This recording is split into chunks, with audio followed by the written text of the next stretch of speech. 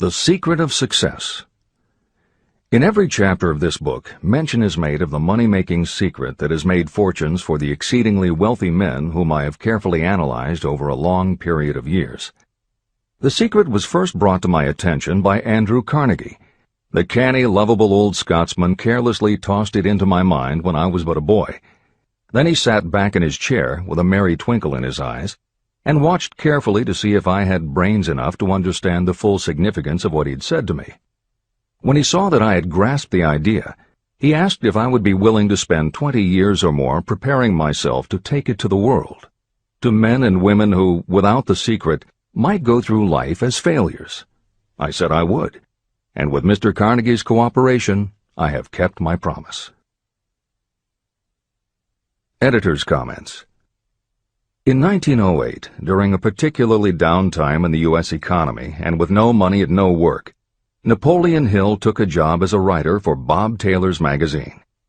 He was hired to write success stories about famous men.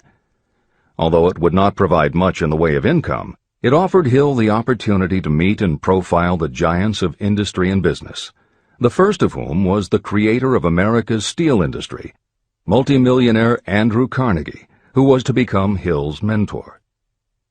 Carnegie was so impressed by Hill's perceptive mind that following their 3-hour interview he invited Hill to spend the weekend at his estate so they could continue the discussion.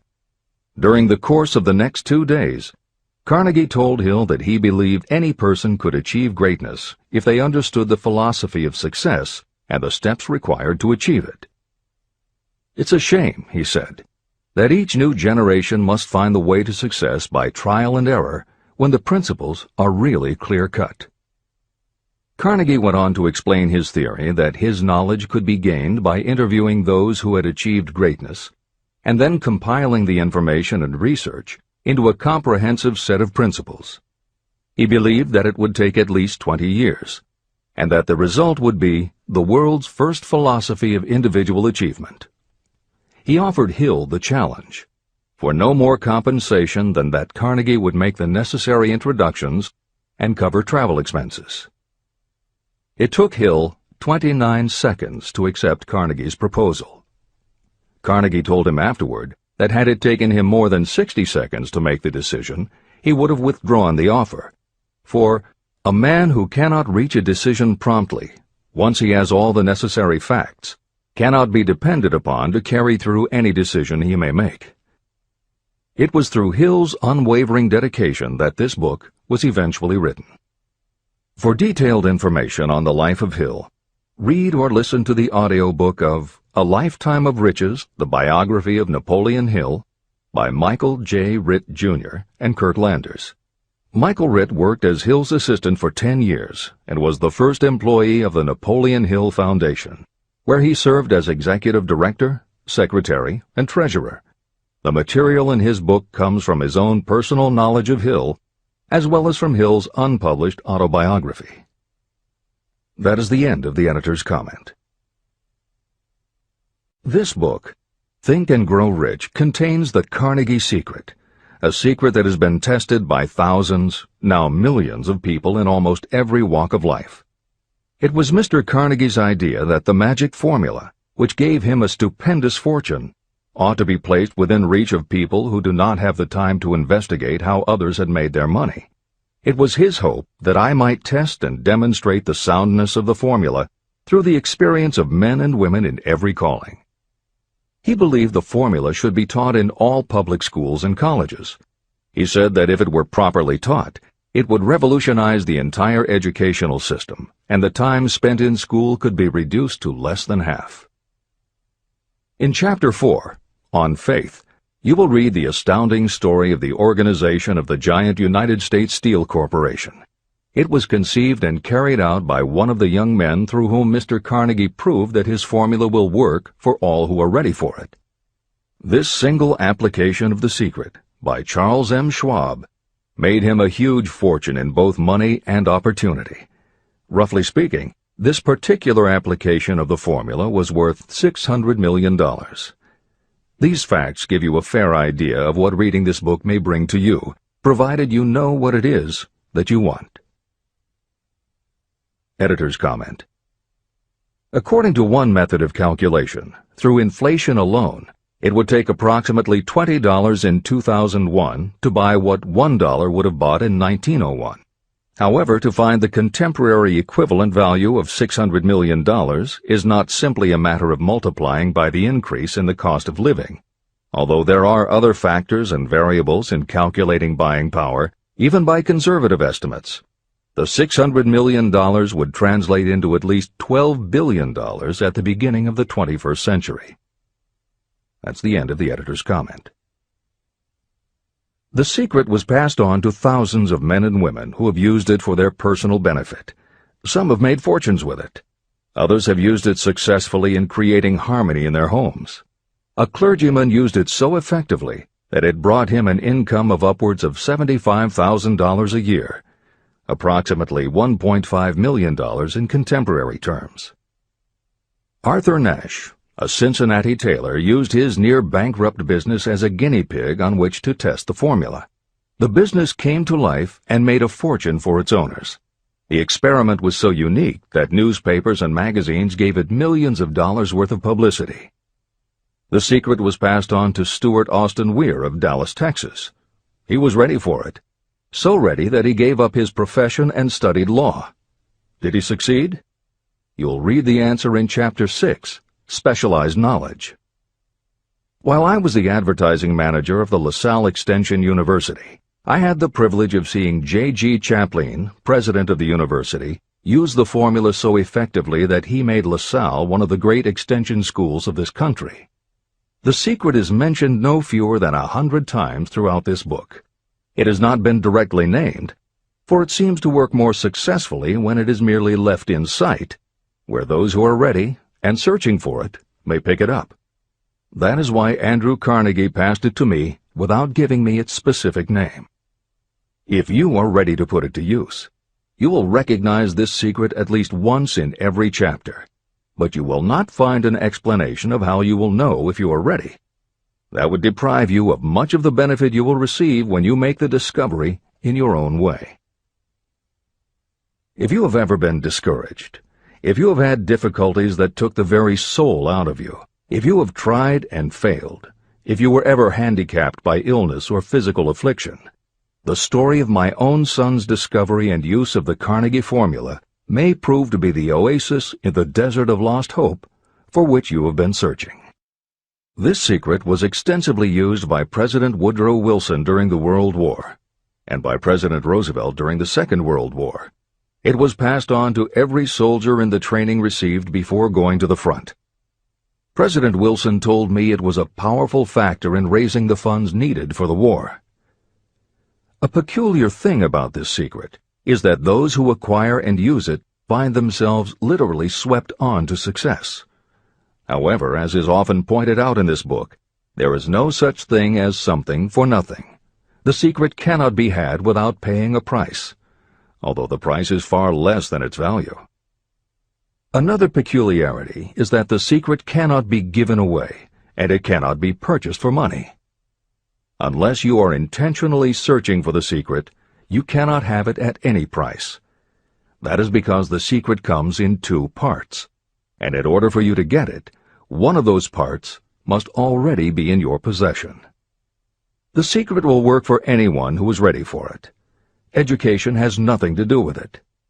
Long before I was born, the secret had found its way into the possession of Thomas A. Edison, and he used it so intelligently that he became the world's leading inventor, although he had only 3 months of schooling. The secret was passed on to Edwin C. Barnes, a business associate of Mr. Edison's. He used it so effectively that he accumulated a great fortune and retired from active business while still a young man. You will find his story at the beginning of the next chapter. It should convince you that riches are not beyond your reach, and that no matter where you are in life, you can still be what you wish to be. Money, fame, recognition, and happiness can be had by you if you are ready and determined to have these blessings. How do I know these things? You should have the answer before you finish this book. You may find it in the very first chapter or on the last page.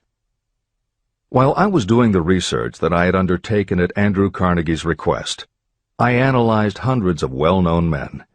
Many of them attributed the accumulation of their vast fortunes to the Carnegie secret. Among these men were Henry Ford. Founder of the Ford Automobile Company, Ford started with no money and little education, yet became one of the most successful self-made businessmen in American history. William Wrigley, Jr., a traveling salesman who found that his customers liked the chewing gum he gave away as a premium better than the goods he sold, so he started his own company. John Wanamaker. Known as the Merchant Prince, he created the world's first department store and was hailed for his innovations in marketing, customer service, and employee benefits. James J. Hill. Known as the Empire Builder, he built the transcontinental Great Northern Railway, encouraged homesteading in the West, then established shipping routes linking America to Asia. George S. Parker. A school teacher who grew tired of fixing his students' pens, he created a new design, founded the Parker Pen Company, and turned a simple idea into a fortune. E. M. Statler. The son of a poor pastor, he started as a bellboy and worked his way up until he was able to start his own chain of Statler hotels, famous for their luxury and service with a smile. Henry L. Doherty. Started at age 12 as an office boy for Columbia Gas, he went on to acquire 53 utilities companies and patented 140 innovations for natural gas and oil production. Cyrus H.K. Curtis. Starting with a small agricultural weekly, Curtis turned it into Ladies' Home Journal, created Saturday Evening Post, then assembled one of the largest newspaper empires. George Eastman. Inventor and founder of the Eastman Kodak Company, he created many of the innovations that popularized photography and transformed the motion picture industry. Charles M. Schwab. The right-hand man of Andrew Carnegie, he was president of Carnegie Steel Company, brokered the deal that formed U.S. Steel, and went on to found Bethlehem Steel. Theodore Roosevelt. 26th President of the United States from 1901 to 1909. John W. Davis. A lawyer and political leader, Davis was Solicitor General under President Woodrow Wilson and later appointed Ambassador to Great Britain. Elbert Hubbard. Philosopher, publisher of the Fra magazine, and founder of the Roy Crofters Artists Colony, Hubbard was also the author of many bestsellers including A Message to Garcia. Wilbur Wright. A bicycle shop owner who, with his brother Orville, became the first Americans to fly heavier-than-air aircraft and pioneered the aviation industry. William Jennings Bryan. Newspaper publisher, presidential nominee, Secretary of State under President William McKinley, but perhaps best known as the lawyer who defended creationism at the Scopes monkey trial. Dr. David Starr Jordan. Educator, scientist, author of over 50 books, he was the nation's youngest university president at Indiana University and became the first president of Stanford University. J. Ogden Armour. Inherited his family's meatpacking business, turned it into a conglomerate with more than 3,000 products, was an owner of the Chicago Cubs, and a director of National City Bank and American International Corporation. Arthur Brisbane. A crusading journalist and syndicated columnist, Brisbane was sought after by every major news organization and was the most read and highest-paid editorial writer of his day. Dr. Frank Gonzalez. A Chicago preacher who delivered such a powerful sermon, Philip D. Armour gave him $1 million to start the Armour Institute of Technology, of which he became president. Daniel Willard. President of the B&O Railroad for more than 30 years, he was honored by having the city of Willard, Ohio, named for him. King Gillette. A traveling salesman and born tinkerer, Gillette was trying to shave on a moving train when he came up with the idea of the safety razor, which became the foundation of a corporate giant. Ralph A. Weeks. President of International Correspondence Schools, Weeks helped finance Napoleon Hill's Intra-Wall Institute, established to educate and rehabilitate prison inmates. Judge Daniel T. Wright, instructor at Georgetown Law School, where Napoleon Hill was studying when Bob Taylor's magazine gave him the assignment to write a profile of Andrew Carnegie.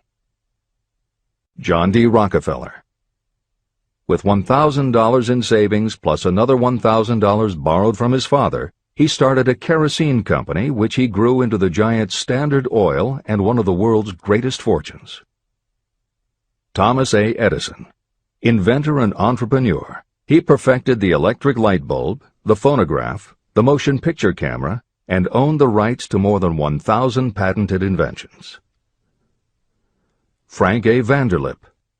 A poor boy who became a journalist, social reformer, and self-made millionaire, he was president of the National City Bank, now Citibank, and Assistant Secretary of the Treasury.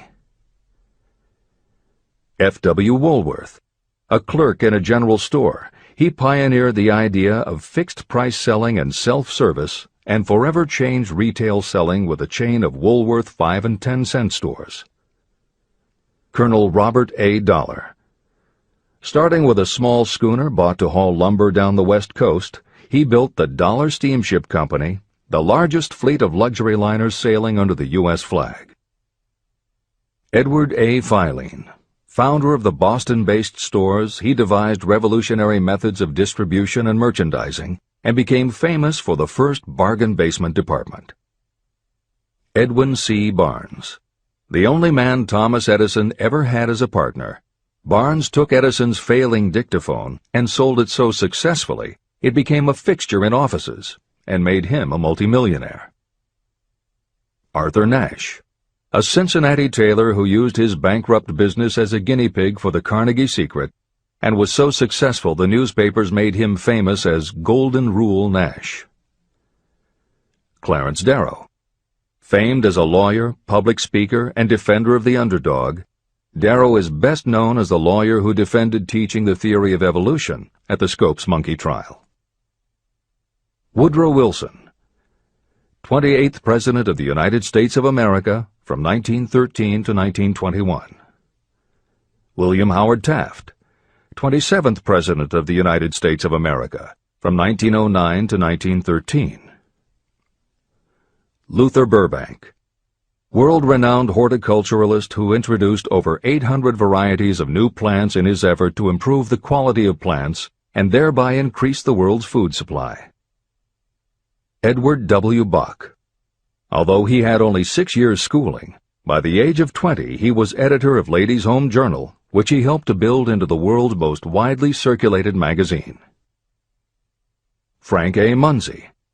A telegraph operator who quit to launch Argosy magazine, then parlayed his fortune into a newspaper empire that included the Washington Times and the New York Herald. Elbert H. Gary. Chairman of U.S. Steel, at the time the largest corporation in the world, Gary spearheaded the construction of its first major project, the Gary Works Steel Plant, and the city of Gary, Indiana. Dr. Alexander Graham Bell. Best known as the inventor of the telephone, Bell also perfected recording devices, advances in aircraft, and was a co-founder of the National Geographic Society. John H. Patterson. President of National Cash Register, Patterson was known as an advertising visionary and a genius at motivating his sales force, which made NCR the leader in its field. Julius Rosenwald. A small manufacturer who foresaw the future of mail order, he bought 25% of Sears Roebuck & Company, and together with Richard Sears built it into an icon of American business. Stuart Austin Weir. A construction engineer Hill met in the Texas oil fields who, inspired by the Carnegie Secret, went to law school after age 40 and also helped publish Napoleon Hill's magazine. Dr. Frank Crane. A noted psychologist, essayist, and author of the book 4-Minute Essays on subjects such as the price of liberty, pragmatism, the duty of the rich, and how to keep friends. J. G. Chaplin, president of the LaSalle Extension University at the time Napoleon Hill worked in the university's advertising and sales department, where he first realized his talent for motivating people. Jennings Randolph. A congressman, then U.S. Senator from West Virginia, Randolph was a lifelong admirer of Napoleon Hill, and it was he who encouraged Hill to act as advisor to President Franklin Delano Roosevelt. These names represent a small fraction of well-known Americans whose achievements, financial and otherwise, prove that those who understand and apply the Carnegie secret reach high positions in life. Editor's comment. As Napoleon Hill says, the preceding list includes only some of the more than 500 multimillionaires and extraordinarily successful individuals whom Napoleon Hill interviewed prior to writing Think and Grow Rich. It does not include the equally impressive list of people he came in contact with after the publication, nor does it include the names of those who did not have the opportunity to meet Napoleon Hill personally, but who attribute their success to having read this book. It is said that Napoleon Hill and Think and Grow Rich have made more millionaires than any other person in history. It might equally well be said that Napoleon Hill inspired more motivational experts than any other man in history. It is practically impossible to find a motivational speaker who does not draw upon Hill's work. His influence can be seen in the writings of his early peers, Dale Carnegie and Norman Vincent Peale. Later, successful authors and speakers such as W. Clement Stone, Og Mandino, and Earl Nightingale either worked directly with Napoleon Hill or with the Napoleon Hill Foundation. Echoes of Hill's principles can also be found in books by people as diverse as Wally Famous Amos, Mary Kay Ash, Ken Blanchard, Adelaide Bry, Chicken Soup for the Soul authors Jack Canfield and Mark Victor Hansen, Debbie Fields, Shakti Gawain, John Gray, Susan Jeffers, Bruce Jenner, Charlie Tremendous Jones, Tommy Lasorda, Art Linkletter, Joan London, Dr. Maxwell Maltz, James Redfield, Dr. Bernie Siegel, Jose Silva, Brian Tracy, Lillian Vernon, and Dennis Waitley. Stephen Covey, author of The 7 Habits of Highly Effective People, has often spoken of the influence of Napoleon Hill. Anthony Robbins, arguably the most successful motivational author and speaker at the beginning of the 21st century, has acknowledged Napoleon Hill as a personal hero. That is the end of the editor's comment. I have never known anyone who was inspired to use the Carnegie secret who did not achieve noteworthy success. On the other hand, I have never known anyone to distinguish themselves or to accumulate riches of any consequence without possession of the secret. From these two facts, I draw the conclusion that the secret is more important for self-determination than anything you receive through what is popularly known as education. Somewhere, as you read, the secret will jump from the page and stand boldly before you, if you are ready for it. When it appears, you will recognize it. Whether you receive the sign in the first chapter or the last, stop for a moment when it presents itself, and make a note of the time and place. You will want to remember, because it will mark the most important turning point of your life. Remember, too, as you go through the book, that it deals with facts and not with fiction. Its purpose is to convey a great universal truth through which you, if you are ready, may learn what to do and how to do it. You will also receive the needed stimulus to make a start. As a final word of preparation, may I offer one brief suggestion which may provide a clue how the Carnegie secret may be recognized? It is this: achievement and all earned riches have their beginning in an idea.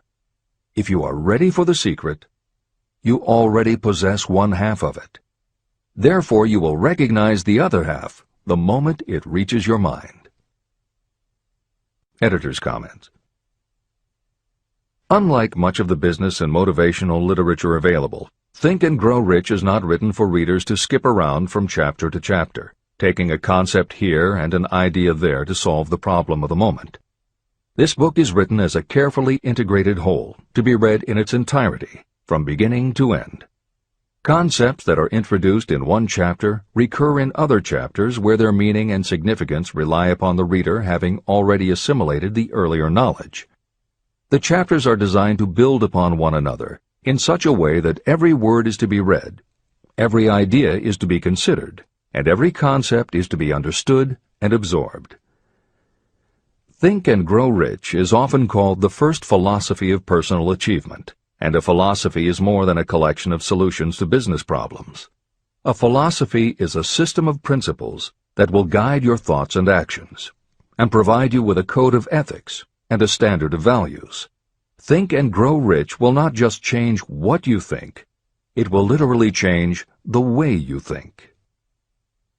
In preparing this new and updated edition, every aspect of Think and Grow Rich has been analyzed to ensure its relevance to the current business climate. In those instances where material might be considered dated or out of step with contemporary practices, the original text has been updated or augmented with relevant new material. A hallmark of the original edition of Think and Grow Rich is that in every chapter Napoleon Hill cites real-life examples based on his own first-hand knowledge of America's most successful self-made multimillionaires. In this edition, every one of Hill's stories has been retained, and the editors have added contemporary examples and modern parallels which clearly demonstrate that Hill's principles are as up-to-date as today and still guiding those who succeed. In addition to contemporary examples, where the editors felt it would be of interest to the reader, we have included marginal notes that provide relevant information about recent developments. Where applicable, we have also suggested books or other materials that complement various aspects of Napoleon Hill's philosophy. On a more technical note, the editors have approached the written text as we would that of a living author. When we encountered what modern grammarians would consider run-on sentences, outdated punctuation, or other matters of form, we opted for contemporary usage. Those readers familiar with earlier editions will note that the chapter numbers have been changed in this edition. Originally, Think and Grow Rich began with an unnumbered chapter, a word from the author. In this edition, that text appears as Chapter 1, and is renamed The Secret of Success. The chapters that follow are renumbered sequentially and proceed in their original order. The chapter that was previously titled The Mystery of Sex Transmutation has been retitled Sexuality, Charisma and Creativity, and the text has been restructured and annotated to reflect the role of women in contemporary society. All editorial commentary is clearly set off in a font and style that is different from the original text. This is the end of the editor's comments.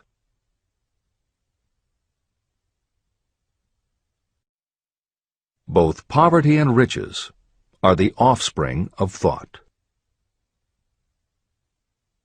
Chapter 2. Thoughts are Things.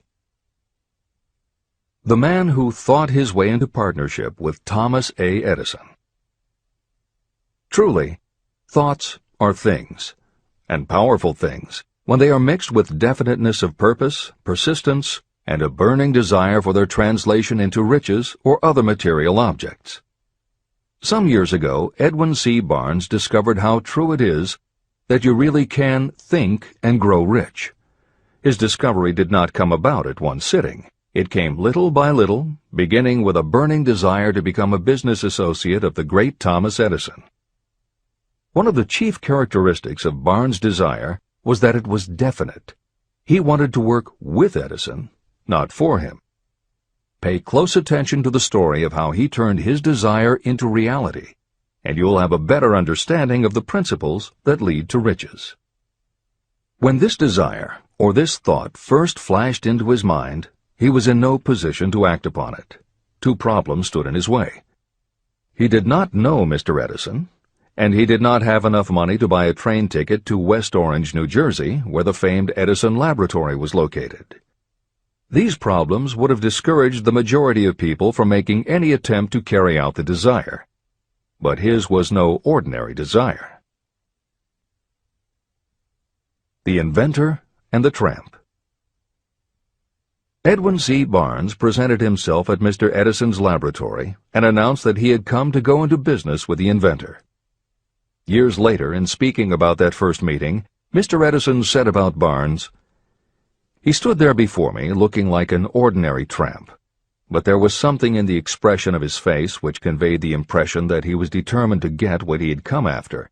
I had learned from years of experience with men that when a man really desires a thing so deeply that he is willing to stake his entire future on a single turn of the wheel in order to get it, he is sure to win. I gave him the opportunity he asked for, because I saw he had made up his mind to stand by until he succeeded. Subsequent events proved that no mistake was made." It could not have been the young man's appearance that got him his start in the Edison office. That was definitely against him. It was what he thought that counted. Barnes did not get his partnership with Edison on his first interview. What he did get was a chance to work in the Edison offices at a very nominal wage. Months went by. Nothing happened to bring nearer the goal that Barnes had set as his definite major purpose. But something important was happening in Barnes' mind. He was constantly intensifying his desire to become the business associate of Edison. Psychologists have correctly said, when one is truly ready for a thing, it puts in its appearance. Barnes was ready for a business association with Edison, and he was determined to remain ready until he got what he was seeking. He did not say to himself, "Ah, well, what's the use? I guess I'll change my mind and try for a salesman's job." But he did say, "I came here to go into business with Edison, and I'll accomplish my goal if it takes the remainder of my life." He meant it. What a different story people would tell if only they would adopt a definite purpose and stand by that purpose until it had time to become an all-consuming obsession. Maybe young Barnes did not know it at the time, but his bulldog determination and his persistence in focusing on a single desire was destined to mow down all opposition and bring him the opportunity he was seeking. When the opportunity came, it appeared in a different form and from a different direction than Barnes had expected. That is one of the tricks of opportunity. It has a sly habit of slipping in by the back door, and often it comes disguised in the form of misfortune or temporary defeat. Perhaps this is why so many people fail to recognize opportunity. Mr. Edison had just perfected a new device, known at that time as the Edison dictating machine. His salesmen were not enthusiastic about the machine. They did not believe it could be sold without great effort. Barnes saw his opportunity. It had crawled in quietly, hidden in a queer-looking machine that interested no one but Barnes and the inventor. Barnes knew he could sell the Edison dictating machine, and he told Edison so. Edison decided to give him his chance. And Barnes did sell the machine. In fact, he sold it so successfully that Edison gave him a contract to distribute and market it all over the nation.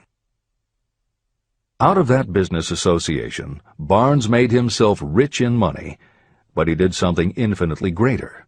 He proved that you really can think and grow rich. How much actual cash that original desire of Barnes was worth to him, I have no way of knowing. Perhaps it brought him $2 or $3 million. Editor's comment. $3 million in the early years of the 20th century would be comparable to more than $50 million in terms of buying power at the beginning of the 21st century. This is the end of the editor's comment. But the amount becomes insignificant compared with the greater asset he acquired. The definite knowledge that an intangible impulse of thought can be transmuted into material rewards by the application of known principles. Barnes literally thought himself into a partnership with the great Edison. He thought himself into a fortune. He had nothing to start with except knowing what he wanted, and the determination to stand by that desire until he realized it. 3 feet from gold. One of the most common causes of failure is the habit of quitting when you're overtaken by temporary defeat. Every person is guilty of this mistake at one time or another. During the gold rush days, An uncle of my friend R.U. Darby was caught by gold fever, and he went west to Colorado to dig and grow rich. He had never heard that more gold has been mined from the thoughts of men than has ever been taken from the earth. He staked a claim and went to work with pick and shovel. After weeks of labor, he was rewarded by the discovery of the shining ore. He needed machinery to bring the ore to the surface. Quietly, he covered up the mine and returned to his home in Williamsburg, Maryland.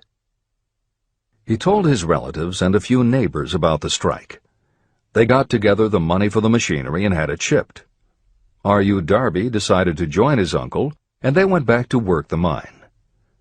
The first car of ore was mined and shipped to a smelter. The returns proved they had one of the richest mines in Colorado. A few more cars of that ore would clear their debts. Then would come the big killing in profits. Down went the drills. Up went the hopes of Darby and Uncle. Then something happened. The vein of gold ore disappeared. They had come to the end of the rainbow, and the pot of gold was no longer there. They drilled on, desperately trying to pick up the vein again, all to no avail. Finally, they decided to quit. They sold the machinery to a junkman for a few $100s and took the train back home. The junkman called in a mining engineer to look at the mine and do a little calculating. The engineer advised that the project had failed because the owners were not familiar with fault lines. His calculations showed that the vein would be found just 3 feet from where the Darbys had stopped drilling. And that is exactly where it was found. The junkman took millions of dollars in ore from the mine because he knew enough to seek expert counsel before giving up. Long afterward, Mr. Darby recouped his loss many times over when he made the discovery that desire can be transmuted into gold. The discovery came after he went into the business of selling life insurance. Never forgetting that he lost a huge fortune because he stopped 3 feet from gold, Darby profited by the experience in his newly chosen field. He simply said to himself, "I stopped 3 feet from gold, but I will never stop because men say no when I ask them to buy insurance." Darby became one of a small group of men who sell over $1 million in life insurance annually. He owed his stickability to the lesson he learned from his quitability in the gold mining business. Before success comes in anyone's life, that person is sure to meet with much temporary defeat, and perhaps some failure. When defeat overtakes a person, the easiest and most logical thing to do is to quit. That is exactly what the majority of people do. More than 500 of the most successful people this country has ever known told me their greatest success came just one step beyond the point at which defeat had overtaken them. Failure is a trickster with a keen sense of irony and cunning. It takes great delight in tripping you just when success is almost within reach. Editor's comments. Napoleon Hill's creed, "Every failure brings with it the seed of an equivalent success," was the inspiration for entrepreneur and motivational speaker Wayne Allen Root to write his book, The Joy of Failure. Published in the late 1990s, it not only tells Wayne's personal story of using his failures as stepping stones to success, he also recounts stories from other successful people, which prove that the rich and famous got to be that way only because of what they learned from their failures. People such as Jack Welch, the hugely successful CEO of General Electric, who early in his career failed dramatically when a plastics plant for which he was responsible blew up. Billionaire Charles Schwab was a failure at school and university, flunking basic English twice due to a learning disability, and then failed on Wall Street more than once before he thought of the idea that grew to make him very rich indeed. Sylvester Stallone, Bruce Willis, Oprah Winfrey, Bill Clinton, Stephen Jobs, Donald Trump, and a host of other equally well-known achievers all had to fail in order to learn the lessons that ultimately made them successes. Every one of them was a failure, but none of them was defeated. Charles F. Kettering, who patented more than 200 inventions including the automobile ignition, the spark plug, Freon for air conditioners and the automatic transmission, said, "From the time a person is 6 years old until he graduates from college, he has to take 3 or 4 examinations a year. If he flunks once, he is out." But an inventor is almost always failing. He tries and fails maybe 1,000 times. If he succeeds once, then he's in. These two things are diametrically opposite. We often say that the biggest job we have is to teach a newly hired employee how to fail intelligently. We have to train him to experiment over and over and to keep on trying and failing until he learns what will work. Failures are just practice shots. This is the end of the editor's comment. A 50-cent lesson in persistence. Shortly after Mr. Darby received his degree from the University of Hard Knocks, he witnessed something that proved to him that no does not necessarily mean no. One afternoon, he was helping his uncle grind wheat in an old-fashioned mill. The uncle operated a large farm on which a number of sharecropper farmers lived. Quietly, the door was opened, and a small child, the daughter of a tenant, walked in and took her place near the door. The uncle looked up, saw the child, and barked at her roughly, "What do you want?" Meekly, the child replied, "My mom says to send her 50 cents. "I'll not do it," the uncle retorted. "Now you run on home." But she did not move. The uncle went ahead with his work, not noticing that she did not leave. When he looked up again and saw her still standing there, he said, "I told you to go on home. Now go, or I'll take a switch to you." But she did not budge. The uncle dropped a sack of grain he was about to pour into the mill hopper and started toward the child. Darby held his breath. He knew his uncle had a fierce temper. When the uncle reached the spot where the child was standing, she quickly stepped forward one step, looked up into his eyes, and screamed at the top of her voice, "My mom's got to have that 50 cents!" The uncle stopped, looked at her for a minute, put his hand in his pocket, took out $50, and gave it to her. The child took the money and slowly backed toward the door, never taking her eyes off the man whom she had just conquered. After she had gone, the uncle sat down on a box and looked out the window into space for more than 10 minutes. He was pondering, with awe, over the whipping he had just taken. Mr. Darby, too, was doing some thinking. This was the first time in all his experience that he had seen a child deliberately master an adult. How did she do it? What happened to his uncle that caused him to lose his fierceness and become as docile as a lamb? What strange power did this child use that made her master of the situation? These questions flashed into Darby's mind, but he did not find the answer until years later, when he told me the story. Strangely, the story of this unusual experience was told to me in the old mill on the very spot where the uncle took his whipping.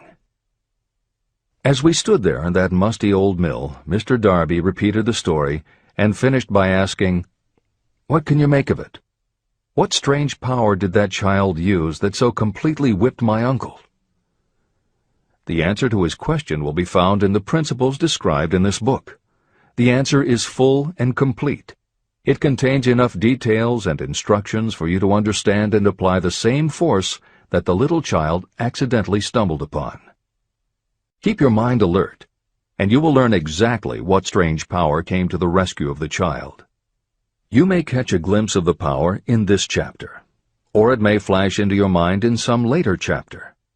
If you stay alert to the possibility, somewhere you will find the idea that will quicken your receptive powers and place at your command this same irresistible power.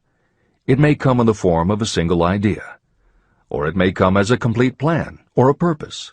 It may even cause you to go back over your past experiences of failure or defeat, and in doing so, it may bring to the surface some lesson by which you can regain all that you lost through defeat.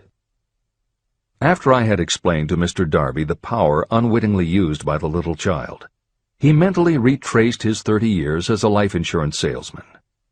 As he did so, it became clear to him that his success was due, in no small degree, to the lesson he had learned from the child. Mr. Darby pointed out, "Every time a prospect tried to bow me out without buying, I saw that child standing there in the old mill, her big eyes glaring in defiance, and I said to myself, I've got to make this sale.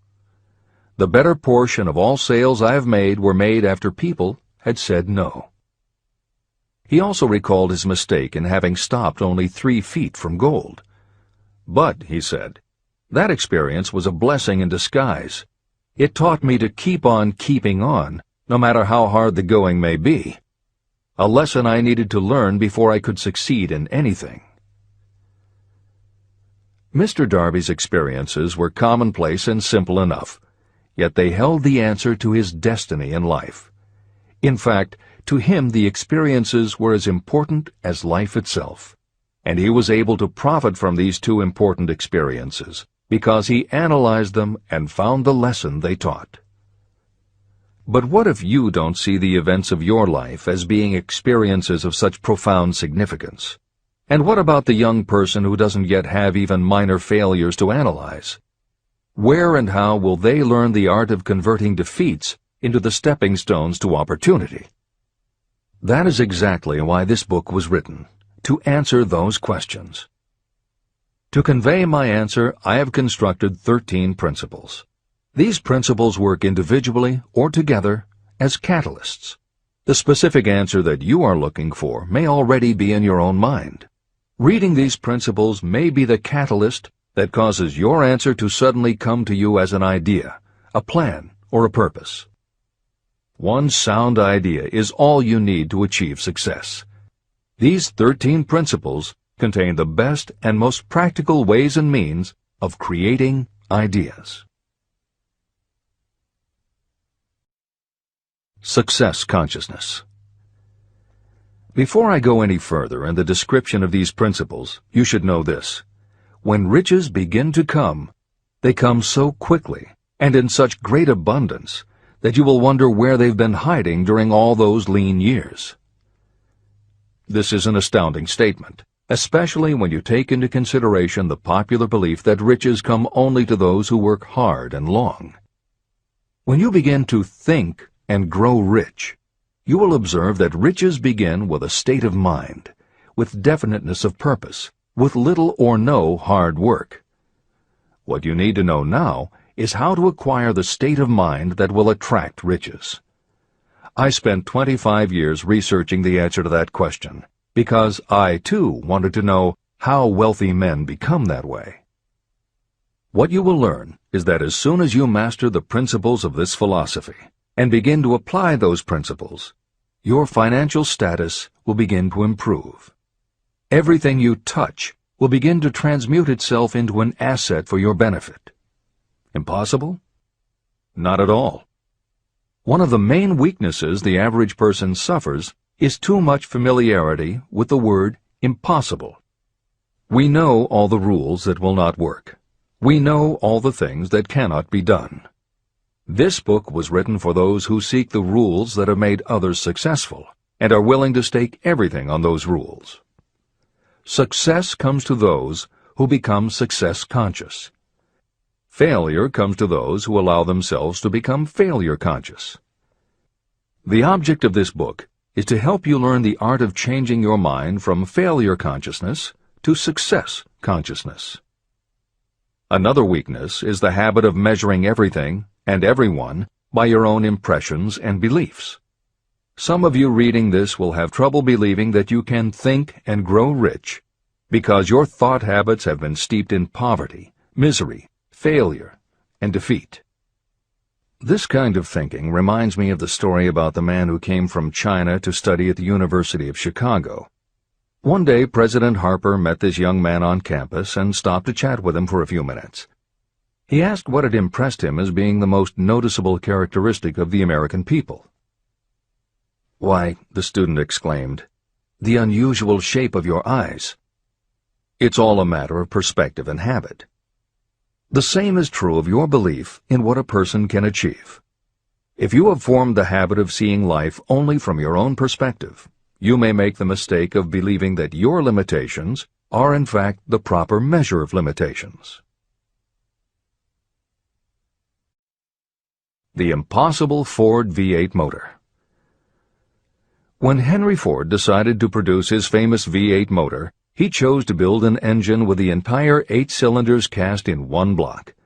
Ford instructed his engineers to produce a design for the engine. The design was drawn up on paper, but the engineers agreed to a man that it was simply impossible to cast an 8-cylinder engine block in one piece. Ford said, "Produce it anyway." But they replied, "It's impossible." "Go ahead," Ford commanded, "and stay on the job until you succeed, no matter how much time is required." So the engineers went ahead. 6 months went by. Nothing happened. Another 6 months passed, and still nothing. The engineers tried every conceivable plan to carry out the orders, but the thing seemed out of the question. Impossible. At the end of the year, Ford again checked with his engineers, and again they told him they had found no way to carry out his orders. "Go right ahead," said Ford. "I want it, and I'll have it." They went ahead. And then, as if by a stroke of magic, the secret was discovered. The Ford determination had won once more. Henry Ford was a success because he understood and applied the principles of success. One of these principles is desire, knowing clearly what you want. Remember this Ford story as you continue reading this book. Pick out the lines in which the secrets of his stupendous achievement have been described. If you do this, if you can put your finger on those particular principles that made Henry Ford rich, you may equal his achievements in almost any calling for which you are suited. Editor's comments. To those readers who may interpret Ford's actions as nothing more than obstinacy, the editors would point out that he was employing a technique that has become a common part of strategic planning in many industries, including aerospace, computers, medicine, and the military. When launching large, complicated, long-term projects, the planners often know that at certain points along the way they will need components that simply do not yet exist. The fact that at the beginning there is no way to get from A to B does not deter them. There are many parts of the project they can get started on now, and they just assume that by the time they get to the point where they will need a technology or a device, they will have solved the problem of making it, and they have been proven right time and again. Stated simply, the technique is to clearly know what you want to accomplish, have faith in your ability to do it, and persist until you have accomplished your goal. This is the end of the editor's comments. Why you are the master of your fate.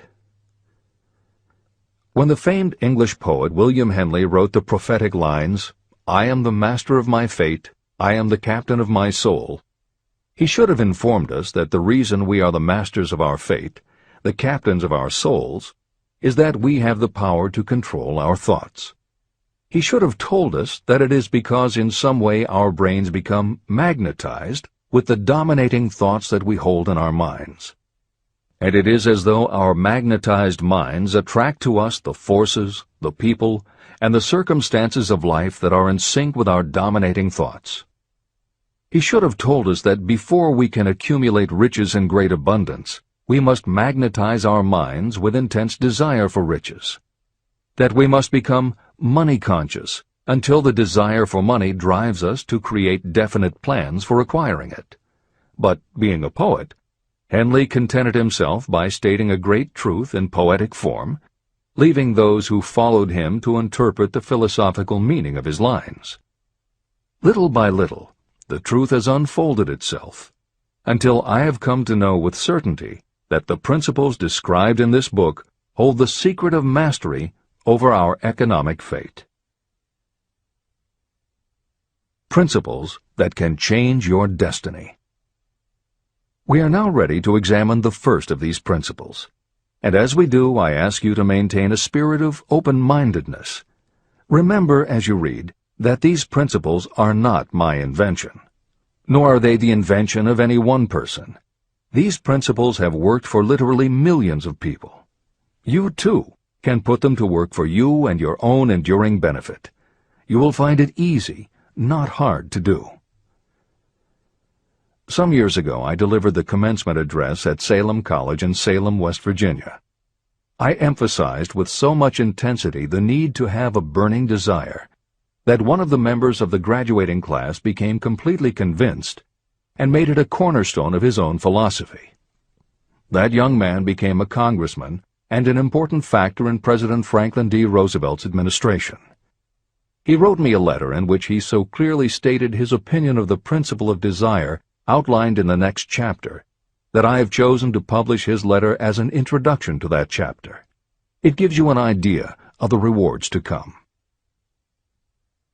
My dear Napoleon, my service as a member of Congress having given me an insight into the problems of men and women, I am writing to offer a suggestion which may become helpful to thousands of worthy people.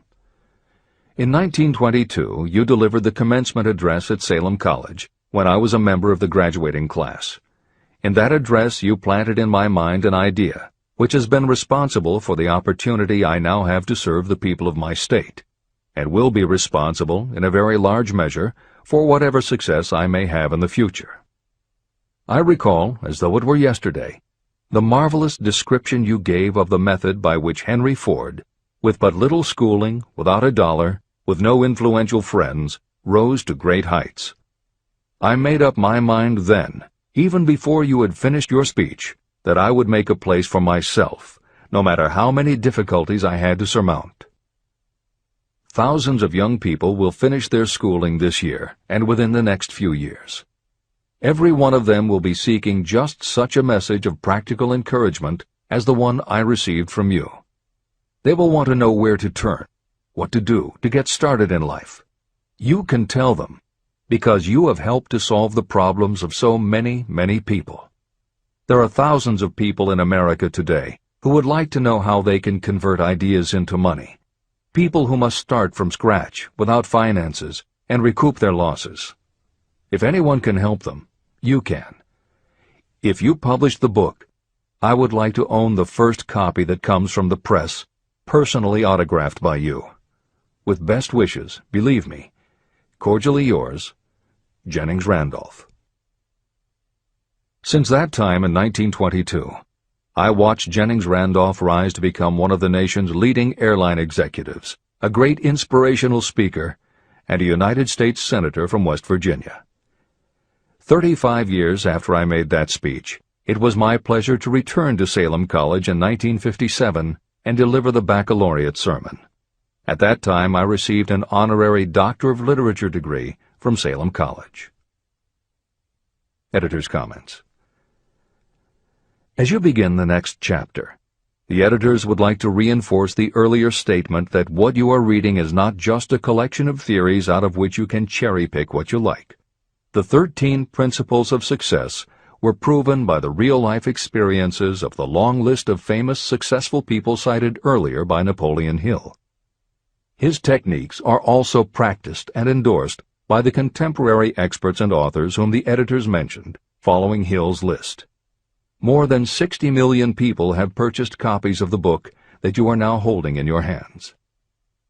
If this book has proven to be that successful, surely you owe it to yourself to give it every chance to work for you too. Read it. Don't question it. Do it. If you don't, if you think that you know better than Napoleon Hill, if you decide to pick and choose the parts that you will believe or follow, then, if you don't succeed, you will never know if your failure lies with this book or with you. This is the end of the editor's comments. Whatever the mind of man can conceive and believe, it can achieve. Chapter 3. Desire. The starting point of all achievement. The first step toward riches. When Edwin C. Barnes climbed down from the freight train in West Orange, New Jersey, he may have resembled a tramp, but his thoughts were those of a king. As he made his way from the railroad tracks to Thomas A. Edison's office, his mind was at work. He saw himself standing in Edison's presence. He heard himself asking Mr. Edison for an opportunity to carry out the one consuming obsession of his life, a burning desire to become the business associate of the great inventor. Barnes' desire was not a hope. It was not a wish. It was a pulsating desire which transcended everything else. It was definite. A few years later, Edwin C. Barnes again stood before Edison in the same office where he first met the inventor. This time, his desire had been translated into reality. He was in business with Edison. The dominating dream of his life had become a reality. Barnes succeeded because he chose a definite goal, placed all his energy, all his willpower, all his effort. He put everything he had into achieving that goal. 5 years passed before the chance he had been seeking made its appearance. To everyone except himself, he appeared to be just another cog in the Edison business wheel. But in Edwin Barnes' own mind, he was the partner of Edison every minute from the very day that he first went to work there. It is a remarkable illustration of the power of a definite desire. Barnes won his goal because he wanted to be a business associate of Mr. Edison's more than he wanted anything else. He created a plan by which to attain that purpose, and he burned all bridges behind him. He stood by his desire until it became the dominating obsession of his life, and finally, a fact. When he went to West Orange, he did not say to himself, "I will try to induce Edison to give me a job of some sort." He said, "I will see Edison and put him on notice that I have come to go into business with him." He did not say, "I will keep my eyes open for another opportunity in case I fail to get what I want in the Edison organization." He said, "There is one thing in this world that I am determined to have, and that is a business association with Thomas A. Edison. I will burn all bridges behind me and stake my entire future on my ability to get what I want." He left himself no possible way of retreat. He had to win or perish. That is all there is to the Barnes story of success. Allow yourself no retreat. A long while ago, a great warrior faced a situation in which he had to make a decision that ensured his success on the battlefield. He was about to send his armies against a powerful foe whose men outnumbered his.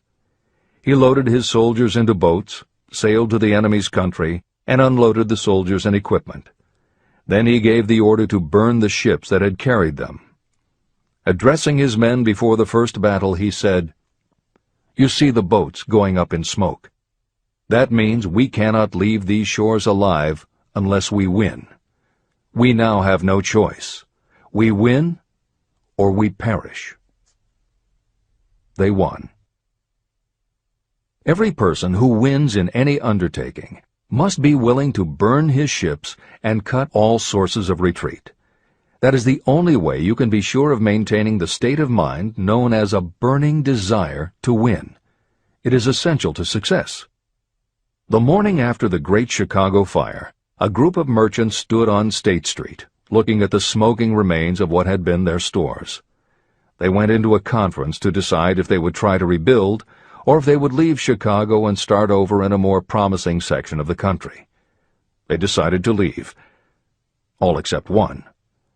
The merchant who decided to stay and rebuild pointed a finger at the remains of his store and said, "Gentlemen, on that very spot I will build the world's greatest store, no matter how many times it may burn down." That was in 1871. The store was built. It still stands there today. The Marshall Field's department store is a towering monument to the power of that state of mind known as a burning desire.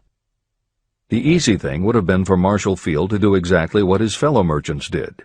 When the going was hard and the future looked dismal, they pulled up and went where the going seemed easier. Mark well this difference between Marshall Field and the other merchants. It is that difference which distinguishes those who succeed from those who fail. Every human being old enough to understand the value of money wishes for it, but wishing will not bring riches.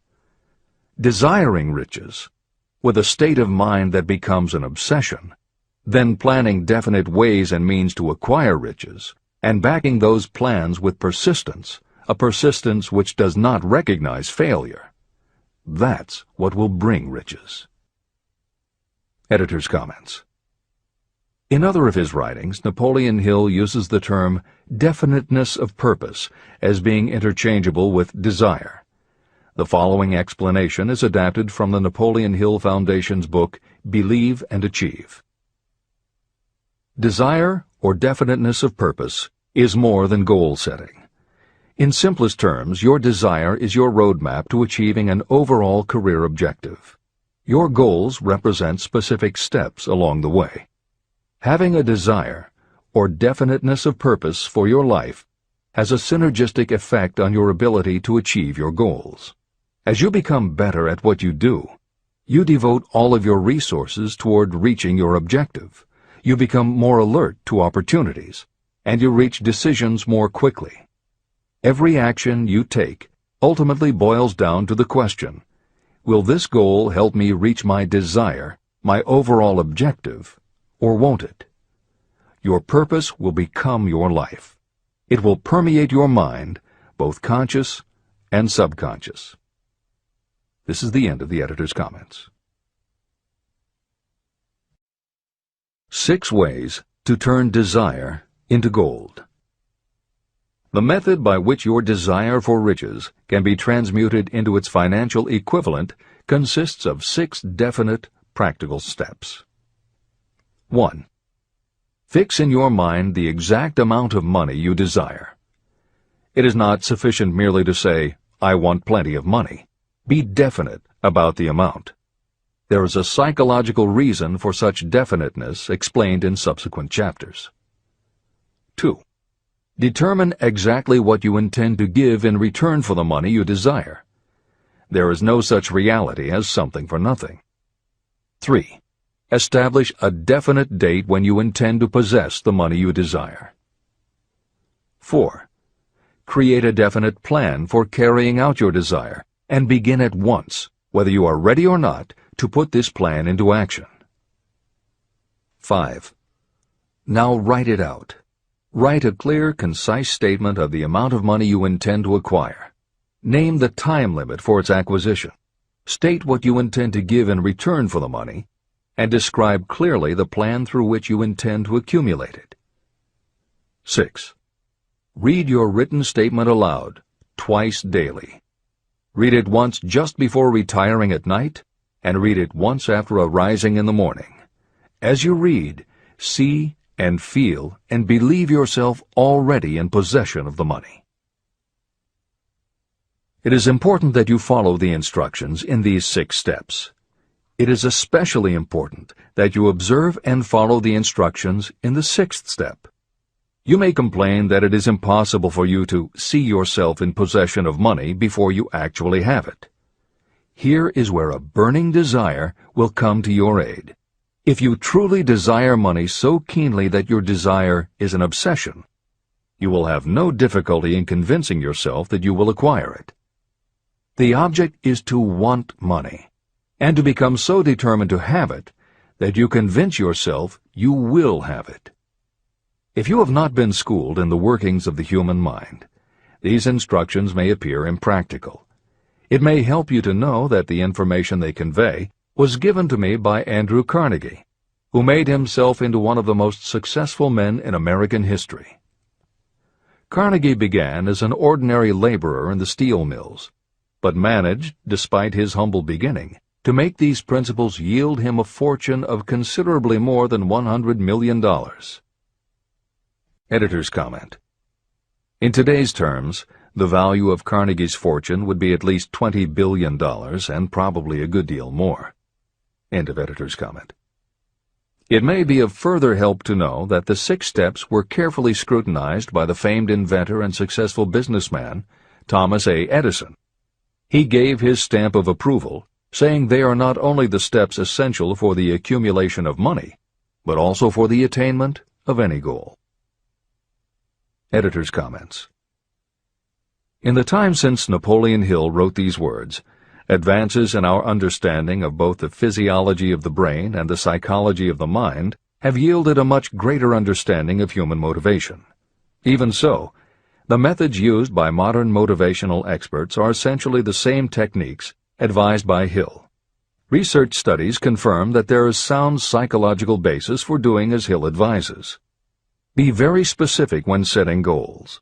Perform the physical act of committing those goals to paper, and repeat your stated goal aloud to yourself often. These techniques have gained wide acceptance among modern experts in the field. The psychological principle at work is similar to that which underlies autosuggestion and self-hypnosis, concepts that will be discussed in greater depth in Chapter 5, Autosuggestion, and in Chapter 13, The Subconscious Mind. Hill's instruction to see yourself as you will be when you have already achieved your objective is also a specific technique. Today it is commonly taught by motivational experts under the term creative visualization. In Chapter 4 on faith and in Chapter 5 on autosuggestion, Hill elaborates on his method. Before moving on, the editors would like to reinforce Hill's advice to follow his instructions to the letter. The editors know there is a tendency for the reader to assume that it is enough for them just to intellectually understand a concept. As you read Hill's 6 points, you probably found yourself thinking, sure, some people might need to write things down, but I'm not a kid, I get the idea. Or, okay, I understand that saying it out loud might help some less sophisticated people, but I already understand the point intellectually. If you feel that way, let us remind you that many of the most successful people whom you admire did not think they were too smart or too sophisticated to follow Hill's instructions. The editors would again point out that if Napoleon Hill believed the actual acts of writing and speaking your goals is important, and if psychologists and motivational experts agree, then you would be foolish not to follow this simple advice. Just do it. This is the end of the editor's comments. The steps call for no hard labor. They call for no sacrifice. To apply them does not call for a great amount of education. But the 6 steps do call for enough imagination to see and to understand that the accumulation of money cannot be left to chance or luck. You may as well know right here that you can never have riches in great quantity unless you can work yourself into a white heat of desire for money and actually believe you will possess it.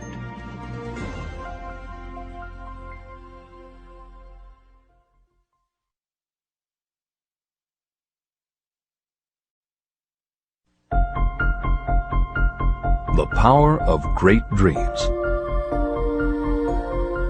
If you are in this race for riches, you should be encouraged by the following truth. The world in which we live is demanding new ideas, new ways of doing things, new leaders, new inventions, and new methods, styles, versions, and variations of everything all the time. Behind all this demand for new and better things, there is one quality that you must possess to win, and that is definiteness of purpose, the knowledge of what you want, and a burning desire to possess it.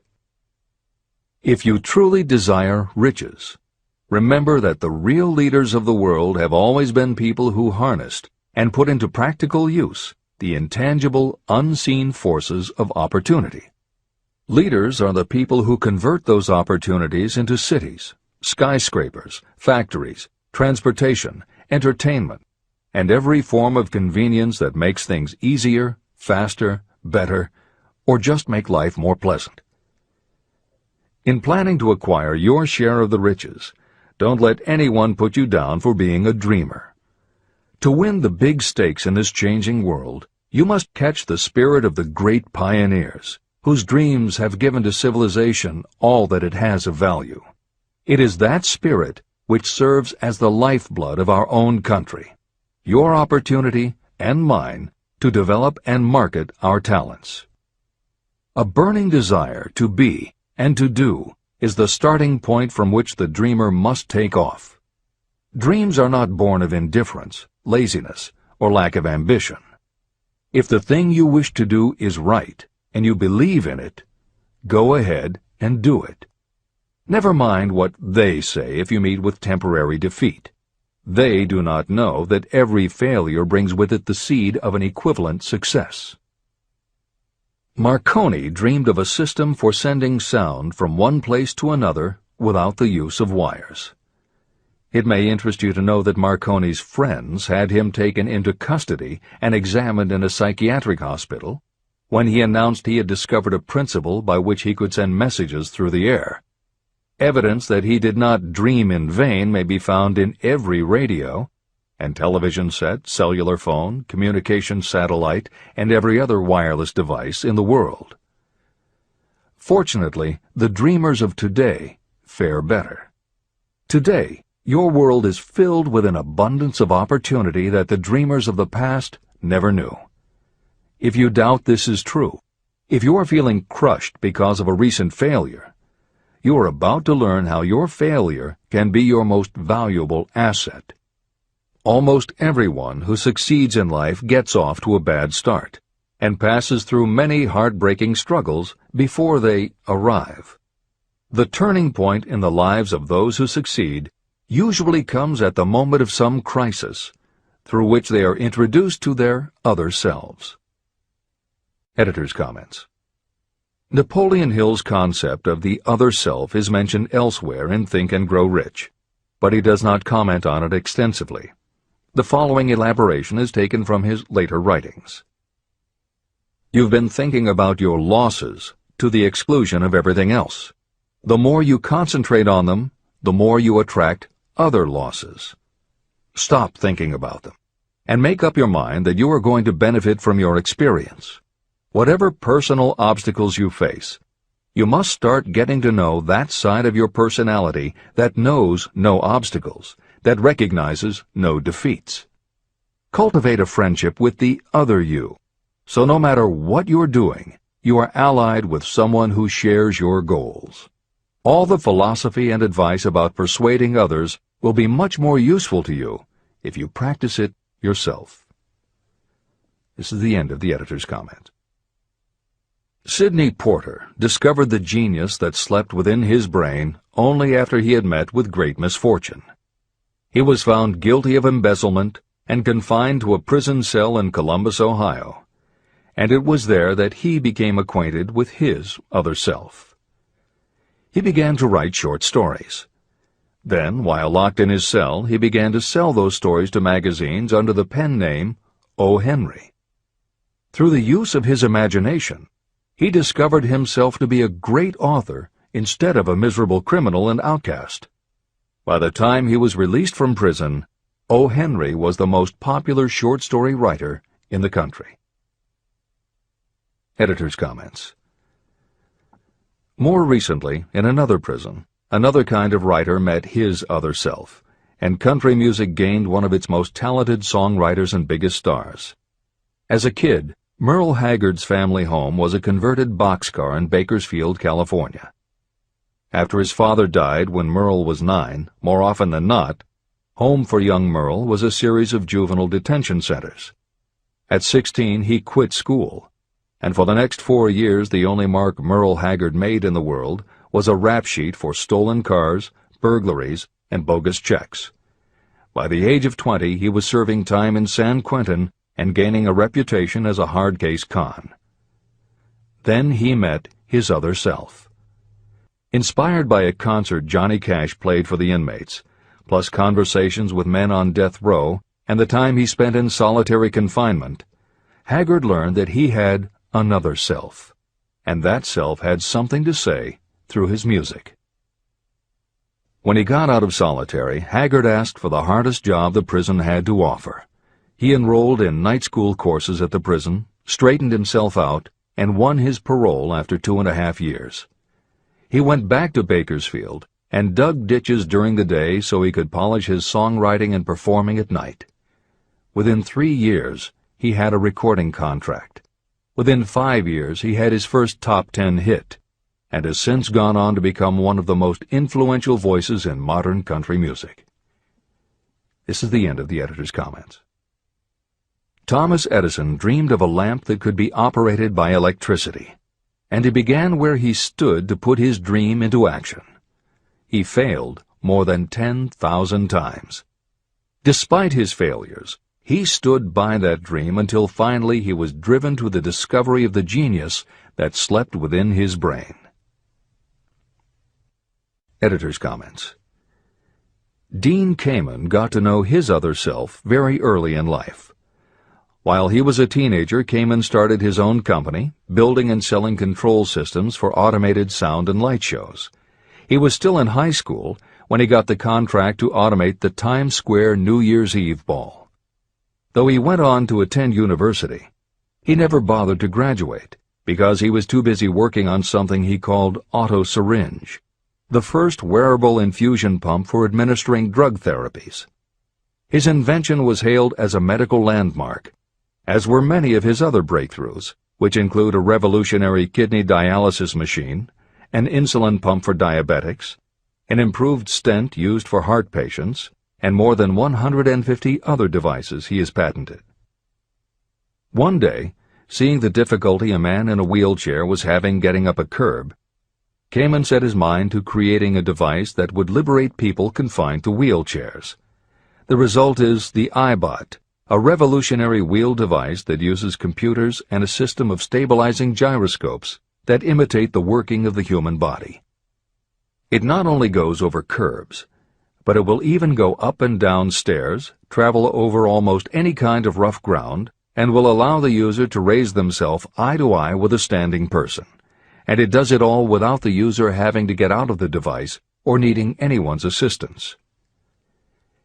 In 2001, Kamen hit the front pages when he introduced the Segway, a one-person people mover based on his iBot technology.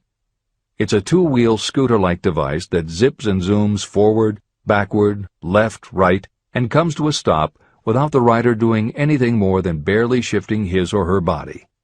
It is so sensitive that it is almost as though it obeys the user's thoughts. The Segway may be a world-changing invention, with possible applications for work and travel that stagger the imagination. As this is being written, the Segway is already being used to navigate large warehouses and is being tested by police departments and postal employees. While traffic cops and City Hall wrangle over whether the Segway belongs on the sidewalk or the road, Dean Kamen is dreaming a new dream. This time the dream is an invention that may literally bring light to some of the darkest corners of the earth. Kamen has developed a non-polluting electric generator that can use almost anything as fuel. But here's the extraordinary part. He has created a revolutionary closed system so that the engine's heat is used to purify 10 gallons of drinkable water every hour. This amazing invention could bring safe drinking water to parts of the world where contaminated water kills millions, and at the same time, it will provide a source of cheap, reliable electric power. Dean Kamen is not some academic hidden in a lab somewhere. Kamen is an inventor. But like Thomas Edison, he is also an entrepreneur and businessman, creating and marketing devices that are changing the public perception of what an inventor is. This is the end of the editor's comments. Henry Ford, poor and uneducated, dreamed of a horseless carriage. He went to work with what tools he possessed without waiting for opportunity to favor him, and now evidence of his dream belts the entire earth. He put more wheels into operation than any man who ever lived, because he was not afraid to back his dreams. Editor's comments. Stephen Jobs and Steve Wozniak, two university dropouts, dreamed of making and selling computers that the average person could use. Like Ford, working with the tools they possessed, they built the first Apple computer in the Jobs family garage. And like Ford, they weren't afraid to back their dreams. After showing their prototype to a local retailer, they got an order for 25 machines. Jobs sold his Volkswagen, and Woz sold his expensive Hewlett-Packard scientific calculator to raise $1,300 to start their new company. They took the money, convinced the local electronics suppliers to grant them a line of credit, and started production of the Apple I. They revolutionized the computer hardware and software industry. Released in 1976 and priced at $666, the Apple I earned them $774,000. 2 years later, they introduced the Apple II, which in the next 3 years earned $140 million. In 1980, Apple went public, and after the first day of trading, the company had a market value of $1.2 billion. Wozniak left the company in 1981, but Jobs pushed through the development of the Macintosh in 1984. In 1985, Jobs left too, but in 1998 he came back to Apple to revitalize the floundering company with the creation of the iMac computers, the animation company Pixar, the iPod, and iTunes. In presenting stories of contemporary successes, the editors have followed Hill's style of using real people to illustrate the principles of success. But Napoleon Hill was granted a rare privilege. Unlike anyone before or after, he had the opportunity to personally meet the most powerful and successful people and learn firsthand the dreams that inspired them, the obstacles that confronted them, and how they found the courage within themselves to overcome their failures. Hill met many of the inventors and the empire builders who laid the foundations of 20th century American industry while they were still news, not history. Then for more than 25 years, he studied the habits and learned the secrets of the next generations who built on the foundations, forged new industries, devised new systems, and dreamed new dreams. It was only because Hill was given such unprecedented access over such a long period that he was able to compare, contrast, analyze, and then formulate a philosophy of achievement based on the real stories of real people who had used these techniques to create their success. Think and Grow Rich revolutionized self-help writing, and to this day is the standard against which all motivational literature is measured. Its success also helped create the market for the thousands of business biographies that tell in detail how the dreams were born, plans were made, frustrations were faced, and triumphs achieved in every sector of modern business. And because this wealth of information is now available, with little more than the click of a mouse, you can read, hear, or watch today's greatest entrepreneurs and most successful CEOs confirming in their own words the basic truth behind every one of the principles Napoleon Hill explains in this book. The products or services they sell may be different, but the story of their success is the same. Dreams, followed by failures, followed by lessons learned, then success. For every Henry Ford, Thomas Edison, or O. Henry that Napoleon Hill cites to make a point, today there is a Steve Jobs, Dean Kamen, or Merle Haggard proving that Hill's points are still valid. This is the end of the editor's comments. There is a difference between wishing for a thing and being ready to receive it. No one is ready for a thing until they believe they can acquire it. The state of mind must be belief, not mere hope or wish. Open-mindedness is essential for belief. Closed minds do not inspire faith, courage, and belief. Remember, no more effort is required to aim high in life, to demand abundance and prosperity, than is required to accept misery and poverty. A great poet has correctly stated this universal truth through these lines. I bargained with life for a penny, and life would pay no more. However, I begged at evening when I counted my scanty store. For life is a just employer. He gives you what you ask. But once you have set the wages, why, you must bear the task.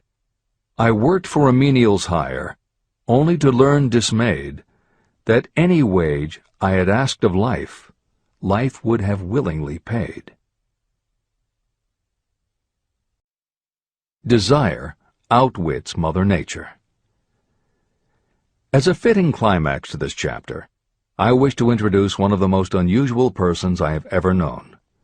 I first saw him a few minutes after he was born. He came into the world without any physical sign of ears. When pressed for an opinion, the doctor concluded that the child might be deaf and mute for life. I challenged that doctor's opinion. I had the right to do so. I was the child's father. I, too, reached a decision. But I expressed my opinion silently, in the secrecy of my own heart. In my own mind, I knew that my son would hear and speak. How? I was sure there must be a way, and I knew I would find it. I thought of the words of the immortal Emerson. The whole course of things goes to teach us faith. We need only obey.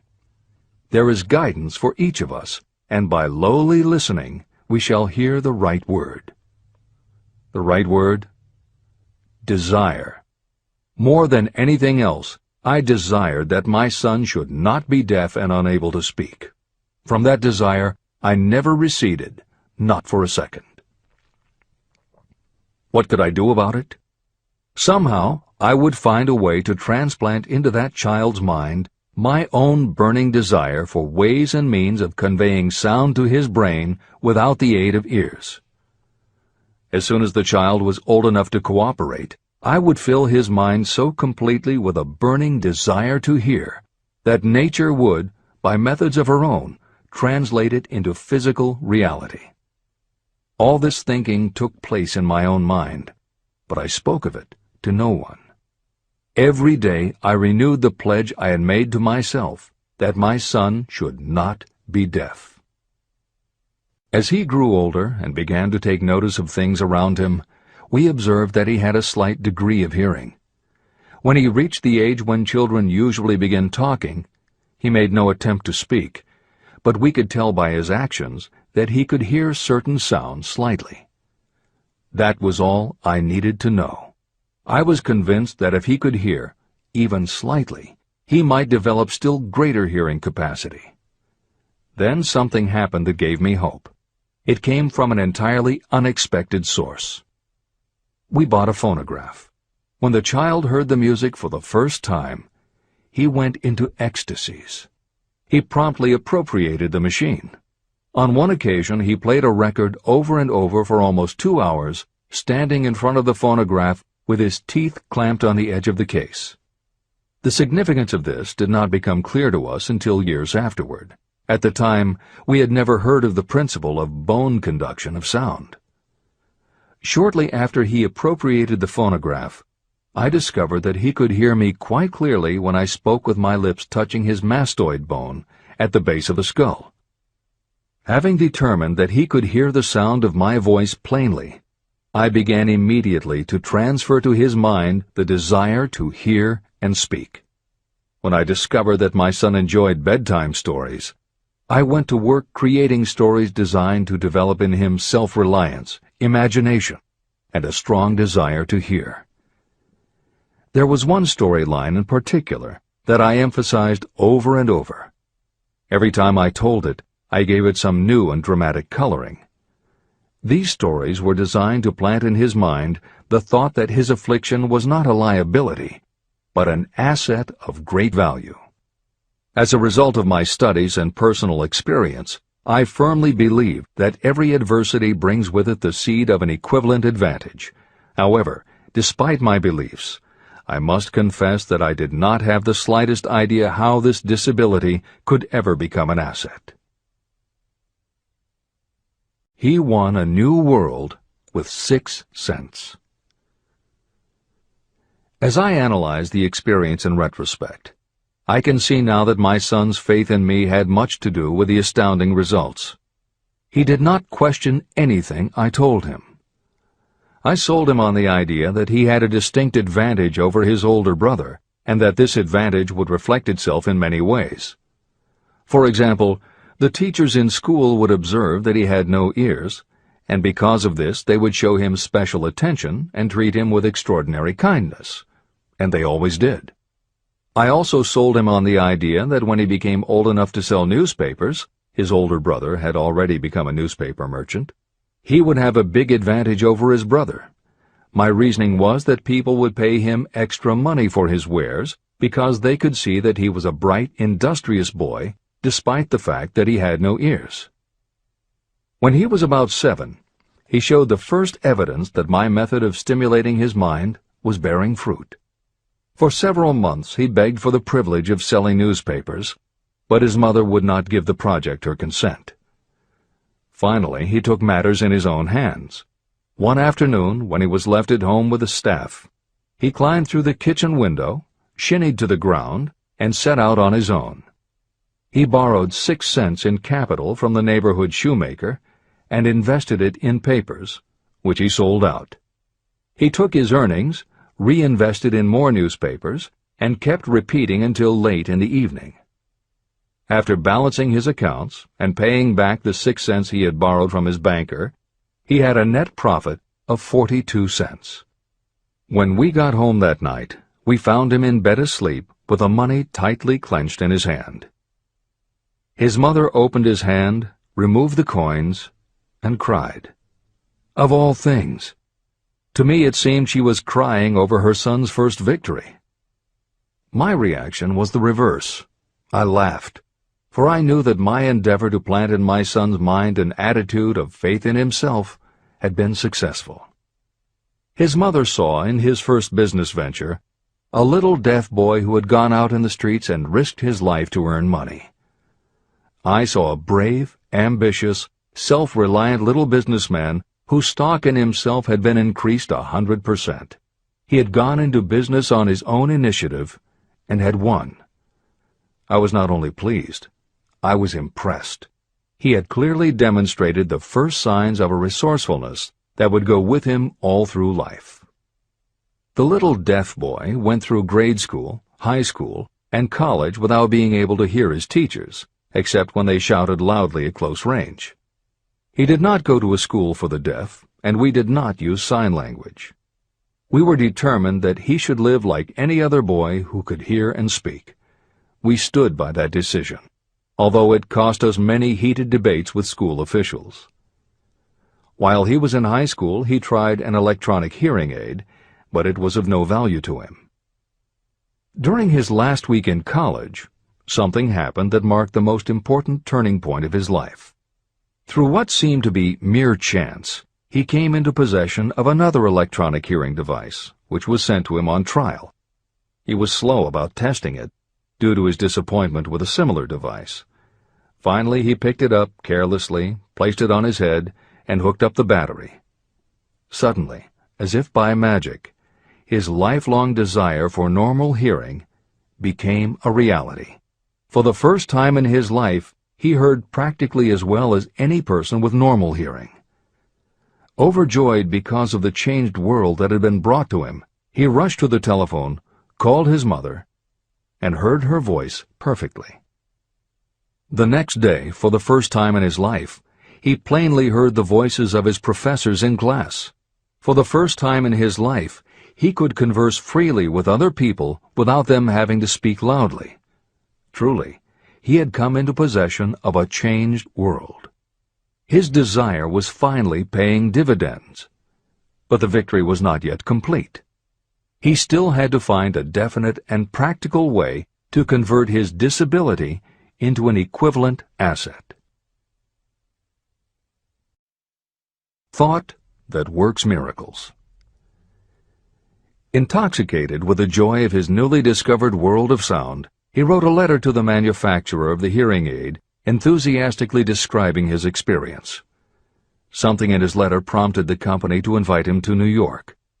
He was escorted through the factory, and while talking with the chief engineer, telling him about his changed world, a hunch, an idea, or an inspiration, call it what you wish, flashed into his mind.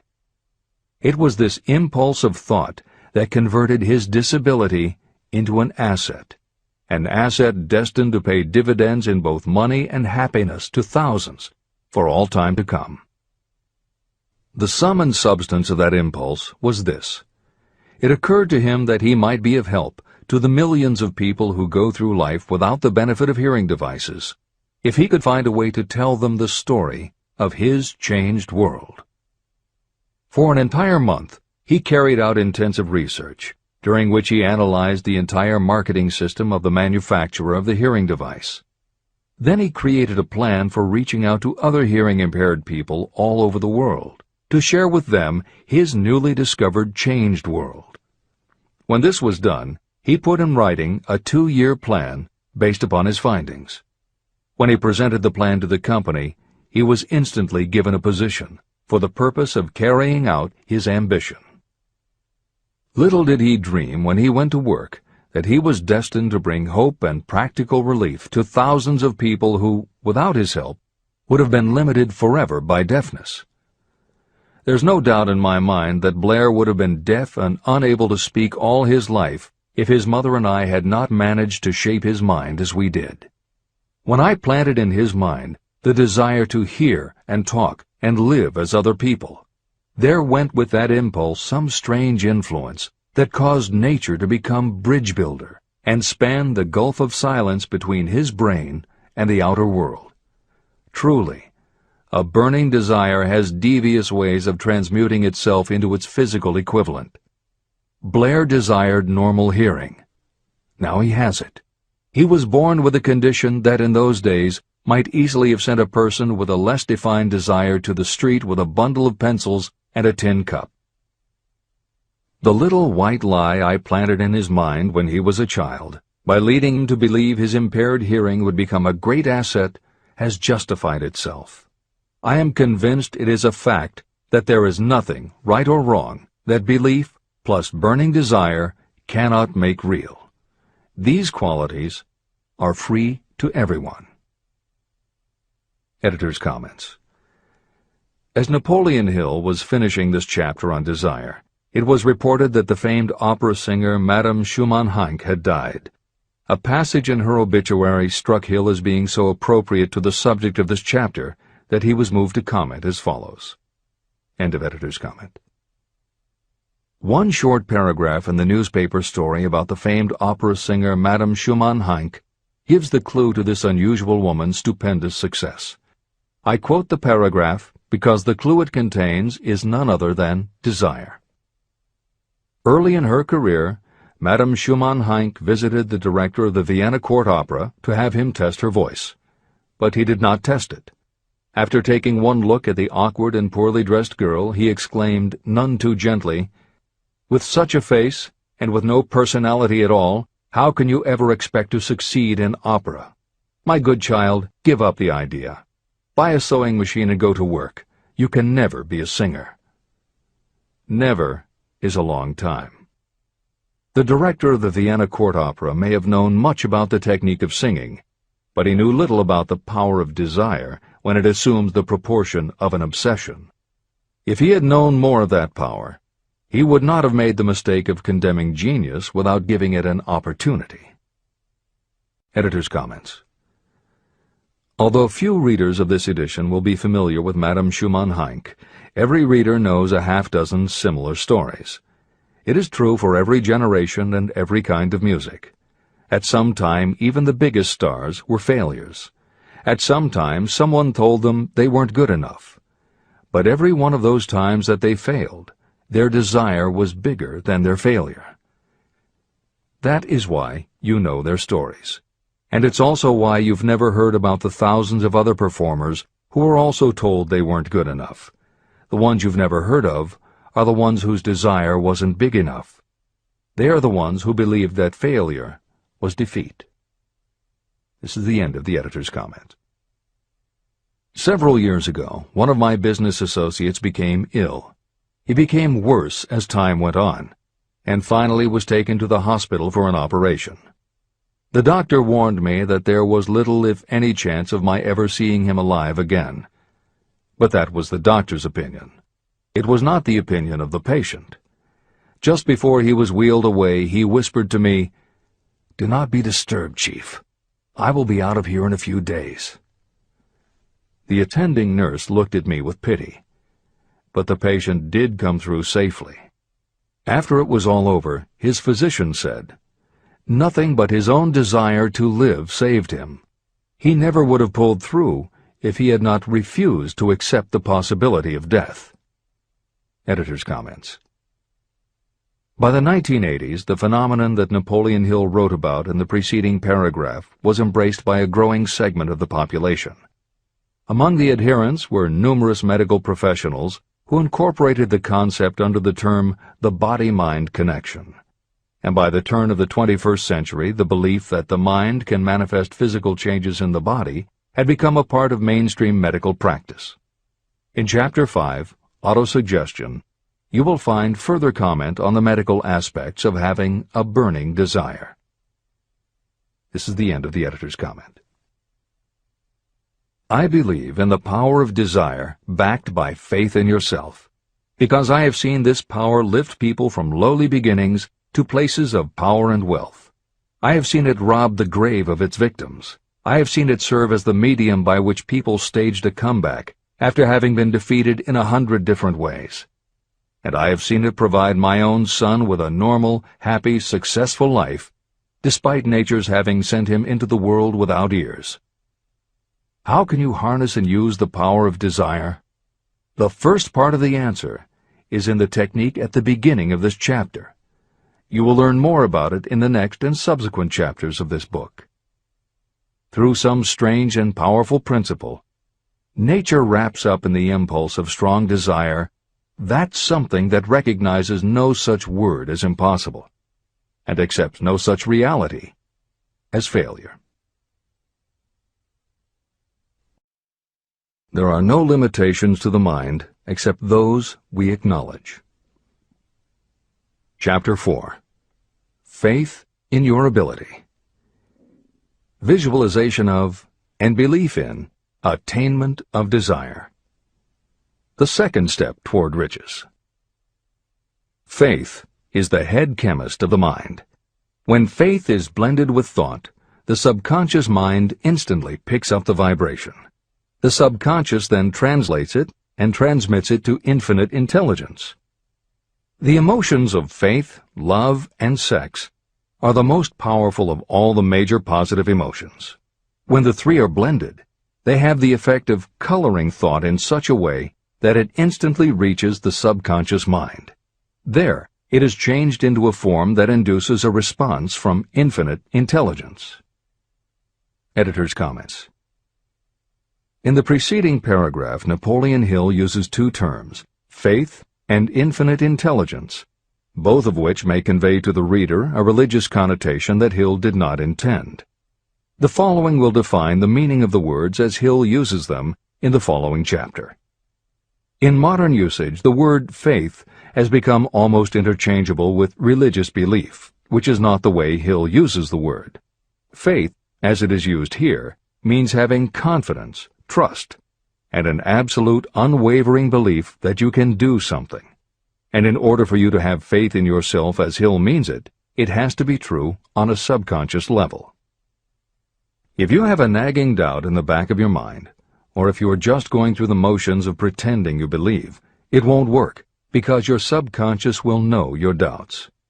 Unless you have absolute total confidence, unless you are convinced without question, then you don't have faith. Hill uses the term infinite intelligence to identify that part of the human mind and thinking process that produces hunches, flashes of insight, and leaps of logic. Hill's concept has similarities to what psychologist Carl Jung called the collective unconscious. And on another level, it is very close to what contemporary psychologists refer to as working in the flow state, or being in the zone. Infinite intelligence is discussed in greater depth in later chapters. Hill also uses another term, the subconscious mind, that should be commented on before the reader proceeds with this chapter. Although there are differing schools of thought, in general modern psychology developed from the pioneering work of Sigmund Freud and Carl Jung. Each believed that the human mind operates on both a conscious and an unconscious level, but they differed on the role the subconscious plays and the way it influences attitude and action. Through his own research and studies, Napoleon Hill developed a theory of the conscious and subconscious that is closest to the Jungian view. The following briefly describes the basis of Hill's view. The conscious mind. Your conscious mind receives information through the five senses of sight, smell, taste, hearing, and touch. Your conscious mind keeps track of what you need for thinking and operating, and it filters out what you don't need. Your conscious mind, and what your memory retains, is the intelligence with which you normally think, reason, and plan. The subconscious mind. Your subconscious has access to all the same information your conscious mind receives, but it doesn't reason the way your conscious mind does. It takes everything literally. It doesn't make value judgments. It does not filter, and it does not forget. You cannot command your conscious mind to reach out and dip into your subconscious mind. However, under certain circumstances, all those forgotten facts and ideas that are always there in your subconscious can, if they are firmly rooted, influence your conscious attitudes and actions. This is the end of the editor's comments. How to develop faith. The following statement is very important in understanding the importance of autosuggestion in the transmutation of desire into its physical or monetary equivalent, namely, faith is a state of mind that may be induced or created by affirmation or repeated instructions to the subconscious mind through the principle of autosuggestion. The repetition of affirmations is like giving orders to your subconscious mind, and it is the only known method of voluntary development of the emotion of faith, absolute belief that you can do something. As an illustration, consider why you are reading this book. You want to acquire the ability to transmute the intangible thought impulse of desire into its physical counterpart, money. By following the instructions laid down in the later chapters on autosuggestion and the subconscious mind, you will learn techniques to convince your subconscious mind that you believe you will receive that for which you ask. Your subconscious will act upon that belief and pass it back to you in the form of faith, followed by definite plans for procuring that which you desire. Faith in yourself and your abilities is a state of mind that you will be able to develop at will after you have mastered the 13 principles in this book. This is true because faith is a state of mind that will develop naturally within you when you use and apply these principles. The emotions, or the feeling portion of thoughts, are what give your thoughts vitality, life, and action. The emotions of faith, love, and sex, when mixed with any thought impulse, give it even greater action. All thoughts that have been emotionalized, given feeling, and mixed with faith, absolute belief in your ability, begin immediately to translate themselves into their physical equivalent or counterpart. However, this is not only true of thought impulses that have been mixed with faith, but it is true with any emotion, including negative emotions. What this means is that the subconscious mind will translate into its physical equivalent a thought impulse of a negative or destructive nature, just as readily as it will act upon thought impulses of a positive or constructive nature. The following statement, made by a noted criminologist, illustrates the point. When men first come into contact with crime, they abhor it. If they remain in contact with crime for a time, they become accustomed to it and endure it. If they remain in contact with it long enough, they finally embrace it and become influenced by it. This is the equivalent of saying that a negative impulse of thought that is repeatedly passed on to the subconscious mind often enough is finally accepted and acted upon by the subconscious mind. The subconscious then proceeds to translate that impulse into its physical equivalent by the most practical procedure available. This also accounts for the strange phenomenon that so many millions of people experience, referred to as bad luck. There are millions of people who believe themselves doomed to poverty and failure because of some strange force they call bad luck, over which they believe they have no control. But the truth is that they are the creators of their own misfortunes, because this negative belief in bad luck is picked up by the subconscious mind and translated into its physical equivalent. Your belief, or faith, is the element that will determine the action of your subconscious mind. Once again, let me stress that you will benefit by passing on to your subconscious mind any desire that you wish translated into its physical or monetary equivalent in a state of expectancy or belief that the transmutation will actually take place. The subconscious mind will transmute into its physical equivalent, by the most direct and practical way available, any order that is given to it in a state of belief or faith that the order will be carried out. At this point, it should also be noted that because of the way that the subconscious operates, there is nothing to stop you from deceiving your subconscious mind when giving it instructions through autosuggestion.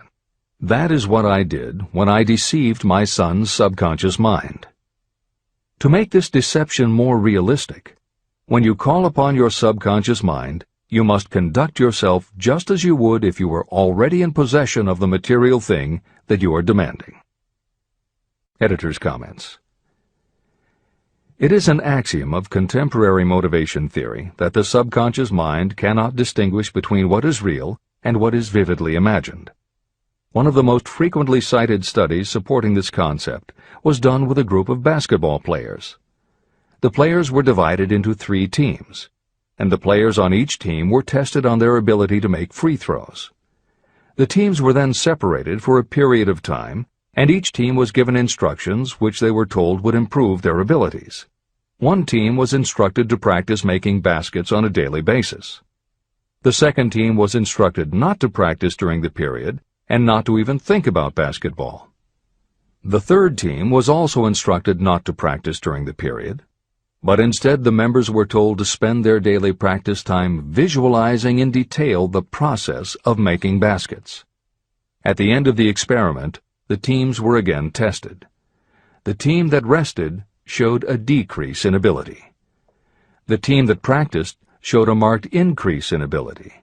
And the team that didn't practice, but visualized making baskets, showed an increase in ability almost equal to those who had practiced daily. As Hill says, you can deceive your subconscious through autosuggestion. If you convincingly plant an idea in your subconscious will accept and work with the idea as though it were a fact. But the key word is convincingly. If you try to send a message to your subconscious, but in the back of your mind you have a nagging doubt whether it will work, your subconscious will pick that up also. You will have sent mixed messages that cancel each other out. That is why Hill stresses the importance of doing it with faith.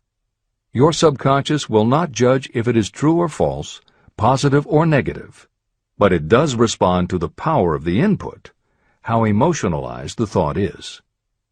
This is the end of the editor's comment. It is essential for you to encourage the positive emotions as the dominating forces of your mind. But faith in yourself doesn't come from merely reading instructions.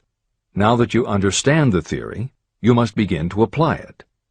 By experimenting and practicing, you will develop your ability to mix faith with any order you give to your subconscious. When you have faith in your ability, then you can give your subconscious mind instructions, which it will accept and act upon immediately. When your mind is dominated by positive emotions, it will encourage the state of mind known as faith. Faith in yourself is a state of mind that you can create by autosuggestion. All through the ages, religious leaders have admonished people to have faith. They say to have faith in this, that, and the other dogma or creed, but they have failed to tell people how to have faith. They have not stated that faith is a state of mind that may be induced by self-suggestion. In language that anyone can understand, this book explains the principle through which faith in your ability to accomplish a goal may be developed where it does not already exist. Before we begin, you should be reminded again that faith is the eternal elixir that gives life, power, and action to the impulse of thought. Faith is the starting point of all accumulation of riches. Faith is the basis of all miracles and of all mysteries that cannot be analyzed by the rules of science. Faith is the only known antidote for failure. Faith is the element that, when mixed with desire, gives you direct communication with infinite intelligence. Faith is the element that transforms the ordinary vibration of thought created by the human mind into the spiritual equivalent. Faith is the only way the force of infinite intelligence can be harnessed and used. The magic of self-suggestion. It is a fact that you will come to believe whatever you repeat to yourself, whether the statement is true or false. If you repeat a lie over and over, you will eventually accept that lie as truth. Moreover, you will believe it to be the truth. You are what you are because of the dominating thoughts that you permit to occupy your mind. Thoughts that you deliberately place in your own mind and encourage with sympathy, and with which you mix any one or more of the emotions, constitute the motivating forces that direct and control your every movement, act, and deed. The following sentence is a very significant statement of truth. Thoughts that are mixed with any of the feelings of emotions become like a magnetic force, which attracts other similar or related thoughts. A thought that is magnetized with one of the emotions may be compared to a seed. When it is planted in fertile soil, it germinates, grows, and multiplies itself over and over again. What was originally one small seed becomes countless millions of seeds of the same kind. The human mind is constantly attracting vibrations that are in sync with whatever dominates the mind. Any thought, idea, plan, or purpose that you hold in your mind attracts a host of its relatives. Add these relatives to its own force, and it grows until it becomes the prime motivator of the person in whose mind it has been housed. Now, let us go back to the starting point. How can the original seed of an idea, plan, or purpose be planted in the mind? The answer? Any idea, plan, or purpose may be placed in the mind through repetition of thought. This is why you are asked to write out a statement of your major purpose, or definite chief aim. Commit it to memory, and repeat it out loud day after day until these vibrations of sound have reached your subconscious mind. You are what you are because of the dominating thoughts that you permit to occupy your mind. If you choose to, you can throw off any bad influences from your past and build your own life the way you want it to be.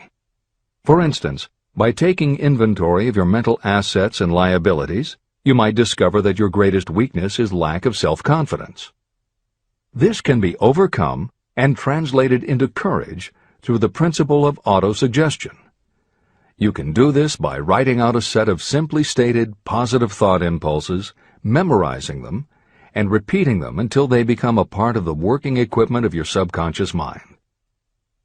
The following is an example for someone whose definite purpose is to overcome a lack of self-confidence. Self-confidence formula. 1. I know that I have the ability to achieve the object of my definite purpose in life. Therefore, I demand of myself persistent, continuous action toward its attainment, and I here and now promise to render such action. 2. I realize the dominating thoughts of my mind will eventually reproduce themselves in outward physical action and gradually transform themselves into physical reality. Therefore, I will concentrate my thoughts for 30 minutes each day, visualizing the person I intend to become. In this way, I will create in my mind a clear mental picture. 3. I know, through the principle of autosuggestion, that any desire I persistently hold in my mind will eventually find some practical means of attaining my objective. Therefore, I will devote 10 minutes daily to demanding of myself the development of self-confidence. 4. I have clearly written down a description of my definite chief aim in life, and I will never stop trying until I have developed sufficient self-confidence for its attainment. 5. I fully realize that no wealth or position can last unless it is built upon truth and justice. Therefore, I will engage in no transaction that does not benefit all whom it affects. I will succeed by attracting to myself the forces I wish to use and the cooperation of others. I will persuade others to help me because of my willingness to help others. I will eliminate hatred, envy, jealousy, selfishness, and cynicism by developing love for all humanity. because I know that a negative attitude toward others can never bring me success. I will cause others to believe in me because I will believe in them and in myself. I will sign my name to this formula, commit it to memory, and repeat it aloud once a day, with full faith that it will gradually influence my thoughts and actions so that I will become a self-reliant and successful person. Behind this formula is a law of nature that psychologists call autosuggestion or self-suggestion. It is a proven technique that will work for your success if it is used constructively. On the other hand, if used destructively, it will destroy just as readily. In this statement may be found a very significant truth, namely that those who go down in defeat and end their lives in poverty, misery, and distress do so because of negative application of the principle of autosuggestion. All impulses of thought have a tendency to clothe themselves in their physical equivalent. The disaster of negative thinking. The subconscious mind makes no distinction between constructive and destructive thought impulses. It works with the material we feed it through our thought impulses. The subconscious mind will translate into reality a thought driven by fear just as readily as it will translate into reality a thought driven by courage or faith. Just as electricity will turn the wheels of industry and render useful service if used constructively, it will snuff out life if wrongly used. So, too, will the law of autosuggestion lead you to peace and prosperity, or down into the valley of misery, failure, and death. It depends on your degree of understanding and application of it. If you fill your mind with fear or doubt, and if you do not believe in your ability to connect with and use the forces of infinite intelligence, then you will not be able to use those forces. The law of autosuggestion will take your lack of belief and use that doubt as a pattern by which your subconscious mind will translate it into its physical equivalent. Editor's comments. When you have faith in your ability to accomplish what you want, it not only firmly plants ideas in your subconscious, but it then works to reinforce itself. When you have faith in your abilities, part of what you must have faith in is that it is possible to tap into infinite intelligence.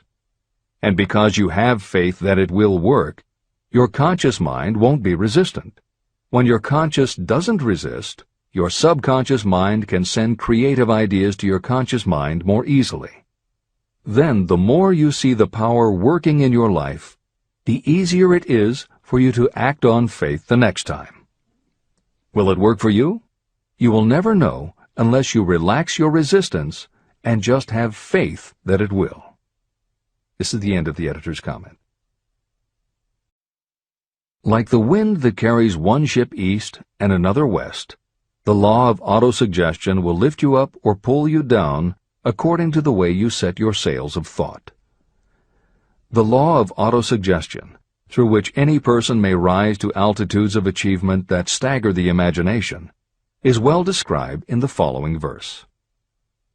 Observe the words that have been emphasized, and you will catch the deep meaning that the poet had in mind. If you think you are beaten, you are. If you think you dare not, you don't. If you like to win, but you think you can't, it is almost certain you won't. If you think you'll lose, you're lost. For out in the world we find, success begins with a fellow's will. It's all in the state of mind. If you think you are outclassed, you are. You've got to think high to rise. You've got to be sure of yourself before you can ever win a prize. Life's battles don't always go to the stronger or faster man, but soon or late the man who wins is the man who thinks he can. Editor's comments. As noted at the beginning of this chapter, the way in which Napoleon Hill uses the word faith is meant to have no religious connotation. However, it would be impossible for Hill to write this chapter without acknowledging the power of religious faith.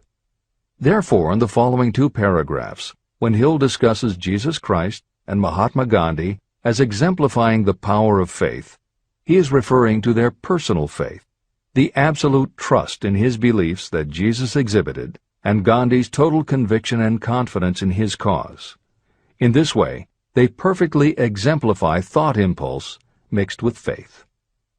This is the end of the editor's comment. If you wish evidence of the power of faith, study the achievements of men and women who have employed it.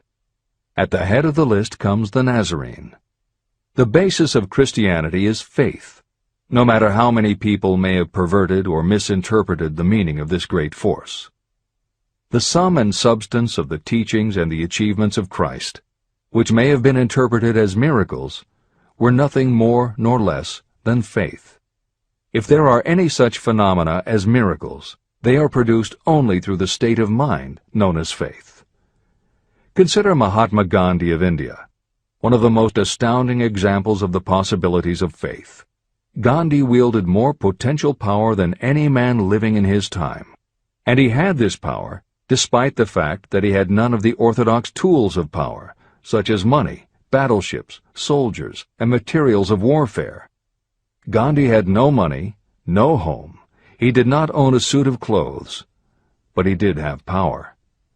How did he come by that power? He created it out of his understanding of the principle of faith and through his ability to transplant that faith into the minds of 200 million people. Gandhi accomplished the astounding feat of influencing 200 million minds to coalesce and move in unison as a single mind. What other force on earth, except faith, could do as much? How an idea built a fortune. Editor's comment. Although the following story is not exclusively about faith, and it makes no mention of autosuggestion or the subconscious mind, Napoleon Hill included it at this point in every edition of Think and Grow Rich. In fact, as Hill says, this story illustrates at least 6 of the 13 principles of success, but faith is at the center of it. If the central figure, Charles M. Schwab, had not mixed his big idea with absolute unwavering faith that he could pull it off, the whole history of American business would have been different. This is the end of the editor's comment. The event chosen for this illustration dates back to 1900, when the United States Steel Corporation was being formed. As you read the story, keep in mind the following fundamental facts and you will understand how ideas have been converted into huge fortunes. First, the United States Steel Corporation was born in the mind of Charles M. Schwab in the form of an idea he created through his imagination. Second, he mixed faith with his idea. Third, he formulated a plan for the transformation of his idea into physical and financial reality.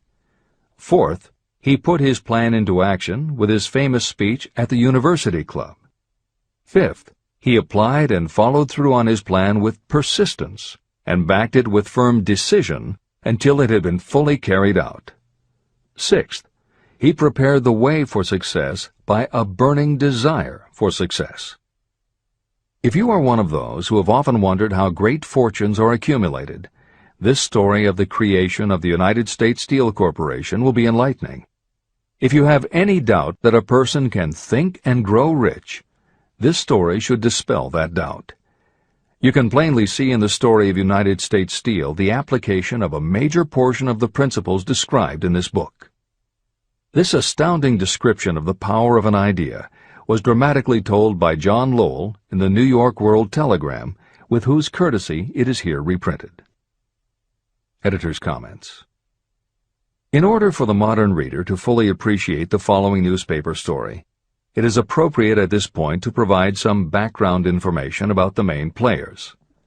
Charles M. Schwab was Andrew Carnegie's right-hand man and president of the Carnegie Steel Corporation.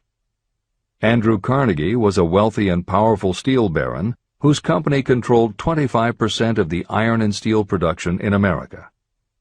J.P. Morgan was a wealthy and powerful Wall Street banker whose company had arranged the financing for many of the major industrial companies in America at the beginning of the 20th century. All the reader needs to know about the other men mentioned in the story is that at the beginning of the 20th century, finance, business, and industry were dominated by a few hundred men, most of whom had amassed great fortunes through some connection with the railroads that had opened the country.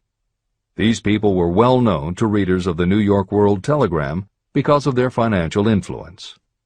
And that sets the stage for the following newspaper article, which is not only a fascinating story about the power of faith in an idea, but also a wonderful example of the irreverent writing style that was used by many newspaper journalists of the day. This is the end of the editor's comment. A pretty after-dinner speech for $1 billion. When on the evening of December 12, 1900, some 80 of the nation's financial nobility gathered in the banquet hall of the University Club on Fifth Avenue to do honor to a young man from out of the West, not half a dozen of the guests realized they were to witness the most significant episode in American industrial history. J. Edward Simmons and Charles Stewart Smith, their hearts full of gratitude for the lavish hospitality bestowed on them by Charles M. Schwab during a recent visit to Pittsburgh, had arranged the dinner to introduce the 38-year-old steel man to Eastern banking society. But they didn't expect him to stampede the convention. They warned him, in fact, that the bosoms within New York's stuffed shirts would not be responsive to oratory, and that if he didn't want to bore the Stillmans and Harrimans and Vanderbilts, he had better limit himself to 15 or 20 minutes of polite vaporings and let it go at that. Even John Pierpont Morgan, sitting on the right hand of Schwab as became his imperial dignity, intended to grace the banquet table with his presence only briefly, and so far as the press and public were concerned, the whole affair was of so little moment that no mention of it found its way into print the next day. So the two hosts and their distinguished guests ate their way through the usual 7 or 8 courses. There was little conversation, and what there was of it was restrained. Few of the bankers and brokers had met Schwab, whose career had flowered along the banks of the Monongahela, and none knew him well. But before the evening was over, they, and with them Money Master Morgan, were to be swept off their feet, and $1 billion baby, the United States Steel Corporation, was to be conceived. It is perhaps unfortunate for the sake of history that no record of Charlie Schwab's speech at the dinner ever was made. It is probable, however, that it was a homely speech, somewhat ungrammatical, for the niceties of language never bothered Schwab, full of epigram and threaded with wit. But aside from that, it had a galvanic force and effect upon the 5 billions of estimated capital that was represented by the diners. After it was over, and the gathering was still under its spell, although Schwab had talked for 90 minutes, Morgan led the orator to a recessed window where, dangling their legs from the high, uncomfortable seat, they talked for an hour more. The magic of the Schwab personality had been turned on full force, but what was more important and lasting was the full-fledged, clear-cut program he laid down for the aggrandizement of steel. Many other men had tried to interest Morgan in slapping together a steel trust after the pattern of the biscuit, wire and hoop, sugar, rubber, whiskey, oil, or chewing gum combinations. Editor's comments. The Random House College Dictionary defines a trust as an illegal combination of industrial or commercial companies in which the stock is controlled by a central board of trustees, thus making it possible to control prices and destroy competition.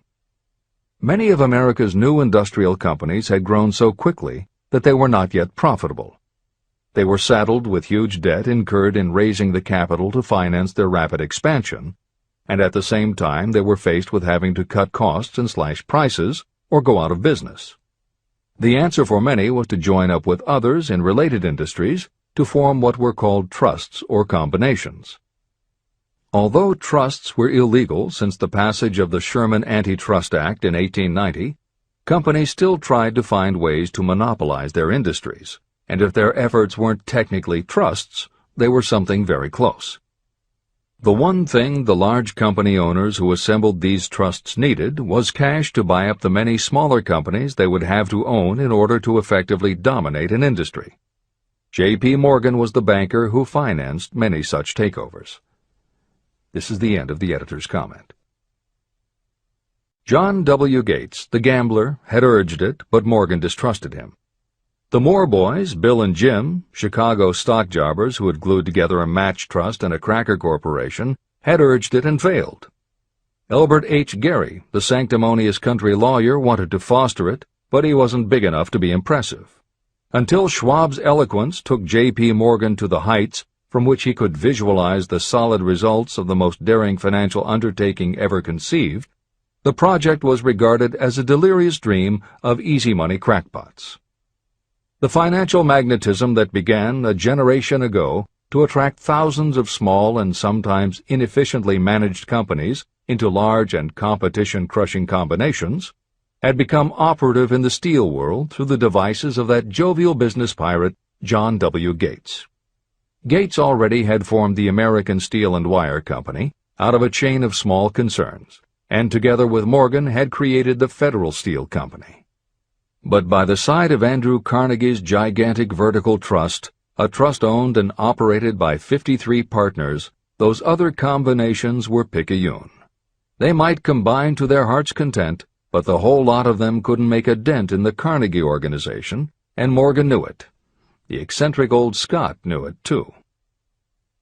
Editor's comments. Andrew Carnegie was born in Scotland and came to America when he was just a boy. He made his first move to join the elite group of American tycoons when he quit his job as a bobbin boy in a cotton mill, earning $1.20 a week, and got a job as a telegraph messenger boy. He soon taught himself to operate a telegraph key, which got him hired as personal telegrapher and secretary to the head of the Pennsylvania Railroad. It wasn't long before he'd worked his way up the ranks to superintendent of the Pittsburgh division, which in turn put him in a position to become an early investor in the Pullman Company, which became the leading manufacturer of railway cars. Carnegie's investment in Pullman and some successful real estate ventures gave him the capital to go into business for himself.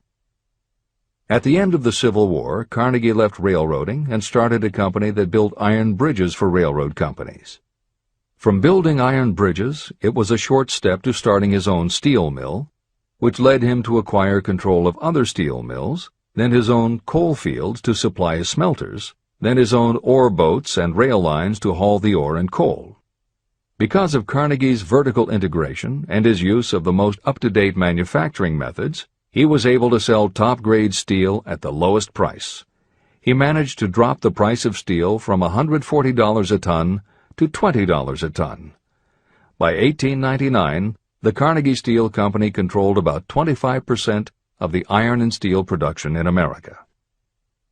The smaller steel manufacturers couldn't compete with Carnegie, so they went to J.P. Morgan for help. He arranged for the financing, and a wide-ranging alliance was put together of companies that were in the business of manufacturing products made from steel. Part of the deal was that they would not buy steel from Carnegie. Andrew Carnegie was not about to be put out of business by a collection of small companies.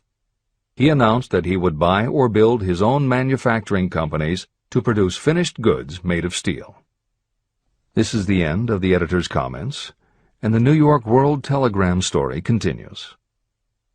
From the magnificent heights of Skibo Castle he had viewed, first with amusement and then with resentment, the attempts of Morgan's smaller companies to cut into his business. When the attempts became too bold, Carnegie's temper was translated into anger and retaliation. He decided to duplicate every mill owned by his rivals. Hitherto, he hadn't been interested in wire, pipe, hoops, or sheet. Instead, he was content to sell such companies the raw steel and let them work it into whatever shape they wanted. Now, with Schwab as his chief and able lieutenant, he planned to drive his enemies to the wall. So it was that in the speech of Charles M. Schwab, Morgan saw the answer to his problem of combination. A trust without Carnegie, giant of them all, would be no trust at all, a plum pudding, as one writer said, without the plums. Schwab's speech on the night of December 12, 1900, undoubtedly carried the inference, though not the pledge, that the vast Carnegie enterprise could be brought under the Morgan tent. He talked of the world future for steel, of reorganization for efficiency, of specialization, of the scrapping of unsuccessful mills and concentration of effort on the flourishing properties, of economies in the ore traffic, of economies in overhead and administrative departments, of capturing foreign markets. More than that, he told the buccaneers among them wherein lay the errors of their customary piracy. Their purposes, he inferred, had been to create monopolies, raise prices, and pay themselves fat dividends out of privilege. Schwab condemned the system in his heartiest manner. The short-sightedness of such a policy, he told his hearers, lay in the fact that it restricted the market in an era when everything cried for expansion. By cheapening the cost of steel, he argued, an ever-expanding market would be created. More uses for steel would be devised, and a goodly portion of the world trade could be captured. Actually, though he did not know it, Schwab was an apostle of modern mass production. Editor's comments. For J.P. Morgan, all of Schwab's talk about economies of scale and expanding markets meant only one thing. Until that night, it was assumed that Andrew Carnegie would continue building his own manufacturing companies to compete with the steel trusts that Morgan had helped put together. Morgan knew that for Carnegie to do so would require an enormous amount of capital, and Morgan also knew that Carnegie had always been strongly against raising money by selling stock in his company. What Schwab seemed to be implying was that rather than going to Wall Street for the money needed to fight the trusts, Carnegie might be interested in selling his business. This is the end of the editor's comment.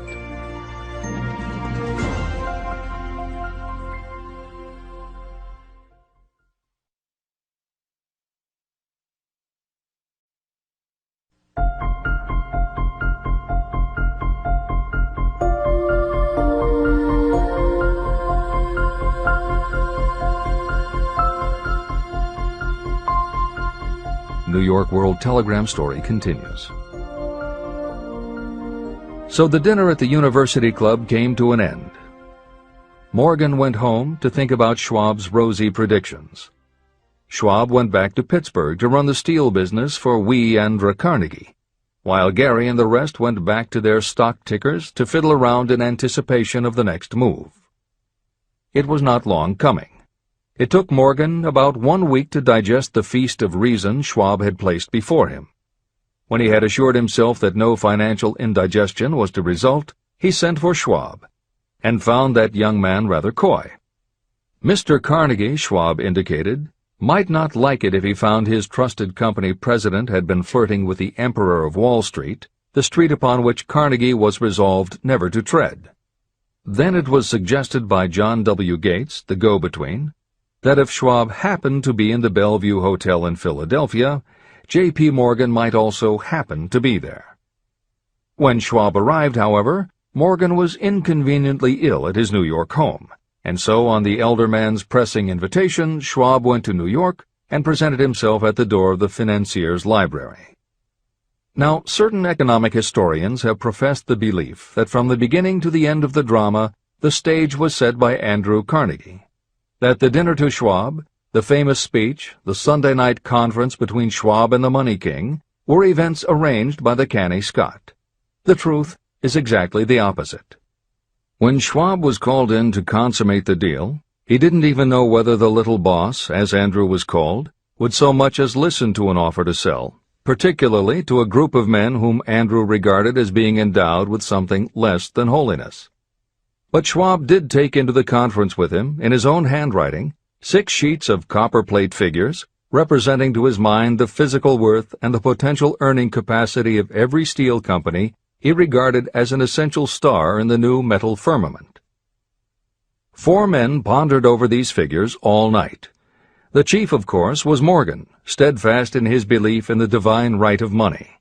With him was his aristocratic partner, Robert Bacon, a scholar and a gentleman. The third was John W. Gates, whom Morgan scorned as a gambler and used as a tool. The fourth was Schwab, who knew more about the processes of making and selling steel than any whole group of men then living. Throughout that conference, the Pittsburghers' figures were never questioned. If he said a company was worth so much, then it was worth that much and no more. He was insistent, too, upon including in the combination only those concerns he nominated. He had conceived a corporation in which there would be no duplication, not even to satisfy the greed of friends who wanted to unload their companies upon the broad Morgan shoulders. When dawn came, Morgan rose and straightened his back. Only one question remained. "Do you think you can persuade Andrew Carnegie to sell?" he asked. "I can try," said Schwab. "If you can get him to sell, I will undertake the matter," said Morgan. So far, so good. But would Carnegie sell? How much would he demand? Schwab thought about $320 million. What would he take payment in? Common or preferred stocks? Bonds? Cash? Nobody could raise $1/3 billion in cash. There was a golf game in January on the frost-cracking heath of the St. Andrews Links in Westchester, with Andrew bundled up in sweaters against the cold and Charlie talking volubly as usual to keep his spirits up.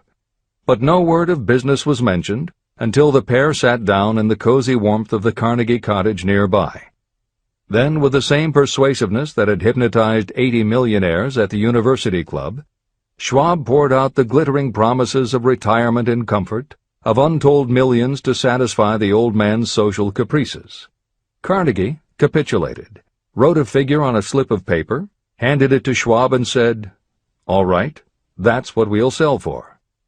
The figure was approximately $400 million, and was reached by taking the $320 million mentioned by Schwab as a basic figure, and adding to it $80 million to represent the increased capital value over the previous 2 years.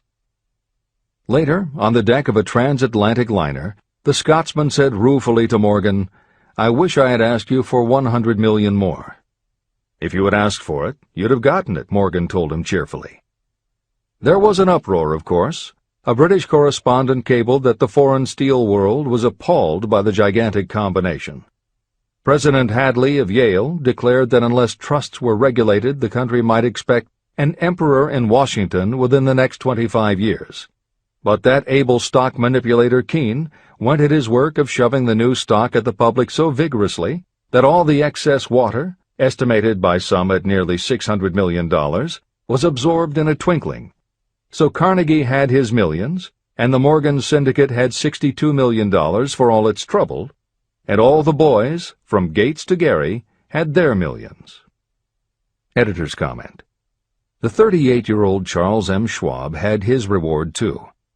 He was made president of the new corporation, United States Steel, and remained in control until 1930. When Schwab left U.S. Steel, he went on to found the mammoth Bethlehem Steel Corporation, of which he also became president. This is the end of the editor's comment. Riches begin with thought. The dramatic story of big business that you've just finished is a perfect illustration of the method by which desire can be transmuted into its physical equivalent. That giant organization was created in the mind of one man. The plan by which the organization was provided with the steel mills that gave it financial stability was created in the mind of the same man. His faith, his desire, his imagination, his persistence were the real ingredients that went into United States Steel. The steel mills and equipment acquired by the corporation, after it had been brought into legal existence, were incidental. However, careful analysis reveals that the appraised value of the properties acquired by the corporation increased in value by an estimated $600 million, approximately $12 billion today. The increase in value of the assets is attributable to the mere transaction that consolidated them under one management.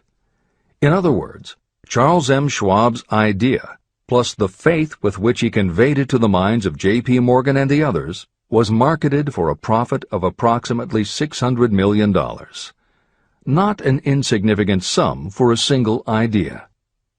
The United States Steel Corporation prospered and became one of the richest and most powerful corporations in America, employing thousands of people, developing new uses for steel and opening new markets, thus proving that the $600 million in profit that the Schwab idea produced was earned. Riches begin in the form of thought. The amount is limited only by the person in whose mind the thought is put into motion. Faith removes limitations. Remember this when you are ready to bargain with life for whatever it is that you ask as your price for having passed this way. Editor's comments. In the years since that article appeared in the New York World Telegram, the well-told business story has become its own genre within the publishing industry. There are best-selling books and biographies by and about the insiders who run every industry. The editors of this edition of Think and Grow Rich strongly encourage you to sample some of these books. They can be entertaining and inspirational, and in them you will be able to see examples of Hill's principles of success at work in the real world.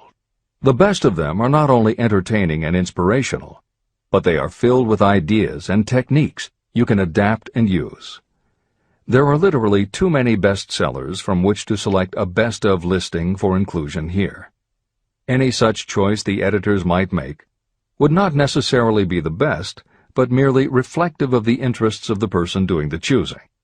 However, there are 2 books the editors recommend that are not by or about a single individual or industry. These books are In Search of Excellence by Tom Peters and Breakthroughs by P.R. Nyack and John N. Ketteringham. Each of these books deals with a broad spectrum of industries, and within each industry they single out certain companies and individuals for analysis. Both were published at the beginning of the business book trend in the 1980s, but there are few books since then that better convey the importance of faith in a good idea. In Search of Excellence, chosen by a panel of experts as the most influential book of the past 20 years, was a runaway bestseller and will likely be in print for years to come. Breakthroughs may be harder to find, but it will be well worth the effort. This is the end of the editor's comments.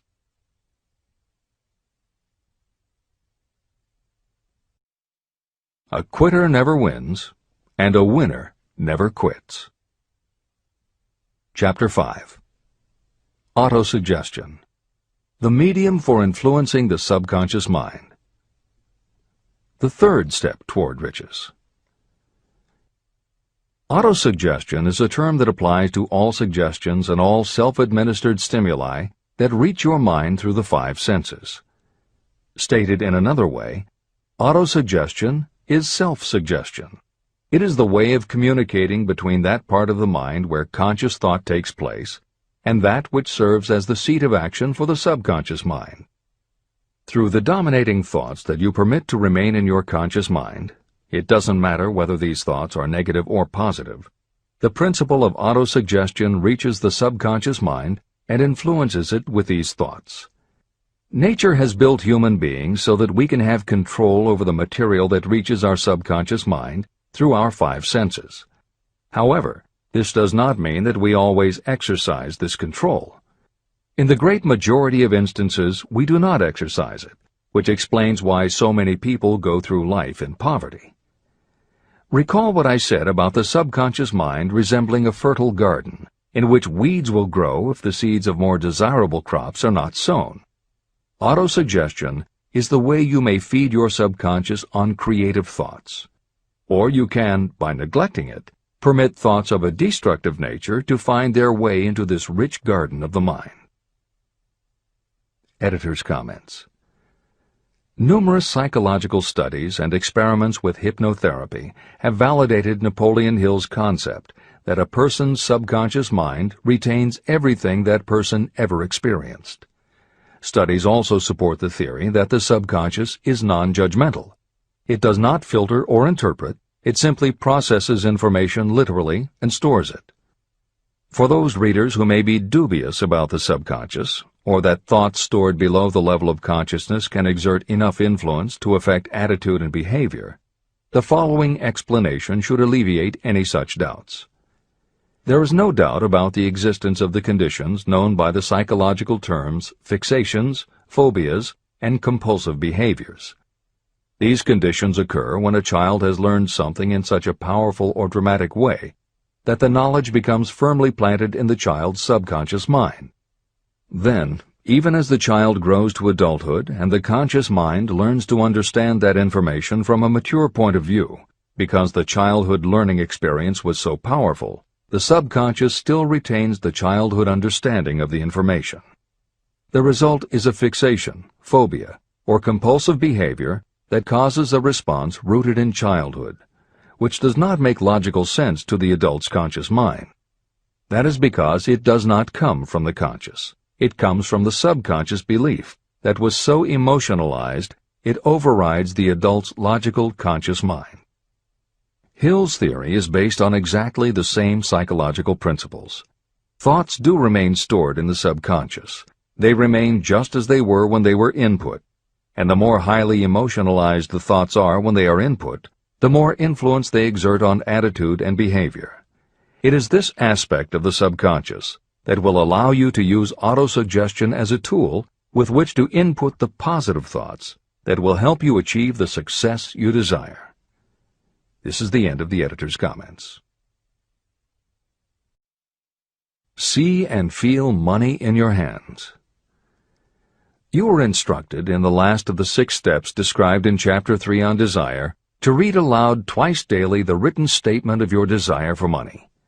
You were also directed to see and feel yourself already in possession of the money. By following these instructions, you communicate the object of your desire directly to your subconscious mind in a spirit of absolute faith. Through repetition of this procedure, you will create thought habits that reinforce your efforts to transmute desire into its monetary equivalent. Read these steps again, very carefully, before you proceed further. 1. Fix in your mind the exact amount of money you desire. It is not sufficient merely to say, "I want plenty of money." Be definite about the amount. 2. Determine exactly what you intend to give in return for the money you desire. There is no such reality as something for nothing. 3. Establish a definite date when you intend to possess the money you desire. 4. Create a definite plan for carrying out your desire and begin at once, whether you are ready or not, to put this plan into action. 5. Now write it out. Write a clear, concise statement of the amount of money you intend to acquire, name the time limit for its acquisition, state what you intend to give in return for the money, and describe clearly the plan through which you intend to accumulate it. 6. Read your written statement aloud, twice daily. Read it once just before retiring at night, and read it once after arising in the morning. As you read, see and feel and believe yourself already in possession of the money. Remember, when reading aloud the statement of your desire, through which you will develop a money consciousness, that the mere reading of the words is of no consequence, unless you mix emotion or feeling with your words. Your subconscious mind recognizes and acts only upon thoughts that have been well mixed with emotion or feeling. This is a fact of such importance as to warrant repetition in practically every chapter. The lack of understanding of this is the main reason the majority of people who try to apply the principle of autosuggestion get no desirable results. Plain, unemotional words do not influence the subconscious mind. You will get no appreciable results until you learn to reach your subconscious mind with thoughts or spoken words that have been well emotionalized with belief. Do not become discouraged if you cannot control and direct your emotions the first time you try. Remember, there is no such possibility as something for nothing. You cannot cheat, even if you desire to do so. The price of ability to influence your subconscious mind is persistence in applying the principles described here. You cannot develop the desired ability for a lower price. You, and you alone, must decide whether or not the reward, the money consciousness, is worth the price you must pay for it in effort.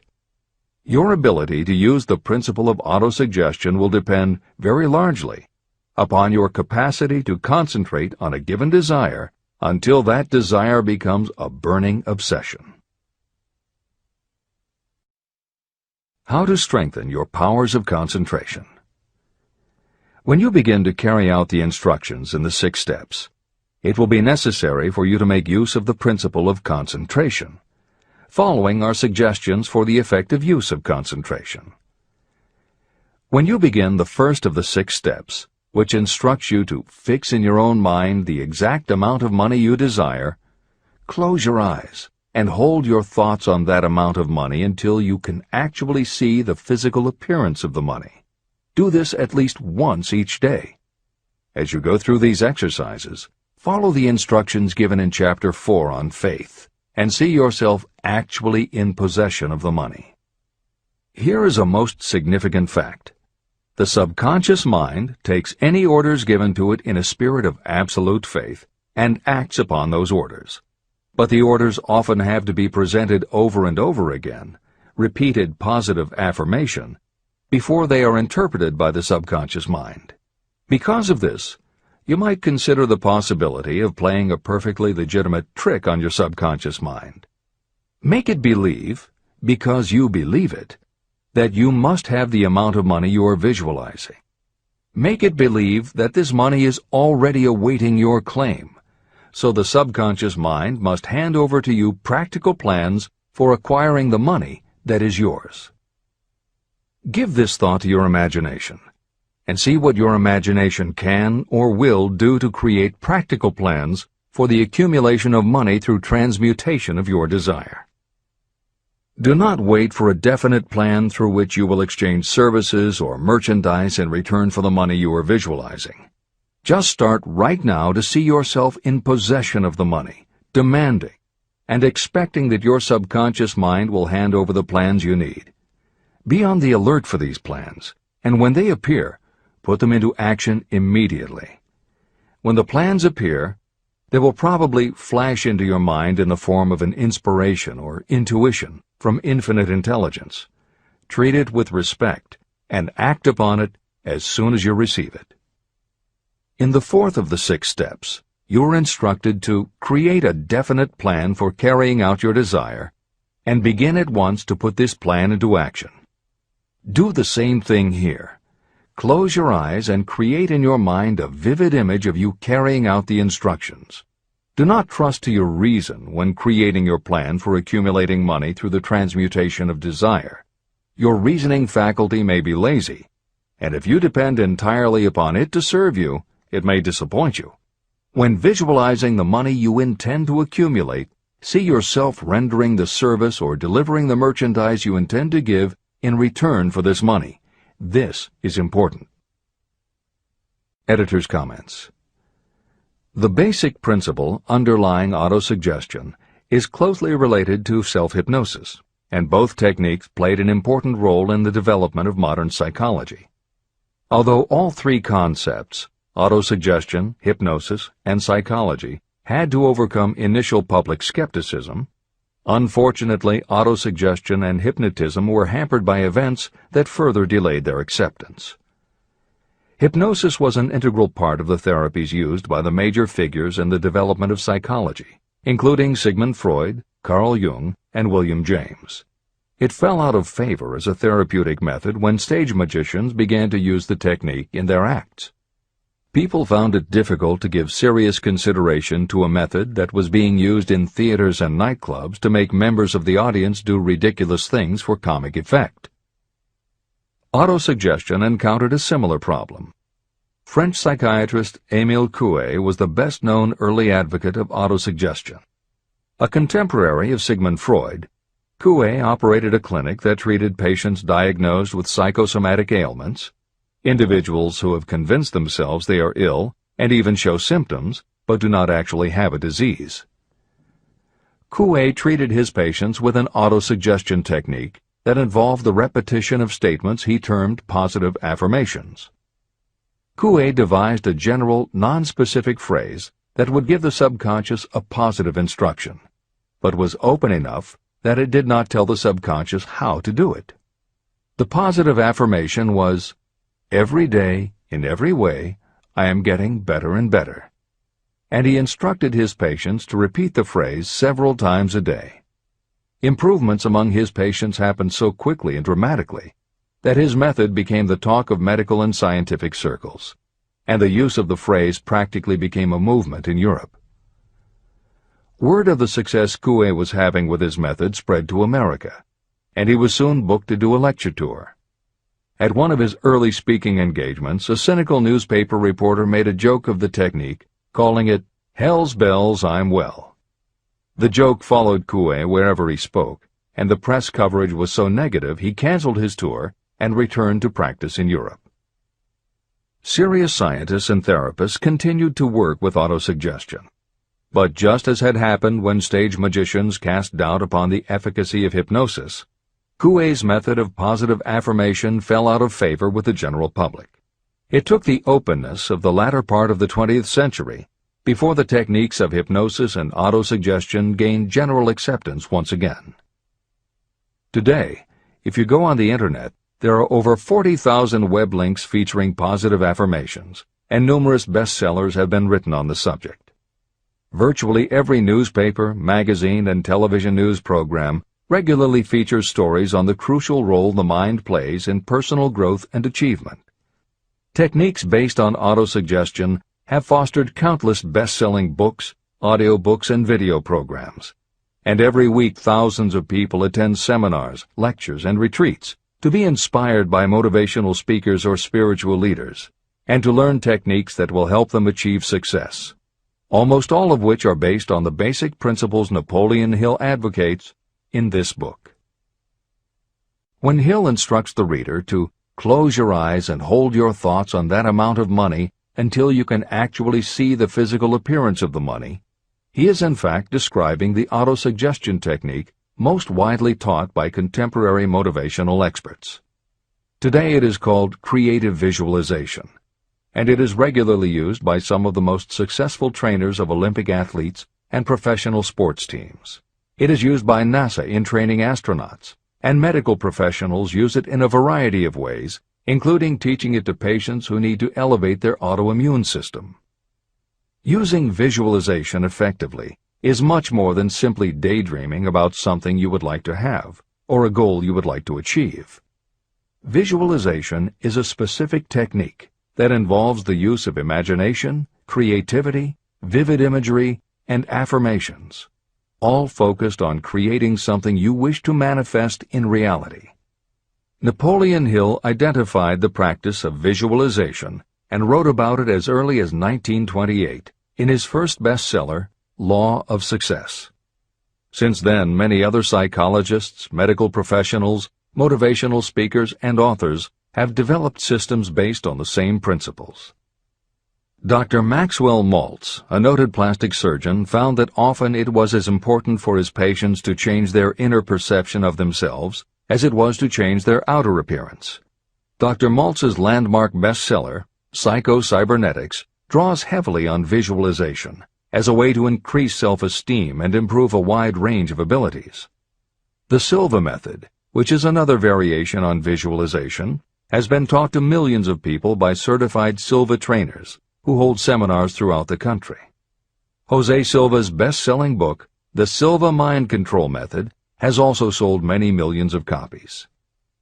In 1978, 50 years after Napoleon Hill wrote about visualization in Law of Success, Shakti Gawain published the phenomenal bestseller Creative Visualization, and Adelaide Bry published Visualization, Directing the Movies of Your Mind. At about the same time, Dr. O. Carl Simonton, an oncologist, concluded that cancer patients who used visualizations in conjunction with chemotherapy treatments had a marked improvement over those who didn't. His bestseller, Getting Well Again, had a profound impact, and it was followed by books from other respected medical professionals, such as Love, Medicine, and Miracles by Dr. Bernie Siegel, and Superimmunity by Dr. Paul Purcell. Other bestsellers by Dr. John Sarno, Dr. Deepak Chopra, and Dr. Andrew Weil have made what once was referred to as alternative medicine now part of mainstream medical practice. This is the end of the editor's comments. Stimulate your subconscious mind.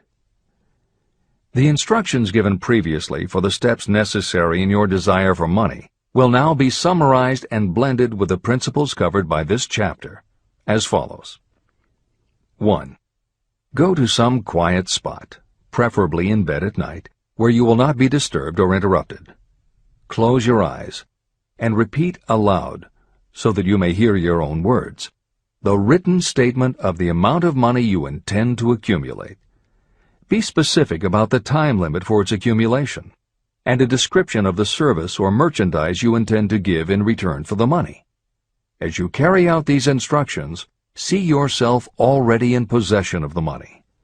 For example, Suppose that you intend to accumulate $50,000 by the 1st of January, 5 years from now, and that you intend to give your personal services as a salesperson in return for the money.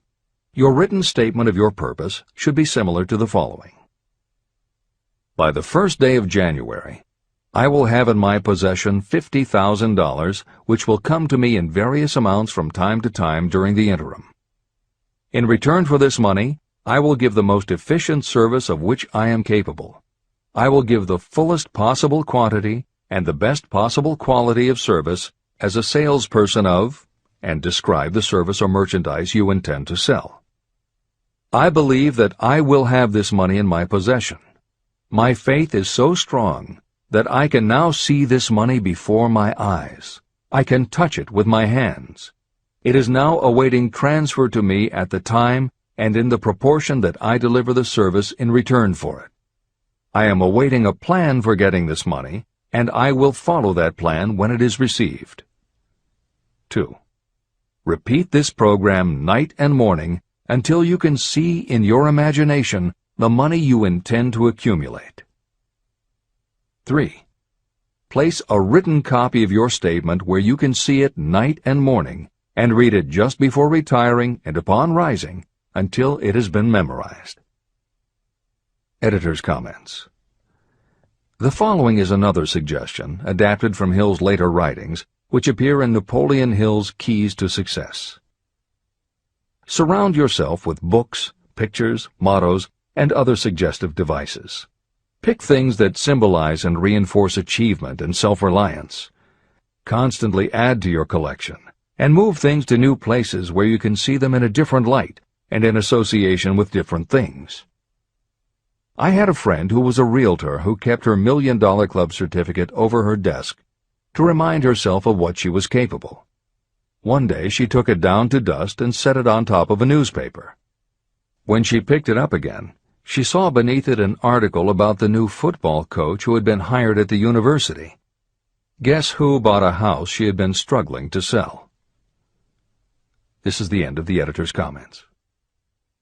Remember, as you carry out these instructions, that you are applying the principle of autosuggestion for the purpose of giving orders to your subconscious mind. Remember also that your subconscious mind will act only upon instructions that are emotionalized and handed over to it with feeling. Faith is the strongest and most productive of the emotions. These instructions may at first seem abstract. Do not let this disturb you. Follow the instructions no matter how abstract or impractical they may appear to be. If you do as you have been instructed, in spirit as well as in act, the time will soon come when a whole new universe of power will unfold to you. Skepticism, in connection with all new ideas, is characteristic of all human beings. If you follow the instructions, your skepticism will soon be replaced by belief, and belief will become crystallized into absolute faith. Many philosophers have made the statement that man is the master of his own earthly destiny, but most of them have failed to say why he is the master. The reason that man may become the master of himself and of his environment is because he has the power to influence his own subconscious mind. The actual performance of transmuting desire into money is through autosuggestion. That is the principle by which you can reach and influence the subconscious mind. The other principles are simply tools with which to apply autosuggestion. Keep this thought in mind, and you will at all times be conscious of the important part the principle of autosuggestion is to play in your efforts to accumulate money through the methods described in this book. After you have read the entire book, come back to this chapter and follow in spirit and in action this instruction. Read the entire chapter aloud once every night until you become thoroughly convinced that the principle of autosuggestion is sound and that it will accomplish for you all that has been claimed for it. As you read, underscore with a pencil every sentence that impresses you. Follow the foregoing instruction to the letter, and it will open the way for a complete understanding and mastery of the principles of success. Every adversity, every failure, and every heartache carries with it the seed of an equivalent or a greater benefit. Chapter 6. Specialized Knowledge. Personal Experiences or Observations. The fourth step toward riches. There are two kinds of knowledge. One is general, the other is specialized. General knowledge, no matter how great in quantity or variety it may be, is of little use in the accumulation of money. The faculties of the great universities possess practically every form of general knowledge known to civilization. Most of the professors have little money. They specialize in teaching knowledge, but they do not specialize in the organization or the use of knowledge. Knowledge will not attract money unless it is organized and directed through practical plans for the specific purpose of accumulating money. Lack of understanding of this fact has been the source of confusion to millions of people who falsely believe that knowledge is power. It is nothing of the sort. Knowledge is only potential power. It becomes power only when and if it is organized into definite plans of action and directed to a definite end. The missing link in all systems of education is that educational institutions fail to teach their students how to organize and use the knowledge after they have acquired it. Many people made the mistake of assuming that because Henry Ford had little schooling, he was not a man of education. Those who made this mistake did not understand the real meaning of the word educate. That word is derived from the Latin word educo, meaning to educe, to draw out, or to develop from within. An educated person is not necessarily one who has an abundance of general or specialized knowledge. An educated person is one who has so developed the faculties of their mind that he or she may acquire anything they want, or its equivalent, without violating the rights of others. During the World War, a Chicago newspaper published editorials in which, among other statements, Henry Ford was called an ignorant pacifist. Mr. Ford objected to the statements and sued the paper for libeling him. When the suit was tried in the courts, the attorneys for the paper called Mr. Ford to the witness stand for the purpose of proving to the jury that he was ignorant. They asked Mr. Ford a great variety of questions. All of them intended to prove that while he might possess considerable specialized knowledge about manufacturing automobiles, he was in the main ignorant. Mr. Ford was asked such questions as, who was Benedict Arnold, and how many soldiers did the British send over to America to put down the rebellion of 1776? In answer to the last question, Mr. Ford replied, I do not know the exact number of soldiers the British sent over, but I have heard that it was a considerably larger number than ever went back. Finally, Mr. Ford became tired of this line of questioning. In reply to a particularly offensive question, he leaned over, pointed his finger at the lawyer who had asked the question, and said, If I should really want to answer the foolish question you have just asked, or any of the other questions you have been asking me, let me remind you that I have a row of electric push-buttons on my desk, and by pushing the right button I can summon to my aid men who can answer any question I desire to ask concerning the business to which I am devoting most of my efforts.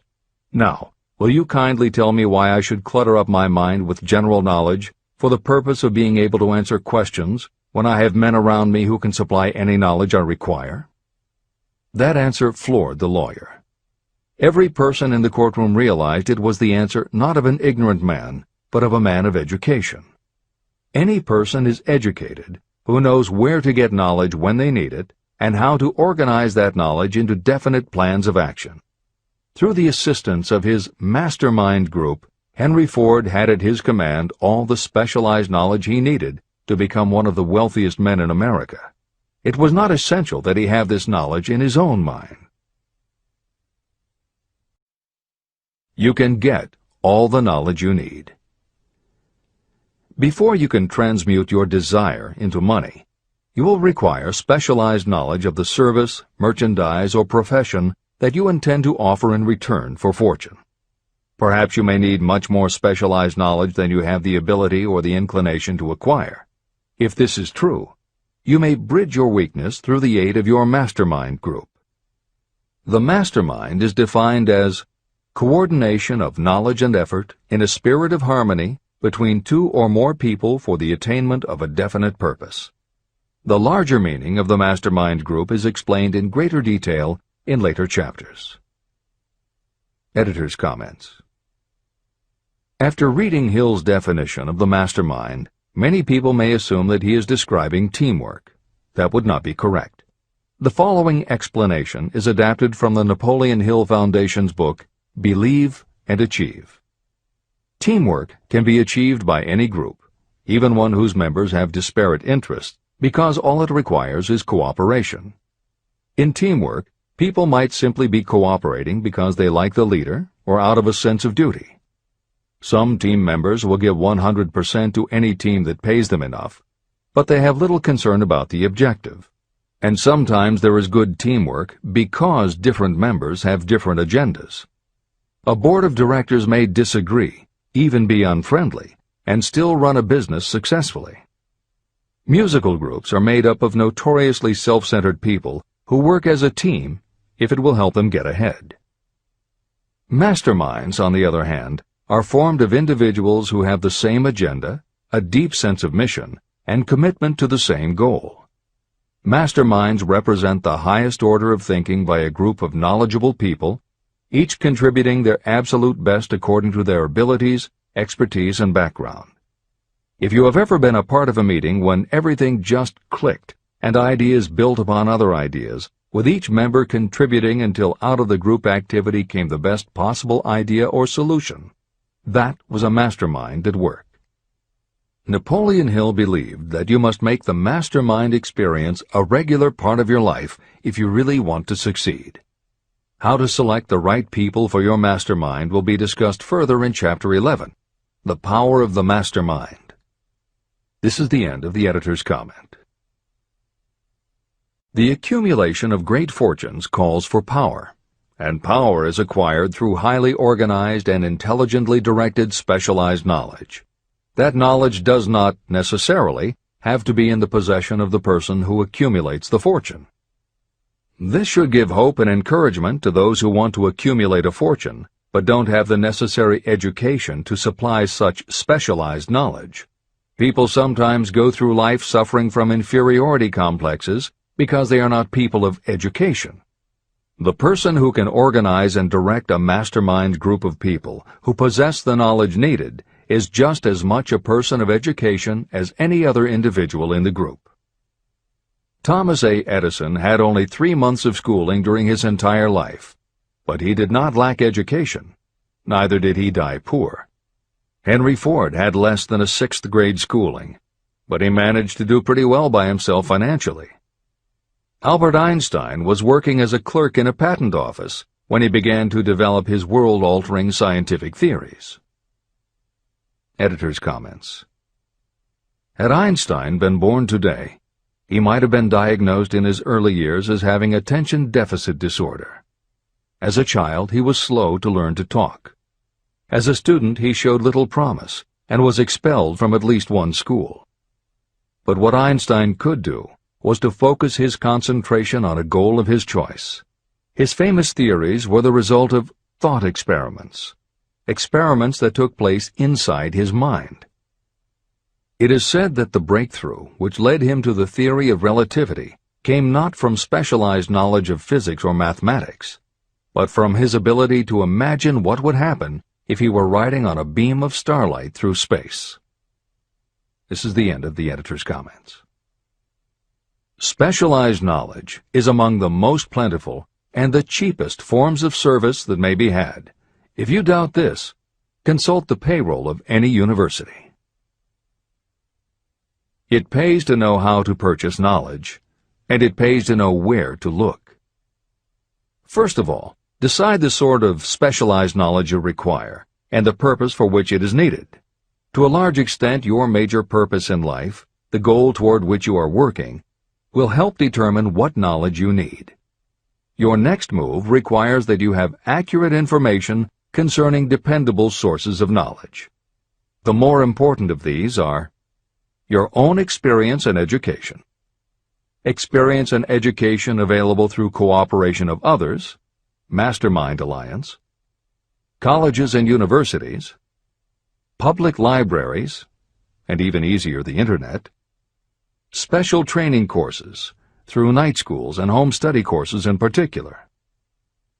As knowledge is acquired, it must be organized and put into use for a definite purpose through practical plans. Knowledge has no value except for what can be gained from its application toward some worthy end. Successful people never stop acquiring specialized knowledge related to their major purpose, business, or profession. Those who are not successful usually make the mistake of believing that the knowledge-acquiring period ends when you finish school. The truth is that schools do little more than teach you how to acquire practical knowledge. Editor's comments. At this point in the original edition of Think and Grow Rich, Napoleon Hill included a newspaper story about education and job opportunities.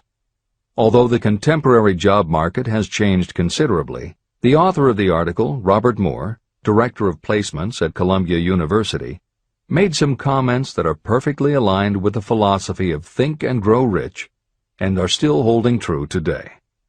One such comment was, "The man who has been active on the campus, whose personality is such that he gets along with all kinds of people, and who has done an adequate job with his studies, has a most decided edge over the strictly academic student." One of the largest industrial companies, the leader in its field, in writing to Mr. Moore concerning prospective seniors at the college said, "We emphasize qualities of character, intelligence, and personality far more than specific educational background." Although few would argue that education is valuable, as Moore implies above and as Hill noted earlier about Edison, Ford, and Einstein, academic accomplishment has never been a sure indicator of success.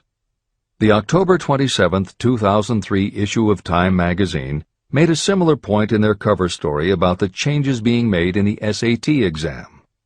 Although the article's primary focus is on the efforts to make the SAT less biased, it also notes that recent research indicates that neither the SAT nor IQ tests have proven to be very reliable predictors of future real-world achievement. In his best-selling book, Emotional Intelligence, author Daniel Goleman has created a persuasive argument that the way in which a person handles themselves and their relationships, which he calls emotional intelligence, or EI, is a much better indicator than IQ in predicting whether a person will be successful in life. In his later books, Working with Emotional Intelligence and Primal Leadership, Goleman applies his theory to the workplace, focusing on emotional intelligence leadership techniques and comparing corporate managers' EI with their IQ to analyze which has the greatest positive effect on the financial bottom line. Daniel Goleman's theories have caused some significant changes within educational circles and among management theorists, but their greatest impact has been on individuals who have gone through life intimidated because they believe they aren't smart enough. For them, Goleman's books offer convincing evidence that although they may not have conventional education, their natural abilities and interpersonal skills can be far more important in achieving success. This is the end of the editor's comments.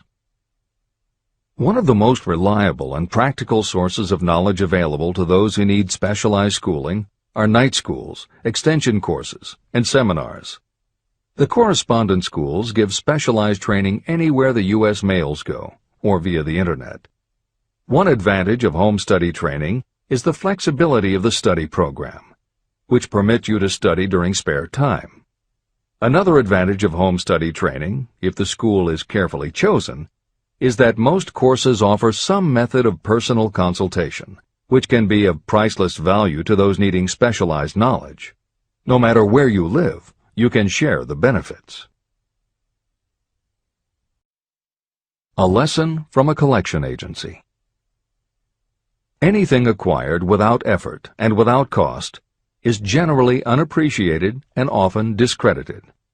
Perhaps this is why we get so little from our marvelous opportunity in public schools. The self-discipline you will learn from a program of specialized study can make up for the wasted opportunity when knowledge was available without cost. Being asked to pay, whether you make good grades or poor, has the effect of causing you to follow through with a course when you would otherwise drop it.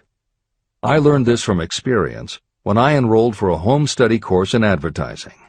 After completing 8 or 10 lessons, I stopped studying. But the school did not stop sending me bills. In fact, they insisted upon payment, whether I kept up my studies or not. I decided that if I had to pay for the course, which I had legally obligated myself to do, I should complete the lessons and get my money's worth. Correspondence schools are well-organized businesses. At the time, I felt that their collection system was somewhat too well-organized, but I learned later in life that it was a valuable part of my education.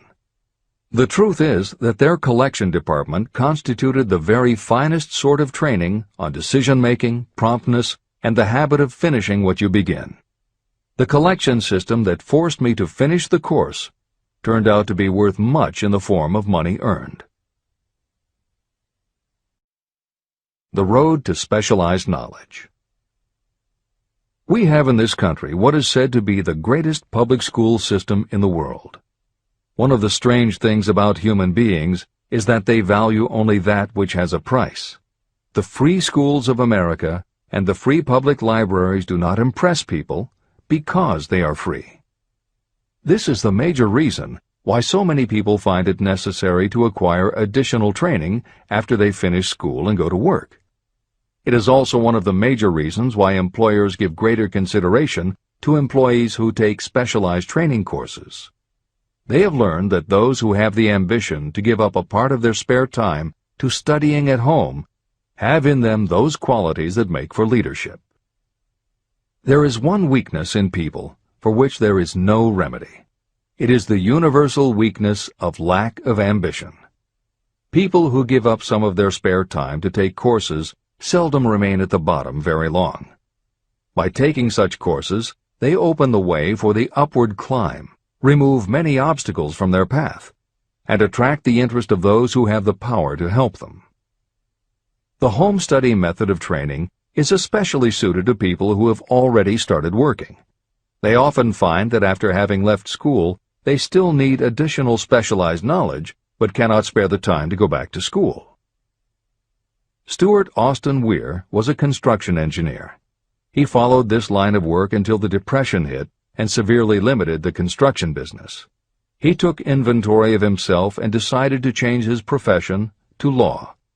He went back to school and took special courses to prepare himself as a corporation lawyer. He completed his training, passed the bar examination, and quickly built a lucrative law practice as a patent attorney. Just to keep the record straight, and to anticipate the excuses of those who will say, "I couldn't go to school because I have a family to support," or "I'm too old," I will add that Mr. Weir was past 40 and married when he went back to school. Moreover, by carefully selecting highly specialized courses, Mr. Weir completed in 2 years the work that it takes the majority of law students 4 years to do. It pays to know how to purchase knowledge. A simple idea that paid off. Here's another specific example about a salesman in a grocery store who found himself suddenly unemployed. Having had some bookkeeping experience, he took a special course in accounting, familiarized himself with all the latest bookkeeping and office equipment, and went into business for himself. Starting with a grocer for whom he had formerly worked, he made contracts with more than 100 small merchants to keep their books at a very nominal monthly fee. His idea was so practical that he soon found it necessary to set up a portable accounting office in a light delivery truck. He now has a fleet of these bookkeeping offices on wheels. He employs a large staff of assistants who provide small merchants with accounting services equal to the best that money can buy at very nominal cost. Specialized knowledge plus imagination were the ingredients that went into this unique and successful business. Last year, the owner of that business paid income taxes of almost 10 times as much as was paid by the grocery store that fired him. Editor's comments. It would be impossible to write a contemporary book about success without including the story of Bill Gates. And although the connection between the world's wealthiest man and Hill's story about a man who started a mobile accounting business may not be immediately obvious, the fact is that this is a very apt place to include the story of Microsoft. Just as with the mobile accountant, the two defining characteristics of Bill Gates' success are specialized knowledge and imagination. Everyone had recognized at an early age that Bill Gates was a very bright student, but he had little interest in anything other than science and math. And when the mothers group at his school arranged for the students to learn about computing, that became his passion. By the time he was 13, he taught himself computer programming, and throughout high school and his years at university, his life revolved around computer clubs and odd jobs working for companies that had something to do with computers. Although at various times he toyed with the idea of a career in science or law, it is probably fair to say that while he was still in school, Bill Gates knew, in general terms, what his burning desire in life would be. He paid little attention to general knowledge, but devoted himself to assembling the specialized knowledge he would need to achieve his definite major purpose. Gates' burning desire heated up the day his friend and fellow computer club member Paul Allen bought a copy of the January 1975 issue of Popular Electronics. On the cover was a picture of an inexpensive desktop computer, the Altair 8800, which could be built from a kit. Gates and Allen knew in their gut that there were other students just like them who would love to get their hands on one of these things. At the time, it took a lot of imagination to foresee the impact computers might have on the average person. And even though they didn't own an Altair, they decided they could write a computer program for it. That took even more imagination. They contacted Ed Roberts, the founder of the company that made the Altair, and pitched their idea. Roberts told them he was getting offers from all over, and his policy was that whoever wrote it first would get the job. For the next 2 months, they tore apart the manual, gleaning the specialized knowledge they would need to write the program. They were the first to deliver a workable operating system, and Roberts bought it from them for $3,000 plus a royalty on sales. With their vision of the future burning in their imaginations, Gates and Allen used the advance and their royalties to launch a company that would be in the business of writing computer programs. They named their new company Microsoft and called old friends from their high school computer club to staff it.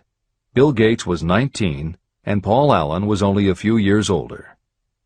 They and about 9 of their friends started writing programs for Apple Computer, Commodore, and anyone else who would contract with the company for their services.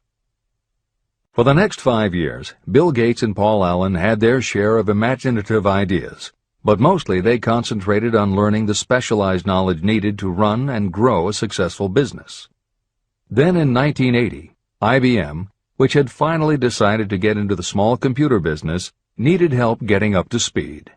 They approached Microsoft to write an operating system for the new computer venture. Once again, specialized knowledge and imagination were the qualities that guided Bill Gates. In their imagination, Gates and Allen could see an even bigger future than before, and through specialized knowledge of what computers were capable of, they knew the role they could play in that future. They then made 2 business moves that are the foundation of the Microsoft success. First, because IBM had such a tight schedule, Gates went to a computer programmer, Tim Patterson, and bought from him a rudimentary but already developed operating system. Gates then set to work modifying the system, and he renamed it MS-DOS, for Microsoft Disk Operating System. The other move that was crucial to their success was the negotiation with IBM.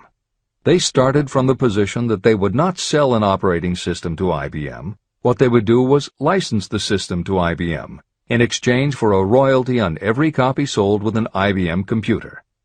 And it would not be an exclusive license, which meant that Microsoft could also license the system to other computer companies. If you were to continue to track the history of Microsoft, you would find those same qualities: a burning desire, an idea, specialized knowledge, and imagination behind each move Bill Gates made and continues to make, just as they were behind the success of the man who started the mobile accounting business. This is the end of the editor's comments. The beginning of the successful mobile accounting business was an idea. I know this is true because I was the one who gave him that idea. Now I'd like to pass on the story of another idea. And it was my accountant friend who indirectly suggested this one to me. When I first proposed the accounting idea to him, he said, "I like the idea, but I would not know how to turn it into cash." In other words, he did not know how to market his bookkeeping knowledge after he had acquired it. So, with the aid of a young woman copywriter, a very attractive presentation was prepared describing the advantages of the new system of bookkeeping. The brochure told the story of this new business so effectively that its owner soon had more accounts than he could handle. There are thousands of people all over the country who need the services of a merchandising specialist capable of preparing an attractive way to market personal services. This idea was born of the necessity to solve a specific problem. But it did not stop by serving merely one person. The woman who created the presentation has a keen imagination. She saw in her newly born brainchild the making of a new profession to serve thousands of people who need practical guidance in marketing personal services. Spurred to action by the success of her first prepared plan to market personal services, this woman turned to solving a similar problem for her son. He had just finished college, but had been totally unable to find a market for his services. The plan she created for him was the best example of merchandising personal services I have ever seen. When the presentation had been completed, it contained nearly 50 pages of beautifully typed, properly organized information. It told the story of her son's natural abilities, schooling, personal experiences, and a great variety of other information. The book also contained a complete description of the position her son desired, together with a marvelous word picture of the exact plan he would use in filling his position. The preparation of the presentation required several weeks of her time, during which she sent her son to the public library almost daily to get specific data needed to sell his services to best advantage. She also sent him to all the competitors of his prospective employer, where he gathered information concerning their business methods. This was of great value in the formation of the plan he intended to use in filling the position he sought. When the plan was finished, it contained more than half a dozen very fine suggestions that would benefit the prospective employer. You don't have to start at the bottom. You may be inclined to ask, why go to all this trouble to secure a job? The answer is, doing a thing well is never trouble. The plan prepared by this woman for her son helped him get the job at the first interview and at a salary fixed by himself. Moreover, and this too is important, the position did not require the young man to start at the bottom. He began as a junior executive at an executive salary. Why go to all this trouble? Well, for one thing, this young man's planned presentation saved him no less than 10 years of working his way up. The idea of starting at the bottom and working your way up may appear to be sound, but the major objection to it is this. Too many of those who begin at the bottom never manage to lift their heads high enough to be seen by those who count. And the outlook from the bottom is not very bright or encouraging. It has a tendency to kill off ambition. You get into a rut, and you accept your fate because you form the habit of daily routine. Often this habit finally becomes so strong you don't even try to throw it off. And that is another reason why it pays to start 1 or 2 steps above the bottom. By so doing, you will form the habit of looking around, of observing how others get ahead, of seeing opportunity, and of embracing it without hesitation. A splendid example of what I mean is Dan Halpin. During his college days, he was manager of the famous 1930 championship Notre Dame football team, when it was under the direction of the late Knute Rockne. Halpin finished college at a very unfavorable time. The Depression had made jobs scarce. So after a fling at investment banking and motion pictures, he took the first job with a potential future he could find. It was selling electrical hearing aids on a commission basis. Anyone could start in that sort of job, and Halpin knew it, but it was enough to open the door of opportunity to him. For almost 2 years he worked at the job, but it didn't satisfy him. He would never have risen above that job if he had not done something about his dissatisfaction. He aimed first at the job of assistant sales manager of the company, and he got the job. That single step upward placed him high enough above the crowd for him to see still greater opportunity. Also, it placed him where opportunity could see him. In his new position, he did so well selling hearing aids that A.M. Andrews, chairman of the board of the Dictograph Products Company, a competitor of the company for which Halpin worked, asked to meet with him. Mr. Andrews wanted to know something about that man Dan Halpin, who was taking big sales away from the long-established Dictograph Company. When the interview was over, Halpin was the new sales manager in charge of the Acousticon division of Dictograph. Then, to test young Halpin's mettle, Mr. Andrews went away to Florida for 3 months, leaving him to sink or swim in his new job. He did not sink. Knute Rockne's spirit of all the world loves a winner and has no time for a loser inspired him to put so much into his job that he was elected vice president of the company. Vice president was a job that most would be proud to earn through 10 years of loyal effort, but Halpin turned the trick in little more than 6 months. One of the major points I'm trying to emphasize through this entire philosophy is that we rise to high positions or remain at the bottom because of conditions we can control, but only if we desire to control them. I am also trying to emphasize another point, that both success and failure are largely the results of habit. I have not the slightest doubt that Dan Halpin's close association with the greatest football coach America ever knew planted in his mind the same kind of desire to excel that made the Notre Dame football team world famous. Truly, there's something to the idea that hero worship is helpful, provided you worship a winner. My belief in the theory that business associations are vital factors, both in failure and in success, was clearly demonstrated when my son Blair was negotiating with Dan Halpin for a position. Mr. Halpin offered him a beginning salary of about 1/2 what he could have gotten from a rival company. I brought parental pressure to bear, and encouraged Blair to accept the job with Mr. Halpin. I believe that close association with people who refuse to compromise with circumstances is an asset that can never be measured in terms of money. The bottom is a monotonous, dreary, unprofitable place for any person. That is why I have taken the time to describe how lowly beginnings can be overcome by proper planning. Make your ideas pay off through specialized knowledge. The woman who prepared the personal service sales plan for her son now receives requests from all parts of the country, from others who want to market their personal services for more money. But don't think that all her plan consists of is clever salesmanship to help her clients get more money for the same services they formerly sold for less. She looks after the interests of the purchaser as well as the seller of personal services. She prepares her plans so that the employers receive full value for the additional money they pay. If you have the imagination and seek a more profitable outlet for your personal services, this suggestion may be the stimulus for which you have been searching.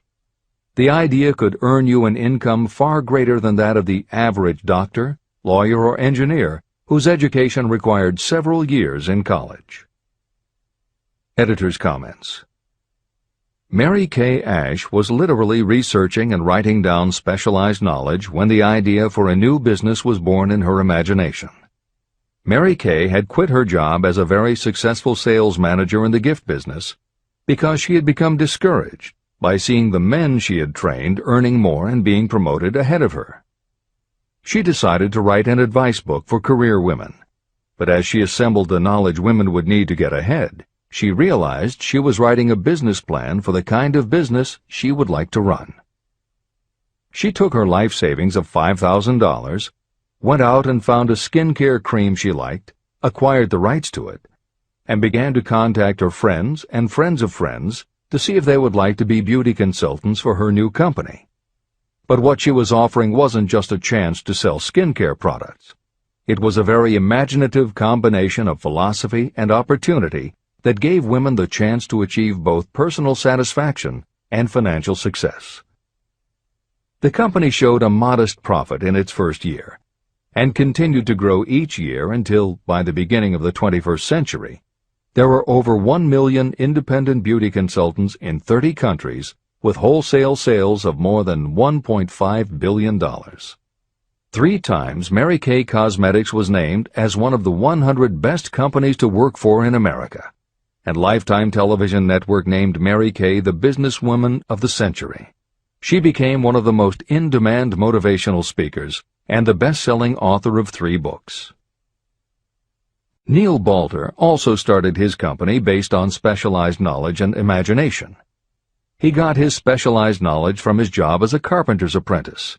His imagination came into play the day he was hired by a customer who wanted to clear up a messy closet by having shelves installed. Now that kind of job must have been offered to thousands of carpenters, but not one of them had the imagination to see in it what Neil Balter saw. When he finished the work, Balter didn't just see nicely fitted shelves. He saw that he had created a solution for a problem that was common to every household in America. He took the money he earned from the job and started his own business, California Closet Company, which specialized in shelves and fittings designed to attractively organize closet space for maximum efficiency. But Balter's imagination didn't stop once he had his own business up and running. Now he could imagine an even bigger operation. So he went out to find new specialized knowledge about operating and franchising a business. Neil Balter had licensed more than 100 California closet franchises when Williams-Sonoma offered to buy the company for $12 million. Lillian Vernon's specialized knowledge was in an area that many women had, but they didn't have the imagination she had. To quote from her autobiography, An Eye for Winners, handbags. I knew about those, why not sell them? And belts to match. Didn't every teenage girl strolling along the street anywhere in the United States sport a handbag and belt? And my handbags would offer something special. Each one would be personalized with initials. I knew with absolute certainty that teenagers would go for items that made them feel unique. She believed enough in her idea that she spent $495 to take a small ad in 17 magazine. The ad brought in $32,000 in orders. That was when Lillian Vernon started to gather other specialized knowledge about renting space, manufacturing products, warehousing, and shipping, all of which she'd need to grow her idea of bags and belts into a direct response business featuring a whole array of distinctively monogrammed items.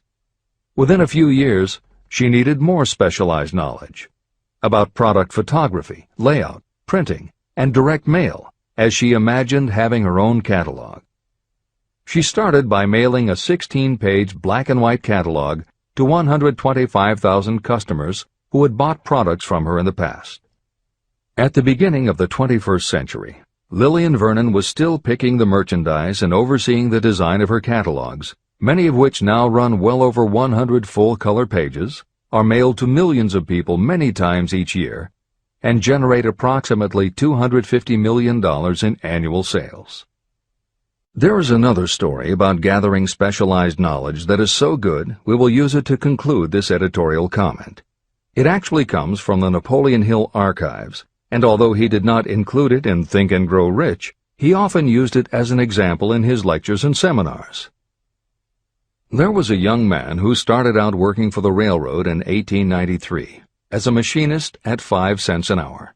He was always taking courses and learning what he could about steam engines, and by 1905 he had worked his way up through the ranks until he was superintendent of motive power for Chicago Great Western in Olwine, Iowa. Then he did something that must have made his friends think he had taken leave of his senses. He was attending the Chicago Automobile Show when a red and white locomobile caught his attention. He put up his life savings of $700 and convinced a friend to co-sign a loan for $4,300 so he could buy the car.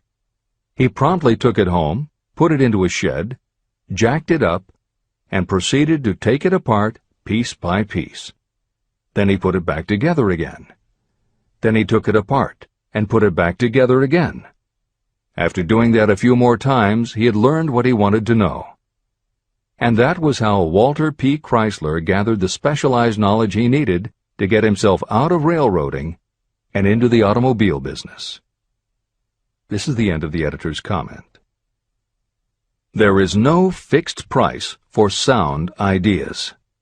Behind all ideas is specialized knowledge. But remember, specialized knowledge is more abundant and more easily acquired than ideas.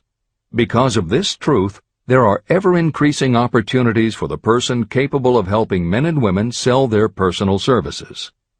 Capability means imagination, the one quality needed to combine specialized knowledge with ideas to create organized plans that will yield riches. If you have imagination, this chapter may present you with an idea that is the beginning of the riches you desire. Remember, the idea is the main thing. Specialized knowledge may be found just around the corner. Any corner.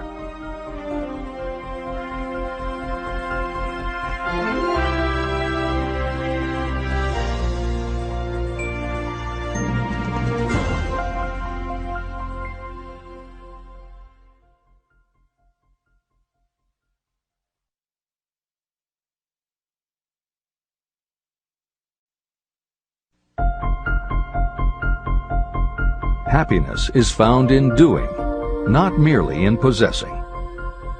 Chapter 7. Imagination, the workshop of the mind. The fifth step toward riches. The imagination is literally the workshop where all plans are created. It is where the impulse, the desire, is given shape, form, and action through the aid of the imaginative faculty of the mind. It has been said that we can create anything that we can imagine. Through the aid of imagination, we have discovered and harnessed more of nature's forces during the past 50 years than during the entire history of the human race previous to that time. And even with all we have accomplished, we have come nowhere near the limit of what we are capable. Our only limitation, within reason, lies in the development and use of our imagination. The human imagination offers so much possibility. It is as though we have merely discovered that we have an imagination and have just started to use it in a very elementary way. Two forms of imagination. The imaginative faculty functions in two forms. One is known as synthetic imagination, and the other as creative imagination. Editor's comments. In modern usage, the word synthetic has taken on a negative connotation, implying that something is artificial, not the real thing.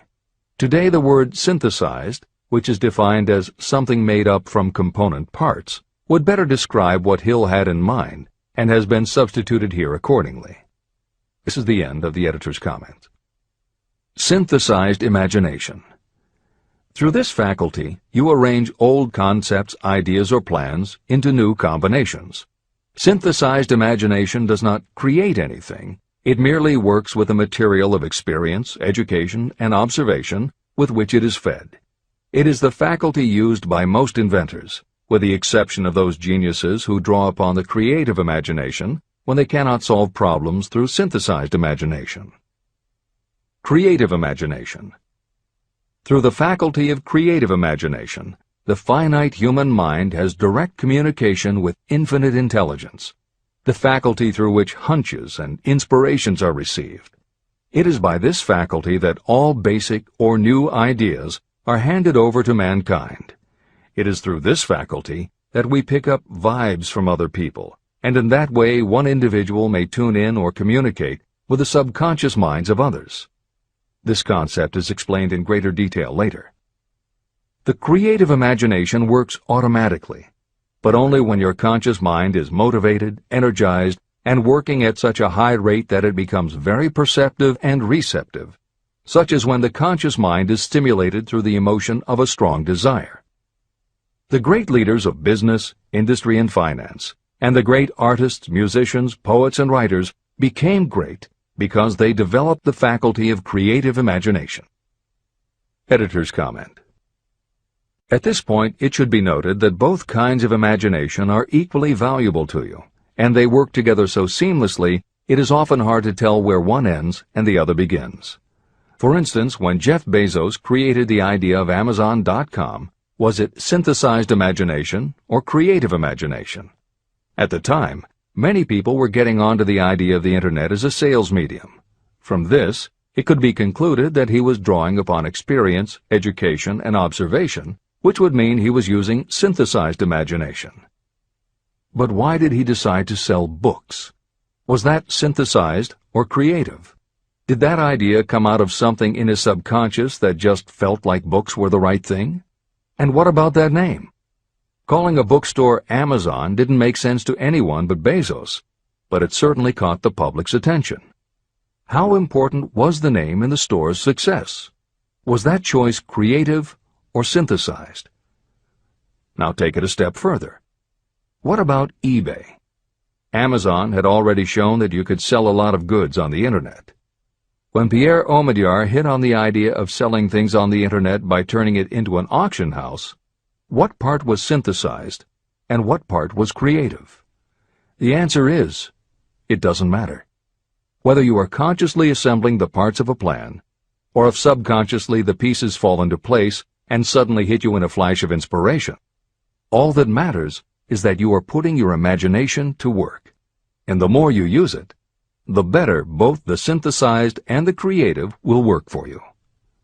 This is the end of the editor's comment. Desire is a thought, an impulse. It is nebulous and ephemeral.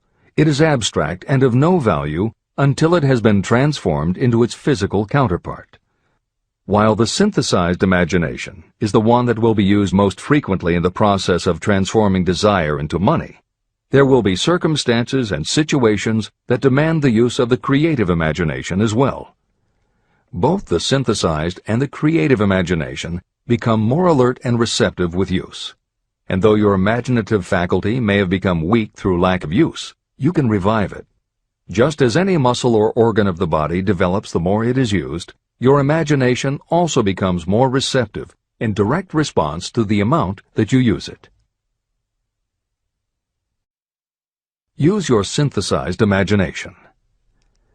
First, let us focus attention on the development of the synthesized imagination. This is the faculty that you will use more often in converting desire into money. Transformation of the intangible impulse of desire into the tangible reality of money calls for the use of a plan or plans. To make plans, you must use your imagination. Mainly, this will require you to use your synthesized imagination as you draw upon your experience, your education, and your observations. Editor's comment. The following is adapted from Hill's later writing and appears in Napoleon Hill's Keys to Success. An excellent example of synthesized imagination is Edison's invention of the light bulb. He began with one recognized fact that other people had discovered. A wire could be heated by electricity until it produced light. The problem was that the intense heat quickly burned the wire out, and the light never lasted more than a few minutes. Edison failed more than 10,000 times in his attempt to control this heat. When he found the method, it was by applying another common fact that had simply eluded everyone else. He realized that charcoal is produced by setting wood on fire, covering it with soil, and allowing the fires to smolder. The soil permits only enough air to reach the fire to keep it burning without blazing, and that way the wood isn't burned up. When Edison recognized this fact, his imagination immediately associated it with the idea of heating the wire. He placed the wire inside a bottle, pumped out most of the air, and produced the first incandescent light. It burned for 8.5 hours.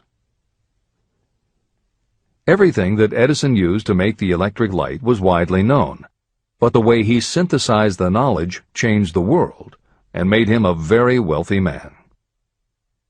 W. Clement Stone called the process the R2A2 formula: recognize and relate, assimilate and apply. If you do that with everything you see, hear, think, and experience, it will give you a new way of looking at familiar things. If you do that, you can achieve what others believe is impossible. Later in this chapter, you will read of other fortunes that grew from even simpler synthesized ideas. And these stories should lead you to conclude that the combination of ideas is nothing that you couldn't have thought of yourself. That alone should start your own imagination synthesizing ideas. However, Even though these stories will inspire you, and you will be anxious to get started, this is not yet the point for you to start making plans. Here, and throughout Think and Grow Rich, Napoleon Hill reminds the reader that this book is meant to be read all the way through before beginning to put the philosophy into practice. There are other ideas to be assimilated from later chapters that will influence your imagination and therefore affect the plans you may develop. This is the end of the editor's comments. Read the entire book through, then come back to this chapter and begin to put your imagination to work on the building of a plan for transforming your desire into money. Examples and instructions for creating plans are given in almost every chapter. Carry out the instructions that are best suited to your needs and put your plan in writing. The moment you complete this, you will have definitely given concrete form to your intangible desire. Now, read that sentence once more in a slightly different way. The moment I put my plan in writing, I will have definitely given concrete form to my desire. Now read it aloud and realize what you are telling yourself. Desire is only a thought. Through synthesized imagination, your experience, education, and observations will give it shape, form, and action.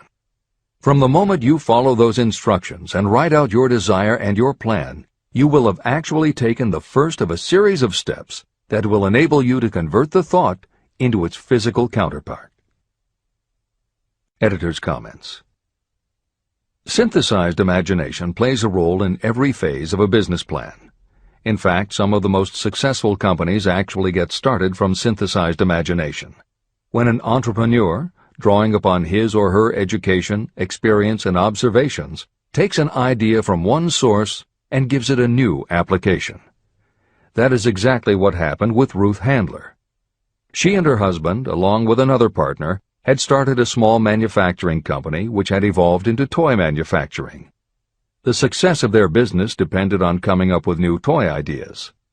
Watching her young daughter at play, Ruth Handler noticed that she was fascinated with cutout books that featured teenage girl or career women paper dolls that she could cut out clothes for. She also knew that little girls loved to play dress-up in grown-up clothes.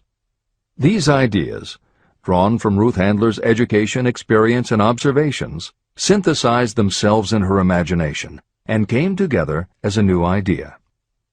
Ruth Handler announced that they should make a lifelike teenage girl doll.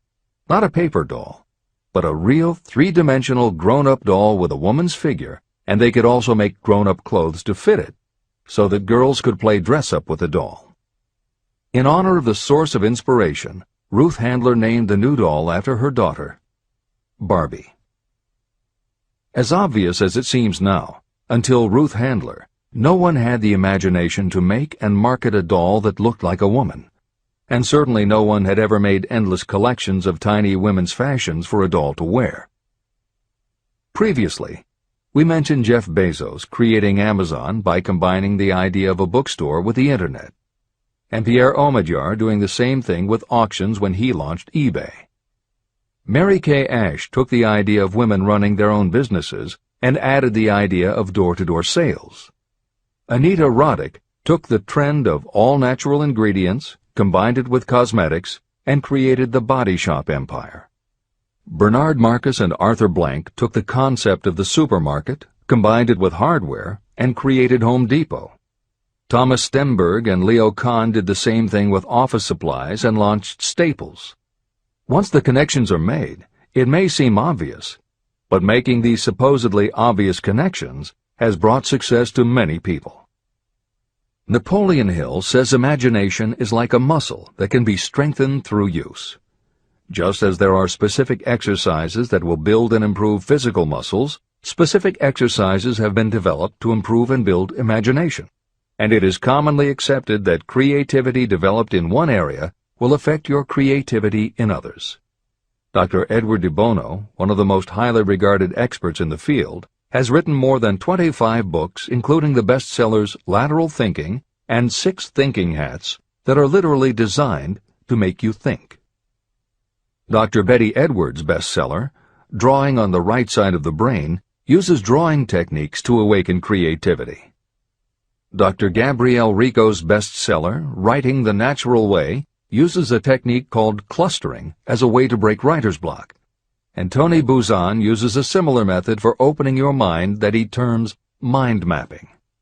In their bestseller, Super Learning, Sheila Ostrander and Lynn Schroeder show ways to use classical music. And Roger Von Eck suggests puzzles and riddles as stimuli in A Whack on the Side of the Head. This is the end of the editor's comments. Tapping into creative imagination. The earth on which you live, you yourself, and every other material thing are the result of evolutionary change, through which bits of matter have been organized and arranged in an orderly fashion. As far as science has been able to determine, the entire universe consists of but two things, matter and energy. Moreover, and this statement is of stupendous importance, this earth, every one of the billions of individual cells of your body, and every subatomic particle of matter began as an intangible form of energy. Through the combination of energy and matter has been created everything perceptible, from the largest star in the heavens down to and including man himself. Desire is a thought impulse. Thought impulses are forms of energy. When you begin the process of acquiring money by using the thought impulse of desire, you are drafting into your service the same stuff that nature used in creating this earth, as well as every material form in the universe, including your body and your brain, in which the thought impulses function. Editor's comments. Although recent developments in physics, gauge theory, string theory, membrane theory, and others, have advanced our understanding of matter and energy, Hill's preceding description remains in accord with modern science. The newer theories are variations on and refinements of the basic concept that everything in the universe is either space, time, matter, or energy. And as Einstein stated, energy and matter are in fact different forms of the same thing. As Hill says, everything from the stars to the solar system to the earth, to you, your brain, and that little spark called a thought, are all the same stuff. As when a tablecloth is spread out, there are folds and bumps in the fabric that are all different from each other, but they are all still tablecloth. Like the folds and bumps in the tablecloth, energy and matter are the same thing in different forms. Therefore you, matter, your thoughts, energy, and everybody else, matter, and their thoughts, energy, and all other things, matter, are not just interconnected, but are in essence all the same thing. Hill calls this interrelation of everything to everything else infinite intelligence.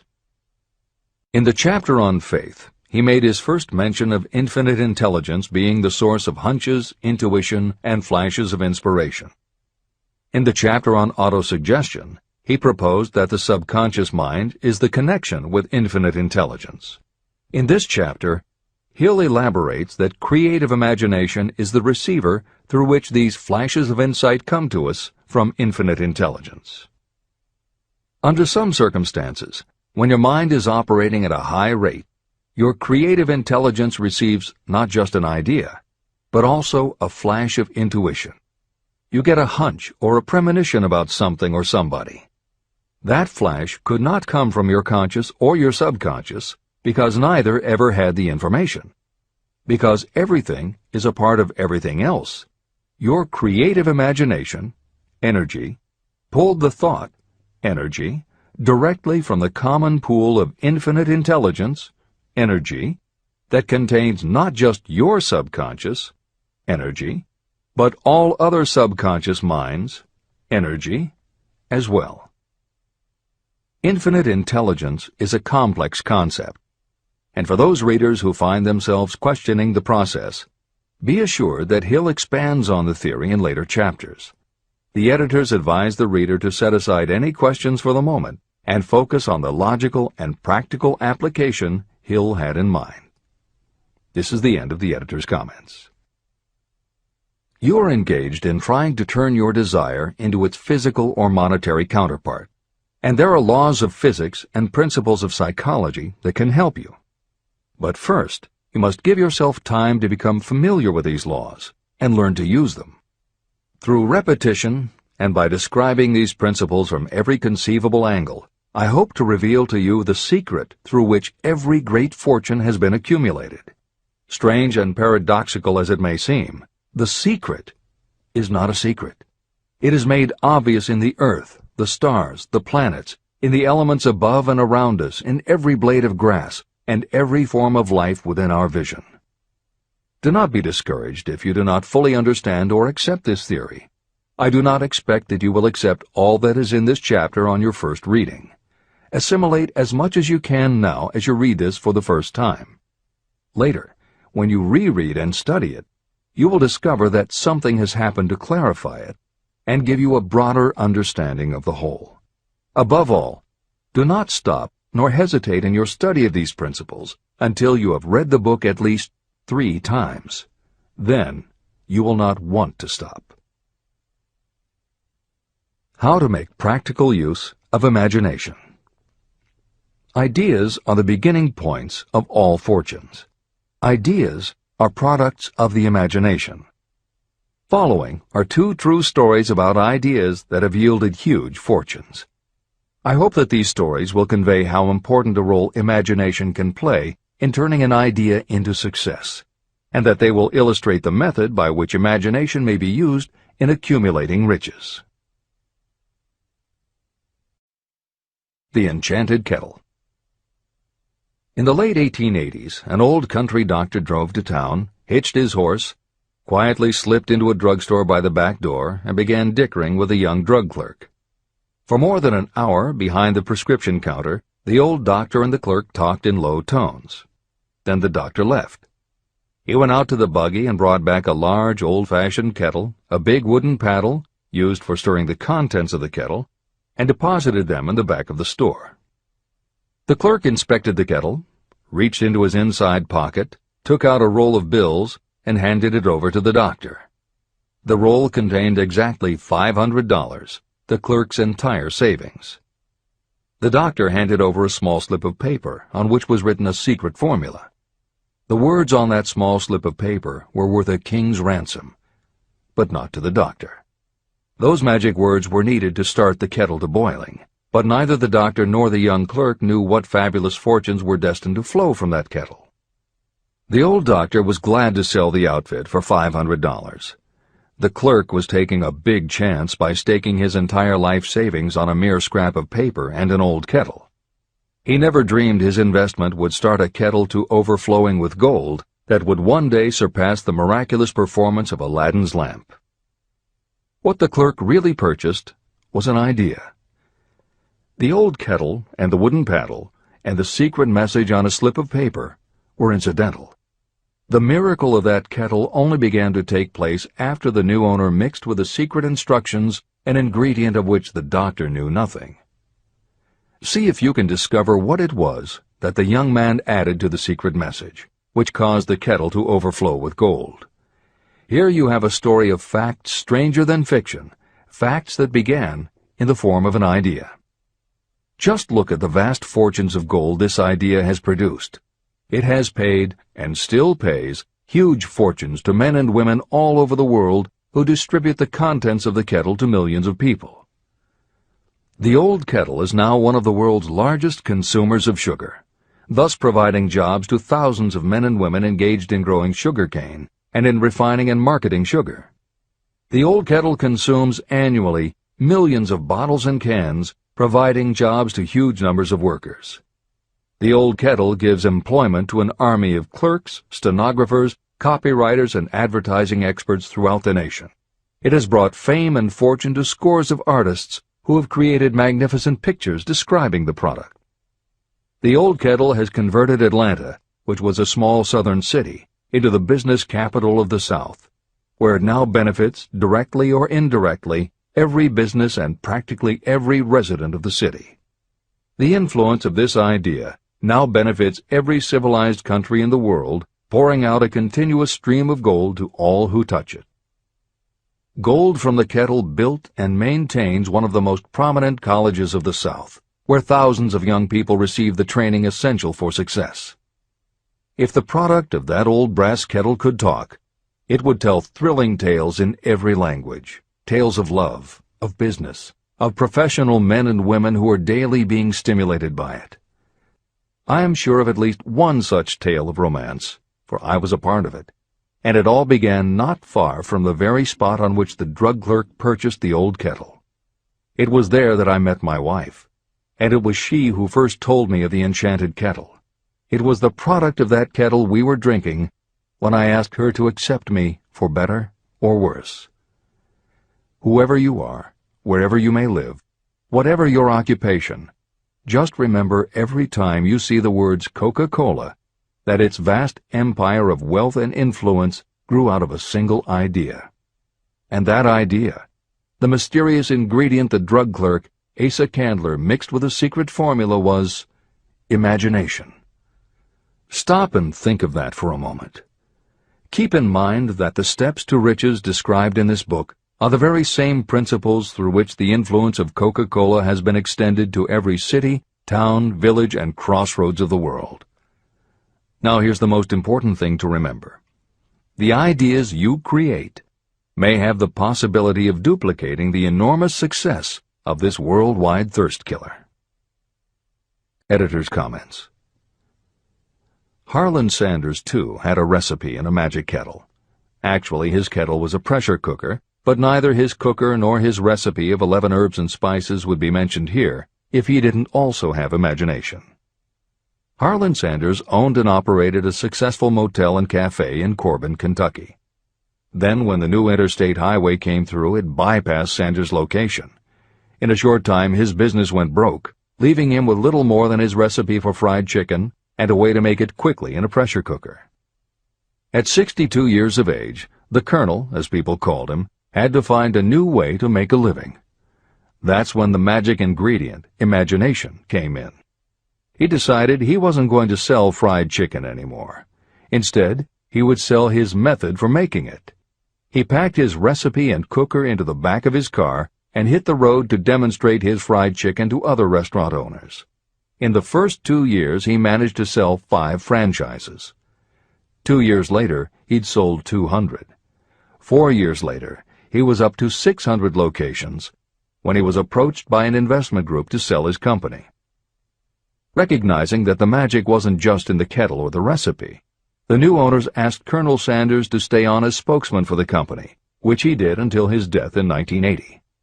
Today, there are almost 12,000 KFC locations in more than 80 countries with sales of nearly $10 billion a year. Debbie Fields was a 20-year-old housewife who loved to bake cookies. She had no formal education and no business experience, but she had a recipe and an imaginative idea that people would like to buy fresh, hot, soft cookies from a walk-up store. The business people and bankers she approached told her she was crazy, but she and her husband continued to pitch her idea to banker after banker until they finally wore one down enough to give Debbie Fields a loan to open a store in Palo Alto, California. By noon on her first day, she still hadn't sold a cookie, so she went out into the street and gave away samples. That did it. Her walk-in try-a-sample cookie store took off. Today, Mrs. Fields' stores are all across America. Harvard Business School uses her methods as a case study in efficiency, and Debbie Fields has become a best-selling author, an in-demand motivational speaker, and a television personality. Wally Famous Amos was a Los Angeles talent agent who copied a cookie recipe off the back of a bag of Nestle's chocolate chips. He made a few changes to personalize the recipe and started to give out his version of homemade cookies as a sort of calling card. His clients and business associates liked them so much that Wally finally decided to quit show business and open a store. He did it with a Hollywood agent's flair. He opened on Sunset Boulevard with 2,000 invitations, a red carpet, and celebrities. With the same flair, he put his picture on the bag, filled the bags with cookies, and started selling them to exclusive department stores and specialty shops. 10 years later, Famous Amos cookies were a $10 million business. Ray Kroc was over 50 and selling milkshake mixers when he heard about a hamburger stand in California, owned by Dick and Mac McDonald, that was doing great business. He packed his car and headed to San Bernardino to check it out. What he saw was a sit-down restaurant that had a limited menu featuring a good hamburger recipe, and they were serving them faster than any place he'd ever seen. Figuring that if there were more places like this, he could sell them a lot of milkshake mixers, Kroc pitched the McDonald brothers on the idea of opening some more McDonald's. They were interested, but they didn't know who they could get to open the new restaurants. This time, it was a recipe and a magic griddle, but it still needed the extra ingredient, imagination. On the spot, Ray Kroc offered to go into business with them and open the restaurants himself. According to the signs on the golden arches, Ray Kroc's imagination paid off in billions of hamburgers sold. In 1982, Howard Schultz went to work as the director of marketing for a small coffee importer wholesaler called Starbucks, which had only one location in Seattle's Pike Place Market. While he was on a trip to Italy, Schultz got the idea that the coffee bar culture he saw in Milan could be transposed to the downtown Seattle scene. He convinced the company to try it. His coffeehouse idea was such a success that Schultz went out and raised the money to buy the company. 5 years after he joined Starbucks, he was CEO of a company that had 17 locations. 15 years later, Schultz's coffeehouse culture was on every corner of America, and there were more than 7,000 Starbucks worldwide. As a final example of imagination, we offer Paul Newman's salad dressing. Now, it would seem that it doesn't take much imagination for a big celebrity to put his name on a product, and that's what Newman thought too. But when he and his partner, A.E. Hotchner, pitched their salad dressing idea to companies that specialize in marketing foods, nobody was interested unless they would personally put up about $1 million for the first year's operations. According to Newman and Hotchner's book, Shameless Exploitation, they found out that almost all celebrity products in the food business have been disastrous failures, and now nobody would touch them. So when it came to marketing salad dressing, even Paul Newman's big name wasn't the magic they needed. And unless they were willing to put up a ridiculous amount, money wasn't the magic either. The magic would have to be in the imaginative way that they would convince the right people to help them, and in having the perseverance to stick with it until they succeeded. And just like most everyone with an idea, they were told they were crazy to try it. They were turned down by bottling companies that wouldn't do small runs, and they were rejected by distributors who wouldn't take a chance on another celebrity product. In the end, it was one supermarket owner, Stu Leonard, who helped hook them up with the right suppliers. But even that wouldn't have been enough if Stu Leonard hadn't had enough imagination to see the possibilities and agree to put Newman's own salad dressing on the shelves in his store. 15 years later, Newman's Own Brands was a $100 million company, which gives all profits to charity. This is the end of the editor's comments.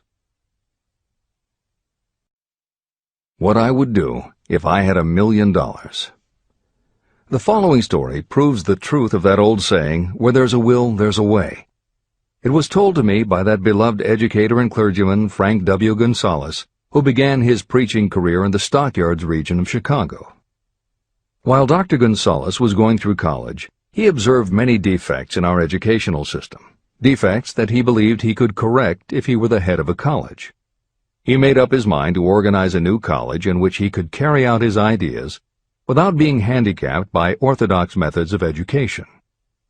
He needed $1 million to put the project across. Where was he to lay his hands on so large a sum of money? That was the question that absorbed most of this ambitious young preacher's thought, but he couldn't seem to make any progress. Every night, he took that thought to bed with him. He got up with it in the morning. He took it with him everywhere he went. He turned it over and over in his mind until it became a consuming obsession with him. Being a philosopher as well as a preacher, Dr. Gonzalez recognized, as do all who succeed in life, that definiteness of purpose is the starting point from which one must begin. He recognized, too, that definiteness of purpose takes on life and power when backed by a burning desire to translate that purpose into its material equivalent. He knew all these great truths, yet he did not know where or how to lay his hands on $1 million. The normal thing would have been to give up and quit, saying, "Ah, well, my idea's a good one, but I can't do anything with it because I can't raise the $1 million."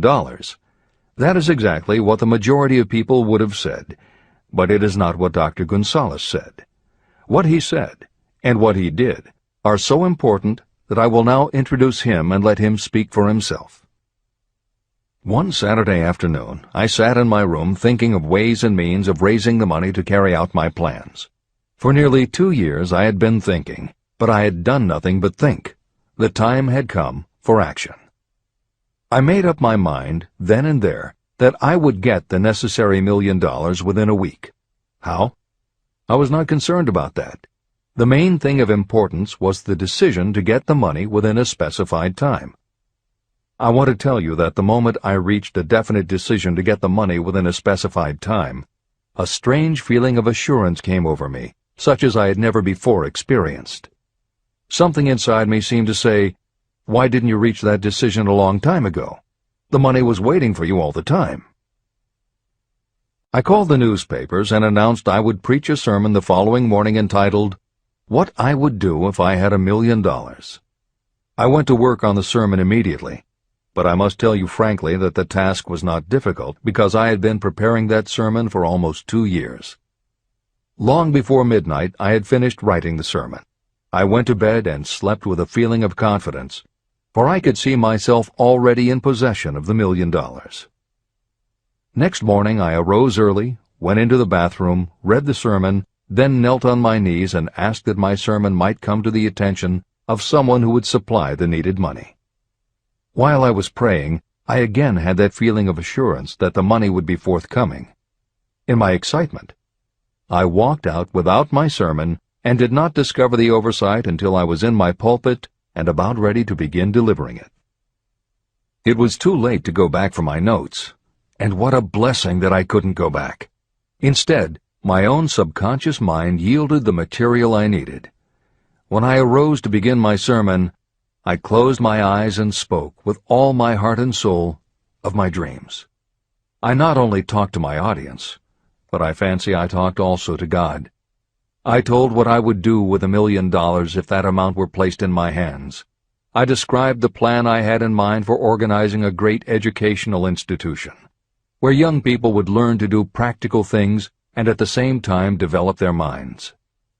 When I had finished and sat down, a man slowly arose from his seat, about 3 rows from the rear, and made his way toward the pulpit. I wondered what he was going to do.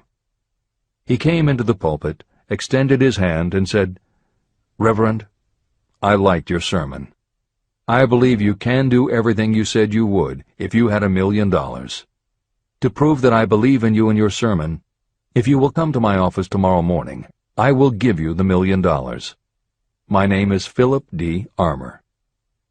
Young Gonzalez went to Mr. Armour's office, and the $1 million was presented to him. With that money he founded the Armour Institute of Technology, now known as Illinois Institute of Technology.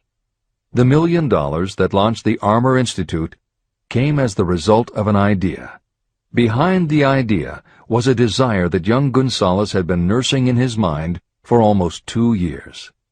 Observe this important fact.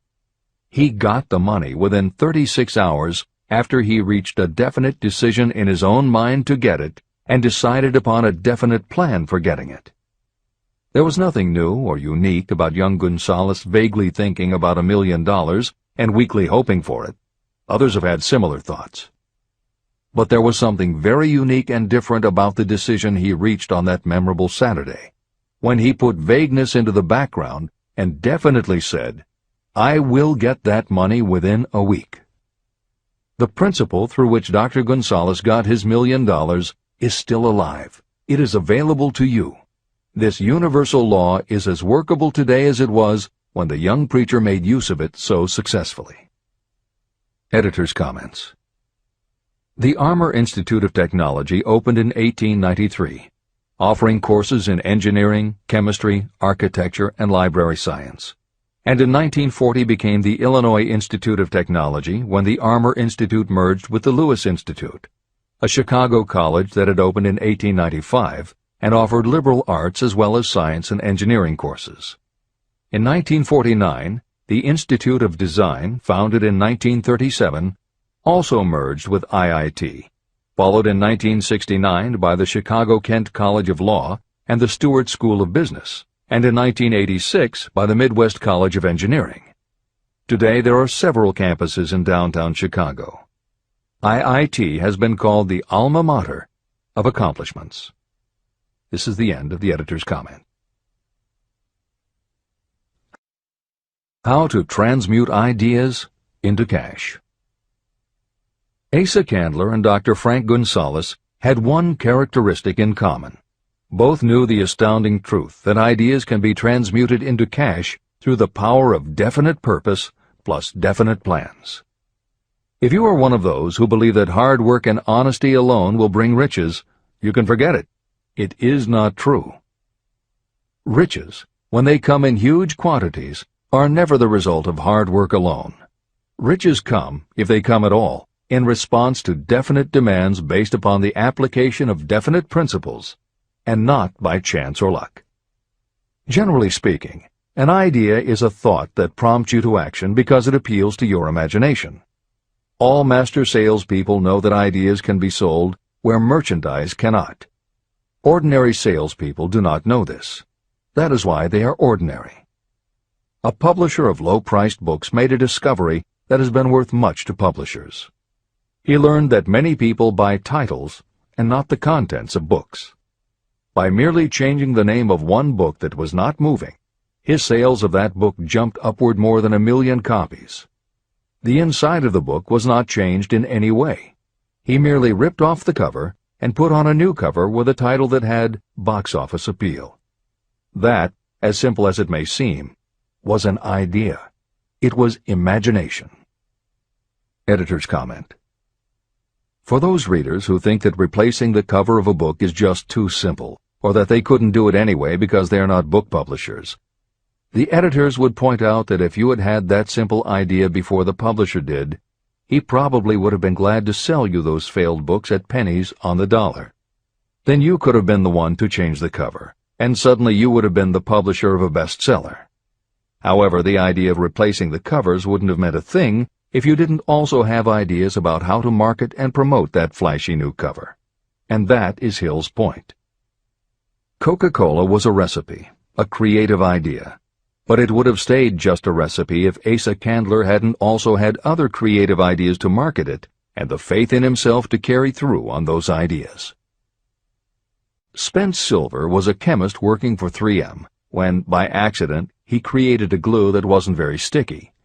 Needless to say, 3M was not much interested in glue that didn't stick, and Silver's invention was shelved as a failure. But Silver liked his glue, so for 5 years he kept demonstrating it to anyone who would listen. Nobody did, until Arthur Fry, who worked in the tape division at 3M, found that when he was at choir practice, he kept losing his place in the hymnal because the pieces of paper he used to mark his place slipped down or fell out of the book. A little of Silver's not very sticky glue on the slips of paper, and they stayed where he wanted them, then peeled off easily when he was done. That was the eureka moment. They had just invented the world's best bookmark, Post-its. But that's not the end of the story, or the end of the imaginative ideas that were needed to make Post-its happen. Fry would also need perseverance. First, he had to convince the engineers to solve production problems, and to do it, he knocked a hole in his basement wall so he could install a prototype of the production equipment. He stuck with it, and finally, 2 years later, 3M gave the project to their marketing department. The marketing experts put together ads and brochures selling this sticky notepad idea and rolled it out in a 4-city test. The results were a disaster. Nobody got it, so nobody bought it. Who would pay money for scratch paper? The Post-it project was about to be scrapped when Jeffrey Nicholson and Joseph Ramey added their imaginations. Like Silver and Fry, Nicholson and Ramey had faith in the idea because they saw how people in their office fell in love with these little sticky pieces of paper once they started working with them. So Nicholson and Ramey went to Richmond, Virginia, one of the 4 test cities that had failed, and they went up and down the business district, going into offices and giving pads of Post-its to receptionists, secretaries, and anyone else who would listen. Whereas 3M's conventional marketing machinery had failed, Giving Post-its to the people who would actually use them did the trick. Once those Richmond office workers started to use Post-its, it didn't seem like a bad idea at all to pay for scratch paper. They got it, and they bought it. The Richmond test turned from failure to success, and soon Post-its were sticking to everything around the world. Here's another simple idea that imagination turned into success. The story began with a man whose problem was just the opposite of spent silvers. This man had something that stuck too well. George de Mestral was a Swiss mountaineer who went hunting one day with his dog. But when they got home, they were both covered with burrs. The burrs were so difficult to remove that de Mestral put them under a magnifying glass to learn why. He saw that they were covered with tiny hooks which attached themselves to fur and fabric. That was when the flash hit. If burrs stuck where you didn't want them, why couldn't you put tiny hooks on things so they would stick where you did want them? Like everyone else mentioned in this book, de Mestral had an imaginative idea, but that was just the beginning. He also had the faith in himself to keep going when people laughed at his idea, which many did, until he eventually found a French textile plant that would help him do what he wanted. However, even when they finally worked out a way to use cotton fabric to make what they called locking tape, they couldn't afford to mass-produce it. And that's when de Mestral accidentally discovered that when you sew nylon under infrared light, it naturally made little hooks. Now they could manufacture it economically. All they needed was a name. One side was fuzzy like velvet, and the other side was crochet, the French word for hook. Take half vel and half crow, combine it with imagination. The result is Velcro, and a Swiss mountaineer becomes a business tycoon. The Sony Corporation once tried to make a very small stereo tape recorder that would work with standard-size cassettes, but they couldn't do it. They could make a small playback machine, but at the time the electronics needed to also make it a recording machine just couldn't be made small enough. They concluded that the design was a failure. Then one day Sony's honorary chairman, Masaru Ibuka, walked into the laboratory and saw that a few of the engineers were using the prototypes of the failed tape recorder to listen to music tapes. They didn't seem to care that it couldn't record. They just liked to be able to walk around listening to their favorite music. Then came the imaginative idea that made all the difference. Ibuka remembered that another division was working on lightweight headphones. That was the flash. Ibuka's imagination made the connection that the rest of the engineers had not. In Ibuka's view, they hadn't made a failed recorder. They had created a successful private stereo listener. They added the headphones, named it the Walkman, and it revolutionized both the music business and the electronics industry. Clarence Saunders was a grocery clerk in a small southern retail store. One day he was standing with a tray in his hands waiting his turn in a cafeteria. He had never earned more than $20 a week before then, and no one had ever noticed anything about him that indicated unusual ability, but something took place in his mind as he stood in the line of waiting people that put his imagination to work. That was when he came up with the idea that this same self-serve concept would also work at the grocery store. Clarence Saunders took the idea to his boss. Naturally, his boss told him he was crazy. So Clarence Saunders quit his job, went out and did what he needed to do to raise the money, and opened the first self-serve grocery store. He called it Piggly Wiggly, and Clarence Saunders, the $20-a-week grocery clerk, rapidly became the multi-million-dollar chain store groceryman of America. Sylvan Goldman was the owner of a number of Piggly Wiggly stores in Oklahoma, and like any good businessman, he spent a lot of time watching his customers go up and down the aisles, putting their choices into their baskets or net shopping bags. One night, while trying to figure out how to get his customers to buy more at one time, he found himself staring at a basket sitting on the seat of a wooden folding chair. Eureka! He called in his mechanic, Fred Young. They put some wheels on the bottom of the legs, added another basket below the seat, and the shopping cart was born. As this edition is being readied for publication, there are about 35 million shopping carts in America, and approximately 1.25 million new carts are sold each year. Thomas Stemberg, whom we also mentioned earlier, was another supermarket executive who watched his customers as they shopped. By this time, shopping carts were well established in supermarkets, and it was because his customers were pushing shopping carts up and down the aisles that he got his flash of inspiration. He was so sure of his idea that he convinced another supermarket executive, Leo Kahn, to join him. Together, they took the supermarket concept and applied it to selling office supplies. And in 1986 they opened their first store in Brighton, Massachusetts. They called it Staples. In 1989 they took the company public, and 10 years later there were more than 1,000 Staples stores with revenues exceeding $7 billion. We'll end this commentary with another set of connected stories, which make the point that sometimes the most imaginative part of marketing is in the timing. If you were to go shopping in the late 1800s, it usually meant bartering with a merchant who would then have to get the goods from storage shelves kept behind the counter. In the 1870s, fixed pricing was just starting to be used by storekeepers. Merchants were trying the idea by setting out a table of merchandise that was all priced the same, usually 5 cents. Frank Winfield Woolworth was a clerk in a general store, and he convinced the store owner to let him try the 5-cent table idea. Although it worked, the owner wasn't impressed. So Woolworth borrowed $350 from his boss, and in 1879 opened his first 5-cent store in Utica, New York. It was an entire store full of goods where everything cost a nickel. A year later, he had 4 stores, and the 4th one, in Lancaster, Pennsylvania, was the first that he named F.W. Woolworth's 5 and 10 cent store. 20 years later, he had 238 stores. By the time of his death in 1919, there were over 1,000 F.W. Woolworth locations. He had established the first nationwide chain of general merchandise stores, and he had built the tallest building in New York City as his headquarters. The Woolworth Company stayed true to the original idea and didn't carry any merchandise that cost more than a dime until 1932, when the top price was raised to 20 cents. But as times changed, the fixed price was dropped, the merchandise became more varied, and the company kept growing until it had over 8,000 stores worldwide, selling everything from notions to appliances and furniture. Then in the 1960s and 1970s, something started to happen.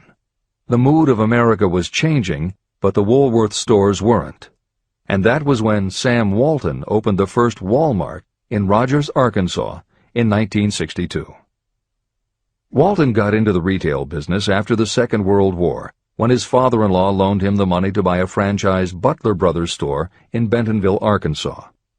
By 1962, Sam and his brother Bud owned 16 variety stores in Arkansas, Missouri, and Kansas. It was in these stores that Sam Walton first started adding the magic ingredient of imagination. In addition to his flair for promotion, Sam tried new approaches to the way household goods and general merchandise could be sold at retail. He insisted on clean, well-lighted interiors, and he introduced the concept of self-service, with aisles wide enough for shopping carts and checkout counters at the front of the store. He also started buying direct from manufacturers, and he created profit-sharing plans that kept his family of employees loyal, hard-working, and neighborly. In 1962, he incorporated those and other imaginative ideas when he opened his first store that he called Walmart. The basic magic was that he sold brand-name merchandise at discount prices, but there was also magic in the way he kept a friendly hometown feel to his store, even though it was what is now called a big box store. Sam Walton's Walmart store was a success, so he just kept building and opening more of them, first in small towns and rural areas, then in larger towns, then big cities, and it wasn't long before he had a national chain. By 1992, when Sam Walton died, there were more than 1,700 Walmart stores. It was the biggest retailer in the country, it employed more than 600,000 people, and Sam Walton was the richest man in America. In 2003, the stores numbered more than 3,200 in the U.S. and more than 1,100 in foreign countries. The company employed more than 1,300,000 people worldwide and served more than 1 million customers a week. Along the way, Woolworths and other older retailers such as Kresge's tried to get on the bandwagon with their Woolco and Kmart stores, but they couldn't seem to get it right. They had given up their old five-and-dime identity to become higher-priced general retailers, and when Walmart came along and redefined that part of the market, the others seemed to have run out of the kind of imagination they'd had in the beginning. Now, here's the twist to the story. David Gold was running a liquor store that he had inherited from his father. He noticed that whenever he put out a display of goods priced at 98 cents or $1, the goods would sell okay, but if his sign said 99 cents, the goods sold out in no time. He decided that he would open a store called the 99-cent only store, where everything would be priced at 99 cents. Sound familiar? Frank Woolworth's imaginative idea from 1879, which had been dropped at his namesake chain by the 1940s and 1950s, had just gotten a fresh shot of imagination from David Gold in 1982. As usual, friends and family told him he was crazy, but David Gold went out to find suppliers who would sell him discontinued merchandise or overproduced products at a price low enough that he could offer them to the public at 99 cents. He found them.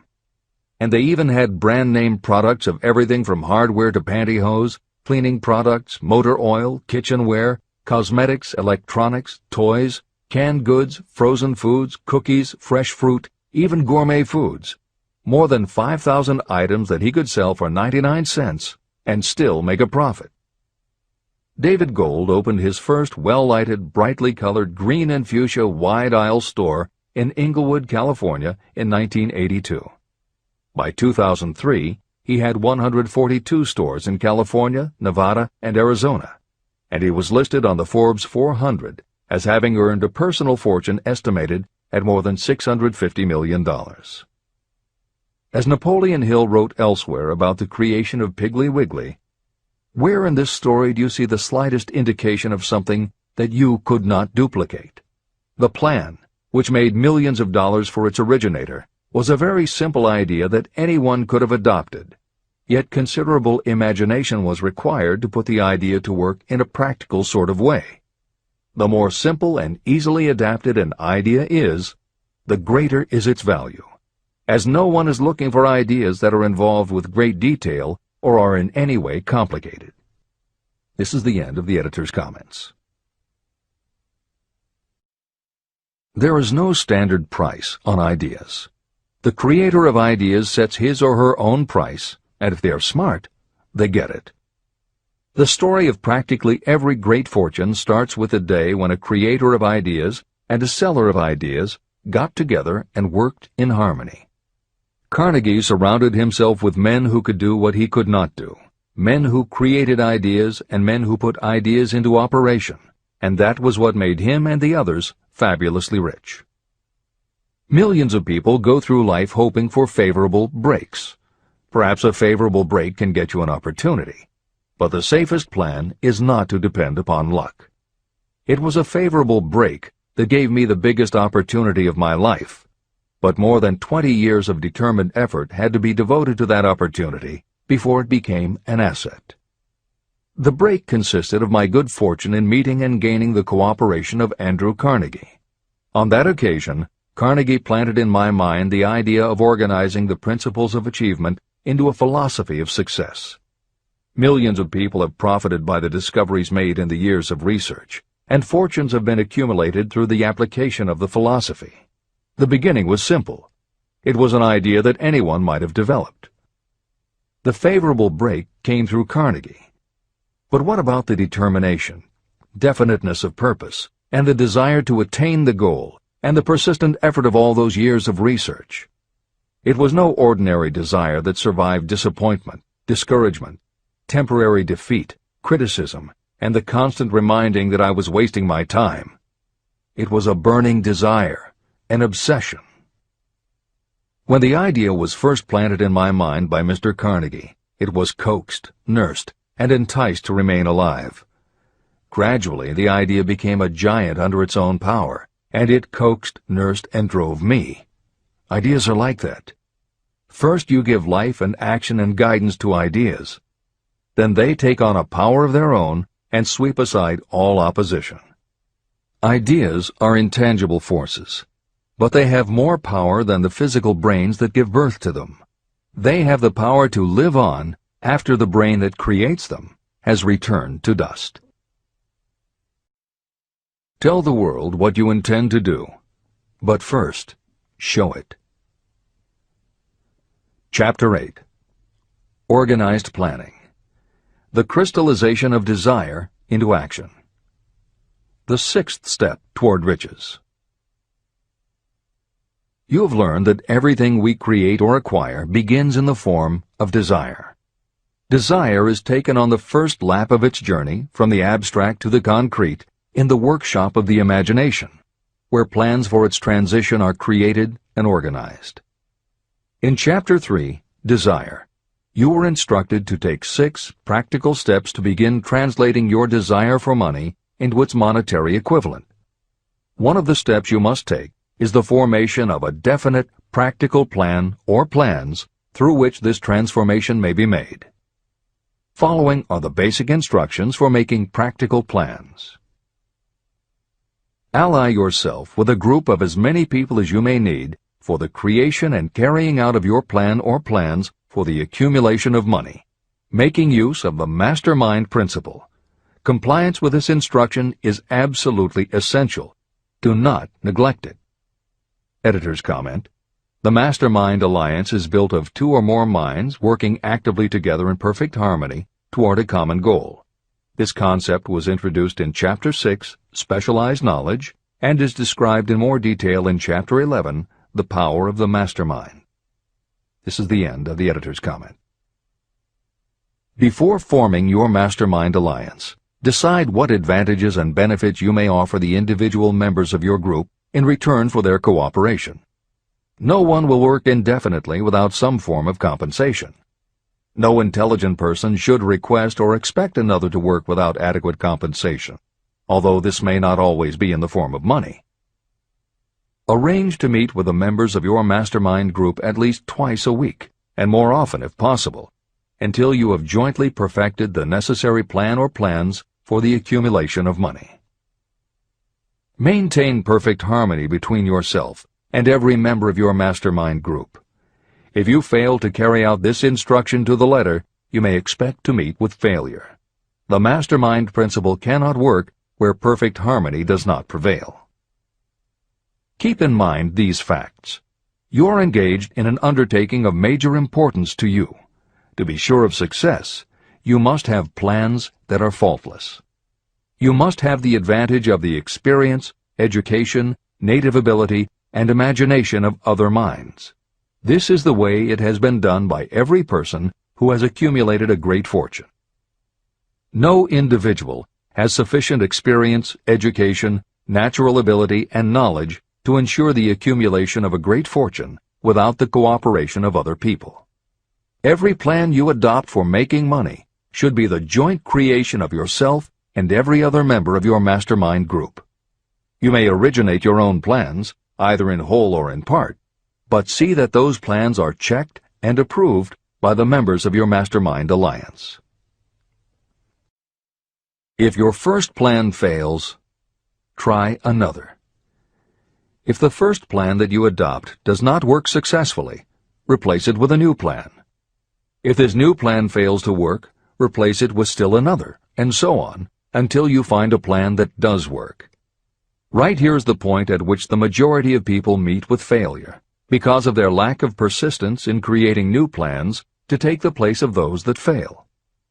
The most intelligent person living cannot succeed in accumulating money, or in any other undertaking, without plans that are practical and workable.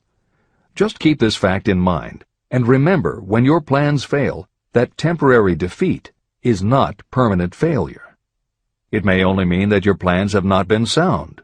Build other plans. Start all over again. Temporary defeat should mean only one thing: the certain knowledge that there is something wrong with your plan. Millions of people go through life in misery and poverty because they lack a sound plan through which to accumulate a fortune. Your achievement can only be as good as the plans you make. You are never whipped until you quit in your own mind. James J. Hill, who was the greatest railroad builder of them all, met with temporary defeat when he first tried to raise the capital needed to build the Great Northern Railroad from the east to the west. But he turned defeat into victory through new plans. Henry Ford met with temporary defeat not only at the beginning of his automobile career, but even after he had gone a long way toward the top. But he, too, created new plans and went marching on to financial victory. We see people who have accumulated great fortunes, but we often recognize only their triumph, and we overlook the temporary defeats that they had to surmount before arriving. No follower of this philosophy can reasonably expect to accumulate a fortune without experiencing temporary defeat. When defeat comes, accept it as a signal that your plans are not sound. Rebuild those plans and set sail once more toward your goal. If you give up before your goal has been reached, you're a quitter. A quitter never wins, and a winner never quits. Write this sentence on a piece of paper in letters an inch high and place it where you will see it every night before you go to sleep and every morning before you go to work. When you begin to select members for your mastermind group, choose those who do not take defeat seriously. Some people foolishly believe that only money can make money. This is not true. Desire, transmuted into its monetary equivalent through the principles in this book, is the way money is made. Money, of itself, is nothing but inert matter. It cannot move, think, or talk, but it can hear when someone who desires it calls it to come. Intelligent planning is essential for success in any undertaking designed to accumulate riches. Following are detailed instructions to those who must begin the accumulation of riches by selling personal services. It should encourage you to know that practically all the great fortunes began either from selling personal services or from the sale of ideas. When you think about it, what else except ideas and personal services can you give in return for riches if you don't have products or property? Leaders and followers. Broadly speaking, there are two types of people in the world. One type is known as leaders, and the other as followers. Decide at the outset whether you intend to become a leader in your chosen calling or remain a follower. The difference in compensation is vast. The follower cannot expect to make as much as a leader, although some followers make the mistake of thinking they should. It is no disgrace to be a follower. On the other hand, it is no credit to remain a follower. Most great leaders began as followers. They became great leaders because they were intelligent followers. With few exceptions, the person who cannot follow a leader intelligently cannot become an efficient leader. The person who can follow a leader most efficiently is usually the person who develops into leadership most rapidly. An intelligent follower has many advantages, including the opportunity to acquire knowledge from the leader. The major attributes of leadership. The following are important factors of leadership. 1. Unwavering courage based upon knowledge of yourself and your occupation. No follower wishes to be dominated by a leader who lacks self-confidence and courage. Certainly no intelligent follower will be dominated by such a leader for very long. 2. Self-control. The person who cannot control himself can never control others. Self-control sets a strong example for your followers, which the more intelligent followers will emulate. 3. A keen sense of justice. Without a sense of fairness and justice, no leader can command and retain the respect of their followers. 4. Definiteness of decision. Those who waver in decisions show that they are not sure of themselves and therefore cannot lead others successfully. 5. Definiteness of plans. Successful leaders must plan their work and work their plans. Leaders who move by guesswork, without practical definite plans, are like a ship without a rudder. Sooner or later, they will land on the rocks. 6. The habit of doing more than paid for. One of the penalties of leadership is the necessity of the leaders to willingly do more than they require of their followers. 7. A pleasing personality. Leadership calls for respect. Followers will not respect a leader who does not grade high on all of the factors of a pleasing personality. 8. Sympathy and understanding. Successful leaders must be in sympathy with their followers. Moreover, they must understand them and their problems. 9. Mastery of detail. Successful leadership calls for mastery of the details of the leader's position. 10. Willingness to assume full responsibility. Successful leaders must be willing to assume responsibility for the mistakes and the shortcomings of their followers.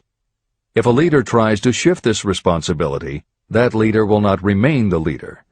If one of your followers makes a mistake or is incompetent, you must consider that it is you who failed.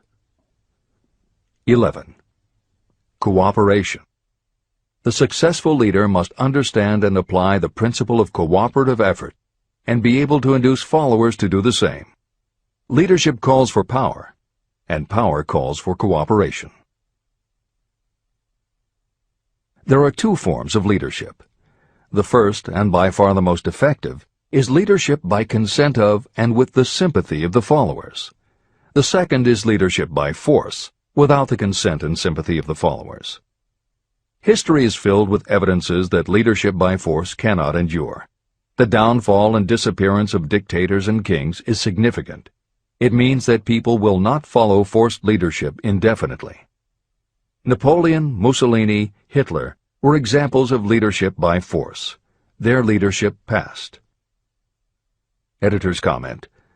The following may also be added to the list: Idi Amin, Francisco Franco, Saddam Hussein, Ferdinand Marcos, Slobodan Milosevic, Juan Perón, General Augusto Pinochet, Pol Pot, General Suharto, the Taliban leaders in Afghanistan, Marshal Josip Broz Tito, Joseph Stalin, and subsequent leaders of the Soviet Union, East Germany, and the other countries in the Communist bloc. This is the end of the editor's comment. Those that remain see their power eroding and slipping away. Leadership by consent of the followers is the only leadership that can endure. People may follow forced leadership temporarily, but they will not do so willingly. Successful leaders will embrace the 11 factors of leadership described in this chapter, as well as some other factors. Those who make these attributes the basis of their leadership will find abundant opportunity to lead in any walk of life. The 10 major causes of failure in leadership. The following are the major faults of leaders who fail. It is just as essential for you to know what not to do as it is to know what to do. 1.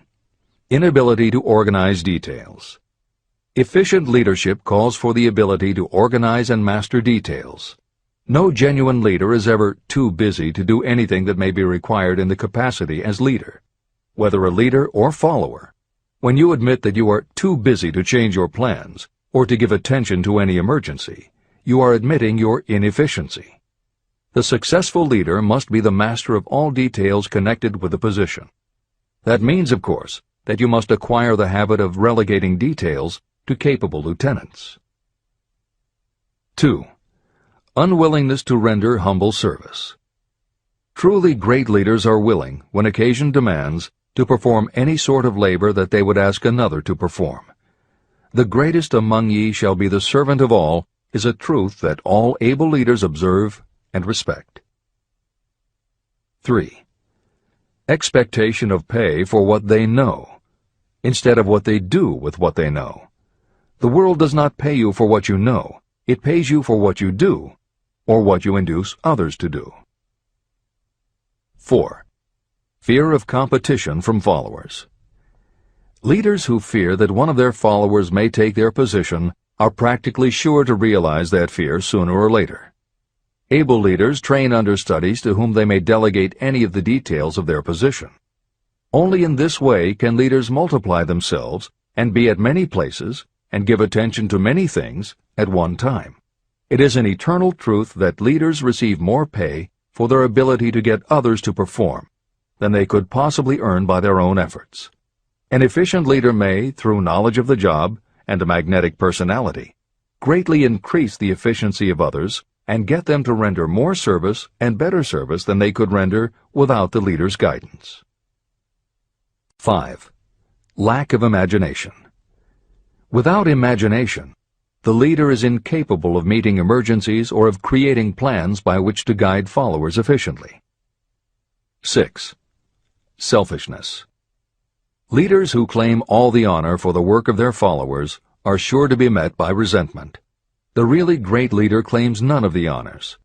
Great leaders are content to see the honors, when there are any, go to their followers, because the great leaders know that most people will work harder for commendation and recognition than they will for money alone. 7. Intemperance. Followers do not respect an intemperate leader. Moreover, intemperance in any form destroys the endurance and the vitality of those who indulge in it. 8. Disloyalty. Perhaps this should have come at the head of the list. Leaders who are not loyal to their duty, and to those both above and below them, cannot maintain their leadership for long. Disloyalty marks you as being less than the dust of the earth, and it will bring the contempt it deserves. Lack of loyalty is one of the major causes of failure in every walk of life. 9. Emphasis of the authority of leadership. The efficient leader leads by encouraging, and not by trying to instill fear in the hearts of those who follow. Leaders who try to impress their followers with their authority come within the category of leadership through force. If you are a real leader, you will have no need to advertise that fact. It is apparent in your conduct, by your sympathy, understanding, fairness, and a demonstration that you know your job. 10. Emphasis of title. Competent leaders require no title to give them the respect of their followers. Leaders who make too much of their titles generally have little else to emphasize. The doors to the office of the real leader are open to all and free from formality or ostentation. These are among the most common causes of failure in leadership. Any one of these faults is sufficient to cause failure. Study the list carefully if you aspire to leadership, and make sure that you are free of these faults. Editor's comment. Warren Bennis, a professor who teaches management and organization, said, "A manager is someone who does things right. A leader is someone who does the right thing." Admiral Grace Hopper was the ranking female Navy officer when she was interviewed for 60 Minutes. She said, "You manage things. You lead people." This is the end of the editor's comment.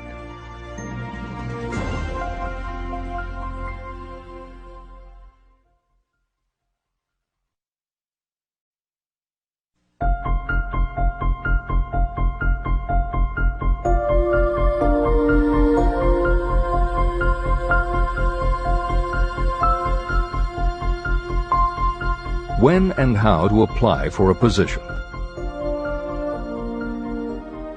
The information described here is the net result of many years of experience during which thousands of men and women were helped to market their services effectively. Editor's comment.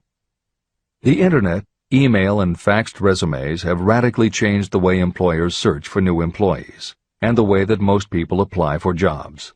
However, Think and Grow Rich was never intended for most people. It was written for those who want to stand out. If you are such a person, the editors of this revised and updated edition strongly advise that you give serious thought to each of the following suggestions about how to apply for a position and how to prepare a resume. If you are tempted to think the suggestions are too obvious, simplistic, or out of date, we assure you they are not. In those instances where it is appropriate to update the material, we have added commentary. This is the end of the editor's comment. 1. Employment agencies. Care must be taken to select only reputable companies that can show adequate records of achievement of satisfactory results. Editor's comment. As anyone in the job market knows, Today, employment agencies range from companies that supply temporary office help to headhunters who connect high-level executives with companies seeking experienced management talent. If you are seeking a mid to upper-level position, the old adage that you get what you pay for is particularly true. This is the end of the editor's comment. 2. Advertising in newspapers, trade journals, magazines. Classified advertising may produce satisfactory results for those applying for entry-level, clerical, or salaried positions. For those seeking executive positions, a well-written and well-designed display ad, though more expensive, may be more desirable. The copy should be prepared by an expert who understands how to inject sufficient selling qualities to produce replies. Editor's comment. For individuals, the display ad approach is not very common in the contemporary job market. But for that reason, if you are sure of the position you want, a well-written and well-designed ad selling yourself and placed in the right trade paper or industry journal might be just the thing to get the attention you want. However, if you attempt this approach, be prepared that it will be an expensive experiment. In effect, you will have gone into the advertising business, and it is a rule of thumb in advertising that a single ad rarely sells anything. It usually requires multiple exposures before the buyer, the potential employer, is motivated to hire, a product, you. This is the end of the editor's comment. 3. Personal letters of application. These should be directed to particular firms or individuals that could need the kind of service or experience you have to offer. Letters should be neatly typed always and signed by hand. You should include a complete resume or outline of your qualifications. Both the letter of application and the resume should be prepared by an expert. Editor's comment. In the contemporary job market, sending a letter of application when no job has been advertised can, in fact, be a very successful approach. But this is only for those who truly know what they want and will take the time to prepare a convincing presentation.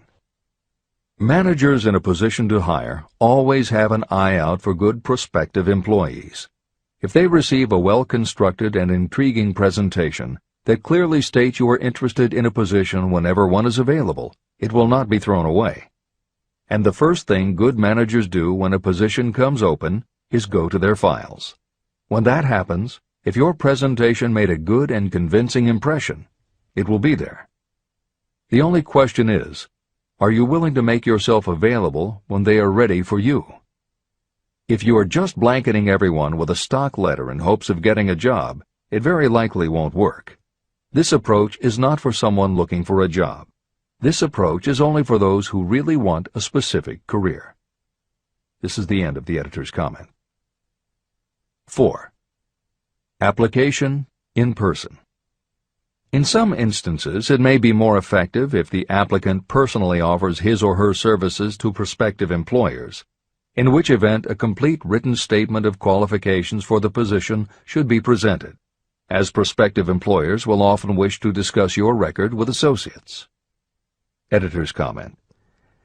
Asking for an interview when no job has been advertised is an even stronger statement that you know what you want and you are serious about working in a particular industry. If you pursue this approach, keep in mind that you are asking someone to give you their time. Some managers will not be receptive because it does not fit into their company's business practice, and some managers will just find it an annoyance. This approach will work for you only if you are confident that you can make an outstanding impression in person. If you make a strong, positive impression, it will be remembered when an opening is available. This is the end of the editor's comment. 5. Application through personal acquaintances. When possible, the applicant should approach prospective employers through some mutual acquaintance. This method is particularly advantageous in the case of those who seek executive connections and do not wish to appear to be peddling themselves. Information to be supplied in a written resume. A good resume should be prepared as carefully as a lawyer would prepare the brief for a case to be tried in court. Unless the applicant is experienced in the preparation of such briefs, an expert should be consulted for this purpose. When successful businesses want to advertise, they hire specialists who understand the psychology of advertising to sell their products. If you are selling your personal services, you should do the same. Editor's comment. The job market in America has never been as bad as it was when Napoleon Hill wrote the preceding paragraph. Because of the Great Depression, many adults had never had any kind of steady job, let alone sought a career position, and there were few places to learn how to do it. Since that time, many excellent books have been published on the subject, and companies that offer professional help in preparing resumes have become very common. However, neither books nor copywriters are magic. It all begins with what you have to offer.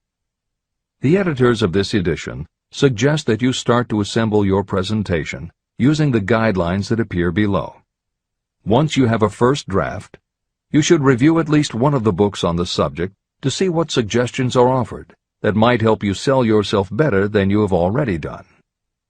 Then, depending how satisfied you are, you might also want to seek advice from a professional who specializes in such presentations. We offer 2 notes of caution. First, make sure that your presentation does not look like something turned out by a resume mill. Having received many resumes over the years, the editors warn you that some professionals use the same stock phrases, buzzwords, and formats for every client, and this can be a dead giveaway that someone else prepared your resume, or that you have simply copied from a book. Your intention should be to make yours stand out. The second word of caution is, don't go overboard in trying to stand out.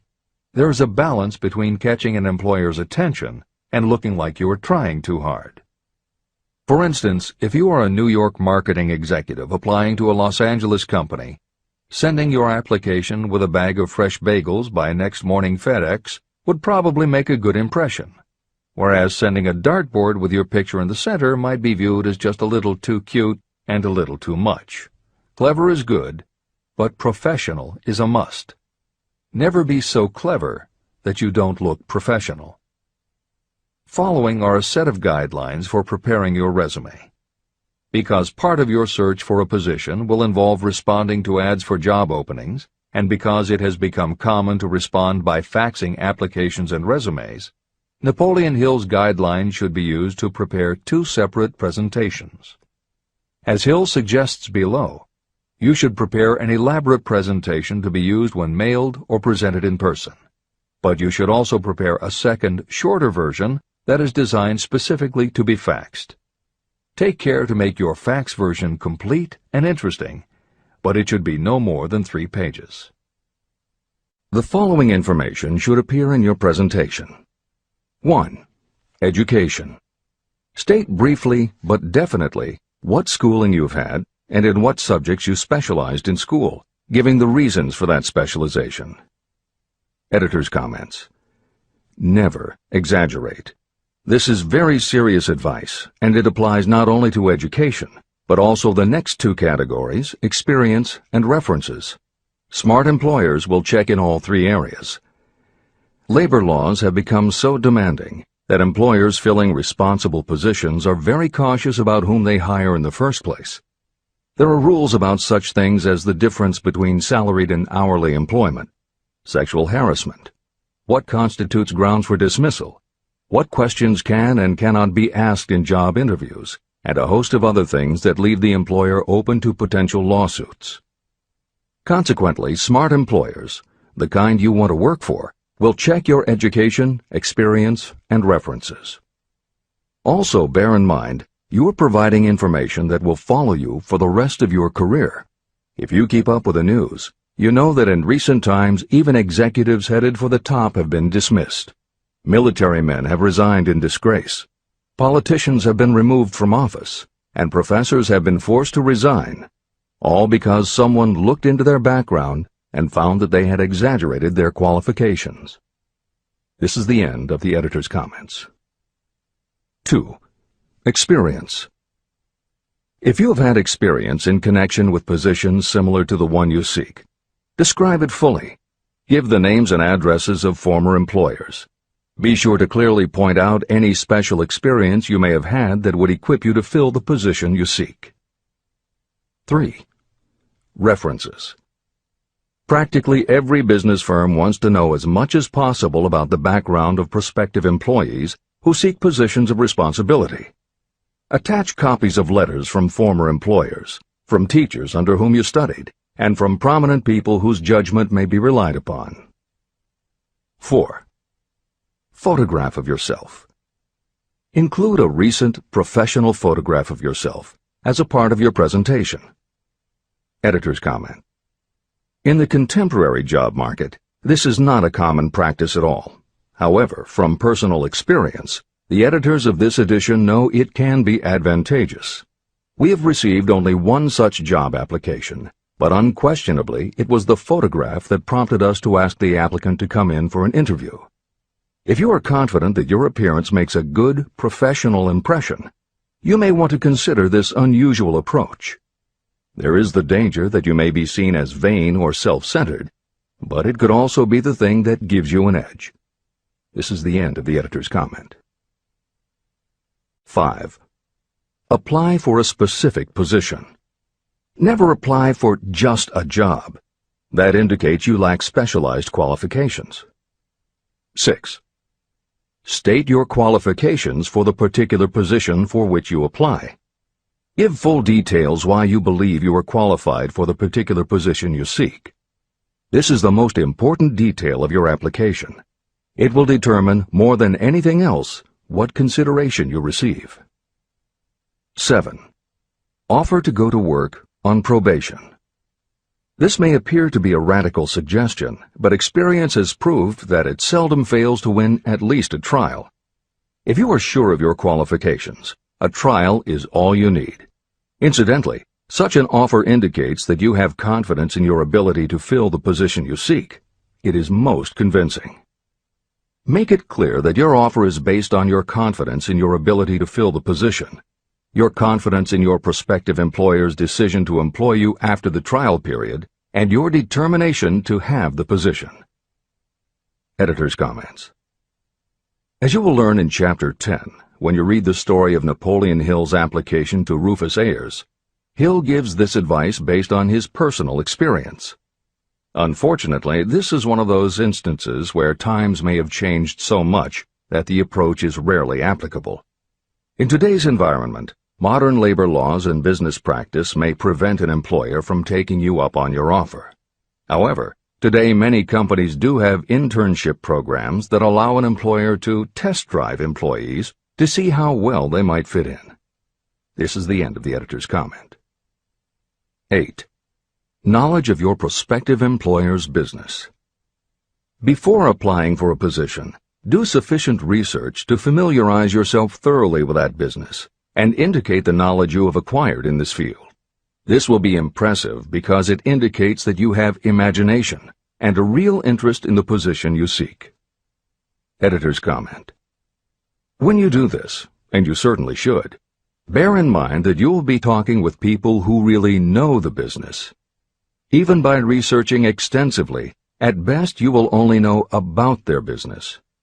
If you try to appear too knowledgeable or familiar, it may backfire and reveal that you have only a superficial view of the business. Unless you are already working in the particular industry and have insights based on experience, do not be presumptuous. Use your knowledge to indicate that you have taken the time to educate yourself and that you really are interested, but don't try to tell a prospective employer how you would run the business. This is the end of the editor's comment. Remember that it is not the lawyer who knows the most law, but the one who best prepares his case who wins. If your case is properly prepared and presented, your victory will have been more than half won at the outset. Do not be afraid of making your presentation too long. Employers are just as much interested in purchasing the services of well-qualified applicants as you are in securing employment. In fact, the success of most successful employers is due to their ability to select well-qualified lieutenants. They want all the information available. Editor's comment. As noted above, when faxing a resume, it should be no more than 3 pages and should state that you will be pleased to provide a more detailed resume if required. This is the end of the editor's comment. Remember another thing. Neatness in the preparation of your resume and application will indicate that you are a painstaking person. Successful salespeople groom themselves with care. They understand that first impressions are lasting. Your presentation is your sales rep. Give it a good suit of clothes, so it will stand out in bold contrast to anything else your prospective employer ever saw. If the position you seek is worth having, it is worth going after with care. More important, if you sell yourself in a manner that shows off your individuality, you probably will receive more money from the very start than you would if you applied for employment in the usual conventional way. When your resume package has been completed, you should prepare individual and personalized copies for each company or person to whom it will be presented. This personal touch is sure to command attention. Have it neatly typed, proofread, printed, and properly bound on the finest paper you can obtain. Your photograph should be mounted and included on one of the pages. Prepare a separate binding with the proper company name inserted, if it is to be shown to more than one company. If you seek employment through an employment agency, have the agent use copies of your presentation in marketing your services. This will help to gain preference for you, both with the agent and the prospective employers. I've helped to prepare presentations for clients that were so striking and out of the ordinary that they resulted in the employment of the applicant without a personal interview. If you want similar results, follow the instructions to the letter, improving upon them however your imagination suggests. Editor's comments. Today, every office supply store offers a wide variety of paper stock, folders, binders, and presentation materials that can be put together in a way that is both unique and professional looking. With all of those possibilities available, if you simply present standard sheets of paper stapled in the corner, the response will very likely be standard too.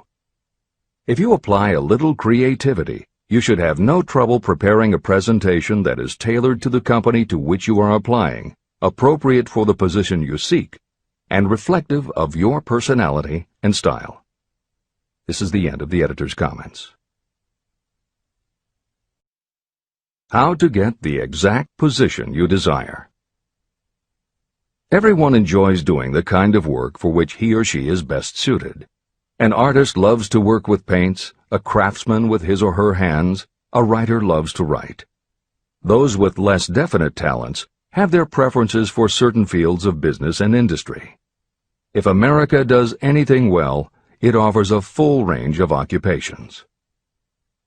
1. Decide exactly what kind of a job you want. If the job doesn't already exist, perhaps you can create it. 2. Choose the company or individual for whom you wish to work. 3. Study your prospective employer as to policies, personnel, and chances for advancement. 4. By analysis of yourself, your talents, and your capabilities, figure what you can offer. Plan specific ways and means of giving advantages, services, developments, or ideas that you believe you can successfully deliver. 5. Forget about a job. Forget whether or not there is an opening. Forget the usual routine of, have you got a job for me? Concentrate on what you can give. 6. Once you have your plan in mind, put it on paper in neat form and in full detail. 7. Present it to the proper person with authority, and the rest will come automatically. Every company is looking for people who can give something of value, whether it is ideas, services, or connections. Every company has room for the person who has a definite plan of action that is to the advantage of that company. This procedure may take a few days or weeks of extra time, but the difference in income, in advancement, and in gaining recognition will save years of hard work at small pay. It has many advantages, the main one being that it will often save you from 1 to 5 years of your time in reaching a chosen goal. Every person who starts, or gets in halfway up the ladder, does so by deliberate and careful planning. The new way of marketing services. Men and women who market their services must recognize the change that has taken place in connection with the relationship between employer and employee. The future relationship should be more in the nature of a partnership, consisting of the employer, the employee, and the public they serve. In the past, employers and employees have bartered among themselves, not considering that in reality they were bargaining at the expense of the third party, the public they served. Both the employer and the employee should consider themselves as fellow employees whose business it will be to serve the public efficiently. Editor's comment. In the preceding paragraph, Napoleon Hill once again demonstrates his foresight into the future direction of American business. As you will recognize in the following section, the point he makes by citing the coal and gas companies would at a later time be equally applicable to the telephone monopolies, and later still to computer software and internet companies, and to cable television suppliers when competitors started to offer satellite TV. This snapshot of how and why business has changed should provide you with a blueprint for the attitude you must adopt and the way you must conduct yourself if you are going to attain the success you're seeking. This is the end of the editor's comment. During the Depression, I spent several months in the anthracite coal region of Pennsylvania, studying conditions that all but destroyed the coal industry. The coal operators and the unions drove hard bargains in negotiating their labor contracts. The cost of the bargaining was passed on to the customer by adding to the price of the coal. However, in the end, they discovered their actions had worked against them. What their delays and high prices had actually accomplished was to open the market to their competitors. Inadvertently, they had built up a wonderful business for the manufacturers of oil-burning stoves and furnaces, as well as for the producers of oil. A similar experience happened to the gas companies. We can all remember the time when the gas meter reader pounded on the door hard enough to break the panels. When the door was opened, he pushed his way in uninvited with a scowl on his face that plainly said, "What the hell did you keep me waiting for?" All that has undergone a change. The meter man now conducts himself as a gentleman who is delighted to be at your service, sir. Before the gas companies learned that their scowling meter men were offending customers, their competitors, the polite salesmen of oil burners, came along and did a land office business. These illustrations are mentioned here to show that we are where we are and what we are because of our own conduct. If there is a principle of cause and effect that controls business, finance, and transportation, this same principle controls individuals and determines their economic status. Courtesy and service are the watchwords of merchandising today, and they apply to the person who is marketing personal services even more directly than to the employer. In the final analysis, you are employed by the customer. If you fail to serve well, both you and your employer will pay for it by the loss of the privilege of serving. What is your QQS rating? In the preceding, the causes of success in marketing services effectively and permanently have been clearly described. Unless those causes are studied, analyzed, understood, and applied, no one can market services effectively and permanently. Every man or woman must be their own sales force of their personal services.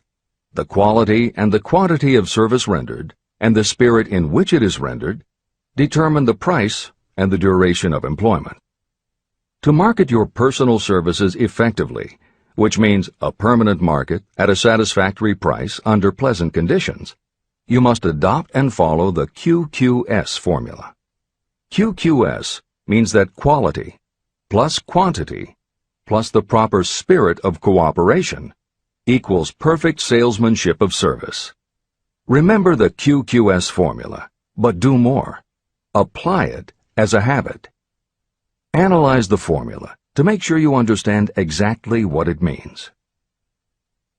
Quality of service means the performance of every detail in connection with your position in the most efficient manner possible with the object of greater efficiency always in mind. Quantity of service means the habit of rendering all the service of which you are capable at all times with the purpose of increasing the amount of service rendered as you develop greater skill through practice and experience. Emphasis is again placed on the word habit. Spirit of service means the habit of agreeable, harmonious conduct, which will induce cooperation from associates and fellow employees. Adequate quality and adequate quantity of service is not sufficient to maintain a permanent market for your services.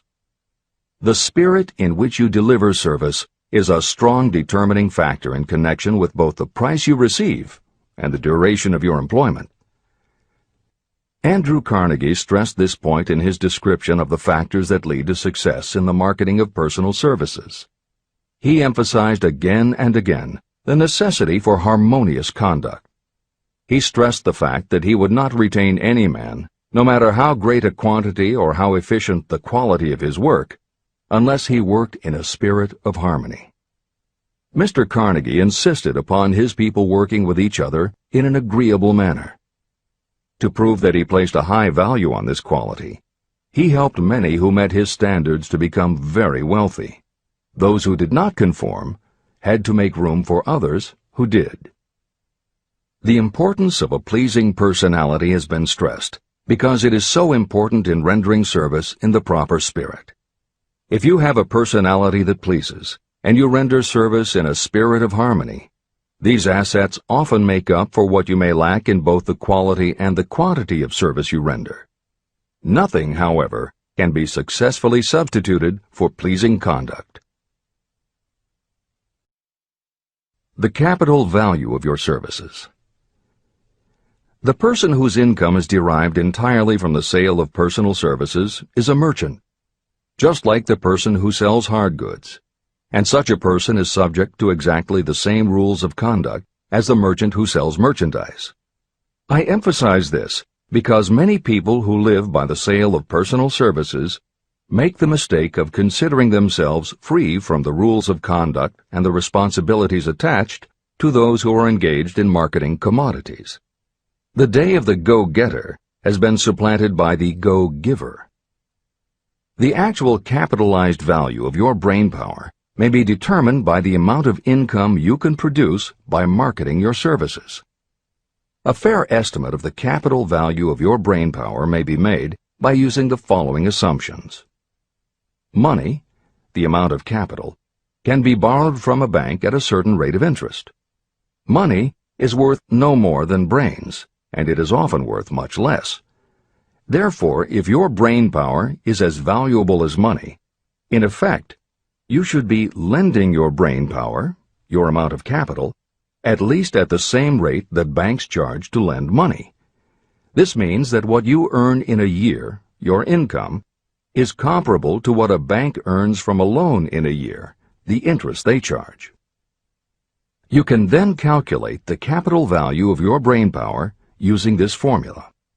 Divide 100 by the current rate of interest that banks charge for lending money. Then multiply the result by the amount of your annual income. As an example, assume that the current interest rate is 5%. Assume your annual income is $50,000. The formula would be as follows. 100 divided by 5 equals 20, and 20 multiplied by 50,000 equals $1 million. Therefore, if you lend out your brainpower, your capital, at the same rate as the bank lends money, 5% interest, your brainpower is worth $1 million. Competent brains, if effectively marketed, represent a much more desirable form of capital than the money that is required to conduct a business dealing in commodities. This is true because brains are a form of capital that cannot be permanently depreciated by economic depressions, nor can this form of capital be stolen or spent. Moreover, the money that is essential for the conduct of business is as worthless as a sand dune until it has been mixed with efficient brains. The 31 major causes of failure. Life's greatest tragedy consists of men and women who earnestly try and fail. The tragedy lies in the overwhelmingly large majority of people who fail as compared with the few who succeed. I have had the privilege of analyzing several thousand men and women, 98% of whom were classed as failures. My analysis proved that there are 13 major principles through which people accumulate fortunes. Each of the 13 principles of success has its own chapter in this book, and there are 31 major reasons for failure. The 31 causes of failure are listed below. As you go through the list, measure yourself point by point. It will help you to discover how many of these causes of failure stand between you and success. 1. Unfavorable hereditary background. There is little, if anything, that can be done for people who are born with a deficiency in brain power. This is the only one of the 31 causes of failure that may not be easily corrected by any individual. My philosophy can offer only one method of bridging this weakness, through the aid of the mastermind. 2. Lack of a well-defined purpose in life. There is no hope of success for the person who does not have a central purpose or definite goal at which to aim. 98 out of every 100 of those whom I have analyzed had no such aim. Perhaps this was the major cause of their failure. 3. Lack of ambition to aim above mediocrity. I can offer no hope for those who are so indifferent they do not want to get ahead in life and are not willing to pay the price. 4. Insufficient education. This is a handicap that may be overcome with comparative ease. Experience has proven that the best educated people are often those who are self-made or self-educated. It takes more than a college degree to make you a person of education. Any person who is educated has learned to get whatever they want in life without violating the rights of others. Education consists not so much of knowledge, but of knowledge effectively and persistently applied. You are paid not merely for what you know, but for what you do with what you know. 5. Lack of self-discipline. Discipline comes through self-control. This means that you must control all negative qualities. Before you can control conditions, you must first control yourself. Self-mastery is the hardest job you will ever tackle. If you do not conquer yourself, you will be conquered by yourself. By stepping in front of a mirror, you may see both your best friend and your greatest enemy. 6. Ill health. No person may enjoy outstanding success without good health. Many of the causes of ill health are subject to mastery and control. These, in the main, are overeating of foods not conducive to health, wrong habits of thought or negative thinking, wrong use of and overindulgence in sex, lack of proper physical exercise, an inadequate supply of fresh air due to improper breathing. 7. Unfavorable environmental influences during childhood. As the twig is bent, so shall the tree grow. Most people who have criminal tendencies acquire them as the result of bad environment and improper associates during their childhood or youth. Procrastination. This is one of the most common causes of failure. Procrastination stands within the shadow of every human being, waiting its opportunity to spoil your chances of success. Most of us go through life as failures because we are waiting for the time to be right to start doing something worthwhile. Do not wait. The time will never be just right. Start where you stand, work with whatever tools you have at your command, and you will acquire better tools as you go along. 9. Lack of persistence. Most of us are good starters, but poor finishers of everything we begin. People are prone to give up at the first signs of defeat.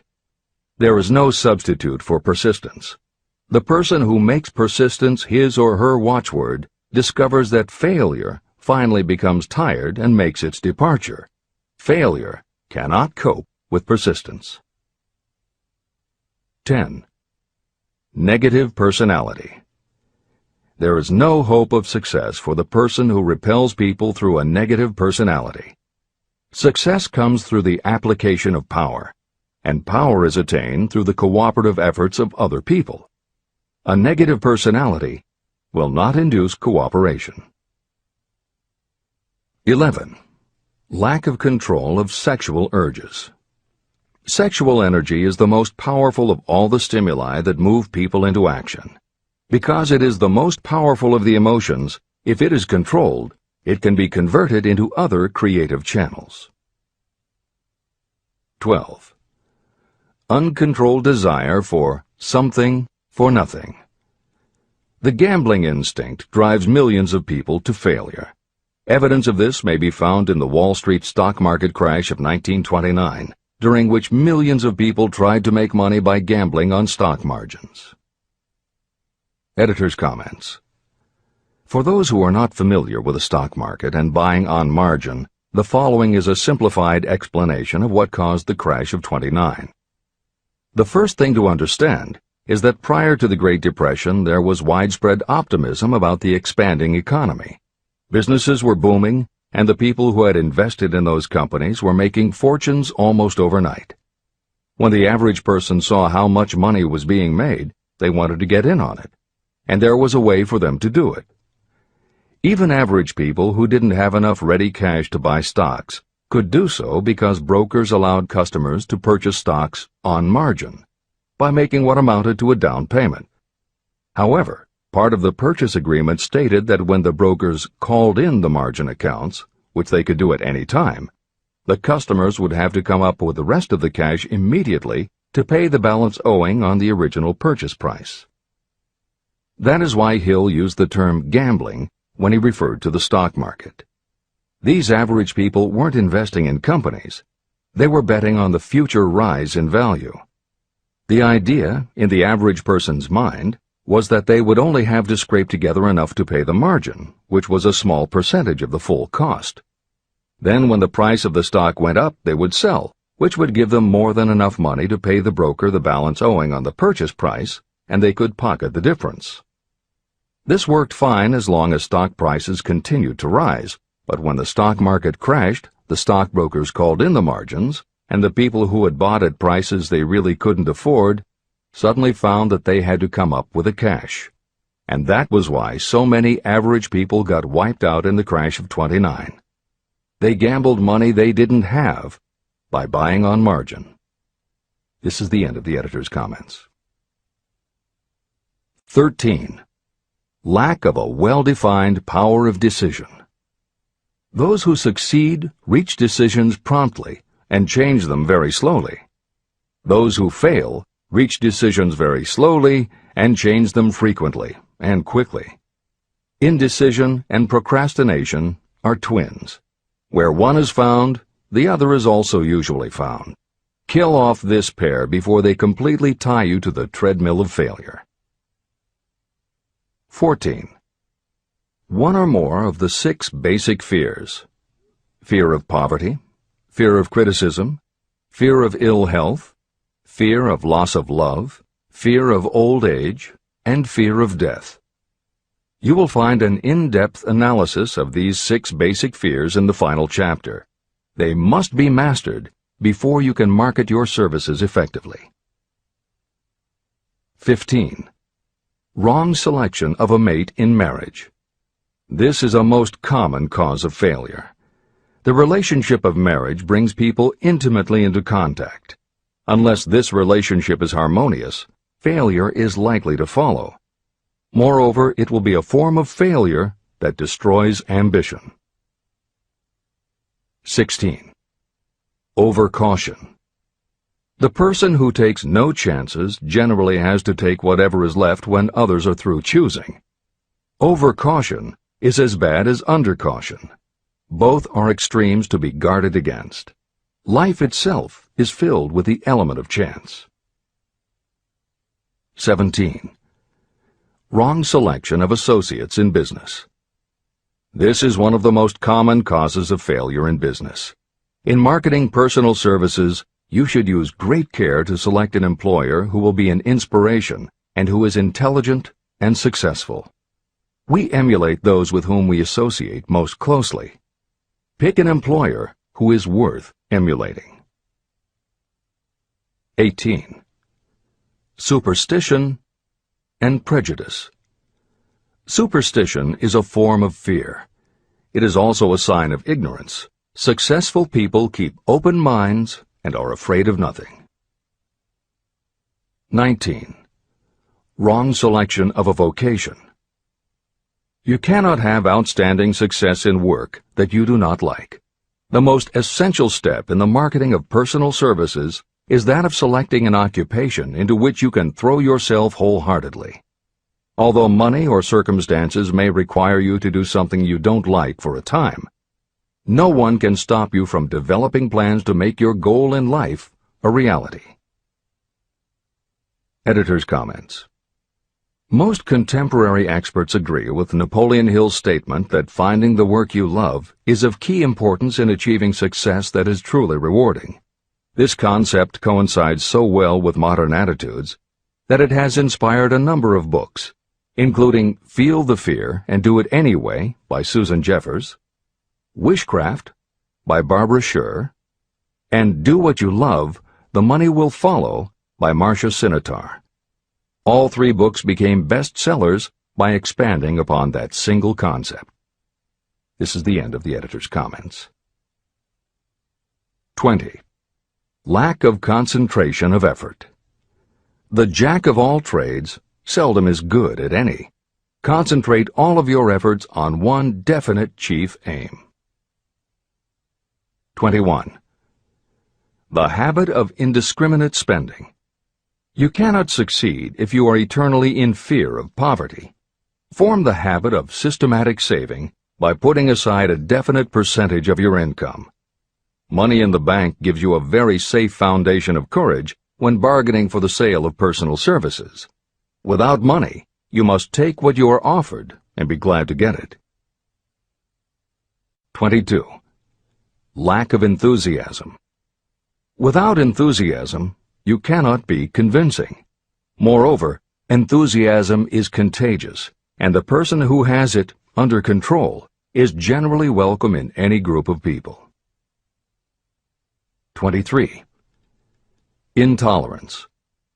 The person with a closed mind on any subject seldom gets ahead. Intolerance means that you have stopped acquiring knowledge. The most damaging forms of intolerance are those connected with religious, racial, and political differences of opinion. 24. Intemperance. The most damaging forms of intemperance are connected with overeating, alcohol, drugs, and sexual activities. Overindulgence in any of these can be fatal to success. 25. Inability to cooperate with others. More people lose their positions and their big opportunities in life because of this fault than for all other reasons combined. It is a fault that no well-informed business person or leader will tolerate. 26. Possession of power that was not acquired through self-effort. Sons and daughters of wealthy parents and others who inherit money that they did not earn. Power in the hands of one who did not acquire it gradually is often fatal to success. Quick riches are more dangerous than poverty. 27. Intentional dishonesty. There is no substitute for honesty. You may be temporarily dishonest because of circumstances over which you have no control without permanent damage, but there is no hope for you if you are dishonest by choice. Sooner or later, your deeds will catch up with you, and you will pay by loss of reputation and perhaps even loss of liberty. 28. Egotism and vanity. These qualities serve as red lights that warn others to keep away. They are fatal to success. 29. Guessing instead of thinking.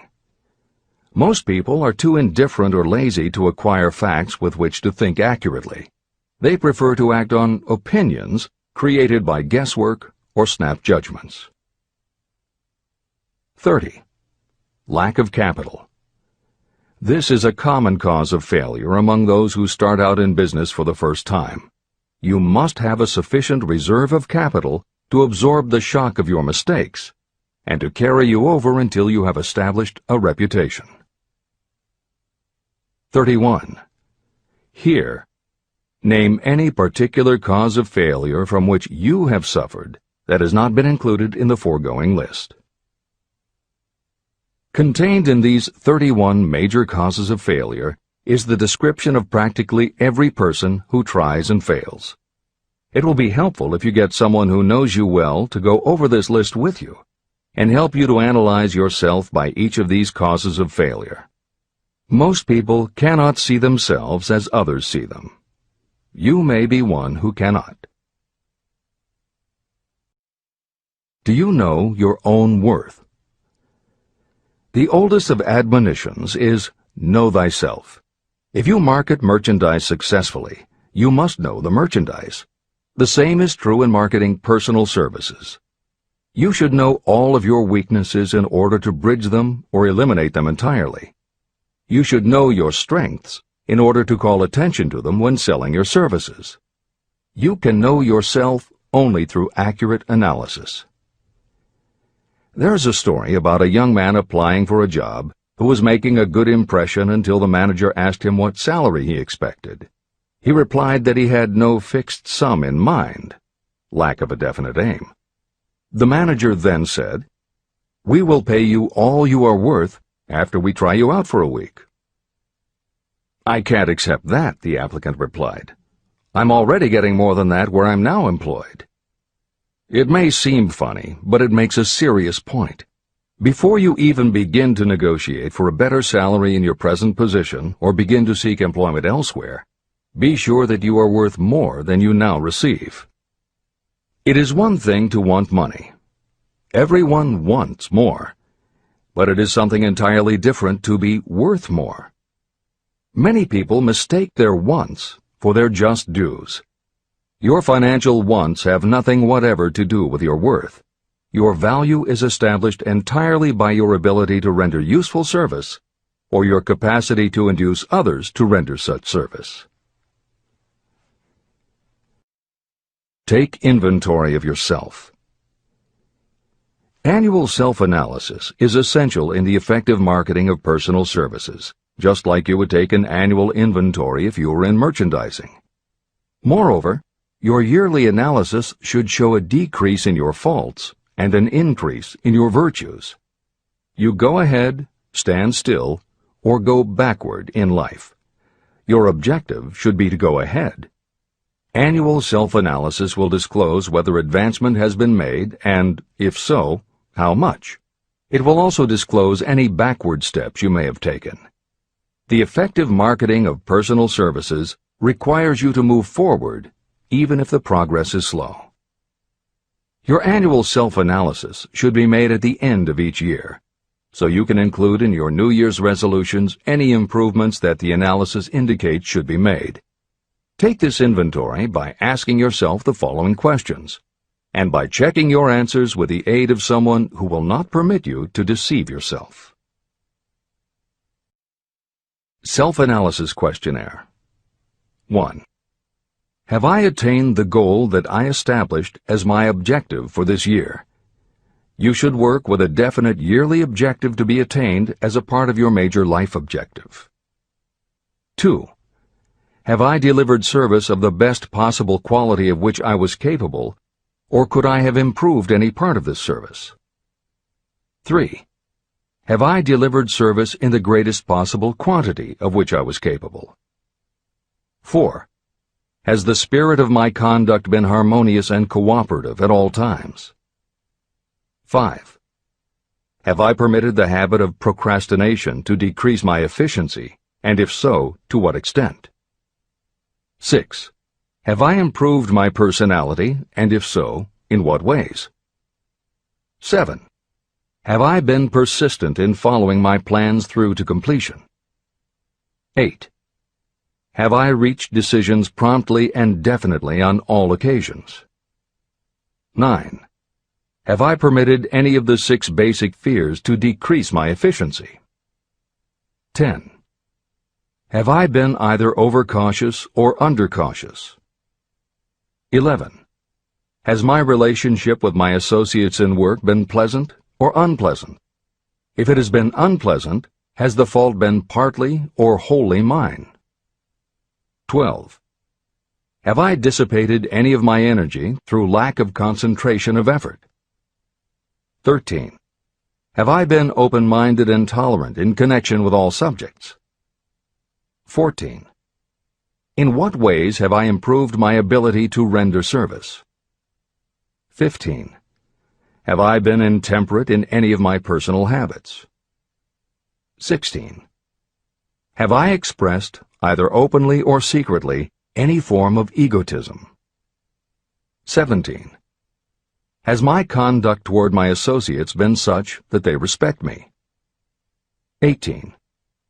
Have my opinions and decisions been based upon guesswork or accuracy of analysis and thought? 19. Have I followed the habit of budgeting my time, my expenses, and my income, and have I been conservative in these budgets?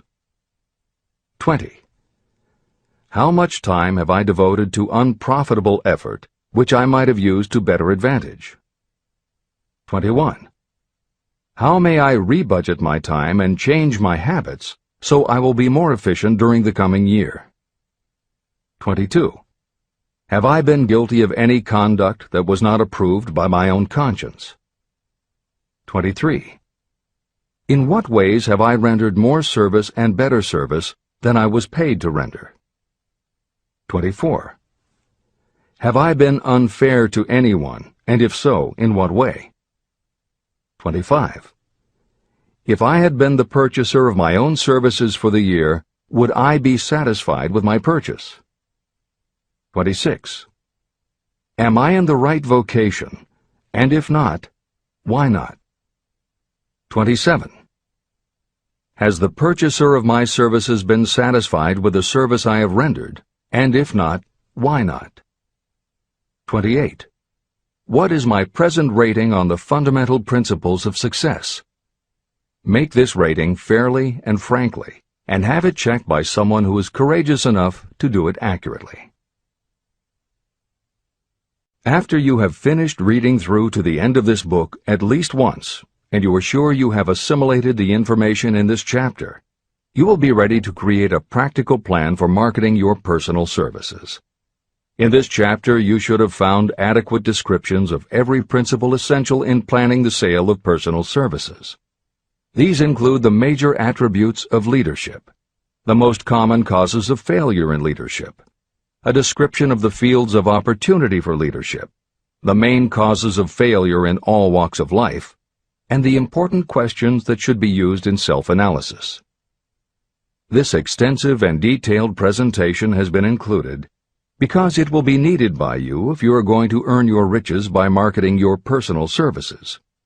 Those who have lost their fortunes and those who are just beginning to earn money have nothing but personal services to offer in return for riches. Therefore, it is essential that you have real, practical information that you'll need to market your services to best advantage. Complete assimilation and understanding of the information will help you to market your services, and it will help you to become more analytical and capable of judging people. The information will be priceless to you if you work in an executive position where you select employees. Where and how to find opportunities to accumulate riches. Now that we have analyzed the principles by which riches may be accumulated, you naturally ask, where can I find the opportunities to apply these principles? Very well. Let us take inventory and see what the United States of America offers the person seeking riches. To begin with, remember that we live in a country where every law-abiding citizen enjoys freedom of thought and freedom of deed unequaled anywhere in the world. Most of us have never taken inventory of the advantages of this freedom. We have never compared our unlimited freedom with a curtailed freedom in other countries. Here we have freedom of thought, freedom in the choice and enjoyment of education, freedom in religion, freedom in politics, freedom in the choice of a business, profession, or occupation, freedom to accumulate and own all the property we can accumulate, freedom to choose our place of residence, freedom in marriage, freedom through equal opportunity to all races, freedom of travel from one state to another, freedom in our choice of foods, and freedom to aim for any station in life for which we have prepared ourselves, even for the presidency of the United States. We have other forms of freedom, but this list gives an overview of the most important freedoms that offer you the opportunity to think and grow rich. The United States is the only country guaranteeing to every citizen, whether native-born or naturalized, so broad and varied a list of freedoms. Next, let us recount some of the blessings that our widespread freedom has placed within our hands. Take the average American family of average income and sum up the benefits available to every member of the family in this land of opportunity and plenty. Food. Next to freedom of thought and deed comes food, clothing, and shelter, the three basic necessities of life. Because of our universal freedom, the average American family has available at its door the choicest selection of food to be found anywhere in the world, and at prices within its financial range. Shelter. This family lives in a comfortable apartment or house, complete with light, heat, water, and many conveniences. The toast they had for breakfast was toasted in an electric toaster, which cost but a few dollars. The apartment is cleaned with a vacuum cleaner that is run by electricity. Hot and cold water is available at all times in the kitchen and the bathroom. The food is kept cool in a refrigerator. Clothes are washed and dried, dishes are cleaned, and numerous labor-saving devices are run on power obtained by putting a plug into a wall socket. The family receives entertainment and information from all over the world 24 hours a day if they want it, by merely flipping a switch on their radio or television or computer. There are other conveniences, but the foregoing list will give a fair idea of some of the concrete evidences of the freedoms that we, of America, enjoy. Clothing.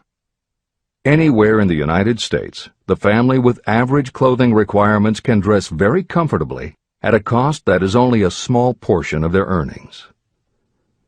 Only the three basic necessities of food, clothing, and shelter have been mentioned.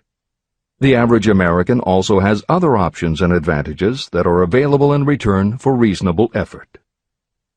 The average American has security of property rights not found in any other country in the world. We can place any surplus money in a bank with the assurance that our government will protect it and make good to us if the bank fails. If an American citizen wants to travel from one state to another, he or she needs no passport and no one's permission.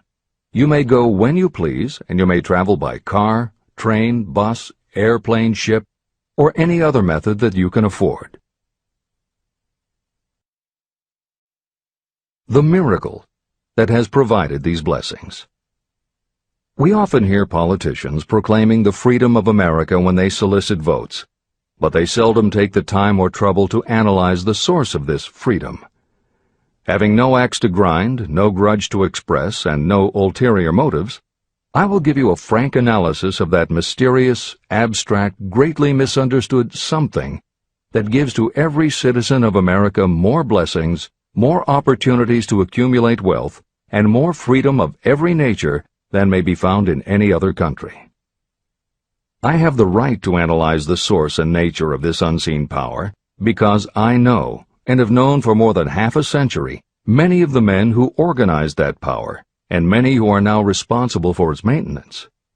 The name of this mysterious benefactor of mankind is capital. Capital consists not only of money, but also of highly organized, intelligent groups of individuals who plan ways and means of using money efficiently for the good of the public and profitably to themselves.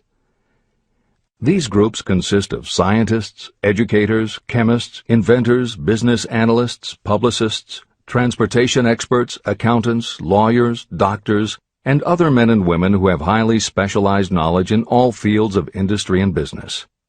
They pioneer, experiment, and blaze trails in new fields of endeavor. They support colleges, hospitals, schools, build good roads, publish newspapers, pay most of the cost of government, and take care of the many details essential to human progress. Stated briefly, the capitalists are the brains of civilization because they supply the entire fabric of which all education, enlightenment, and human progress consist. Money without brains is always dangerous. Properly used, it is the most important essential of civilization. To give you an idea of how important organized capital is, try to imagine that it is your job to provide and prepare a simple family breakfast, but you have to do it without the aid of capital. To supply the tea, you would have to make a trip to China or India. Unless you are an excellent swimmer, you would become rather tired before making the round trip. Then, too, another problem would confront you. What would you use for money, even if you had the physical endurance to swim the ocean? To supply sugar, you would have to take another swim to the Caribbean islands, or a long walk to the sugar beet section of Utah. But even then you might come back without the sugar, because organized effort and money are necessary to produce sugar, to say nothing of what is required to refine, transport, and deliver it to the breakfast table anywhere in the United States. Eggs you could obtain easily enough from nearby farms, but you might have a very long walk to Florida or California and back before you could serve grapefruit juice.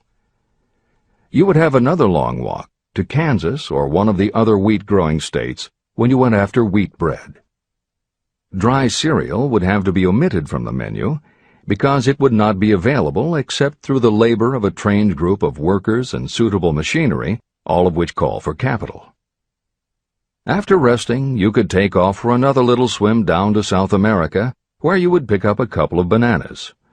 On your return, you could take a short walk to the nearest farm having a dairy and pick up some butter and cream. Then your family would be ready to sit down and enjoy breakfast. Seems absurd, doesn't it? Well, the procedure described would be the only possible way these simple items of food could be delivered if we had no capitalistic system. The capital cornerstone of our lives.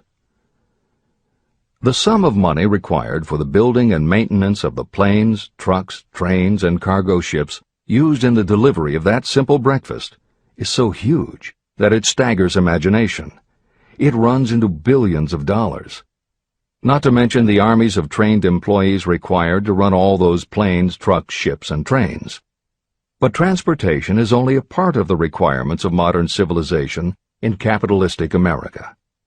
Before there can be anything to haul, something must be grown from the ground, or manufactured and prepared for market. This calls for more billions of dollars for equipment, machinery, packaging, marketing, and to pay the wages of millions of men and women.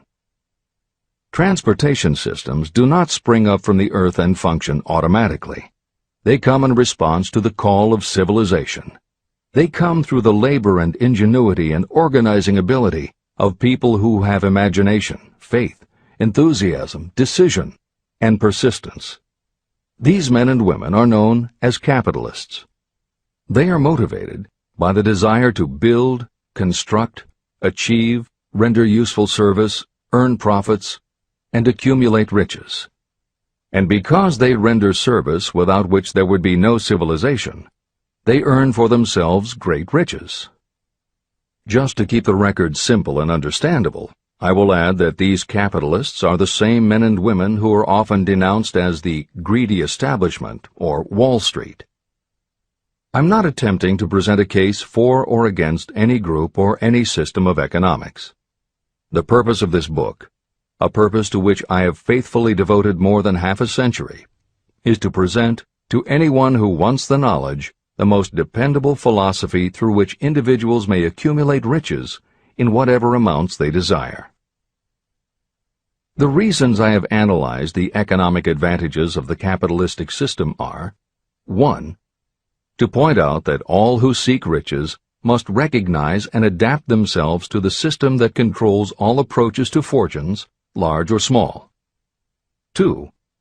To present the side of the picture opposite to the one portrayed by politicians and demagogues and the media, who often refer to organized capital as if it were something poisonous.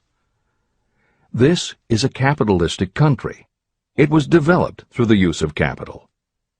We who claim the right to partake of the blessings of freedom and opportunity, we who seek to accumulate riches here, should know that neither riches nor opportunity would be available to us if organized capital had not provided these benefits.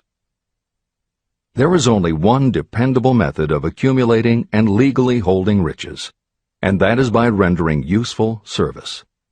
No system has ever been created by which anyone can legally acquire riches through mere force of numbers, or without giving in return an equivalent value of one form or another. Your opportunities in the midst of riches. America provides all the freedom and all the opportunity to accumulate riches that any honest person may require.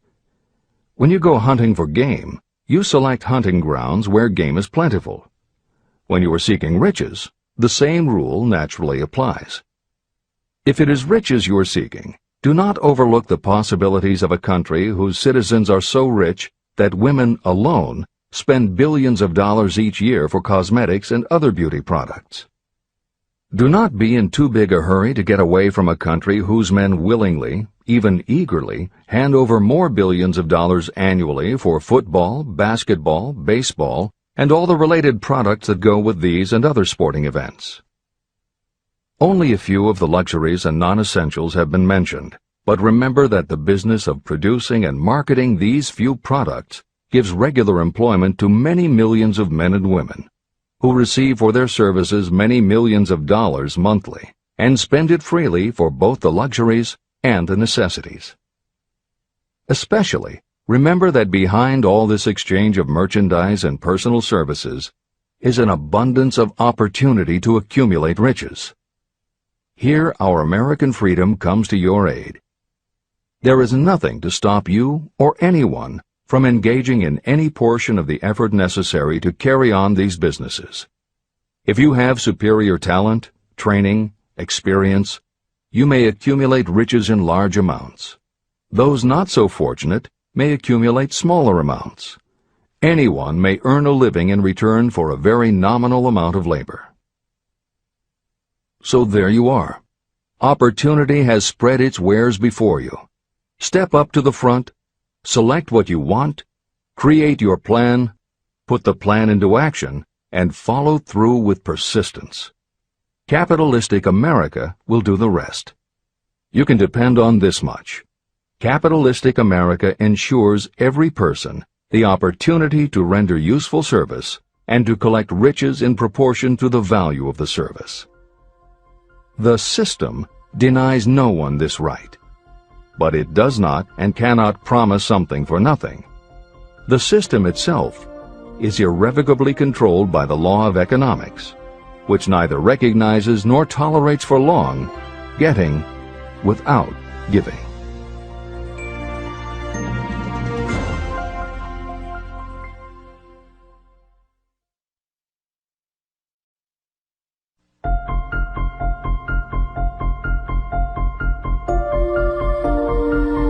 Conceit is a fog that envelops a man's real character beyond his own recognition.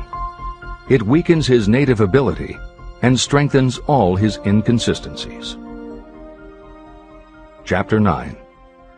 Decision. The mastery of procrastination. The seventh step toward riches.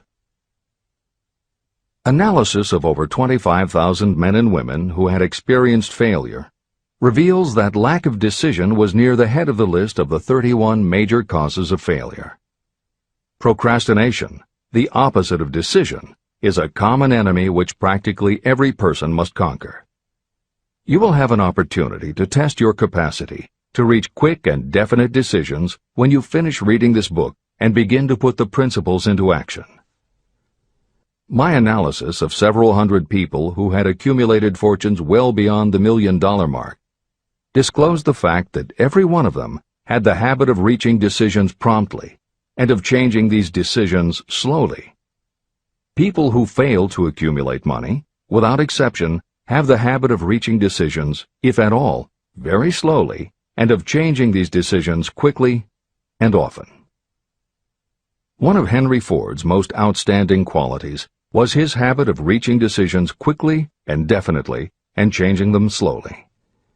This quality was so pronounced in Mr. Ford that it gave him the reputation of being obstinate. It was this quality that prompted Mr. Ford to continue to manufacture his famous Model T, the world's ugliest car, when all of his advisors and many of the purchasers of the car were urging him to change it. Perhaps Mr. Ford delayed too long in making the change, but the other side of the story is that Mr. Ford's firmness of decision yielded a huge fortune before the change in model became necessary. Some say that Mr. Ford's definiteness of decision was just obstinacy, but even this quality is preferable to slowness in reaching decisions and quickness in changing them. Editor's comments. Henry Ford's consistency extended also to the color of the Model T, 15 million of which in 19 years of production from 1908 to 1927 were made only in black and with little change in the design. Shortly after its introduction, Napoleon Hill met with Ford to talk about the principles of success. According to Hill, in Michael Ritt's biography of Napoleon Hill, A Lifetime of Riches, Henry Ford was cold, indifferent, unenthusiastic, and spoke only when forced to, unless he was talking about his car. Early on, few people other than Carnegie could foresee the success Ford would achieve, which Hill later attributed to Ford's self-control and concentrated effort. At Hill's first meeting with him in 1911, Ford was interested only in talking about the Model T. After Ford took him for a spin around the factory, Hill bought one for $680. This is the end of the editor's comments. Making your own decisions. The majority of people who fail to accumulate the money they need are generally easily influenced by the opinions of others. They permit gossip, rumors, other people's opinions, and the news reporters to do their thinking for them.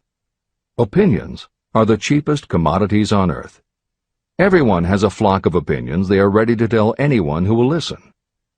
If you are too influenced by other people's opinions when you reach decisions, you will not succeed in any undertaking, much less in that of transmuting your own desire into money.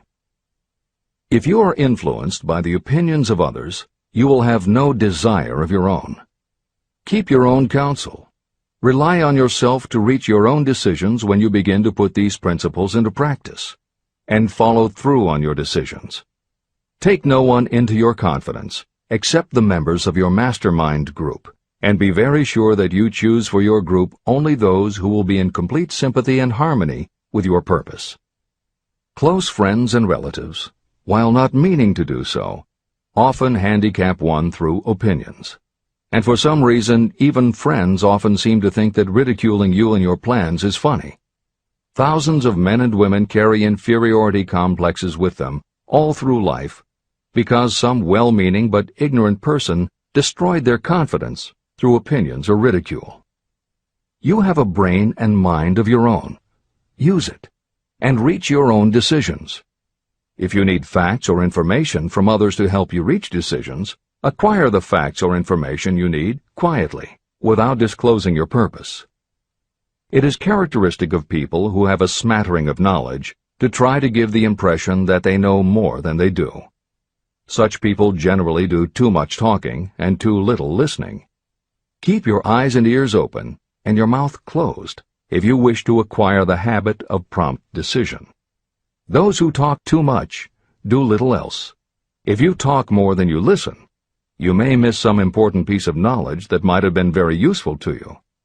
By talking too much, you may also disclose your plans and purposes to people who will take great delight in defeating you because they envy you. Remember, every time you open your mouth in the presence of a person who really has knowledge, you tip your hand and show that person your exact stock of knowledge, or you tip your hand to your lack of it.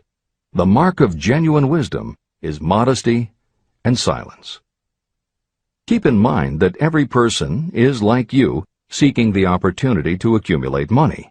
If you talk about your plans too freely, You may be surprised when you learn that some other person has beat you to it by using the plans you bragged about. Let one of your first decisions be to keep a closed mouth and open ears and eyes. As a reminder to yourself, copy the following epigram in large letters and place it where you will see it daily. Tell the world what you intend to do, but first, show it. This is the equivalent of saying that deeds and not words are what count most. The value of decisions depends upon the courage required to render them. The great decisions that served as the foundation of civilization were reached by assuming great risks, which often meant the chance of death. Lincoln's decision to issue his famous Proclamation of Emancipation, which gave freedom to African Americans, was rendered with full understanding that his act would turn thousands of friends and political supporters against him. When the rulers of Athens gave Socrates the choice of disclaiming his teachings or being sentenced to death, Socrates' decision to drink the cup of poison, rather than compromise in his personal belief, was a decision of courage. It turned time ahead 1,000 years and gave to people then unborn the right to freedom of thought and of speech. 56. Who risked the gallows? The greatest decision of all time, as far as any American citizen is concerned, was reached in Philadelphia on July 4, 1776, when 56 men signed their names to a document that they well knew would bring freedom to all Americans, or leave every one of the 56 hanging from a gallows. You have heard of this famous document, the Declaration of Independence. But have you taken from it the great lesson in personal achievement it so plainly taught? We all remember the date of this momentous decision, but few of us realize what courage that decision required. We remember our history as it was taught. We remember dates and the names of the men who fought. We remember Valley Forge and Yorktown. We remember George Washington and Lord Cornwallis. But we know little of the real forces behind these names, dates, and places. We know even less of that intangible power that ensured freedom long before Washington's armies reached Yorktown. It is nothing short of tragedy that the writers of history have missed entirely even the slightest reference to the irresistible power that gave birth and freedom to the nation destined to set up new standards of independence for all the peoples of the earth. I say it is a tragedy because it is the same power that must be used by every individual who overcomes the difficulties of life and forces life to pay the price asked. Let us briefly review the events that gave birth to this power. The story begins with an incident in Boston on March 5, 1770. British soldiers were patrolling the streets, openly threatening the citizens by their presence. The colonists resented armed men marching in their midst. They began to express their resentment openly, hurling stones as well as epithets at the marching soldiers, until the commanding officer gave orders. Fix bayonets, charge. The battle was on. It resulted in the death and injury of many. The incident aroused such resentment that the Provincial Assembly, made up of prominent colonists, called a meeting for the purpose of taking definite action. Two of the members of that assembly were John Hancock and Samuel Adams. They spoke up courageously and declared that a move must be made to eject all British soldiers from Boston.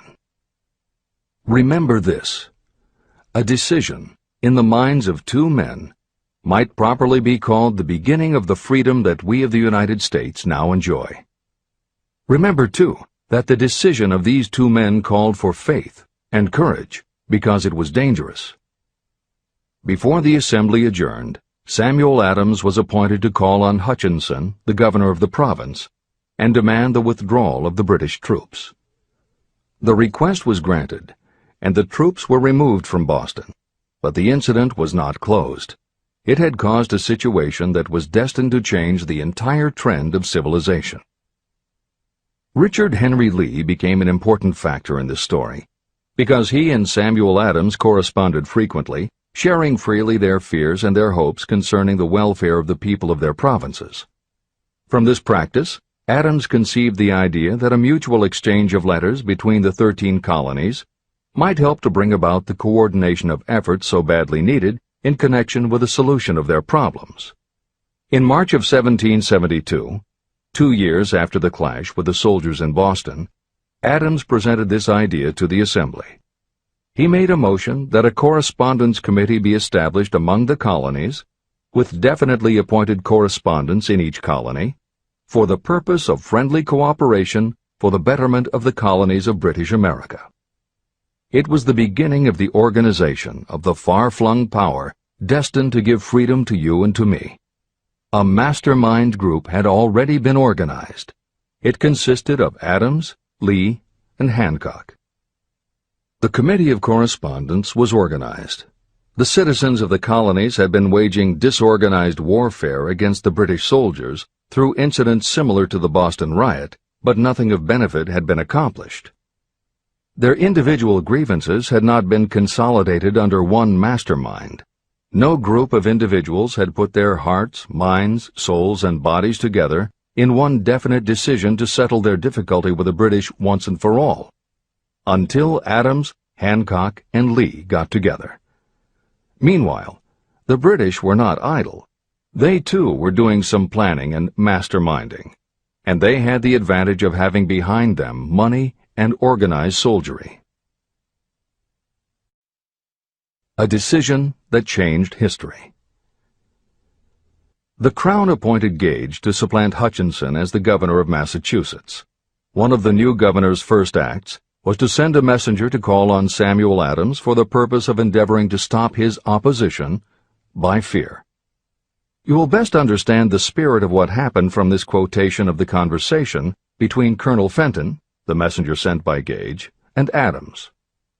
Colonel Fenton: I have been authorized by Governor Gage to assure you, Mr. Adams, that the governor has been empowered to confer upon you such benefits as would be satisfactory, an obvious endeavor to win Adams by promise of bribing him, upon the condition that you engage to cease in your opposition to the measures of the government. It is the governor's advice to you, sir, not to incur the further displeasure of His Majesty. Your conduct has been such as makes you liable to penalties of an act of Henry VIII, by which persons can be sent to England for trial for treason or misprision of treason at the discretion of a governor of a province. But by changing your political course, you will not only receive great personal advantages, but you will make your peace with the king. Samuel Adams had the choice of two decisions.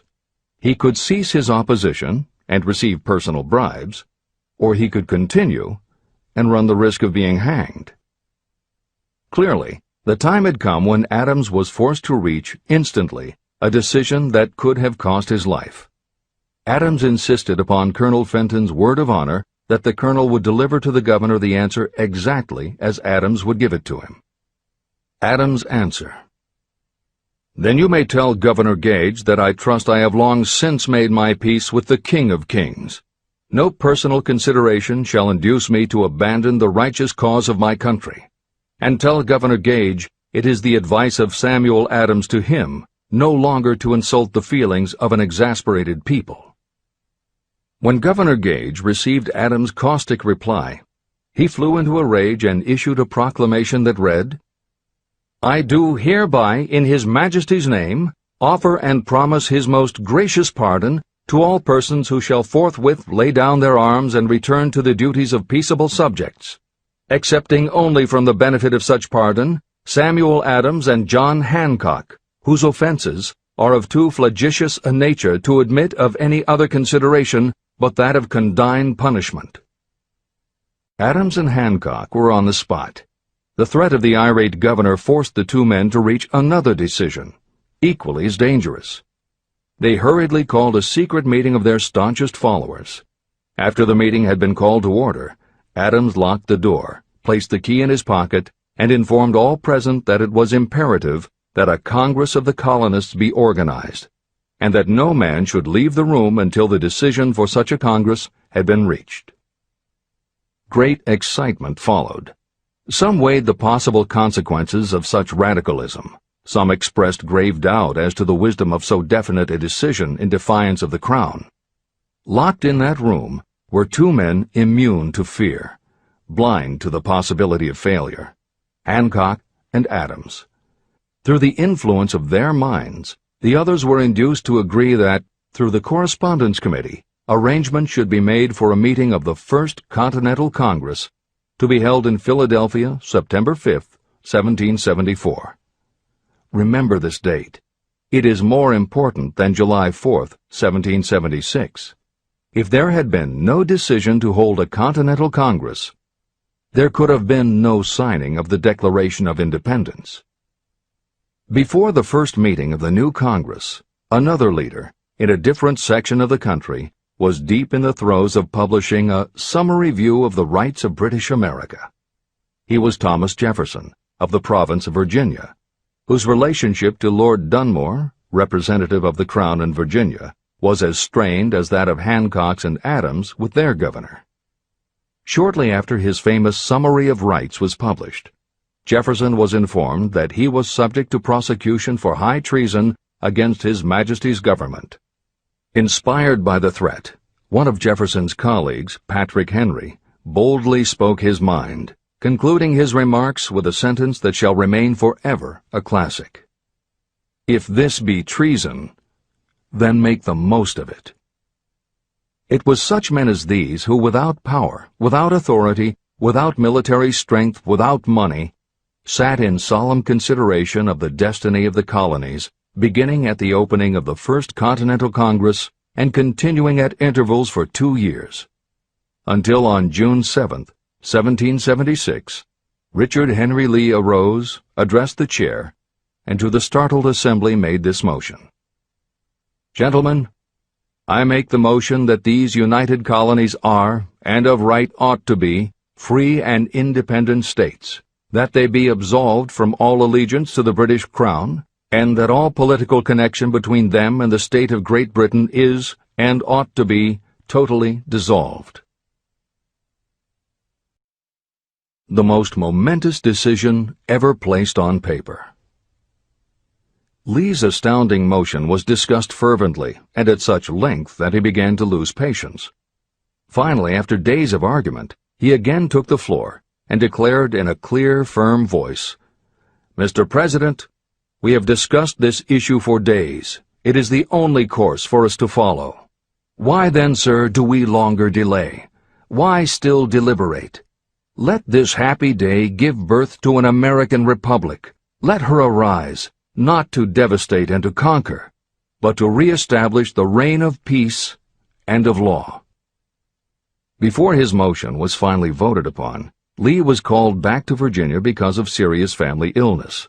But before leaving, he placed his cause in the hands of his friend, Thomas Jefferson, who promised to fight until favorable action was taken.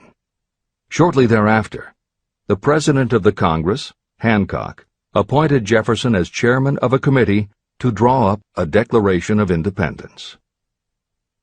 Long and hard the committee labored on a document that would mean, when accepted by the Congress, that every man who signed it would be signing his own death warrant should the colonies lose in the fight with Great Britain that was sure to follow. The document was drawn, and on June 28th, the original draft was read before the Congress. For several days it was discussed, altered, and made ready. On July 4th, 1776, Thomas Jefferson stood before the Assembly and fearlessly read the most momentous decision ever placed on paper. When in the course of human events it becomes necessary for one people to dissolve the political bands which have connected them with another, and to assume among the powers of the earth the separate and equal station to which the laws of nature and of nature's God entitled them, a decent respect to the opinions of mankind requires that they should declare the causes which impel them to the separation. When Jefferson finished, the document was voted upon, accepted, and signed by the 56 men, every one staking his own life upon his decision to write his name. By that decision came into existence a nation destined to bring to mankind forever the privilege of making decisions. Analyze the events that led to the Declaration of Independence, and be convinced that this nation, which now holds a position of commanding respect and power among all nations of the world, was born of a decision created by a mastermind consisting of 56 men.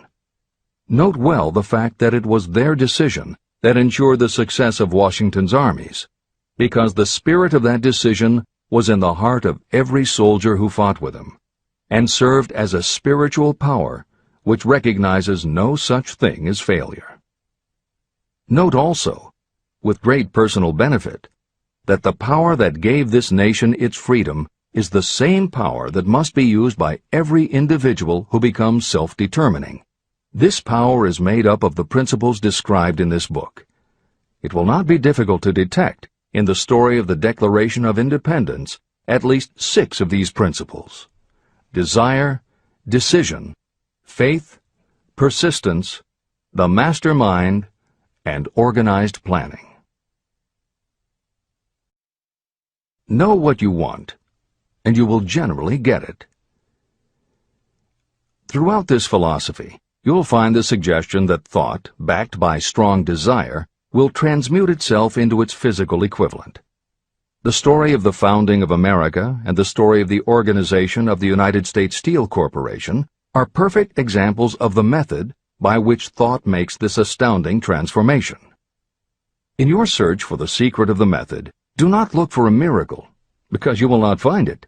You will find only the eternal laws of nature. These laws are available to every person who has the faith and the courage to use them. They may be used to bring freedom to a nation or to accumulate riches. Those who reach decisions promptly and definitely know what they want and generally get it. The leaders in every walk of life decide quickly and firmly. That is the major reason why they are leaders. The world has a habit of making room for the people whose words and actions show that they know where they are going. Indecision is a habit that usually begins when a person is young. It becomes more and more of a habit as the youth goes through grade school, high school, and even through college without definiteness of purpose. The habit of indecision goes with the student into the occupation he or she chooses.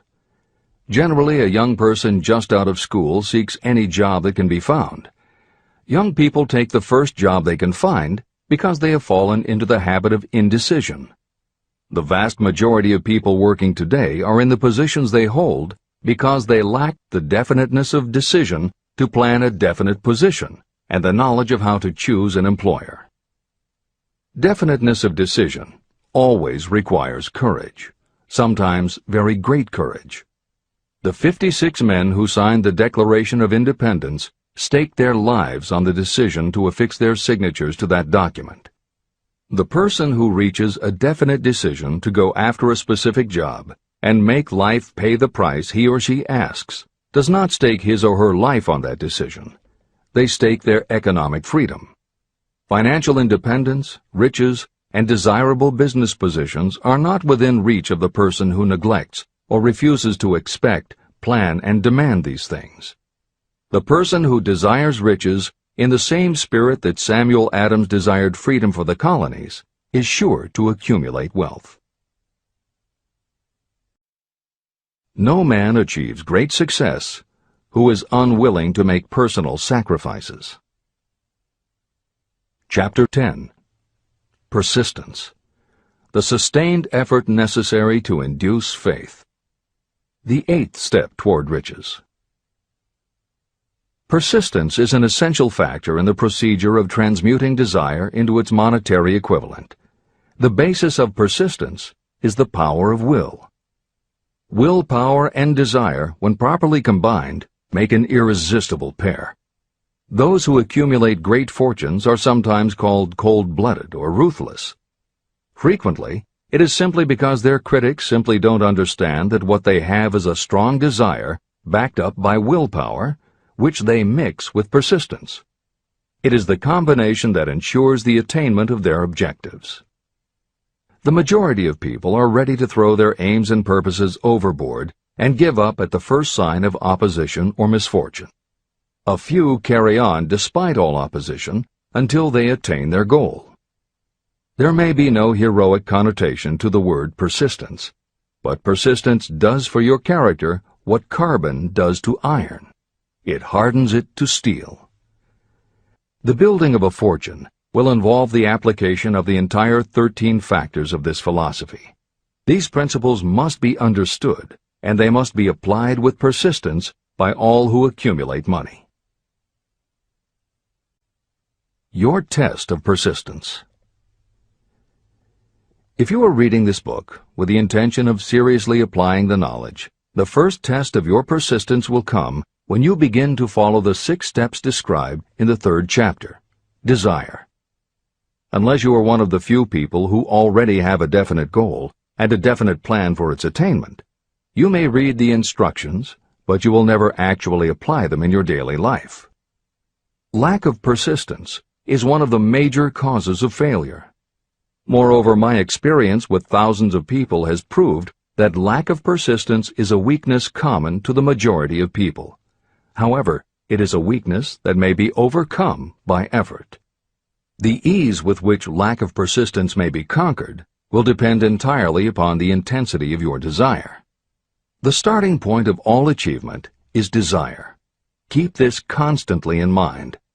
Weak desires bring weak results, just as a small amount of fire makes a small amount of heat. If you are lacking in persistence, this weakness may be remedied by building a stronger fire under your desires. Continue reading through to the end of this book. Then go back to Chapter 3 and start immediately to carry out the instructions for using the 6 steps.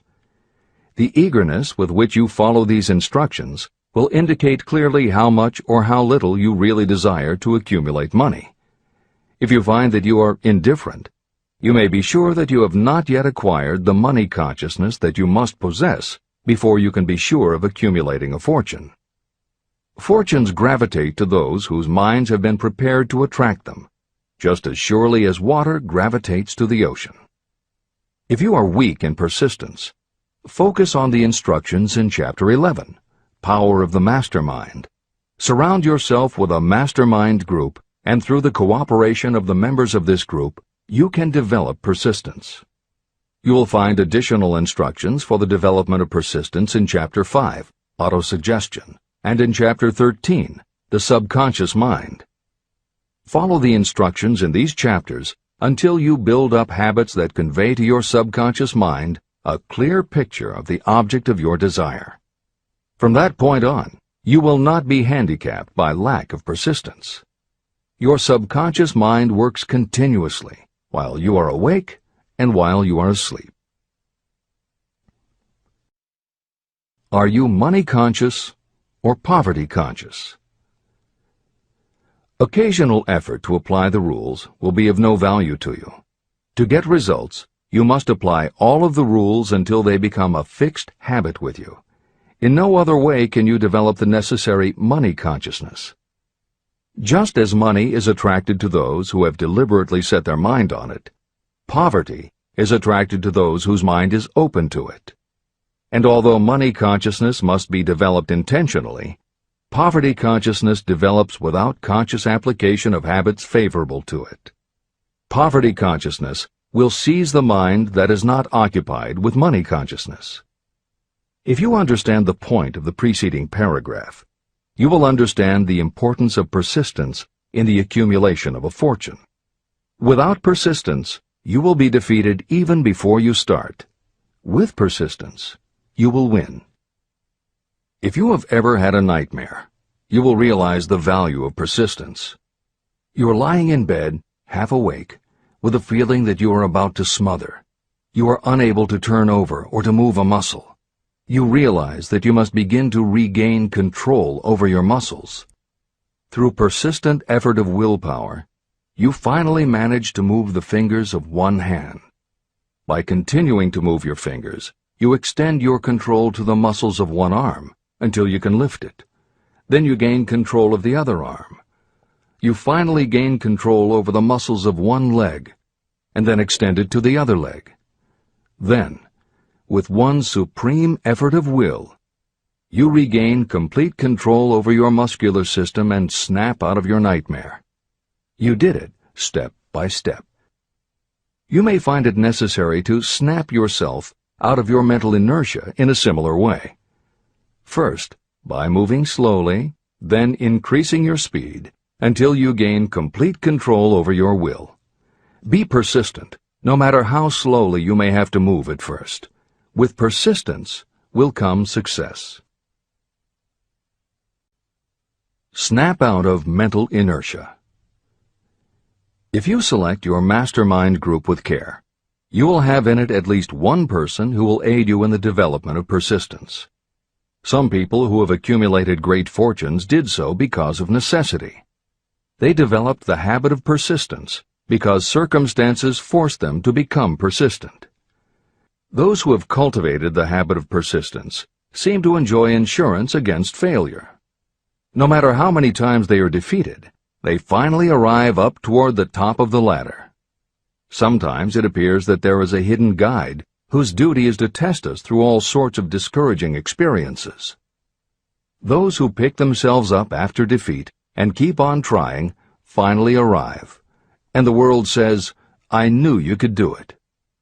The hidden guide lets no one enjoy great achievement without passing the persistence test. Those who can't take it simply do not make the grade. Those who can take it are rewarded for their persistence, and in return they get the goal they are pursuing. But that is not all. They receive something infinitely more important than material compensation: the knowledge that every failure brings with it the seed of an equivalent advantage. Persist past your failures. The people who learn from experience the importance of persistence will not accept defeat as being anything more than temporary. They are the ones whose desires are so persistently applied that defeat is finally changed into victory. We see that an overwhelmingly large number of people go down in defeat, never to rise again. We also see the few who take the punishment of defeat as an urge to greater effort. But what we do not see, what most of us never suspect of existing, is the silent but irresistible power that comes to the rescue of those who fight on in the face of discouragement. If we speak of this power at all, we call it persistence and let it go at that. One thing is sure: if you do not have persistence, you will not achieve noteworthy success in any calling. As I am writing these lines, I can look out the window and see, less than a block away, the great mysterious Broadway, the graveyard of dead hopes and the front porch of opportunity. From all over the world, people have come to Broadway seeking fame, fortune, power, love, or whatever it is that human beings call success. Once in a great while, someone steps out from the long procession of seekers, and the world hears that another person has conquered Broadway. But Broadway is not easily nor quickly conquered. Broadway acknowledges talent, recognizes genius, and pays off in money only after a person has refused to quit. The secret is always inseparably attached to one word: persistence. Editor's comments. Today we think of making it on Broadway in terms of the theater, but here Napoleon Hill uses Broadway as a metaphor for the New York arts, publishing, and entertainment industries in general. In the original edition of Think and Grow Rich, Hill used this introduction to tell of Fannie Hurst, one of the best-selling authors of the day, who pounded the streets of New York for 4 years and received 36 rejection slips from one publisher alone before her persistence paid off and she finally got published. Although Napoleon Hill chose Fannie Hurst to illustrate his point about overcoming poverty and adversity, he knew all about both from personal experience. Hill's own story is one of very humble beginnings and devastating failures that would have defeated most people. It was only through his extraordinary persistence that the original edition of the book you hold in your hands was published. And for that reason, the editors of this edition have included this brief biography of Napoleon Hill. The following is adapted from A Lifetime of Riches, the biography of Napoleon Hill, written by Michael J. Ritt, Jr. and Kirk Landers, and also draws upon Napoleon Hill's first bestseller, his 4-volume masterwork, Law of Success. In it, Hill told of the 7 turning points in his own life, and those excerpts told in his words are told in the first person. Born into poverty in the backwoods of Virginia, young Knapp, as he was called, was the local gun-toting troublemaker. He would probably have ended up a criminal had his widowed father not met and married Martha Ramey Banner. Knapp's new stepmother set out to change the family's mountain ways, and she started by trading Napoleon a typewriter for his 6-shooter pistol. She told him, "If you become as good with a typewriter as you are with that gun, you may become rich and famous and known throughout the world." Her faith and encouragement turned young Knapp around, and by the age of 15, he was submitting stories to the local newspapers and doing everything he could to get himself out of his meager circumstance. After completing high school and 1 year at a business college, he wrote an audacious letter to Rufus Ayers, one of the most powerful men in the coal industry. Hill wrote to apply for a job, but he said that he didn't want a salary. In fact, he said he would pay Ayers. Hill proposed that Ayers could charge him whatever he wanted on a monthly basis, but if at the end of 3 months Hill had proved his worth, he then would expect Ayers to pay him a salary of the same monthly amount. Ayers admired Hill's style and hired him, with pay. First turning point. After finishing a course at a business college, I took a job as stenographer and bookkeeper. As a result of having practiced the habit of performing more work and better work than that for which I was paid, I advanced rapidly until I was assuming responsibilities and receiving a salary far out of proportion to my age. Hill also proved to be so trustworthy and honest that Ayers promoted him to replace the manager, making this 19-year-old the youngest manager of a mine and in charge of 350 men. Then fate reached out and gave me a gentle nudge. My employer lost his fortune, and I lost my position. This was my first real defeat, and even though it came about as a result of causes beyond my control, I didn't learn a lesson from it until many years later. Second turning point. My next position was that of sales manager for a large lumber manufacturer in the South. My advancement was rapid, and I did so well that my employer took me into partnership with him. We began to make money, and I began to see myself on top of the world again. Like a stroke of lightning out of a clear sky, the 1907 panic swept down, and overnight it rendered me an enduring service by destroying our business and relieving me of every dollar that I had. Editor's comment. The panic Hill refers to began in the summer of 1907, when a number of banks and stock brokerages declared bankruptcy. Word spread to the general public, and it created a run on the banks as depositors lined up to demand that they be given the money they had on deposit. Banks called in loans to meet the demand for cash, but those borrowers couldn't find buyers for their goods or property, so they couldn't pay back their loans. When the banks couldn't get back the money they had loaned, they repossessed the homes or businesses that the borrowers had put up as collateral. Businesses were closed, farmers were evicted from their land, jobs were lost, so even more banks were forced to close, and it just kept getting worse. America was caught in a downward spiral that was reversed only when the major Wall Street bankers and financial executives, who were themselves in danger of losing their businesses, stepped in to shore up troubled banks. It was in large part because of the bank panic of 1907 that legislation was enacted in 1913 to create the Federal Reserve System. This is the end of the editor's comments. Third turning point. This was my first serious defeat. I mistook it then for failure, but it was not. And before I complete this lesson, I will tell you why it was not.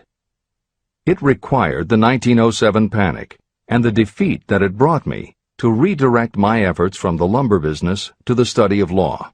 I entered law school with the firm belief that I would emerge doubly prepared to catch up with the end of the rainbow and claim my pot of gold. Napoleon Hill planned to put himself and his brother through law school by writing articles for Bob Taylor's magazine.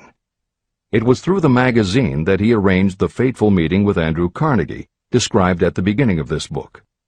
As was noted there, when Carnegie proposed the idea of writing The Philosophy of Success, he told Hill that he would have to earn his own way. I attended law school at night and worked as an automobile salesman during the day. Because of the job, I saw the need for trained automobile mechanics. I opened an educational department in the manufacturing plant and began to train ordinary machinists in automobile assembly and repair work. The school prospered, paying me over $1,000 a month in net profits. My banker knew that I was prospering, therefore he loaned me money with which to expand. A peculiar trait of bankers is that they will loan us money without any hesitation when we are prosperous. My banker loaned me money until I was hopelessly in his debt. Then he took over my business as calmly as if it had belonged to him, which it did. From an income of more than $1,000 a month, I was suddenly reduced to poverty. For the third time, Hill had experienced defeat, but he was not beaten. He got another job, and all the while continued to work on the Carnegie Project. Fourth turning point, 1912. Because my wife's family had influence, I secured the appointment as assistant to the chief counsel for one of the largest coal companies in the world. I was among friends and relatives, and I had a position that I could keep for as long as I wished without exerting myself. What more did I need?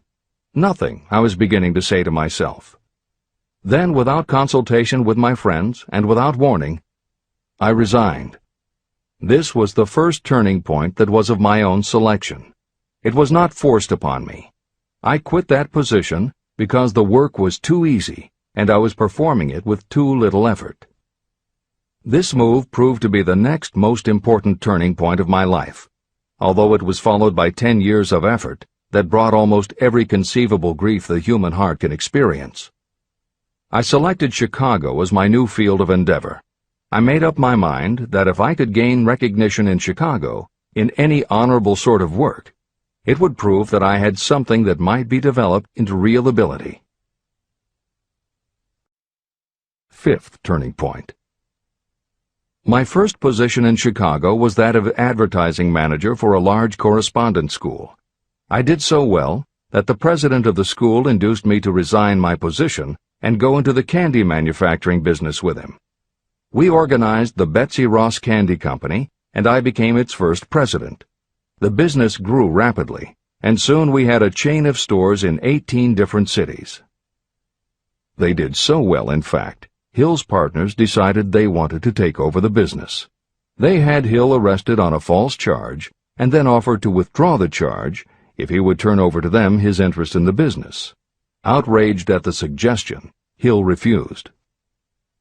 When the case went to court, his partners failed to appear for the hearing. Hill sued them for malicious damage to his character. The judge's ruling completely vindicated Hill and allowed him the option to have his partners thrown in jail.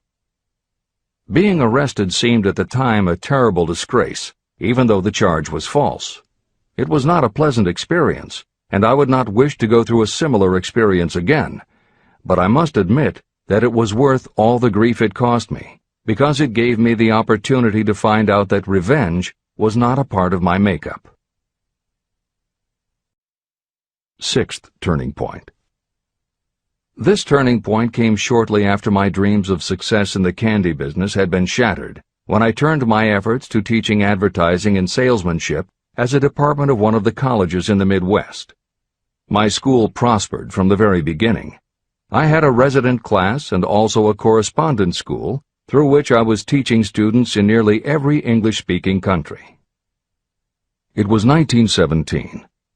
And in April of that year, President Woodrow Wilson declared the United States would enter the war against Germany. Hill contacted the president, who he had previously met through Andrew Carnegie, and offered his services to help the war effort. Hill was given the position of creating public relations materials and helping to sell war bonds. When not operating his school, he threw himself into his war work, for which he insisted that he be paid only $1 a year. Then came the second military draft, and it practically destroyed my school, as it caught most of those who were enrolled as students.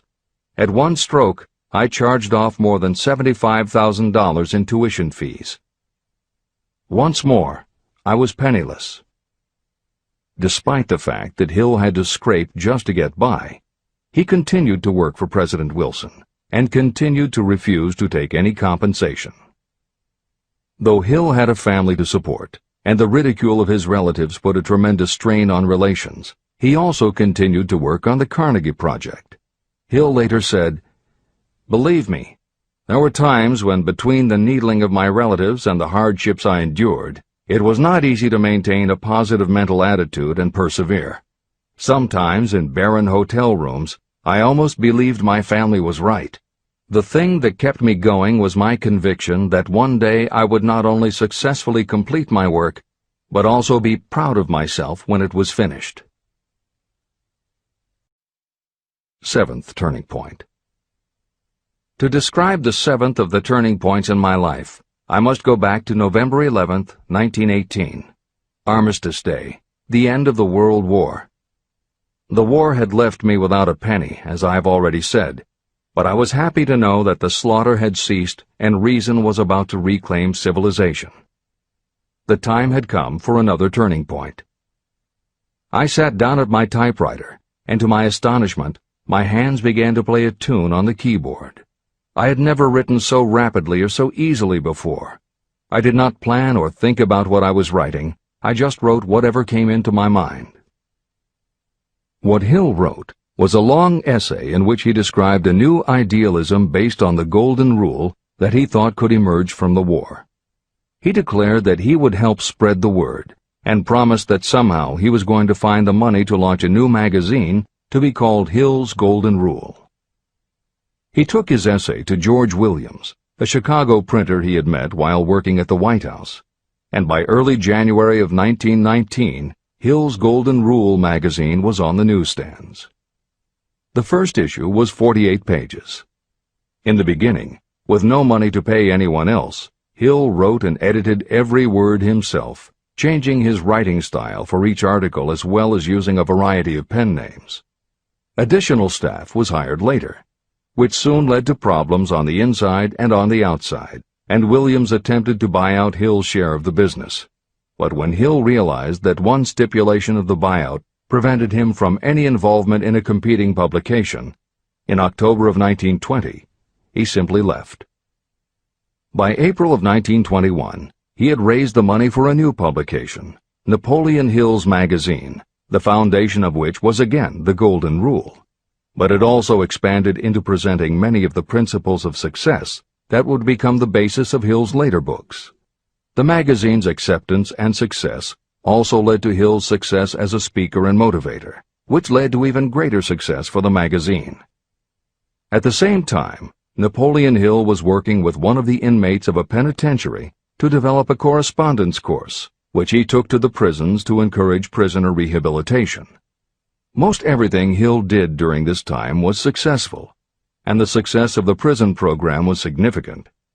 But the greed of two members of the board of directors, one of whom was the prison chaplain, eventually led in 1923 to the demise of not only the educational rehabilitation programs, but also the magazine and numerous other successful offshoot ventures. The bleak irony, as Michael Ritt notes in A Lifetime of Riches, was that few enterprises in the 1920s could have been more idealistic or humanitarian in concept. Yet in seeking to stir goodness in men's souls, these enterprises had stirred mean-spirited men to a bloodlust that destroyed everything. Without his magazine, Hill went back to teaching and lecturing, which led to an introduction to a crusading newspaper publisher, Don Mellett, who offered to help Hill publish the results of his work on the Carnegie Project. At this same time, Mellett learned that Prohibition gangsters were selling narcotics and bootleg liquor to school children in Canton, and members of the local police force were being bribed to do nothing about it. Mellett was outraged and wrote an expose in his Canton Daily News while Hill contacted the governor to implement a state investigation of the corrupt police department. A week before Hill and Mellett were to finalize the financing for the publication of Hill's book, Don Mellett was ambushed outside his home and assassinated by a gangster and a renegade cop. They tried to kill Hill, too, but through pure luck he escaped and fled to the Smoky Mountains, where he remained holed up in a backwoods shack for most of a year. Destitute and in fear for his life, he lapsed into a state of deep depression. Then, in one extraordinary night of self-analysis, he willed himself out of his depression and resolved to finish the challenge Carnegie had posed almost 20 years earlier. Hill went to Philadelphia, convinced a publisher to put up the money, then worked night and day for almost 4 months to finish the manuscript. In March of 1928, Hill published the results of his efforts, a multi-volume masterwork entitled Law of Success. No one had ever seen anything like it. It was a phenomenon, a runaway bestseller. A little over a year later, while Hill was finally enjoying the fruits of his long labors, the stock market crash of '29 hit. The bottom fell out of everything, including the market for books.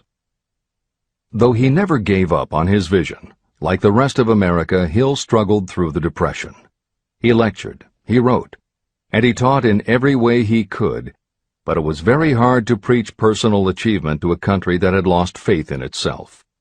Napoleon Hill made it his personal mission to turn the tide by creating a variety of self-help programs, but it became disappointingly apparent that it was going to take more than one man to do it. When Franklin Delano Roosevelt was elected president, he reached out to Hill. Though Napoleon Hill was an avowed capitalist, he believed enough in the ultimate goal of FDR's policies that he committed himself to helping the new administration. Throughout the Depression years, he became a close confidant of the president's, helping to guide Roosevelt in his efforts to revitalize America. It is said that it was Hill who gave FDR the famous line, "We have nothing to fear but fear itself." And though Hill was dead broke, just as he had done for President Wilson, he refused to accept more than $1 a year for his efforts.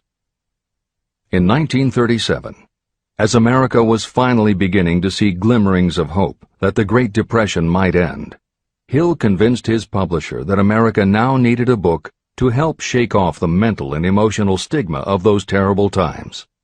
He was right. They released Think and Grow Rich to such resounding success that it sold well over 1 million copies even before the Depression ended. At this writing, it has sold more than 60 million copies worldwide, and to this day it still sells more than 1 million copies a year in its various editions. Take your own persistence inventory. Persistence is a state of mind. Therefore, it can be cultivated. Like all states of mind, persistence is based upon definite causes, among them these. Definiteness of purpose. Knowing what you want is the first and most important step toward the development of persistence. A strong motive will force you to surmount difficulties. Desire. It is comparatively easy to acquire and maintain persistence in pursuing the object of intense desire. Self-reliance. Belief in your ability to carry out a plan encourages you to follow the plan through with persistence. Self-reliance can be developed through the principle described in Chapter 5, Autosuggestion. Definiteness of plans. Organized plans, even ones that may be weak or impractical, encourage persistence. Accurate knowledge. Knowing that your plans are sound, based upon experience or observation, encourages persistence. Guessing, instead of knowing, destroys persistence. Cooperation. Sympathy, understanding, and cooperation with others tend to develop persistence. Willpower. The habit of concentrating your thoughts on making plans to attain your definite purpose leads to persistence. Habit. Persistence is the direct result of habit. The mind absorbs and becomes a part of the daily experiences upon which it feeds. Fear, the worst of all enemies, can be overcome by forcing yourself to perform and repeat acts of courage. Everyone who has seen active service in war knows this. Take inventory of yourself and determine what you are lacking in this essential quality of persistence. Measure yourself point by point and see how many of the previous 8 factors of persistence you lack. The analysis may lead to discoveries that will give you a new understanding of yourself and what you need to get ahead. The following is a list of the real enemies that stand between you and achievement. These are not only the symptoms indicating weakness of persistence, but also the deeply seated subconscious causes of this weakness. Study the list carefully, and face yourself squarely if you really wish to know who you are and what you are capable of doing. These are the weaknesses that must be mastered by anyone who really wants to accumulate riches. 1. Failure to recognize and to define clearly exactly what you want. 2. Procrastination, with or without cause, usually backed up with a long list of alibis and excuses. 3. Lack of interest in acquiring specialized knowledge. 4. Indecision, and the habit of passing the buck instead of facing issues squarely, also backed by alibis and excuses. 5. The habit of relying upon excuses instead of making definite plans to solve your problems. 6. Self-satisfaction. There is little remedy for this, and no hope for those who suffer from it. 7. Indifference, usually reflected in your readiness to compromise rather than meet opposition and fight it. 8. The habit of blaming others for your mistakes and accepting circumstances as being unavoidable. 9. Weakness of desire because you neglected to choose motives that will push you to take action. 10. Willingness to quit at the first sign of defeat, based upon one or more of the 6 basic fears. 11. Lack of organized plans that you have written out so they can be analyzed. 12. The habit of neglecting to act on ideas or to grasp opportunity when it presents itself. 13. Wishing instead of willing. 14. The habit of compromising with poverty instead of aiming at riches. A general lack of ambition to be, to do, or to own. 15. Searching for all the shortcuts to riches, trying to get without giving a fair equivalent, usually reflected in the habit of gambling or trying to drive unfair bargains. 16. Fear of criticism, resulting in failure to create plans and put them into action because of what other people might think, do, or say. This is one of your most dangerous enemies because it often exists in your subconscious mind and you may not even know it is there. See the 6 basic fears in the last chapter. If you fear criticism. Following is an examination of the symptoms of the fear of criticism. The majority of people permit relatives, friends, and the public at large to influence them so that they cannot live their own lives because they fear criticism. Many people make mistakes in marriage, but stay married, then go through life miserable and unhappy because they fear criticism. Anyone who has submitted to this form of fear knows the irreparable damage it does by destroying one's ambition and the desire to achieve. Millions of people neglect to go back and get an education after having left school because they fear criticism. Countless numbers of men and women permit relatives to wreck their lives in the name of family duty because they fear criticism. Duty does not require you to submit to the destruction of your personal ambitions and the right to live your own life in your own way. People refuse to take chances in business because they fear the criticism that may follow if they fail. The fear of criticism in such cases is stronger than the desire for success. Too many people refuse to set high goals for themselves because they fear the criticism of relatives and friends who may say, "Don't aim so high, people will think you're crazy." When Andrew Carnegie suggested that I devote 20 years to the organization of a philosophy of individual achievement, my first impulse was fear of what people might say. His suggestion was far greater than anything I had ever conceived for myself. My first instinct was to create excuses, all of them traceable to the fear of criticism. Something inside of me said, "You can't do it. The job is too big and requires too much time. What will your relatives think of you? How will you earn a living? No one has ever organized a philosophy of success. What right have you to believe you can do it? Who are you anyway to aim so high? Remember your humble birth. What do you know about philosophy? People will think you are crazy, and they did. Why hasn't some other person done this before now? These and many other questions flashed into my mind.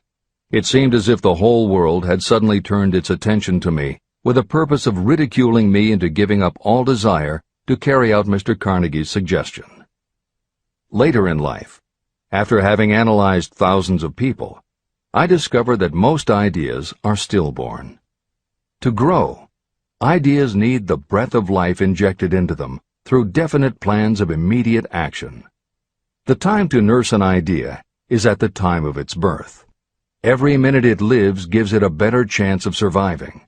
The fear of criticism is what kills most ideas that never reach the planning and action stage. Breaks can be made to order. Many people believe that success is the result of lucky breaks. There may be something to that, but if you depend upon luck, you will almost surely be disappointed. The only break anyone can afford to rely on is a self-made break. These come through the application of persistence. The starting point is definiteness of purpose. Editor's comments. In 1999, Mark Myers, editor of one of the country's most influential self-help newsletters, Bottom Line Personal, wrote a book entitled How to Make Luck: 7 Secrets Lucky People Use to Succeed. In it, he tells of a study that was done by the psychology department at the University of Hertfordshire near London. They assembled a group of people, half of whom either thought themselves lucky or were considered to be lucky by others. The other half of the group believed they were unlucky.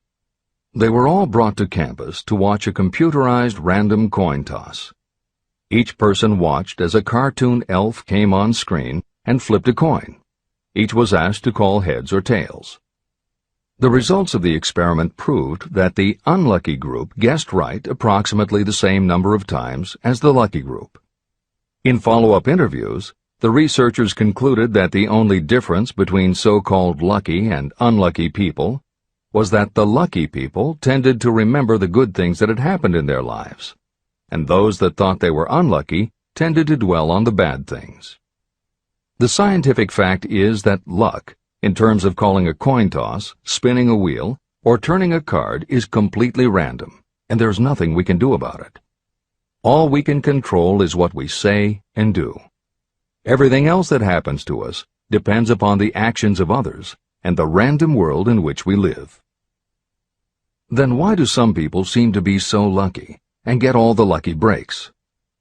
Myers says it is because, unlike luck, lucky breaks are something you can control. And lucky people, whether they know it or not, have taken specific steps to make their good luck. You can influence lucky breaks in 2 ways. You have to intentionally put yourself in luck's way, and you must make people want to help you because they believe that you deserve their help. Once you have let the world know you are ready for a break, luck is largely a matter of being introduced to opportunities by people who open doors for us. Myers calls these people gatekeepers. Gatekeepers offer help not only out of goodwill, but also because they hope you will help them in return when you are in a position to do so. People who are lucky make it a point to impress their gatekeepers so that they will be the first to come to mind when opportunities arise. Your gatekeepers must believe that you deserve a break, and that it is worth it to them to give you one. One of the best ways to do that is simply to behave and act lucky. If you act like a loser, people think you are a loser. If you perceive yourself as lucky, it will be easier for others to see you that way. And if you are believed to be a lucky person, your chances of receiving lucky opportunities will increase, partly because others hope some of your luck will rub off on them. This is the biggest secret lucky people know. They know that when they seem lucky, more people want to help them. There are people waiting to make a difference in your life if you show them you are willing to make an effort and that you are enthusiastic. Mark Myers' book is devoted to explaining ways to do that. As Hill says, the only lucky break anyone can afford to rely upon is a self-made break. These come through the application of persistence. The starting point is definiteness of purpose. This is the end of the editor's comments. If you stop the first 100 people you meet on the street and ask them what they want most in life, 98 of them would not be able to tell you. If you press them for an answer, some will say security, many will say money, a few will say happiness, and others will say fame and power. Some might tell you they want social recognition, ease in living, the ability to sing, dance, or write. But none of them will be able to give you the slightest indication of a plan by which they hope to attain these vaguely expressed wishes. Riches do not respond to wishes. They respond only to definite plans backed by definite desires through constant persistence. How to develop persistence. There are 4 simple steps that lead to the habit of persistence. They call for no great amount of intelligence, no particular amount of education, and little time or effort. These necessary steps are: 1. A definite purpose, backed by a burning desire for its fulfillment. 2. A definite plan, expressed in continuous action. 3. A mind closed tightly against all negative and discouraging influences, including negative suggestions of relatives, friends, and acquaintances. 4. A friendly alliance with one or more persons who will encourage you to follow through with both plan and purpose. These 4 steps are essential for success in all walks of life. An important purpose of the 13 principles of this philosophy is to enable you to take those 4 steps as a matter of habit. They are steps by which you may control your economic destiny. They are steps that lead to freedom and independence of thought. They are steps that lead to riches, in small or great quantities. They are steps that lead the way to power, fame, and worldly recognition. They are 4 steps that guarantee favorable breaks. They are steps that convert dreams into physical realities. They are steps that lead also to the mastery of fear, discouragement, indifference. There is a magnificent reward for anyone who learns to take these 4 steps. It is the privilege of writing your own ticket and of making life yield whatever price is asked. How to master difficulties. What mystical power gives people of persistence the capacity to master difficulties? Does the quality of persistence set up in your mind some form of spiritual, mental, or chemical activity that gives you access to supernatural forces? Does infinite intelligence throw itself on the side of the person who still fights on when the whole world seems to be against them?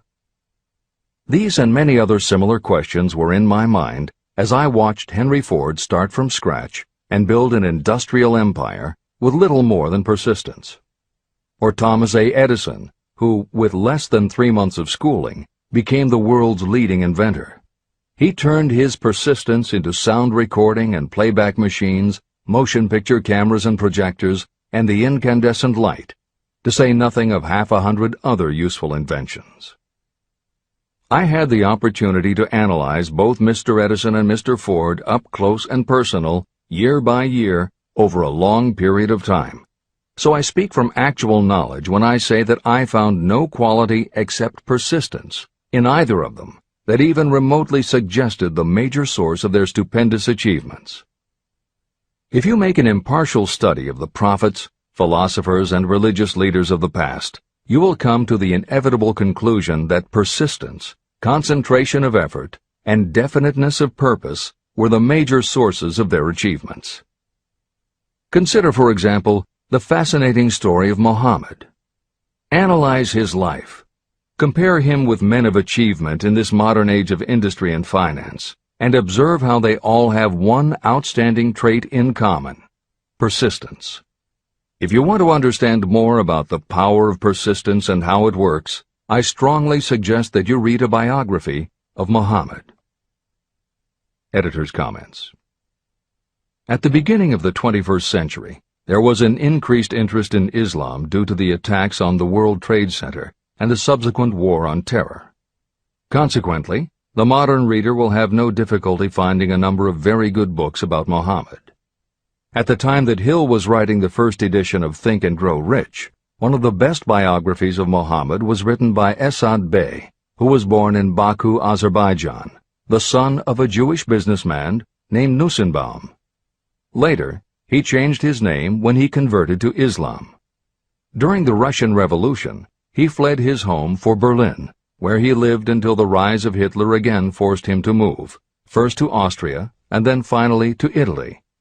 It is believed by some that this man, known as Esad Bey, also wrote under another pen name, Kurban Said, and was in fact the author of the acclaimed Azerbaijani novel, Ali and Nino. That Napoleon Hill was very impressed with this particular biography of Muhammad is clear from his recommendation, which follows. I strongly suggest that you read a biography of Muhammad, especially the one by Esad Bey. This brief review of that book, which appeared in the Herald Tribune, will provide a preview of the rare treat in store for those who take the time to read the entire story of one of the most astounding examples of the power of persistence known to civilization. The Last Great Prophet. Reviewed by Thomas Sugru. Muhammad was a prophet, but he never performed a miracle. He was not a mystic. He had no formal schooling. He did not begin his mission until he was 40. When he announced that he was the messenger of God, bringing word of the true religion, he was ridiculed and labeled a lunatic. Children tripped him, and women threw filth upon him. He was banished from his native city, Mecca, and his followers were stripped of their worldly goods and sent into the desert after him. When he had been preaching 10 years, he had nothing to show for it but banishment, poverty, and ridicule. Yet before another 10 years had passed, he was dictator of all Arabia, ruler of Mecca, and the head of a new world religion which was to sweep to the Danube and the Pyrenees before exhausting the impetus he gave it. That impetus was threefold: the power of words, the efficacy of prayer, and man's kinship with God. His career never made sense. Muhammad was born to impoverished members of a leading family of Mecca. Because Mecca, the crossroads of the world, home of the magic stone called the Kaaba, great city of trade and the center of trade routes, was unsanitary, its children were sent to be raised in the desert by Bedouins. Muhammad was thus nurtured, drawing strength and health from the milk of nomad, vicarious mothers. He tended sheep and soon hired out to a rich widow as leader of her caravans. He traveled to all parts of the Eastern world, talked with many men of diverse beliefs, and observed the decline of Christianity into warring sects. When he was 28, Khadijah, the widow, looked upon him with favor and married him. Her father would have objected to such a marriage, so she got him drunk and held him up while he gave the paternal blessing. For the next 12 years, Muhammad lived as a rich and respected and very shrewd trader. Then he took to wandering in the desert, and one day he returned with the first verse of the Koran and told Khadijah that the archangel Gabriel had appeared to him and said that he was to be the messenger of God. The Koran, the revealed word of God, was the closest thing to a miracle in Muhammad's life. He had not been a poet. He had no gift of words. Yet the verses of the Koran, as he received them and recited them to the faithful, were better than any verses which the professional poets of the tribes could produce. This, to the Arabs, was a miracle. To them, the gift of words was the greatest gift. The poet was all-powerful. In addition, the Koran said that all men were equal before God, that the world should be a democratic state, Islam. It was this political heresy, plus Muhammad's desire to destroy all the 360 idols in the courtyard of the Kaaba, which brought about his banishment. The idols brought the desert tribes to Mecca, and that meant trade. So the businessmen of Mecca, the capitalists, of which he had been one, set upon Muhammad. Then he retreated to the desert and demanded sovereignty over the world. The rise of Islam began. Out of the desert came a flame which would not be extinguished. A democratic army, fighting as a unit and prepared to die without wincing.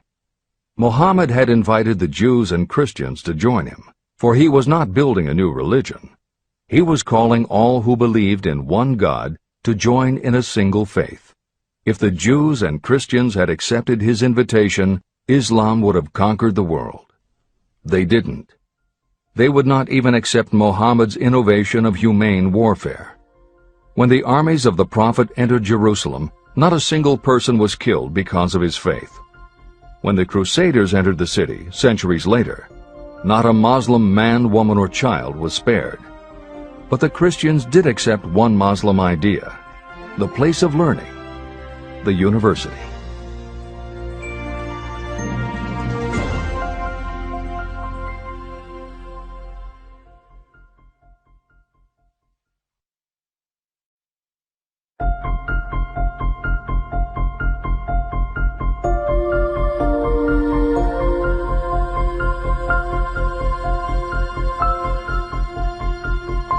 The ladder of success is never crowded at the top. Chapter 11. Power of the Mastermind, the Driving Force. The ninth step toward riches. Power is essential for success in the accumulation of money. Plans are useless without sufficient power to turn them into action. This chapter will describe the method by which an individual may attain and apply power. Power may be defined as organized and intelligently directed knowledge. Power, as the term is used here, refers to organized effort, sufficient to enable an individual to transmute desire into its monetary equivalent. Organized effort is produced through the coordination of effort of two or more people who work toward a definite end in a spirit of harmony. Power is required to accumulate money. Power is necessary to keep the money after it has been accumulated. How can power be acquired? If power is organized knowledge, let us examine the sources of knowledge. Infinite intelligence. This source of knowledge may be accessed with the aid of creative imagination through the subconscious mind, as described in the previous chapters on faith, autosuggestion, and imagination, and as will be elaborated on in Chapter 13, the subconscious mind, and Chapter 14, the brain. Accumulated experience. The accumulated experience of humanity may be found in any well-equipped public library. An important part of this accumulated experience is taught in public schools and colleges, where it has been classified and organized. Editor's comment. The computer revolution and the Internet have had a profound effect upon the quantity of information available and on the ease of access and ability to organize that information. This is the end of the editor's comment. Experiment and research. In the field of science, and in practically every other walk of life, people are gathering, classifying, and organizing new facts daily. This is the source to which you must turn when knowledge is not available through accumulated experience. Here, too, the creative imagination must often be used. Editor's comment. Today, because of the computer revolution and the Internet, publishing and dissemination of information happens so quickly that there is almost no lag time between experiment or research and the integration of those results into available knowledge. This is the end of the editor's comment. Knowledge may be acquired from any of the foregoing sources. It may be converted into power by organizing it into definite plans and by putting those plans into action. If you examine the three sources of knowledge, you will see how difficult it would be if you had to depend upon just your own efforts to assemble all the knowledge you need and turn it into definite plans of action. If your plans are big and comprehensive, generally you will have to get others to cooperate with you if you are going to organize your knowledge so that you can turn your plans into power. Gaining power through the mastermind. The mastermind may be defined as coordination of knowledge and effort in a spirit of harmony between two or more people for the attainment of a definite purpose.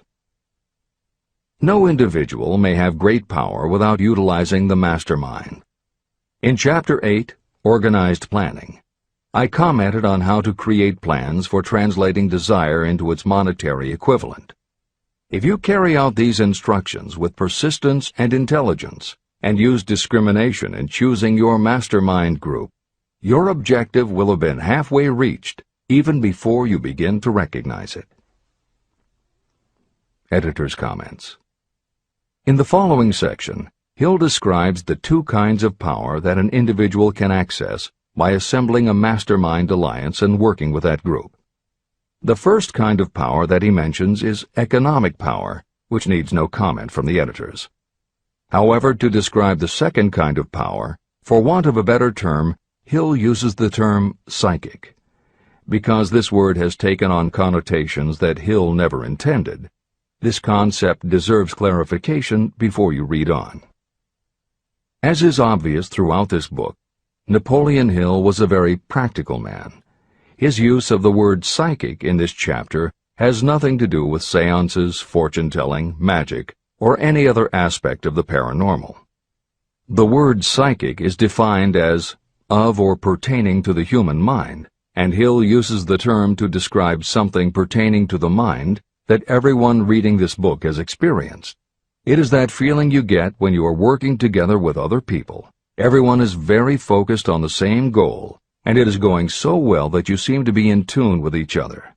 When that happens, you not only work well with the others, but your own work and ideas also seem to be operating on a higher and better plane than usual. This is the end of the editor's comments.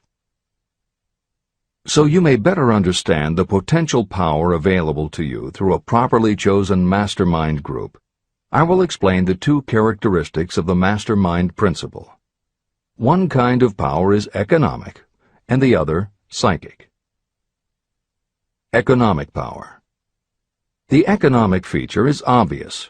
Economic advantages may be created by any person who surrounds himself with the advice, counsel, and personal cooperation of a group of people who are willing to lend him or her wholehearted aid in a spirit of perfect harmony. This form of cooperative alliance has been the basis of nearly every great fortune. Your understanding of this great truth may definitely determine your financial status. Psychic power. What I refer to as the psychic phase of the mastermind principle is a little more difficult to comprehend. You'll get a better sense of the meaning from this statement. No two minds ever come together without creating a third, invisible, intangible force, which may be likened to a third mind. The human mind is a form of energy. When the minds of two people are coordinated in a spirit of harmony, the energy of each mind seems to pick up on the energy of the other mind, which constitutes the psychic phase of the mastermind. The mastermind principle, or rather the economic feature of it, was first called to my attention by Andrew Carnegie. Discovery of this principle was responsible for the choice of my life's work. Mr. Carnegie's mastermind group consisted of a staff of approximately 50 people with whom he surrounded himself for the purpose of manufacturing and marketing steel. He knew little of the technical side of the steel business. His strength was his ability to get others to work together in perfect harmony toward achieving a common goal. Carnegie attributed his entire fortune to the power he accumulated through this mastermind alliance. If you analyze the record of anyone who has accumulated a great fortune, and many of those who have accumulated modest fortunes, you will find that they have either consciously or unconsciously employed the mastermind principle. Great power can be accumulated through no other principle. How to multiply your brain power. The human brain may be compared to an electric battery. It is a fact that a group of batteries will provide more energy than a single battery. It is also a fact that the amount of energy provided by each individual battery depends upon the number and capacity of the cells it contains. The brain functions in a similar fashion. Some brains are more efficient than others. A group of brains coordinated or connected in a spirit of harmony will provide more thought energy than a single brain. just as a group of electric batteries will provide more energy than a single battery. Through this metaphor, you can see that the mastermind principle holds the secret of the power wielded by those who surround themselves with others of great brain power. The following will further define the so-called psychic phase of the mastermind principle. When a group of individual minds are coordinated and function in harmony, the increased energy created through that alliance becomes available to every individual mind in the group. Henry Ford began his business career under the handicap of poverty, illiteracy, and ignorance. Within the inconceivably short period of 10 years, Mr. Ford mastered these 3 handicaps, and within 25 years, he made himself one of the richest men in America. How did he do it? Here is an important clue. Mr. Ford's most rapid strides became noticeable from the time he became a personal friend of the famed inventor Thomas A. Edison. In the story of Ford's success, this is just the first indication of what the influence of one mind upon another can accomplish. Follow his story further, and you will have even more evidence that power may be produced through friendly alliance of minds. It is a fact that Mr. Ford's most outstanding achievements became even more pronounced later, after he formed the acquaintances of Harvey Firestone, John Burroughs, and Luther Burbank, each a man of great mental capacity. People take on the nature and the habits and the power of thought of those with whom they associate in a spirit of sympathy and harmony. Through his association with Edison, Burbank, Burroughs, and Firestone, Mr. Ford added to his own brain power the intelligence, experience, knowledge, and spiritual forces of these 4 men. Henry Ford used the mastermind principle in exactly the way it is described in this book. This principle is available to you. I have already mentioned Mahatma Gandhi. Let me review the method by which he attained his stupendous power. It may be explained in a few words.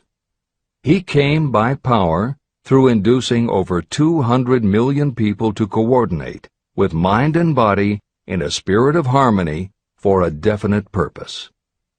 In brief, Gandhi accomplished a miracle.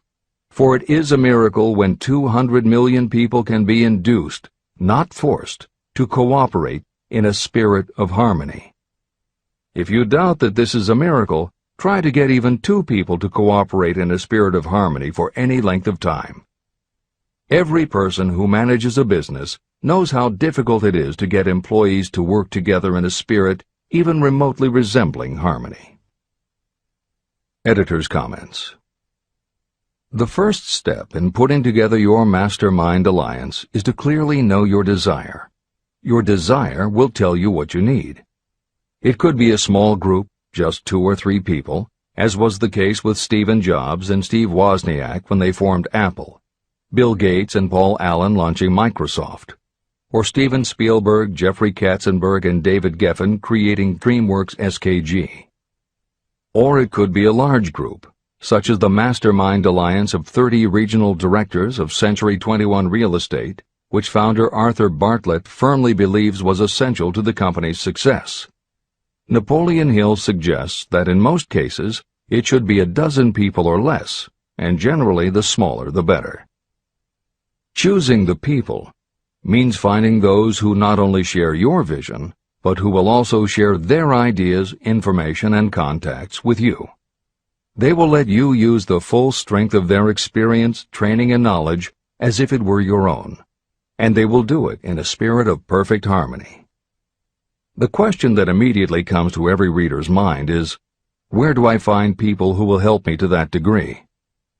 Napoleon Hill cannot answer that question for you, but he does tell you what to look for. Where you look is up to you. And if you really do have the desire to succeed, you will start looking and you won't give up until you find the right people. Napoleon Hill's description of the mastermind that appears below is augmented with additional material from articles and speeches he wrote after the publication of Think and Grow Rich. These were compiled for publication by Hill's friend, mentor, and business associate, W. Clement Stone, and appear in 2 books, Napoleon Hill's Keys to Success and Believe and Achieve. This is the end of the editor's comments. Finding your mastermind members. Ally yourself with a group of as many people as you may need in order to assemble a mastermind that will assist you in creating and carrying out your plan or plans for the accumulation of money. Compliance with this instruction is absolutely essential. Choose to associate with people who share common values, goals, and interests, yet who each have a strong desire to contribute to the overall effort. Trial and error will be part of the process, but there are 2 qualities to keep foremost in your mind. The first is ability to do the job. Do not select people for your alliance merely because you know them and like them. Such people are valuable to you because they improve the quality of your life, but they are not necessarily suited to a mastermind alliance. Your best friend may not be the most knowledgeable marketing professional, but perhaps he or she can introduce you to someone who is. The second quality is the ability to work in a spirit of harmony with others. There must be a complete meeting of minds without any reservations. Personal ambition must be subordinate to the achievement of the purpose of the alliance. This includes your own. You must also insist upon confidentiality. Some people can give away an idea simply because they love to talk. You don't need them in your group. Attune yourself to every member of the group. Try to imagine how you would react in a given situation if you were in his or her shoes. Pay attention to body language. Sometimes facial expressions and movements say far more about what a person feels than the words that come out of his or her mouth. Be sensitive to what is not being said. Sometimes what is left out is far more important than what is included. Don't try to force the group along too quickly. Allow for those who want to test ideas by playing devil's advocate. Compensating your mastermind.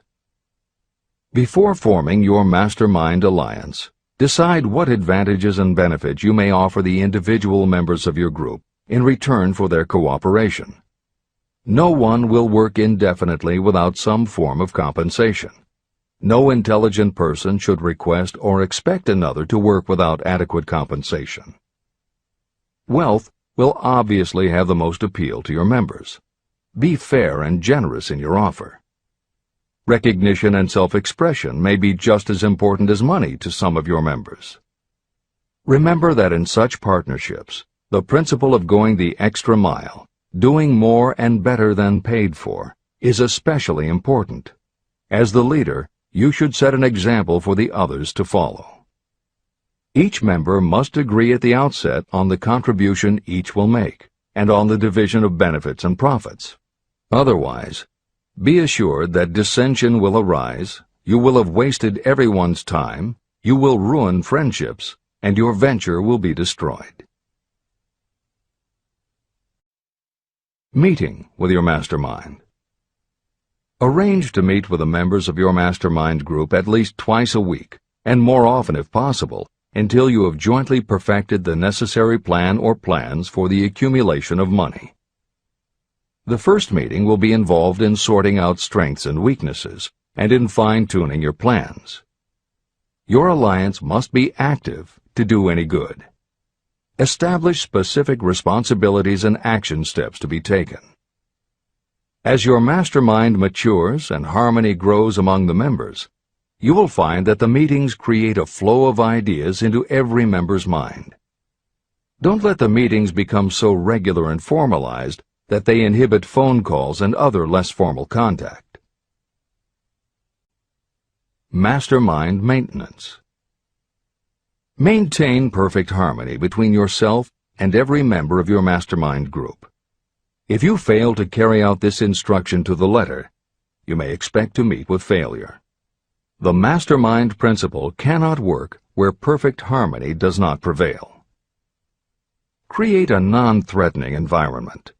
Explore all ideas with equal interest and concern for the originator's feelings. Everyone must deal with everyone else on a completely ethical basis. No member should seek unfair advantage at the expense of others. As the leader, you must inspire confidence in your members by your dedication to your desire, which is the object of the group. The members must know with certainty that you are reliable, trustworthy, and loyal. When you are finally ready to present the results of your efforts to investors, buyers, or the public, you may face your greatest leadership challenge in maintaining the harmony of your mastermind. The group's efforts will now be judged by outsiders, and facing judgment takes courage and persistence. The courage of separate individuals is nothing compared with that of a united team. The more you are able to maintain harmony, the greater the power, and the greater the power, the more resistance you can overcome. Marriage and the mastermind. A mastermind alliance with the person you love most deeply is of untold importance. If you are married and have not built your relationship on the same principles of harmony that are crucial to any alliance, you may have some reselling to do with your spouse. Set aside time each day to talk about what you want to achieve and how you are going about it. Rely on your definiteness of purpose to build your persuasive abilities, to convince your partner of the benefits of the work you are doing. It is very unlikely that your work will not affect your husband or wife in some significant way, and you absolutely must not drag your partner unwillingly into any adventure. Build your mastermind alliance into your marriage from the start, and it will steady and support you through the darkest moments. In fact, your whole family should be incorporated into your alliance. Lack of harmony at home can easily spill over elsewhere. A united family is a great team. The mastermind and infinite intelligence. The list of sources from which you can get power is headed by infinite intelligence. When two or more people coordinate in a spirit of harmony and work toward a definite objective, they place themselves in position to absorb power directly from that great universal storehouse that I refer to as infinite intelligence. This is the greatest of all sources of power. It is the source to which geniuses and great leaders turn, whether they may be conscious of the fact or not. In Chapter 13, The Subconscious Mind, and Chapter 14, The Brain, the methods for accessing infinite intelligence will be described in greater detail. This is not a course on religion. Neither the principle of infinite intelligence nor any other principle in this book should be interpreted as interfering with, endorsing, or rejecting any person's religious beliefs. This book is confined exclusively to instructing the reader how to transmute the definite purpose of desire for money into its monetary equivalent. Read, and really think about what you are reading. Soon the entire subject will unfold, and you will see it in perspective. At this point, you are only seeing the detail of the individual chapters. Editor's comments. This chapter would not be complete without commenting on a mastermind that came into being almost 15 years after the first publication of Think and Grow Rich. Napoleon Hill's own mastermind alliance with multimillionaire businessman and philanthropist W. Clement Stone. On May 2, 1951, at the age of 67, Napoleon Hill and his wife Annie Lou agreed it was time for Napoleon to think about retiring. They decided to begin by cutting back on his speaking engagements after he completed the lectures that were already on his calendar, including one he was scheduled to give a few weeks later in Chicago. Unbeknownst to them, at that event W. Clement Stone had prearranged to sit at the head table next to Napoleon Hill. Like Hill, Stone had been born into poverty. At the age of 6, he started selling newspapers to help pay the rent, and by 13, he owned his own stand. By 16, he was selling insurance, and by 20, he'd managed to scrape together $100, which he used to start his own insurance agency. Stone was a consummate salesman and motivator, and his company was growing very nicely. Then in 1938, he read Think and Grow Rich, and was so inspired by it that he bought a copy for every one of his employees, and continued to do so for each new person who joined his company. Over the years, this amounted to thousands of copies.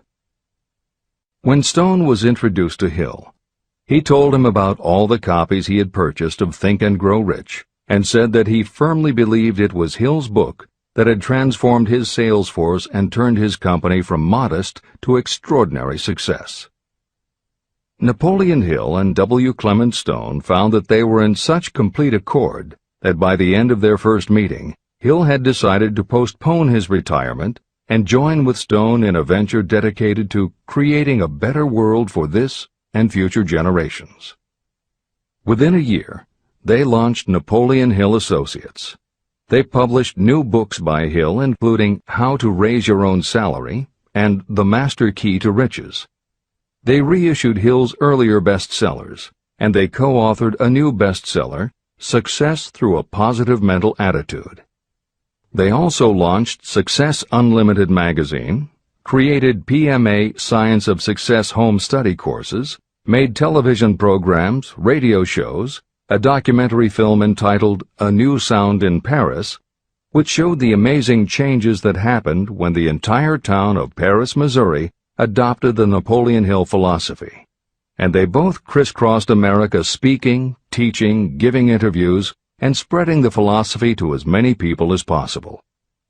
In addition to his work with Napoleon Hill Associates, Hill also consulted to W. Clement Stone's company, Combined Insurance Company of America.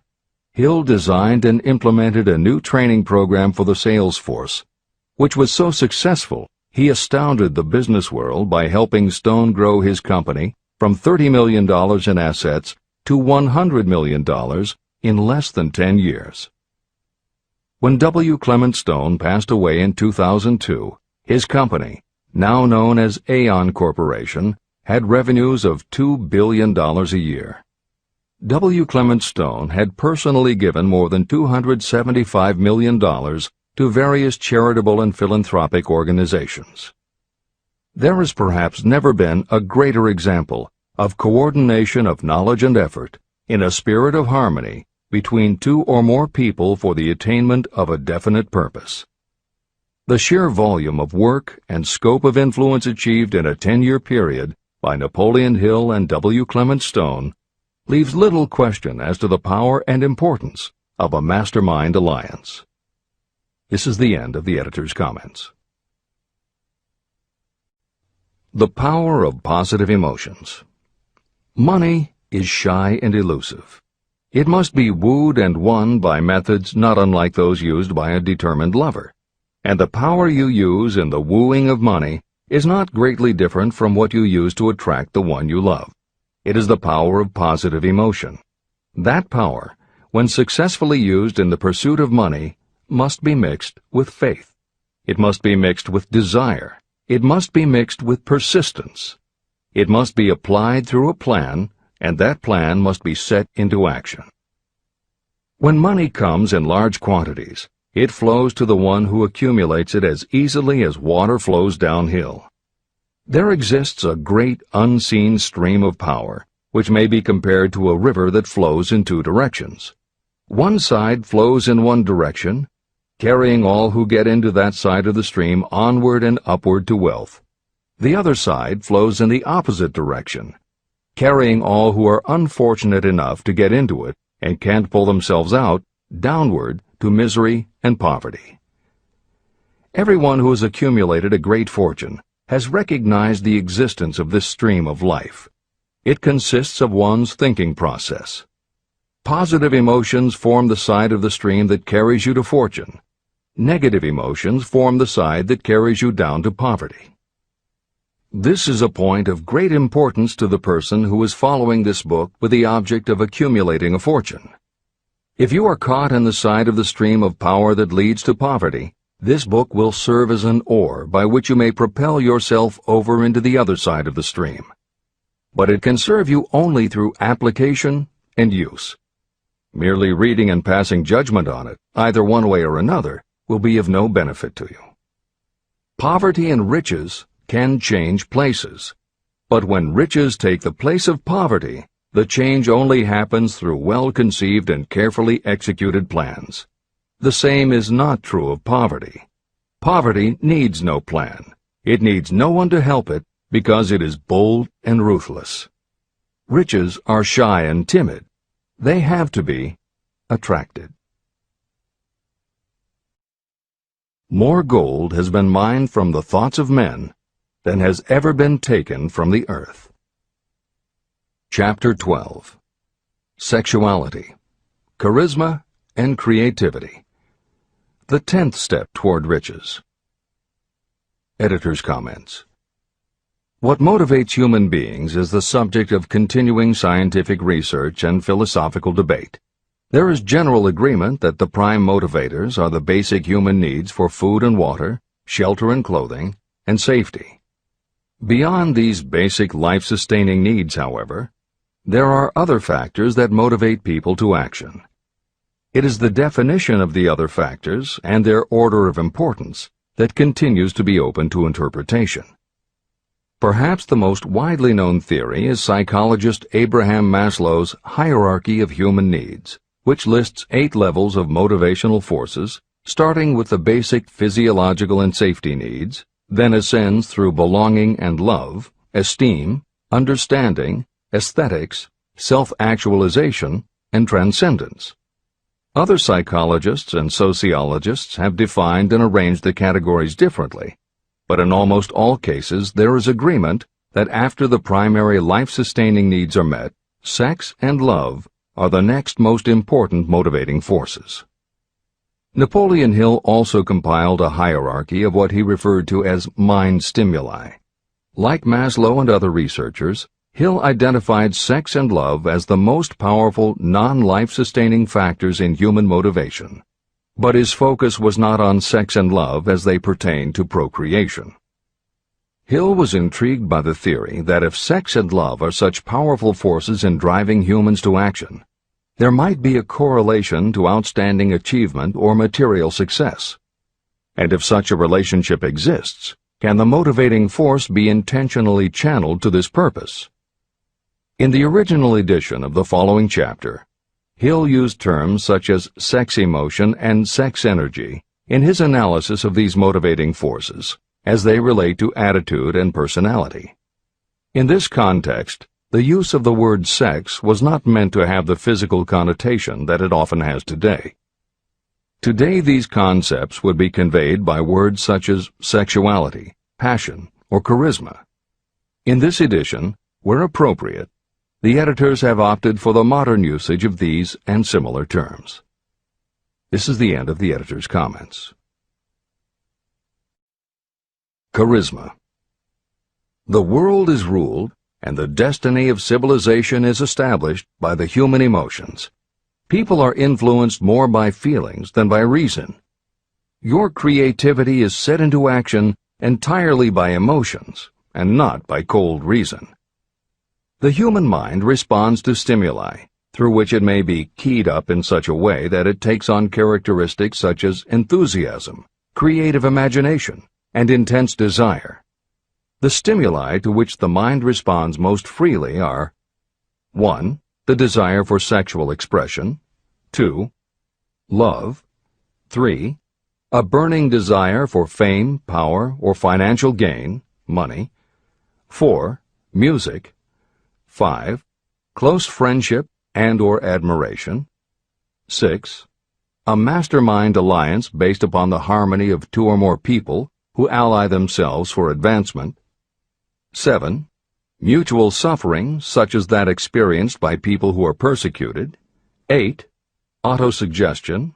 9. Fear. 10. Alcohol and drugs. The desire for sexual expression comes at the head of the list of stimuli that step up the mind and start the wheels of physical action. The emotions associated with a human sexual drive bring into being a state of mind.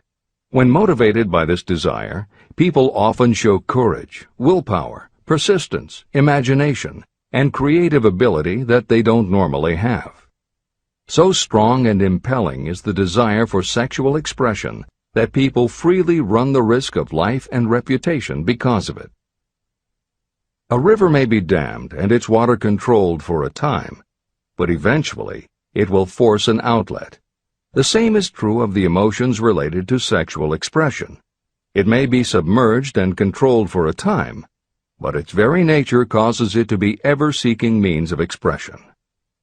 The desire for sexual expression is inborn and natural.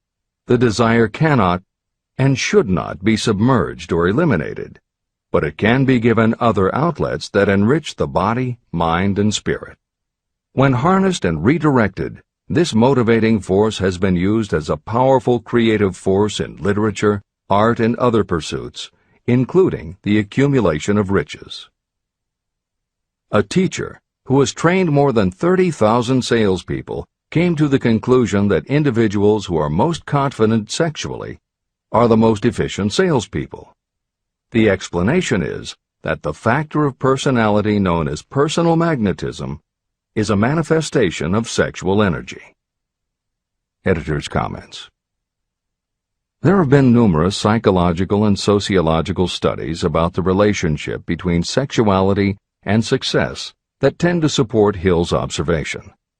Because physical characteristics are the most quantifiable aspects of sexuality, most research studies focus on gender, attractiveness, body size, and age, and they measure indicators such as first impressions, expectation of performance, perception of performance, and social interaction. These studies generally conclude that when comparing individuals of equal competence, for men, the perception is that taller men will do better than short, a full head of hair will outperform balding, handsome or virile will beat out plain or older. For women, the results are comparable. The perception is that attractive performs better than plain, slim or shapely scores higher than overweight, younger is expected to be superior to older. These observations about physical sexuality may seem obvious, but they lead to a conclusion that is very significant. Obviously, not all people who succeed are tall and virile or attractive and shapely. It is also a fact that the success of those who are short, balding, plump, or plain isn't always due to superior skill or luck. Clearly, there is another kind of attractiveness that often supersedes physical appeal. This other kind of attractiveness is connected to human sexuality, but it is not what would usually be referred to as sexy. People who have this quality are often said to have chemistry, personality, charm, or appeal. Hill called this kind of attraction personal magnetism. Today, the more common term is charisma. This is the end of the editor's comments. When employing salespeople, a good sales manager looks for personal magnetism or charisma as the first requirement. People who lack this kind of sexual energy will never become enthusiastic, nor inspire others with enthusiasm. And enthusiasm is one of the most important requisites in salesmanship, no matter what you're selling. The public speaker, preacher, lawyer, or salesperson who is lacking in charisma is a flop as far as being able to influence others is concerned. That, plus the fact that most people are influenced through an appeal to their emotions, should easily convince you of the importance of charisma as a part of the salesperson's ability. Master salespeople attain mastery in selling because they either consciously or unconsciously transmute charisma, sexual energy, into sales enthusiasm. That statement explains the actual, practical meaning of sexual transmutation. The meaning of the word transmute is, in simple language, the changing or transferring of one element or form of energy into another. The transmutation of sexual energy means switching the mind from thoughts of physical expression to thoughts of some other nature. Salespeople who know how to turn on charisma have acquired the art of sexual transmutation, whether they know it or not. The majority of salespeople who transmute their sexual energy do so without being aware of what they are doing or how they are doing it. You can cultivate and develop this quality in your dealings with others.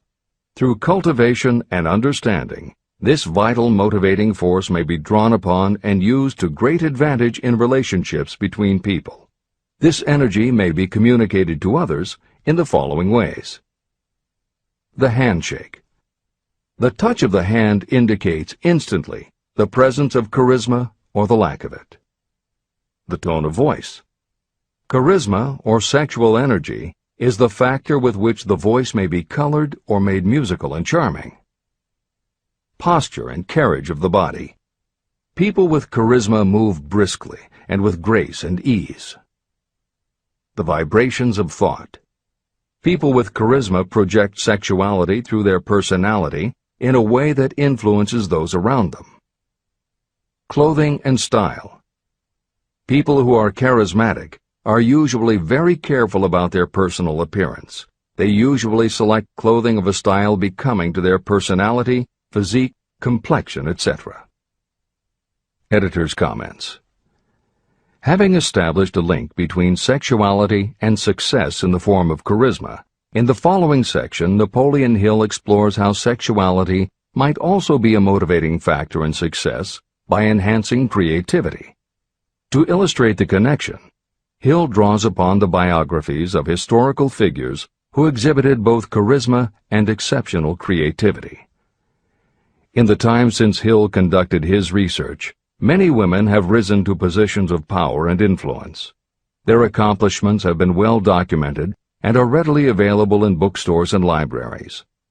However, when Hill was assembling his data, the majority of historical biographies available were about successful men. Further, the successful industrialists and political leaders he had personally studied during the previous 30 years were also men. Because of this limitation, Hill does not theorize about the role men might play in motivating the success of women. This issue is addressed in a later editorial comment. This is the end of the editor's comments. Creativity. It seemed quite significant to me when I made the discovery that practically every great leader I had the privilege of analyzing was a man whose achievements were largely inspired by a woman. In most instances, the woman was a wife, of whom the public had heard little or nothing. In a few of the cases I studied, the source of inspiration was the other woman. The pages of history are filled with the records of great men whose achievements may be traced directly to the influence of women who aroused the creative faculties of their minds. Napoleon Bonaparte was one of these.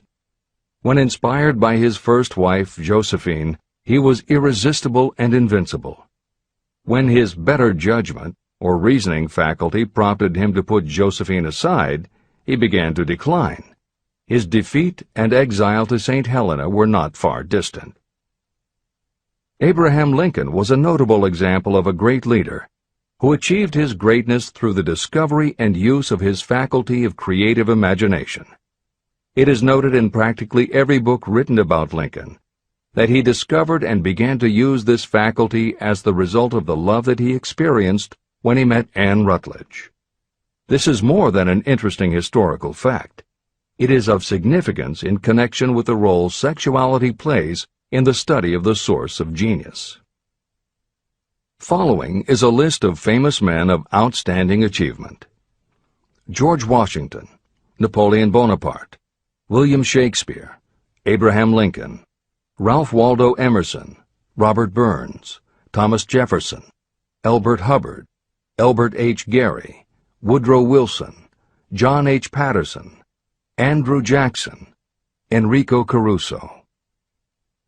Wherever there was evidence available in connection with the lives of these men of achievement, it indicated most convincingly that each possessed a highly developed sexual nature. An analysis of the information taken from biographies and historical writings leads to the following conclusions. 1. Those of greatest achievement have a highly developed sexual nature, but have learned the art of transmutation of sexual energy. 2. Those who have accumulated great fortunes and achieved outstanding recognition in literature, art, industry, architecture, and the professions were motivated by the influence of a mate or lover. When driven by these emotions, people become gifted with a superpower for action. If you understand this, you will also understand that sexual transmutation contains the secret of creative ability. Editor's comments. As noted previously, although Hill's analysis focused on men, today there is a wide range of biographies about women who have succeeded in every aspect of life, including business, politics, religion, sports, entertainment, and the arts. Bearing in mind that biographical information is always subjective, the reader can now find ample material from which to draw a conclusion as to whether Hill's theory about sexuality as a motivating force is equally evident in women. Napoleon Hill had to do an in-depth analysis of biographies in searching for indications that the subject's sexuality had a correlation to their success. Today, we just turn on the television, and we're inundated with intimate details about both men and women suggesting that the best and the brightest are apparently also the sexiest. Although scandals aren't usually cited as scientific proof, the exposés of some of the biggest entertainment and sports stars, high-profile CEOs of major companies, numerous politicians, and even a few presidents, all make at least a common-sense case for Hill's theory about the correlation between sexuality and success. This is the end of the editor's comments. Obviously, this does not mean that everyone who is highly sexed is a genius. People attain the status of a genius only when and if they stimulate their minds so that they can draw upon the forces available through the creative faculty of the imagination.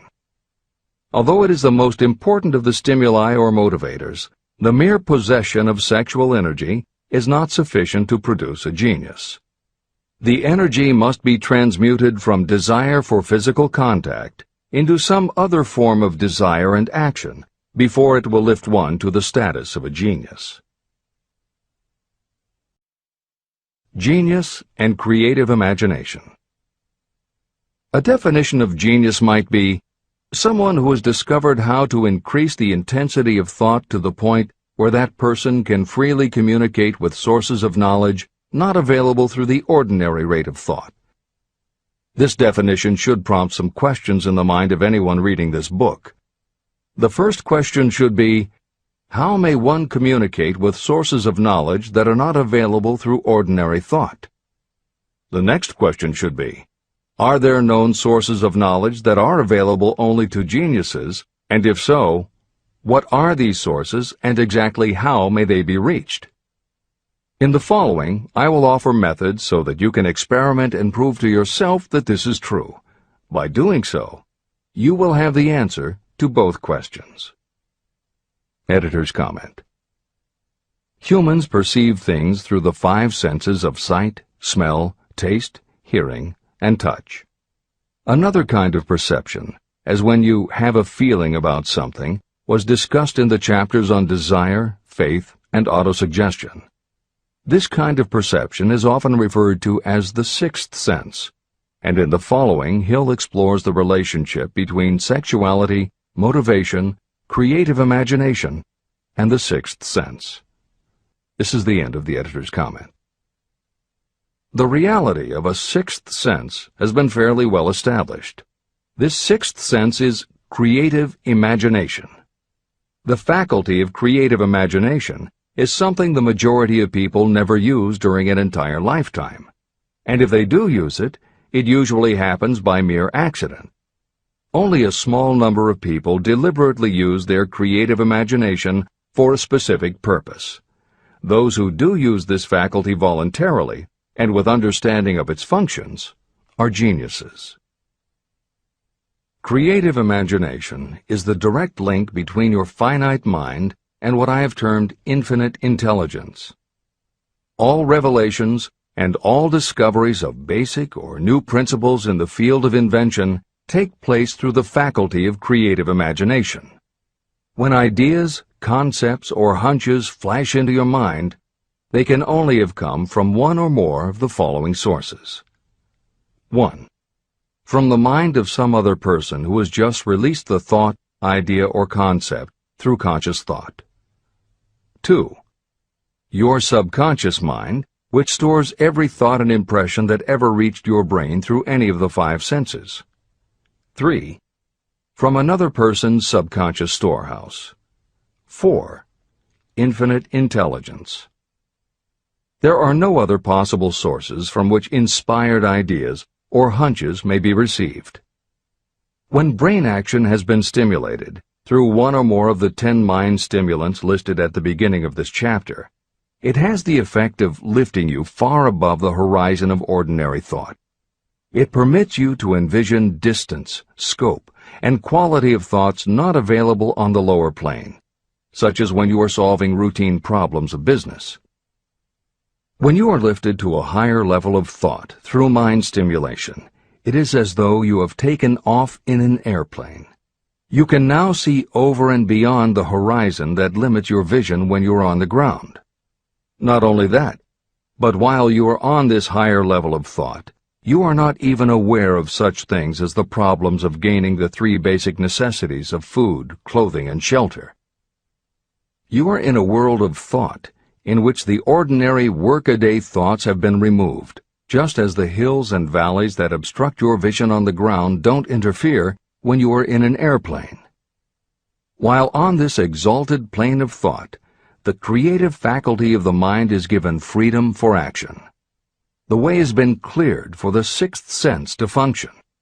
It becomes receptive to ideas that could not reach the individual under any other circumstances. The 6th sense is the faculty that marks the difference between a genius and an ordinary individual. Developing your creative imagination. A mind stimulant is any influence that will either temporarily or permanently increase the intensity of thought. The previously mentioned 10 major stimulants are those most commonly resorted to. Through these sources you may commune with infinite intelligence, enter the storehouse of your subconscious mind, or perhaps even that of another person. That is all there is to genius. The more you use your creative faculty, the more alert and receptive it becomes to factors originating outside your conscious mind. And the more this creative faculty is used, the more you will rely upon it for your thoughts and ideas. This faculty can be cultivated and developed only through use. What we generally refer to as our conscience operates entirely through the faculty of the 6th sense. The great artists, writers, musicians, and poets become great because they acquire the habit of relying upon the still small voice that speaks from within, through their creative imagination. Anyone with a keen imagination knows that some of their best ideas come through so-called hunches. One of the best-known public speakers admits that his speeches are only really great when he closes his eyes and begins to rely entirely upon the faculty of creative imagination. When asked why he closed his eyes just before the climax of his speech, he replied, "I do it because then I speak through ideas that come to me from within." One of America's most successful and best-known financiers has the habit of closing his eyes for 2 or 3 minutes before making a decision. When asked why, he replied, "With my eyes closed, I am able to draw upon a source of superior intelligence." Dr. Elmer R. Gates created more than 200 useful patents through the process of cultivating and using his creative faculty. His method is significant to anyone interested in attaining to the status of genius. Dr. Gates was one of the really great, though less publicized, scientists of the world. In his laboratory, he had what he called his personal communication room. It was practically soundproof, and all light could be shut out. It had a small table on which he kept a pad of writing paper. In front of the table, on the wall, was a light switch. When Dr. Gates desired to draw upon the forces available to him through his creative imagination, he would go into this room, seat himself at the table, shut off the lights, and concentrate on the known factors of the invention he was working on. He would stay in that position until ideas began to flash into his mind in connection with the unknown factors of the invention. On one occasion, ideas came through so fast that he was forced to write for almost 3 hours. When the thoughts stopped flowing, he examined his notes and found they contained a minute description of principles that had no parallel in the known data of the scientific world.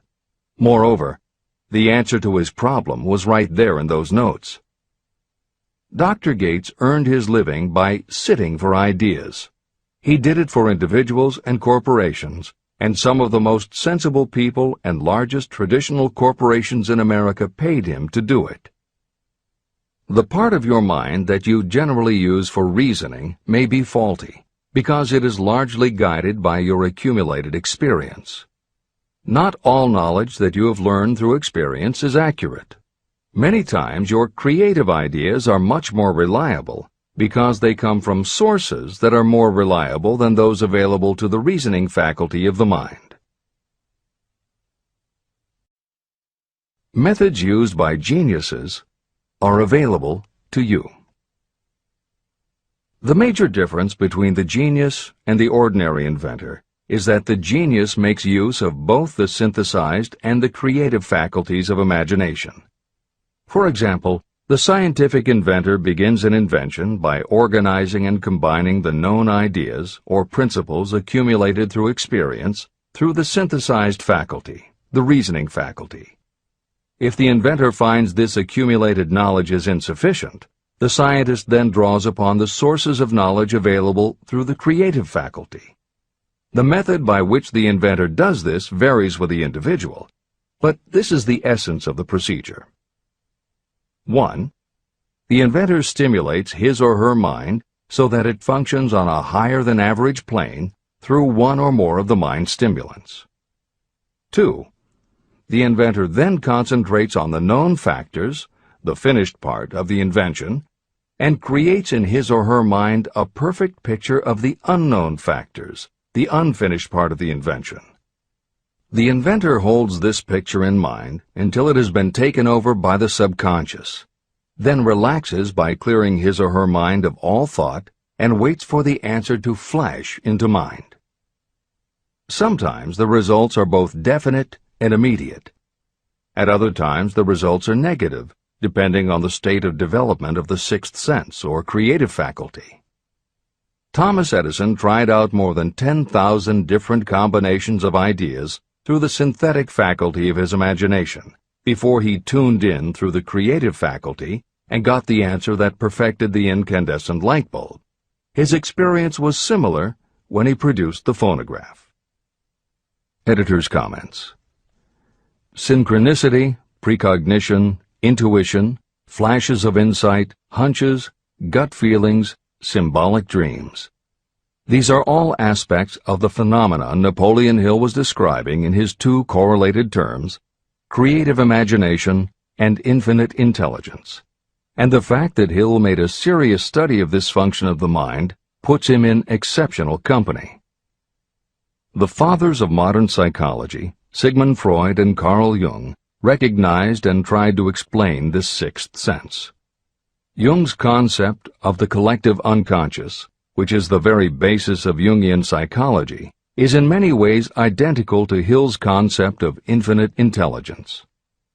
Scientists from Archimedes to Newton to Einstein to the team of Watson and Crick, who determined the structure of DNA, all conceded that intuition was instrumental in their discoveries. Duke University created a department for the sole purpose of studying these phenomena under scientific conditions. Many scientists admit to using personalized techniques similar to Hill's method for accessing intuition and creativity. These include Friedrich Kekule, who discovered the molecular structure of benzene through a dream symbol; physiologist Otto Loewi, who had a hunch followed by a dream that won him the Nobel Prize in Medicine; and as mentioned above, James Watson's breakthrough in the structure of DNA. Mozart, Shelley, Coleridge, Huxley, Descartes, Robert Louis Stevenson all claimed intuition played a role in their creations. William Blake learned the secret to a copper engraving process from a dream.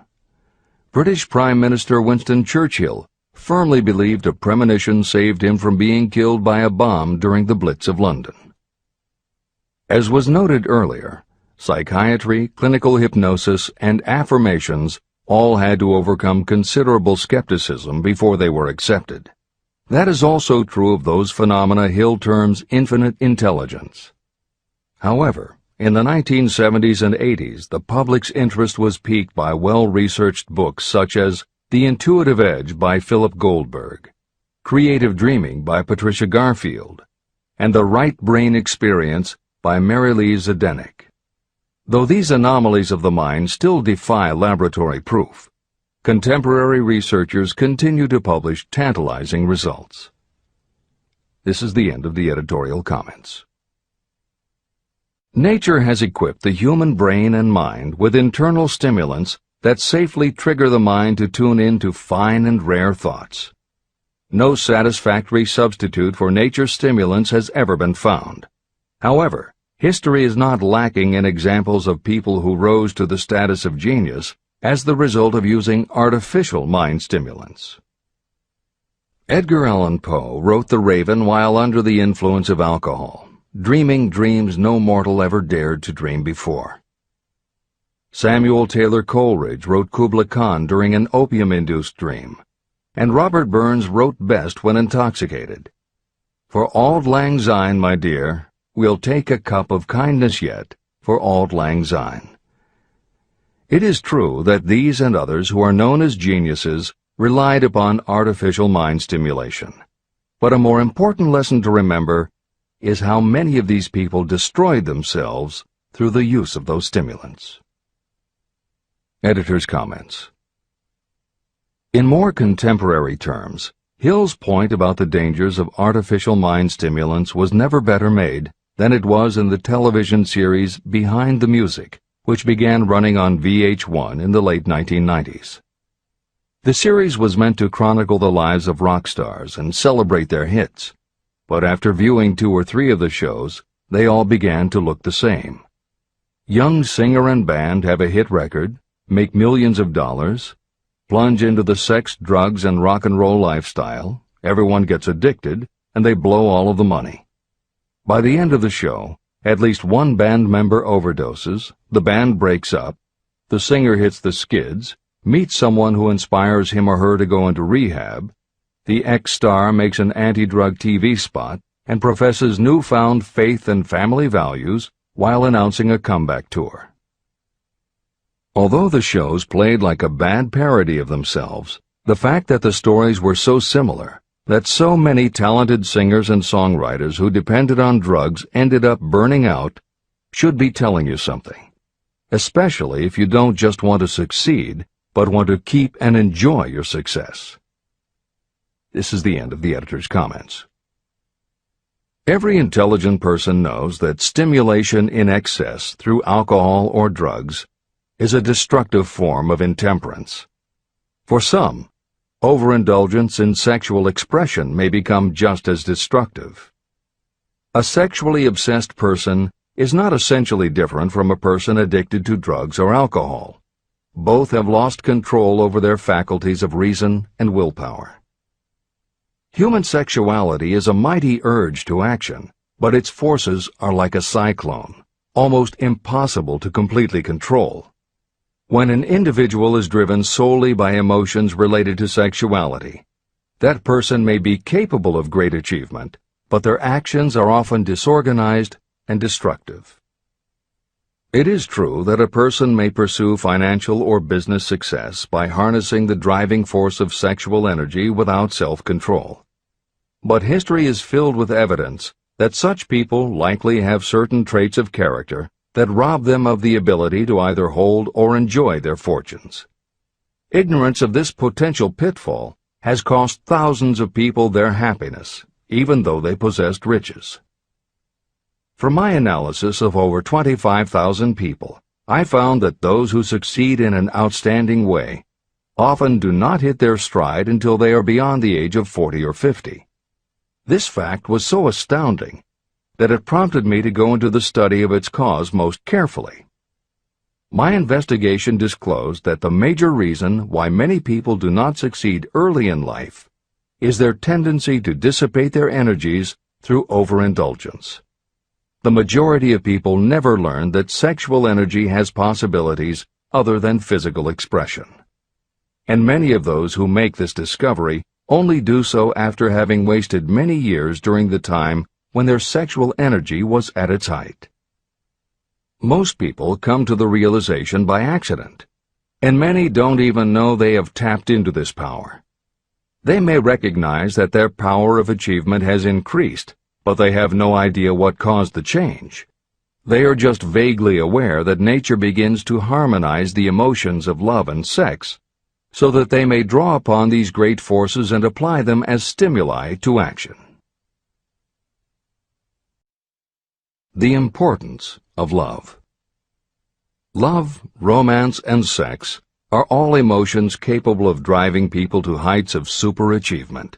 When combined, these three emotions may lift you to an altitude of a genius. Every person who has been moved by genuine love knows that it leaves enduring traces upon the human heart. The effect of love endures, because love is spiritual in nature. Those who cannot be stimulated to great heights of achievement by love are hopeless. They are dead, though they may seem to live. If you believe you are unfortunate because you have loved and lost, you are wrong. One who is loved truly can never lose entirely. Love is whimsical and temperamental. It comes when it pleases and goes away without warning. Accept and enjoy it while it remains, but spend no time worrying about its departure. Worry will never bring it back. Dismiss the thought that love only comes once. Love may come and go times without number, but there are no two love experiences that affect you in just the same way. There may be one love experience that leaves a deeper imprint on the heart than all the others. But all love experiences are beneficial, except to the person who becomes resentful and cynical when love makes its departure. Even the memories of love can lift you and stimulate your mind. Go back into your yesterdays at times and bathe your mind in the beautiful memories of past love. It will soften your worries and give you a source of escape from the unpleasant realities of life. And maybe, during this temporary retreat into the world of fantasy, your subconscious mind will yield to you ideas or plans that may change the entire financial or spiritual status of your life. There should be no disappointment over love, and there would be none if people understood the difference between the emotions of love and sex. Love is an emotion of many shades and colors, but the most intense and burning of all is that experienced in the blending of the emotions of love and sex. Marriages or committed relationships that are not blessed with love properly balanced with sex cannot be happy ones, and seldom endure. Love alone will not bring happiness, nor will sex alone. Love is spiritual. Sex is biological. No experience that touches the human heart with a spiritual force can possibly be harmful, except through ignorance or jealousy.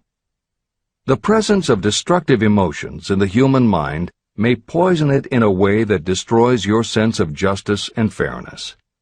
Just as a chemist can take certain chemical elements, none of which are harmful in themselves, and by mixing them together create a deadly poison, in a similar manner the emotions of sex and jealousy, when mixed, may turn just as lethal. Love is the emotion that serves as a safety valve and brings balance, reason, and constructive effort. Love is, without question, life's greatest experience. It can bring you into communion with infinite intelligence. When love guides the emotions, it may lead you well on your way toward creative effort. The road to genius consists of the development, control, and use of sex, love, and romance. Briefly, the process may be stated as follows. Encourage the presence of the positive emotions as the dominating thoughts in your mind, and discourage all the destructive emotions. The mind is a creature of habit. It thrives on the dominating thoughts fed to it. Through your willpower, you may discourage the presence of any emotion and encourage the presence of any other. Control of your mind, through the power of your will, is not difficult. Control comes from persistence and habit. The secret of control lies in understanding the process of transmutation. When any negative emotion presents itself in your mind, it can be transmuted into a positive or constructive emotion by the simple procedure of changing your thoughts. There is no other road to genius than through voluntary self-effort. When the emotion of romance is added to those of love and sex, the obstructions between the finite mind and infinite intelligence are removed. Then, a genius has been born.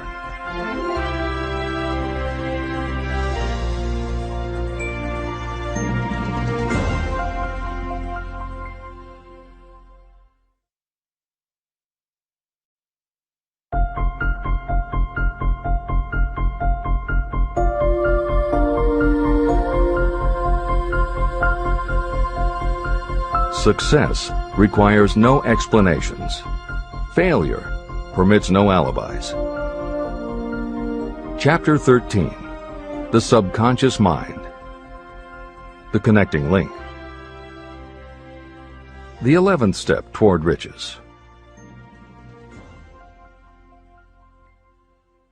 The subconscious mind consists of a field of consciousness, in which every impulse of thought that reaches the conscious mind, through any of the 5 senses, is classified and recorded.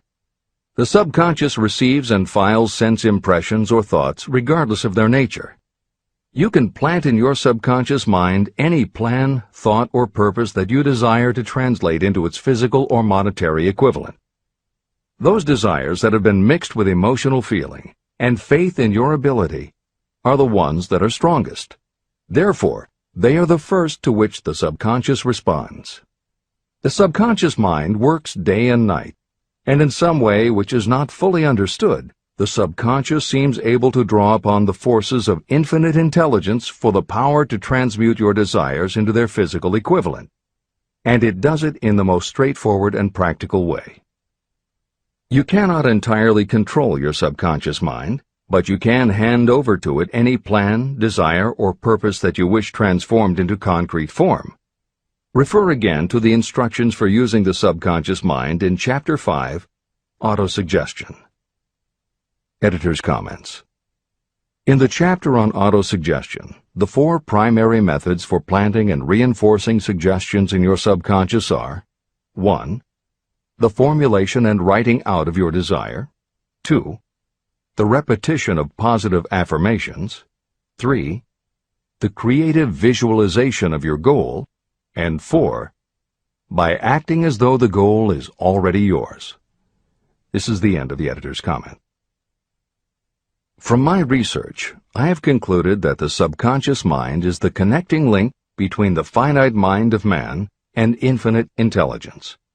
It is the intermediary through which you may draw upon the forces of infinite intelligence. From my research, I have concluded that the subconscious mind is the connecting link between the finite mind of man and infinite intelligence. It is the intermediary through which you may draw upon the forces of infinite intelligence. Only the subconscious mind contains the process by which mental impulses, thoughts, are modified and changed into their spiritual, energy, equivalent. It alone is the medium through which prayer, desire, may be transmitted to the source capable of answering prayer, infinite intelligence. How to energize your subconscious mind for creative effort. The possibilities of what you can do when you connect creative effort with the subconscious mind are stupendous. They inspire me with awe. I never approached the discussion of the subconscious mind without a feeling of littleness and inferiority, due to the fact that man's entire stock of knowledge on this subject is so pitifully limited. First, you must accept as a reality the existence of the subconscious mind and what it can do for you. This will enable you to understand its possibilities as a medium for transmuting your desires into their physical or monetary equivalent, and then you will comprehend the full significance of the instructions given in Chapter 3, Desire. You will also understand the importance of making your desires clear and putting them in writing. You will understand as well the necessity of persistence in carrying out instructions. The 13 principles that are the basis of this book are the stimuli with which you acquire the ability to reach and to influence your subconscious mind. Do not become discouraged if you cannot do this on your first attempt. Remember that the subconscious mind can be directed only through habit. You have not yet had time to master faith. Be patient. Be persistent. Editor's comments. There are two aspects to Hill's theory of the subconscious mind. There are two aspects to Hill's theory of the subconscious mind. One is the concept of the subconscious as the storehouse of all information and thoughts that you have ever experienced. The second is the concept of the subconscious as the gateway to infinite intelligence. In this chapter, Hill focuses primarily on the subconscious as a storehouse. Expanding on the editorial comment about the subconscious mind that appears in the chapter on autosuggestion, proof that the subconscious is a storehouse of information is confirmed in the use of hypnotherapy by psychiatrists. Through hypnosis, psychiatrists are able to help patients open the door to their subconscious so that they can retrieve information about traumatic situations that have been filtered out or repressed by the conscious mind. Further proof is in the use of hypnosis by law enforcement officials to recapture information such as license plate numbers and other details that the conscious mind of a witness has filtered out. Although results vary from person to person, there is no doubt that the subconscious has access to information that the conscious mind does not. This storehouse aspect of the subconscious is what accounts for some ideas that come to us through creative imagination. In some instances, bits of information and ideas that our conscious mind has forgotten will connect with each other on a subconscious level to create a new idea, and that idea will be received by our creative intelligence, which presents it to us as a flash of inspiration. You can't completely control this process, but you can condition yourself to come up with more and better ideas. It is a fact that a traumatic experience, the result of which creates a strongly planted idea, can influence the way a person thinks and acts. If that is true, then by intentionally using all of your efforts to powerfully plant an idea in your subconscious, you should be able to create what would amount to a good traumatic experience that will influence the way you think and act in a positive way. This is exactly how you develop what Hill calls a money consciousness. If you do everything within your power to strongly, firmly, and with complete faith and conviction plant the idea that you will be successful and achieve your desire, your subconscious will accept and store that idea. If you have planted the idea so strongly that it is the dominant idea in your subconscious, it will influence all of the other ideas and information stored there. When you have given your subconscious this specific direction that it did not have before, it will begin to put together pieces of information, and through your creative intelligence, you will find that you are coming up with more and better plans and ideas to accomplish your goal. But as Hill says, you can do this only through faith and habit. You must write out the affirmation of your goal, and you must repeat it aloud every day with absolute faith and conviction that you can achieve it. You must vividly and creatively visualize yourself achieving your goal, and you must do it every day. You must conduct yourself with the attitude that says you can accomplish your goal, and that you deserve the help of those who can help you to accomplish your goal. And you must conduct yourself in that way every day. If you seriously commit yourself to doing these things, it will change the way you think and act. Your subconscious will do everything it can to transmute your desire into reality, and other people will want to do what they can to help you succeed. This is the end of the editor's comments. Many statements in the chapters on faith and on autosuggestion are repeated here for the benefit of your subconscious mind. Remember, your subconscious mind functions whether you make any effort to influence it or not. This means that thoughts of fear, poverty, and all negative ideas will affect your subconscious mind unless you master these impulses and give it more desirable food on which it may feed. The subconscious mind will not remain idle. If you don't plant desires in your subconscious mind, It will feed on the thoughts that reach it as the result of your neglect. Both negative and positive thoughts are reaching your subconscious mind continuously. These thoughts come from the four sources. 1. Consciously from other people. 2. Your subconscious. 3. Subconsciously from other people. And 4. Infinite intelligence. Every day, all kinds of thought impulses are reaching your subconscious mind without your knowledge. Some of these impulses are negative. Some are positive. Right now, you should be specifically trying to shut off the flow of negative impulses and actively working to influence your subconscious mind through positive impulses of desire. When you achieve this, you will possess the key that unlocks the door to your subconscious mind.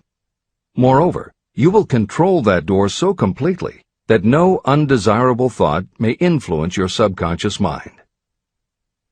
Everything that you create begins in the form of a thought impulse. You can create nothing that you do not first conceive as a thought. Through the aid of the imagination, thoughts may be assembled into plans. The imagination, when under your control, may be used to create plans or purposes that lead to success in your chosen occupation. All thoughts that you want to turn into success and have planted in the subconscious mind must pass through the imagination and be mixed with faith, your faith in your own abilities. The mixing of faith with a plan or purpose intended for submission to the subconscious mind can only be done through the imagination. From these statements, it should be clear that if you want to make use of your subconscious mind, it will call for the coordination and application of all 13 principles of success that are the basis of this book. Make your positive emotions work for you. The subconscious mind is more susceptible to influence by thought mixed with feeling or emotion than it is by thoughts originating solely in the reasoning portion of the mind. In fact, there is much evidence to support the theory that only emotionalized thoughts have any real influence on the subconscious mind. It is a fact that emotions or feelings rule the majority of people. If it is true that the subconscious mind responds better and faster to thoughts that are well mixed with emotion, it is essential to become familiar with the more important of the emotions. There are 7 major positive emotions and 7 major negative emotions. The negatives get into your thoughts naturally and go directly to your subconscious without any help from you. The positive emotions must be injected by you through the principle of autosuggestion into the thought impulse that you wish to pass on to your subconscious mind. These emotions or feeling impulses may be likened to yeast in a loaf of bread. They are the action element which transforms thought impulses from the passive to the active state.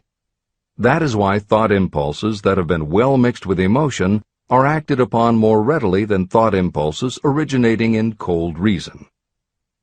Editor's comments. W. Clement Stone, Napoleon Hill's friend, mentor, and business partner, arranged for the publication of many of Napoleon Hill's later writings.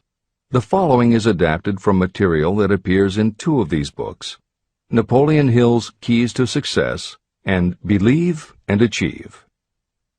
Enthusiasm is a positive mental attitude, an internal impelling force of intense emotion, a power compelling creation or expression. Being enthusiastic is an impelling external expression of action. When you act enthusiastically, you accentuate the power of suggestion and autosuggestion. The sales manager, public speaker, minister, lawyer, teacher, or executive who acts enthusiastic by speaking in an enthusiastic, sincere manner develops genuine enthusiasm. If you act enthusiastic, your emotions will follow. By filling your conscious mind with enthusiasm, you also impress upon your subconscious mind that your burning obsession and your plan for obtaining it are certain things. Then, if your conscious enthusiasm dims, your subconscious will be there, full of images of your success to help you stoke your conscious fires of enthusiasm once again. This is the end of the editor's comments. You are preparing yourself to influence and control the inner audience of your subconscious mind in order to hand over to it the desire for money, which you wish transmuted into its physical, monetary equivalent. It is essential, therefore, that you understand the method of approach to this inner audience. You must speak its language. It understands best the language of emotion or feeling. Following are the 7 major positive emotions and the 7 major negative emotions. I am listing them here so that you may draw upon the positives and avoid the negatives when giving instructions to your subconscious mind. The 7 major positive emotions. The emotion of desire, the emotion of faith, the emotion of love, the emotion of sex, the emotion of enthusiasm, the emotion of romance, the emotion of hope. There are other positive emotions, but these are the 7 most powerful and the ones most commonly used in creative effort. Master these 7 emotions. They can be mastered only by use, and the other positive emotions will be at your command when you need them. Remember that you are studying a book that is intended to help you develop a money consciousness by filling your mind with positive emotions. The 7 major negative emotions to be avoided. The emotion of fear, the emotion of jealousy, the emotion of hatred, the emotion of revenge, the emotion of greed, the emotion of superstition, the emotion of anger. Positive and negative emotions cannot occupy the mind at the same time. One or the other must dominate. It is your responsibility to make sure that positive emotions constitute the dominating influence of your mind. That is where the law of habit will help you. Form the habit of applying and using the positive emotions. Eventually, they will dominate your mind so completely that the negatives cannot enter it. Only by following these instructions literally and continuously can you gain control over your subconscious mind.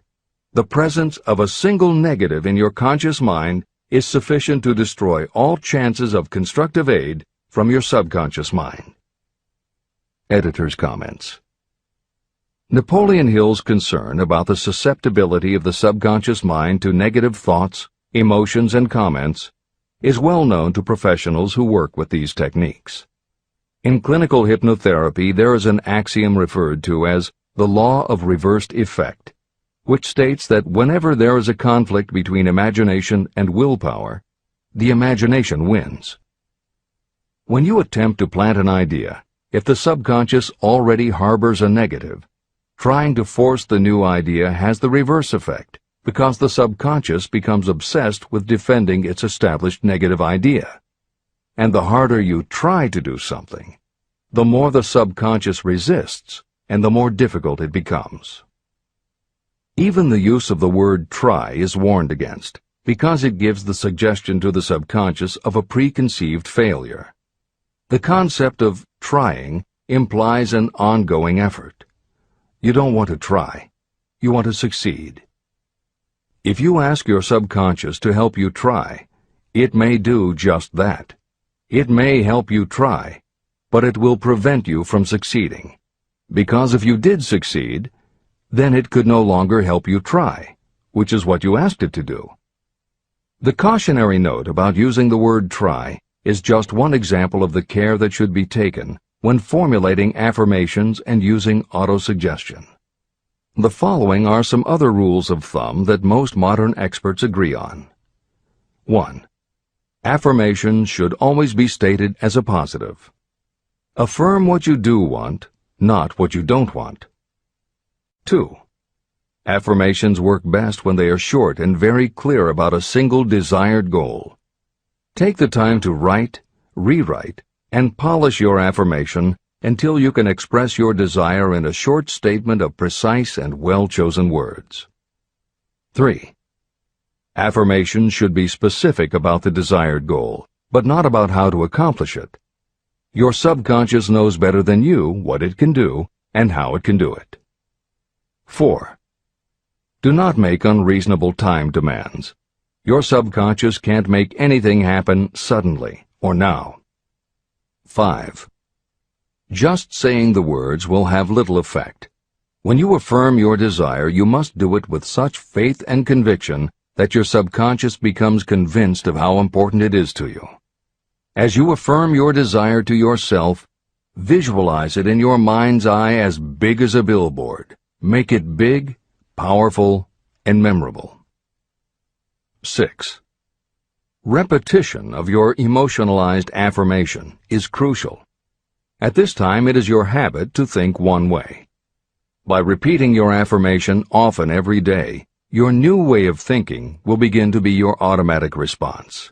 Keep reinforcing it until it becomes second nature to you, and your habit will have become to think the new way, the way you want to think. This is the end of the editor's comments. We form habits based on the degree of reinforcement we receive.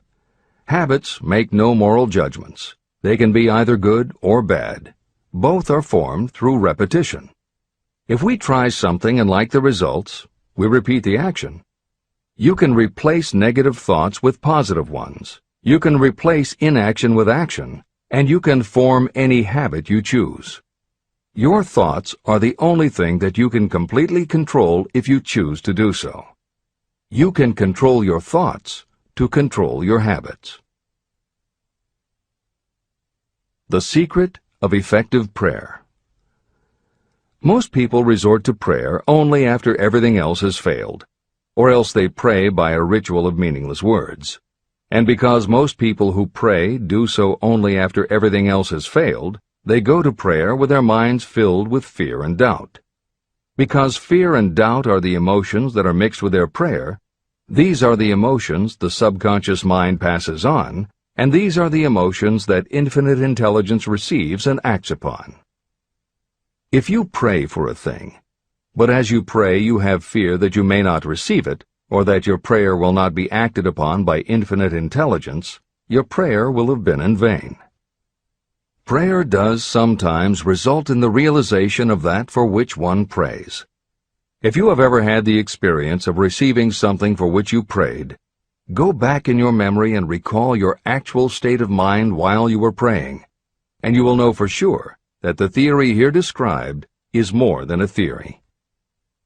The method by which you may communicate with infinite intelligence is very similar to the way the vibration of sound is transmitted by radio waves. Sound cannot be transmitted through the atmosphere until it has been changed into a very high rate of vibration. The radio station takes the sound of the human voice and modifies it by stepping up the vibration millions of times. Only in this way can the energy of sound be sent over distances. After this transformation has taken place, the energy, which originally was in the form of vibrations of sound, is broadcast or transmitted as a radio signal. When a radio set receives the high-speed transmission, it then reconverts that energy back to its original slower rate of vibration. And when it is stepped down to its original rate, it vibrates the diaphragm of the speaker, which reproduces the original sound of the voice. The subconscious mind is the intermediary that translates prayers or desires into terms that infinite intelligence can receive. The answer comes back to you in the form of a definite plan or idea for procuring the object of your prayer. When you understand this principle, you know why mere words read from a prayer book cannot serve as an agency of communication between the mind of man and infinite intelligence. Do not expect troubles, as they have a tendency not to disappoint. Chapter 14. The Brain. A broadcasting and receiving station for thought. The 12th step toward riches. It was while I was working with the late Dr. Alexander Graham Bell and Dr. Elmer R. Gates that I first proposed the idea that every human brain is both a broadcasting and receiving station for the vibration of thought. In some way similar to the principle behind the operation of a radio receiver, every human brain is capable of picking up vibrations of thought that are being released by other brains. These are received as hunches and flashes of intuition. As was explained in previous chapters, it is your creative imagination that is the receiving set of your brain, which receives thoughts from your subconscious and, under certain circumstances, receives thoughts released by the brains of others. Your creative imagination is the interconnection between your conscious or reasoning mind and the four sources from which you receive thought stimuli. 1. Consciously from other people. 2. Your subconscious. 3. Subconsciously from other people. And 4. Infinite intelligence. When stimulated or stepped up to a high rate of vibration, the mind becomes more receptive to thoughts that reach it from outside sources. This stepping up process takes place through either the positive emotions or the negative emotions. Through the emotions, the vibrations of thought may be increased.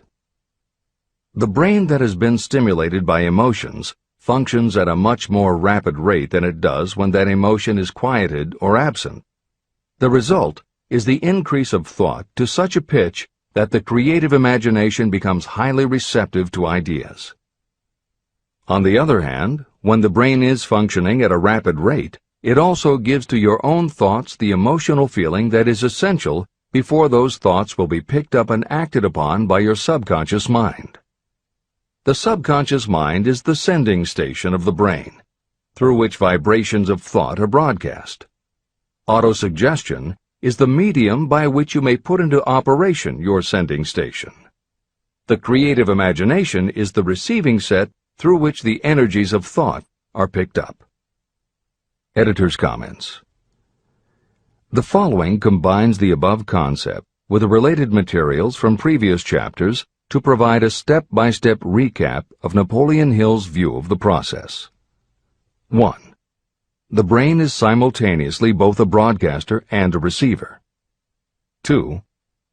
Emotion affects both your ability to send and your ability to receive. When under the effect of strong emotion, the more powerfully you can send thoughts. When under the effect of strong emotion, the more receptive you are to receiving thoughts. 3. When you send thoughts, to where do you send them? You send them to your subconscious by using autosuggestion. 4. When you receive thoughts, where do they come from? They come from your subconscious and you receive them through your creative imagination. 5. Your subconscious mind has two aspects. Your subconscious is a storehouse of information, as explained in the previous chapter.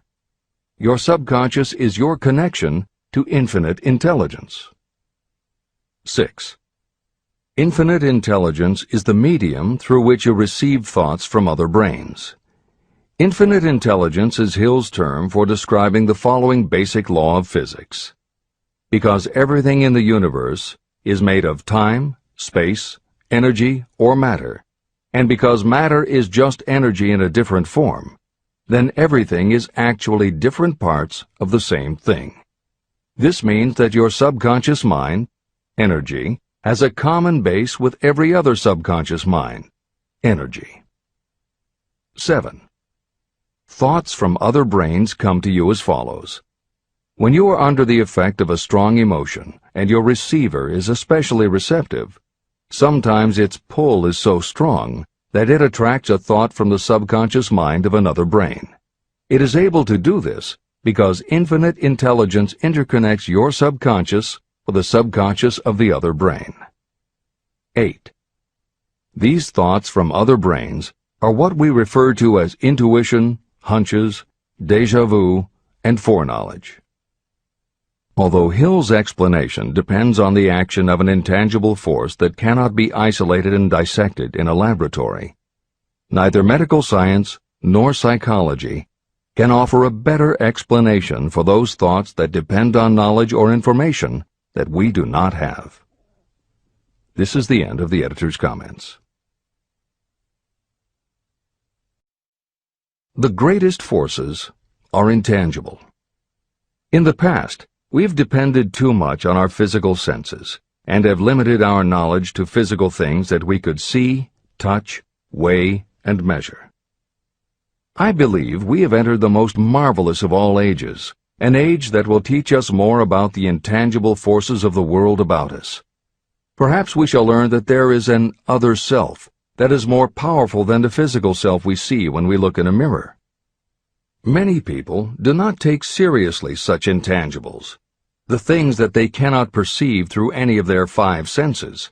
However, to belittle the idea of forces that are intangible or cannot be explained is to ignore the fact that all of us, every day, are controlled by forces that are unseen and intangible. The whole of mankind has not the power to cope with nor to control the intangible force wrapped up in the rolling waves of the oceans. We still do not fully understand the intangible force of gravity, which keeps this little Earth suspended in space and keeps us from falling from it, much less have the power to control that force. We are entirely subservient to the intangible force that comes with a thunderstorm, and we are just as helpless in the presence of the intangible force of electricity. We do not understand the intangible force and intelligence wrapped up in the soil of the earth, the force that provides us with every morsel of food we eat, every article of clothing we wear, and every dollar we carry in our pockets.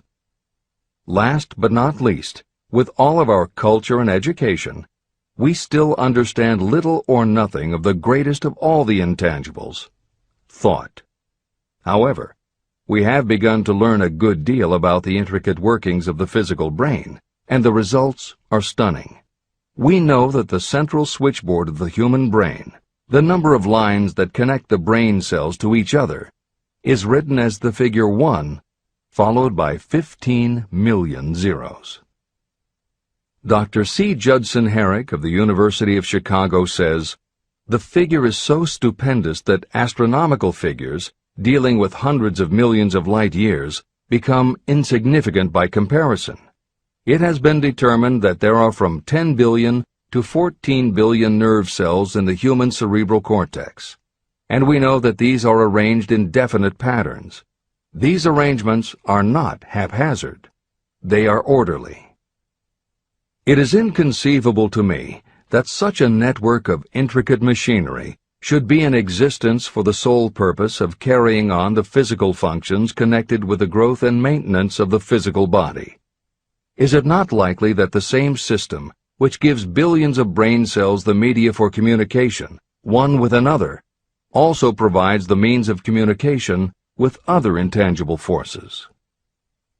Editor's comments. In the time since Hill wrote the above comments, we have learned a great deal more about the physical brain and how it operates.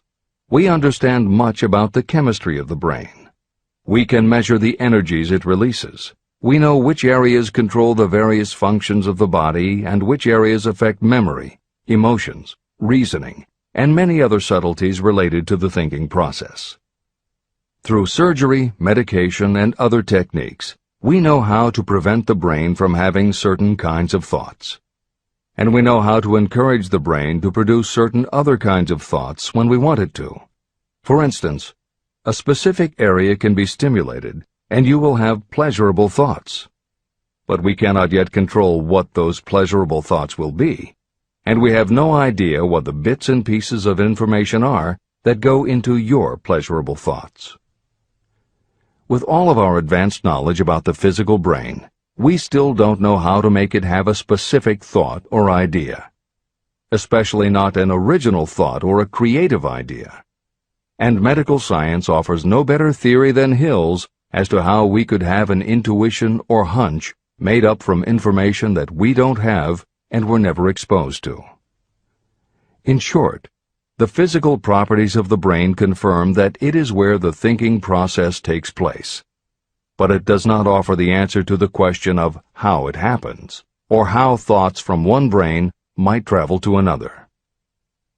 In previous commentaries, we pointed to the laws of physics as they relate to Hill's theory about the interconnectedness of all things. And although this is not meant to be a science lesson, it may reassure you to know that the work of renowned scientists lends support to the idea. Quantum theory deals with subatomic particles so minuscule that they are almost at the level of the basic stuff from which everything is made. Albert Einstein developed what is called the EPR effect. Einstein, Podolsky, and Rosen. And Irish physicist John Stuart Bell proposed Bell's theorem, both of which pertain to the concept that when two linked subatomic particles are separated from each other, when a change is made to particle A, the same change will instantly happen in particle B, even though the two are distant from each other. Another related concept is called the holographic brain or holographic universe, and is named after an unusual quality of holograms. It is a fact that if you cut a hologram in half, you don't get two halves of a picture. You get two separate but complete pictures. Cut either one of those in half, and you get another two complete pictures. Cut other pieces, and again you get whole images. Every part of a hologram has the whole of the information in the original. In the 1970s, Carl Pribram, a neurophysiologist at Stanford University, announced the results of his studies which suggest that memory is not in a specific part of the brain, but is spread throughout the brain like the image on a holographic plate. At almost the same time, renowned physicist David Bohm proposed that the workings of the universe were like a holographic image, that among all things there is total interconnectivity, and that all things influence all other things. In effect, every part of the universe contains the whole of the universe. That is probably more than enough science for most readers. The point is, Hill was not alone in his conclusion that through some intangible force, your subconscious shares interconnectivity with everything else in the universe. Previously, the example was given of the folds and bumps in a tablecloth, all being different, but all still tablecloth. Here is another way to envision the intangible interconnection of all things. Suppose you were to drill 5 holes in a wall, and have someone outside the room put their fingers and thumb through the holes and wiggle them. If you then bring into your room someone who only believes in tangible things that he or she can see, that person will see 5 separate objects that can move independently of each other. You may tell the person that behind the wall the objects are connected and all part of the same hand, but because they cannot see the connection and disbelieve anything they don't understand, the person will not be convinced. Neither modern medicine, nor psychiatry, nor technology can yet conclusively show us behind the wall. But the fact remains, we have all had a hunch about somebody, and it turns out to be right. A premonition that something will happen, and it does. Or a feeling that something isn't right with someone who is not there with you, and it turns out to be true. How does this information come to us? As mentioned previously, psychologist Carl Jung called the intangible connection the collective unconscious, also called universal subconscious. Others call it the totally unified theory, the great first cause, the universal mind, or spirit, and some see it as another way of describing God. Napoleon Hill calls it infinite intelligence and offers a common-sense explanation that allows you to work with a phenomenon, even if it is not completely understood.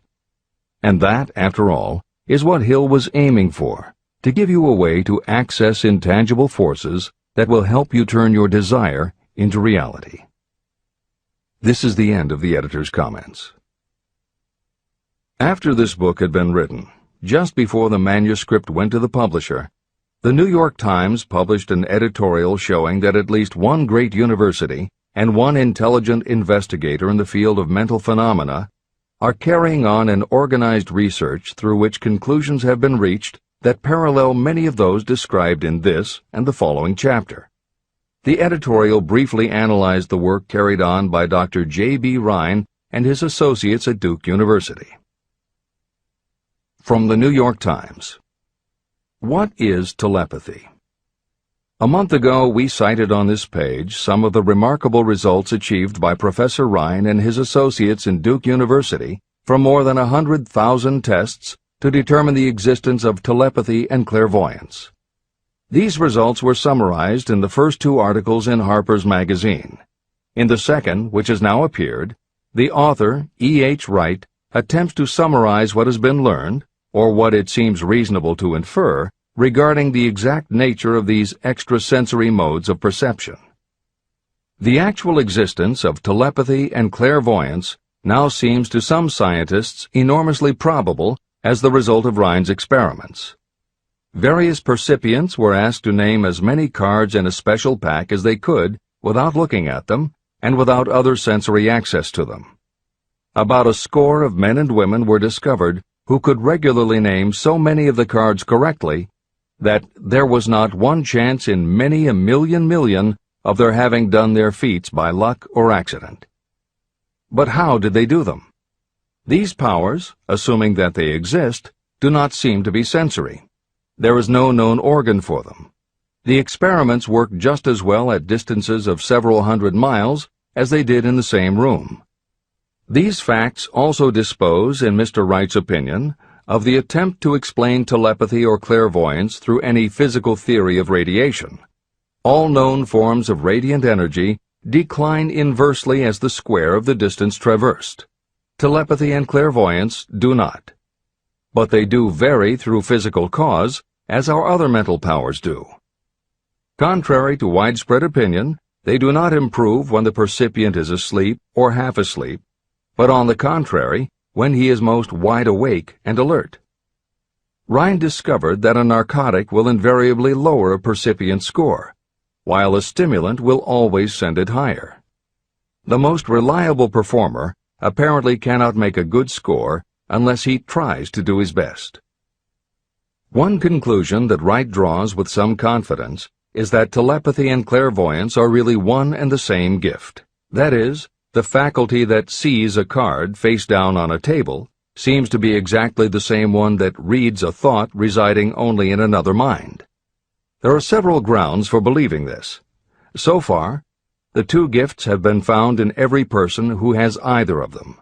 If you have the abilities, both seem to be of equal strength. Screens, walls, distances have no effect at all on either.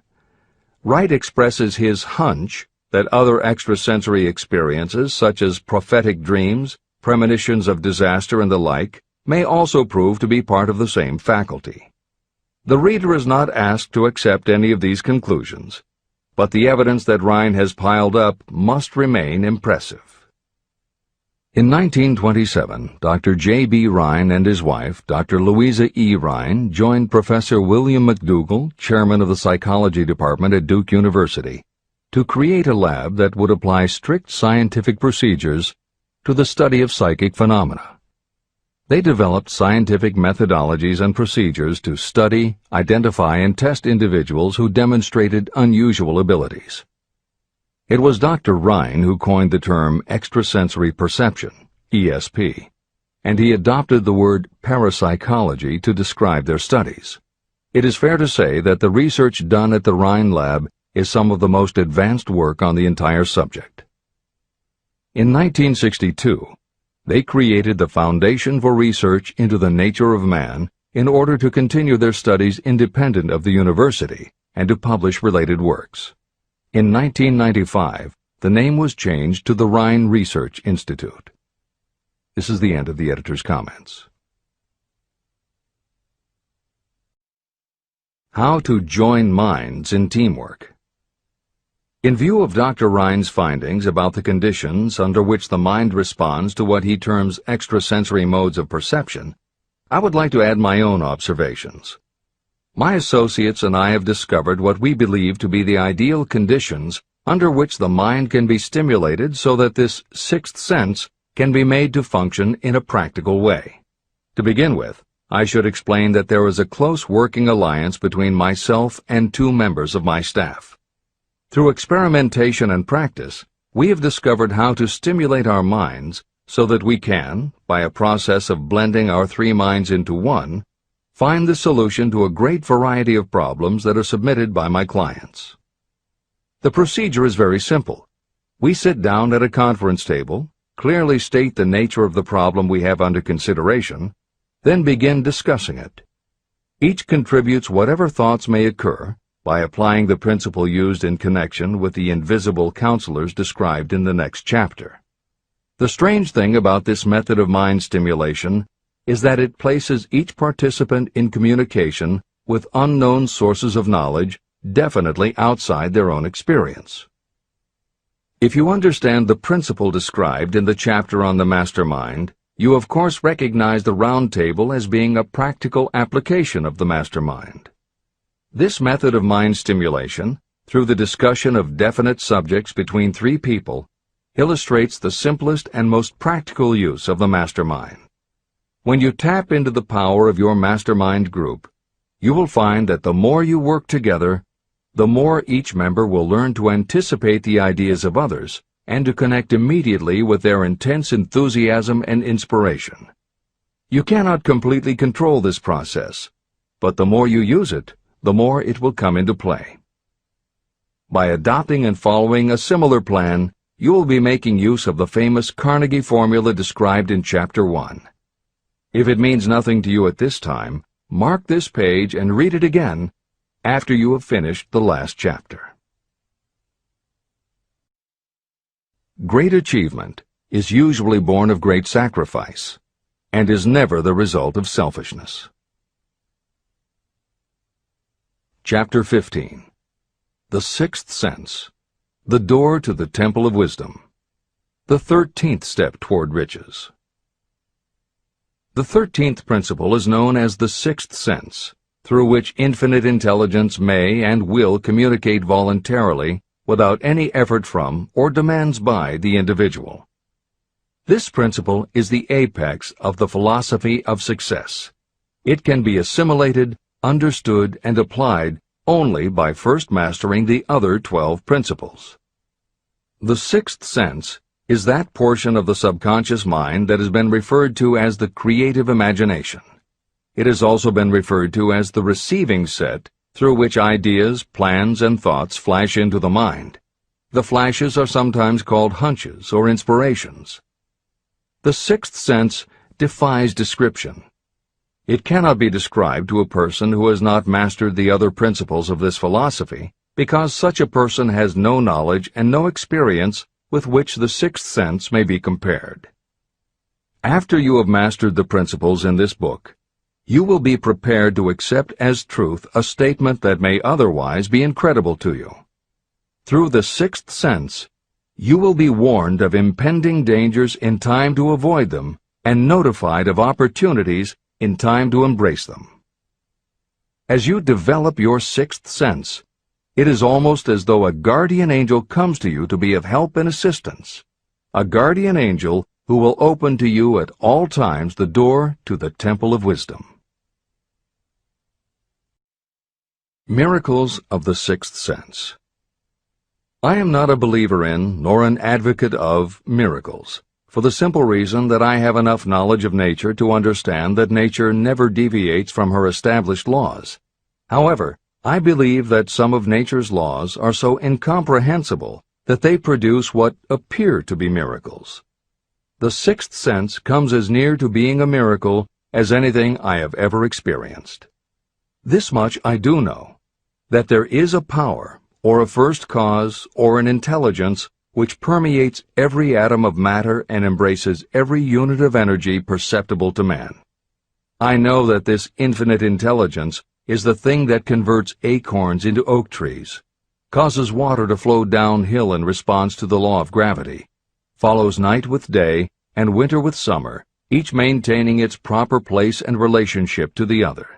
Through the philosophy explained in this book, this intelligence can help turn your desires into concrete or material form.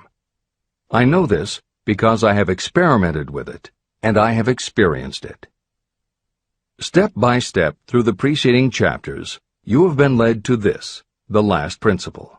If you have mastered each of the preceding principles, you are now prepared to accept, without being skeptical, the extraordinary claims made here. If you have not mastered the other principles, you must do so before you may determine definitely whether or not the claims made in this chapter are fact or fiction. Let great people shape your life. I have never completely divested myself of the habit of hero worship. While I was passing through the stage of hero worship, I found myself trying to imitate those whom I most admired. My experience has taught me that the next best thing to being truly great is to emulate the great, to try to act like them, be like them, and feel like them as much as I could. I discovered that the faith with which I tried to imitate my idols gave me great capacity to do so quite successfully. Long before I had ever written a line for publication or delivered a speech in public, I followed the habit of reshaping my own character by trying to imitate the 9 men whose lives and life works had been most impressive to me.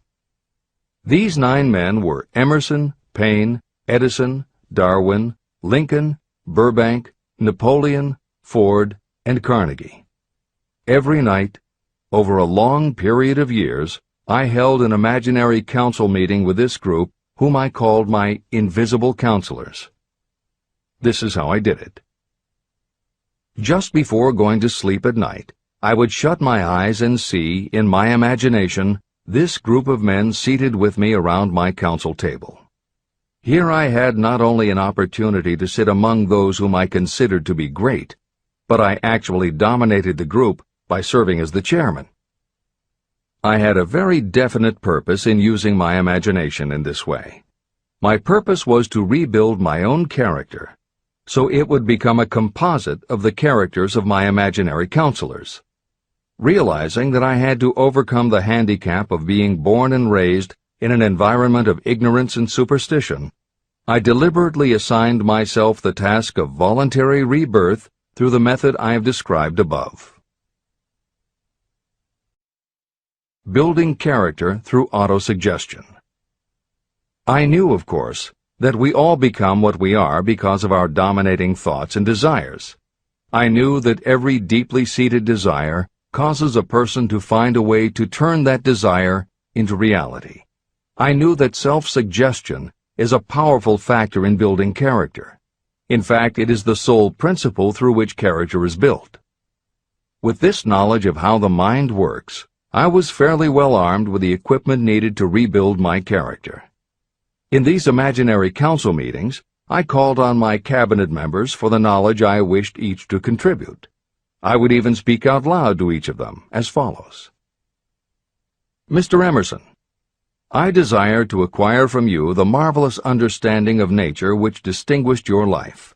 I ask that you impress upon my subconscious mind those qualities you possessed that enabled you to understand and adapt yourself to the laws of nature. Mr. Burbank, I request that you pass on to me the knowledge that enabled you to so harmonize the laws of nature that you caused the cactus to shed its thorns and become an edible food. Give me access to the knowledge that enabled you to make 2 blades of grass grow where but 1 grew before. Napoleon, I desire to acquire from you the marvelous ability you possess to inspire men and will rouse them to greater and more determined spirit of action. I desire also to acquire the spirit of enduring faith which enabled you to turn defeat into victory and to surmount staggering obstacles. Mr. Paine, I desire to acquire from you the freedom of thought and the courage and clarity with which to express convictions which so distinguished you. Mr. Darwin, I wish to acquire from you the marvelous patience and ability to study cause and effect without bias or prejudice so exemplified by you in the field of natural science.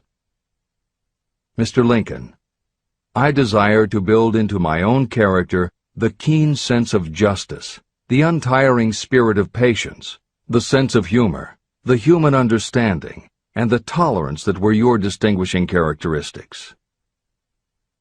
Mr. Carnegie, I wish to acquire a thorough understanding of the principles of organized effort, which you use so effectively in the building of a great industrial enterprise. Mr. Ford, I wish to acquire your spirit of persistence, the determination, poise, and self-confidence that have enabled you to master poverty and to organize, unify, and simplify human effort so I may help others to follow in your footsteps. Mr. Edison, I wish to acquire from you the marvelous spirit of faith with which you have uncovered so many of nature's secrets, the spirit of unremitting toil with which you have so often wrested victory from defeat. The startling power of imagination. My method of addressing the members of my imaginary cabinet would vary according to the traits of character I was most interested in acquiring. I studied the records of their lives with painstaking care. After some months of this nightly procedure, I was astounded as each time my imaginary counselors started to become more and more real to me. Each of these 9 men developed individual characteristics that surprised me. For example, Lincoln developed the habit of always being late, then walking around in solemn parade. He always wore an expression of seriousness on his face. Rarely did I see him smile. This was not true of the others. Burbank and Payne often indulged in witty repartee, which seemed at times to shock the other members of the cabinet. On one occasion, Burbank was late. When he came, he was excited with enthusiasm, and explained that he had been late because of an experiment he was making, through which he hoped to be able to grow apples on any sort of tree. Payne chided him by reminding him that it was an apple that started all the trouble between man and woman. Darwin chuckled as he suggested that Payne should watch out for little serpents when he went into the forest to gather apples, as they had the habit of growing into big snakes. Emerson observed, "No serpents, no apples," and Napoleon remarked, "No apples, no state." These meetings became so realistic that I became fearful of their consequences and discontinued them for several months. The experiences were so uncanny, I was afraid that if I continued them, I would lose sight of the fact that the meetings were purely experiences of my imagination. In writing this book, this is the first time that I've had the courage to mention this. I knew from my own attitude in connection with such matters that I would be misunderstood if I described my unusual experience. I now have the courage to put this on the printed page, because I am now less concerned about what they say than I was in the years that have passed. While the members of my cabinet may be purely fictional, and the meetings existed only in my own imagination, they have led me into glorious paths of adventure, rekindled my appreciation of true greatness, encouraged my creativity, and inspired me to be honest and bold in expressing my thoughts.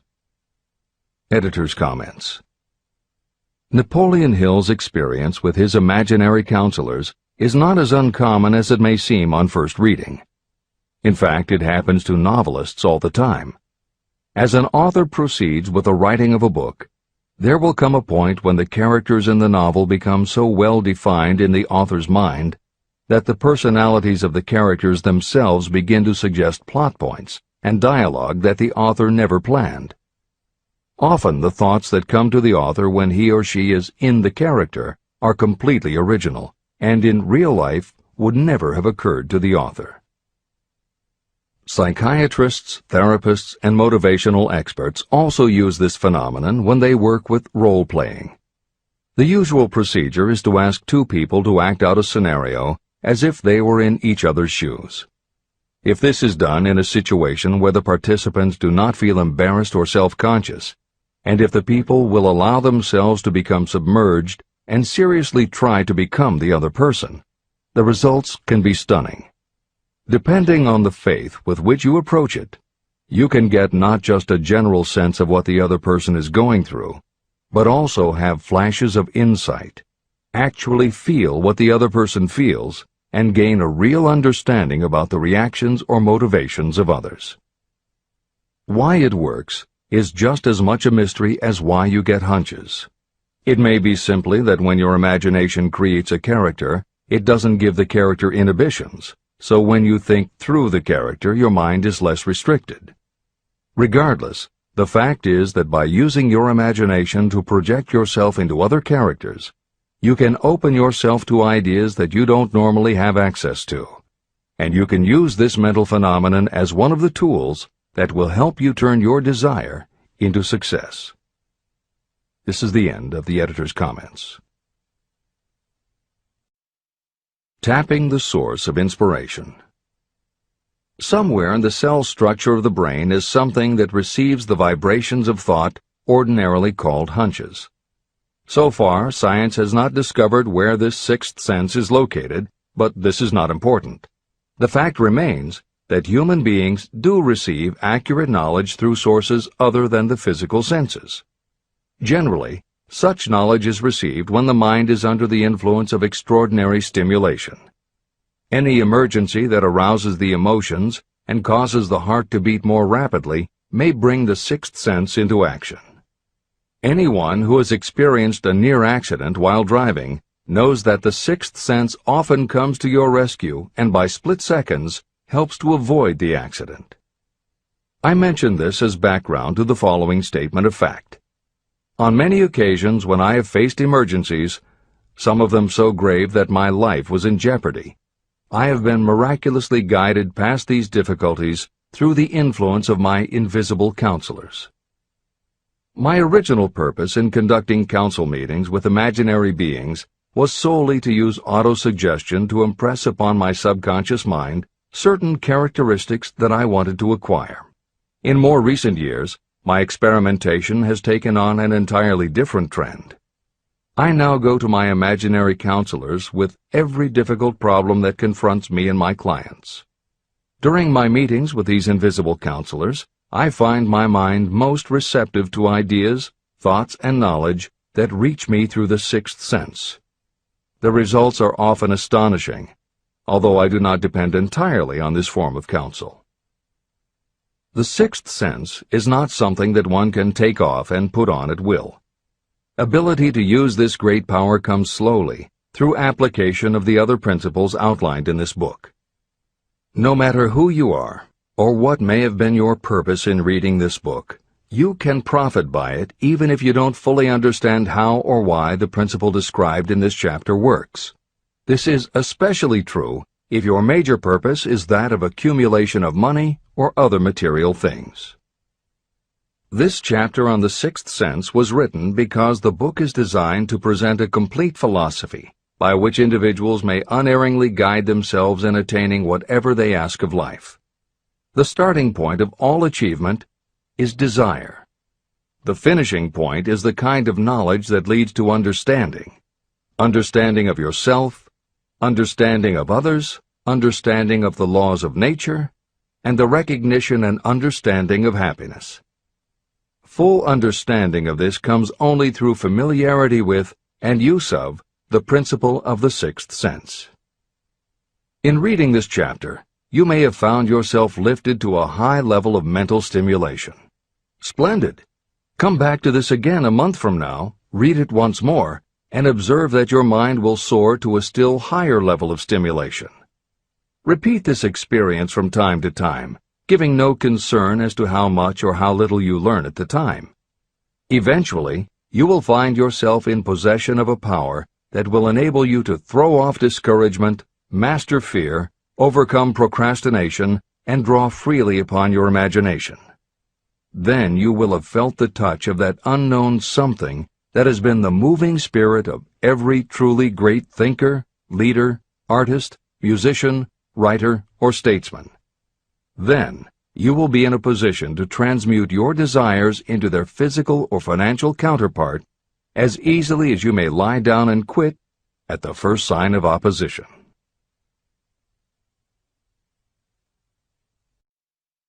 The man who actually knows just what he wants in life has already gone a long way toward attaining it.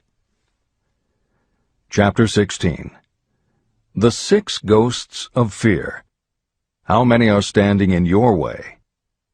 Take inventory of yourself as you read this closing chapter, and find out how many of the ghosts are standing in your way.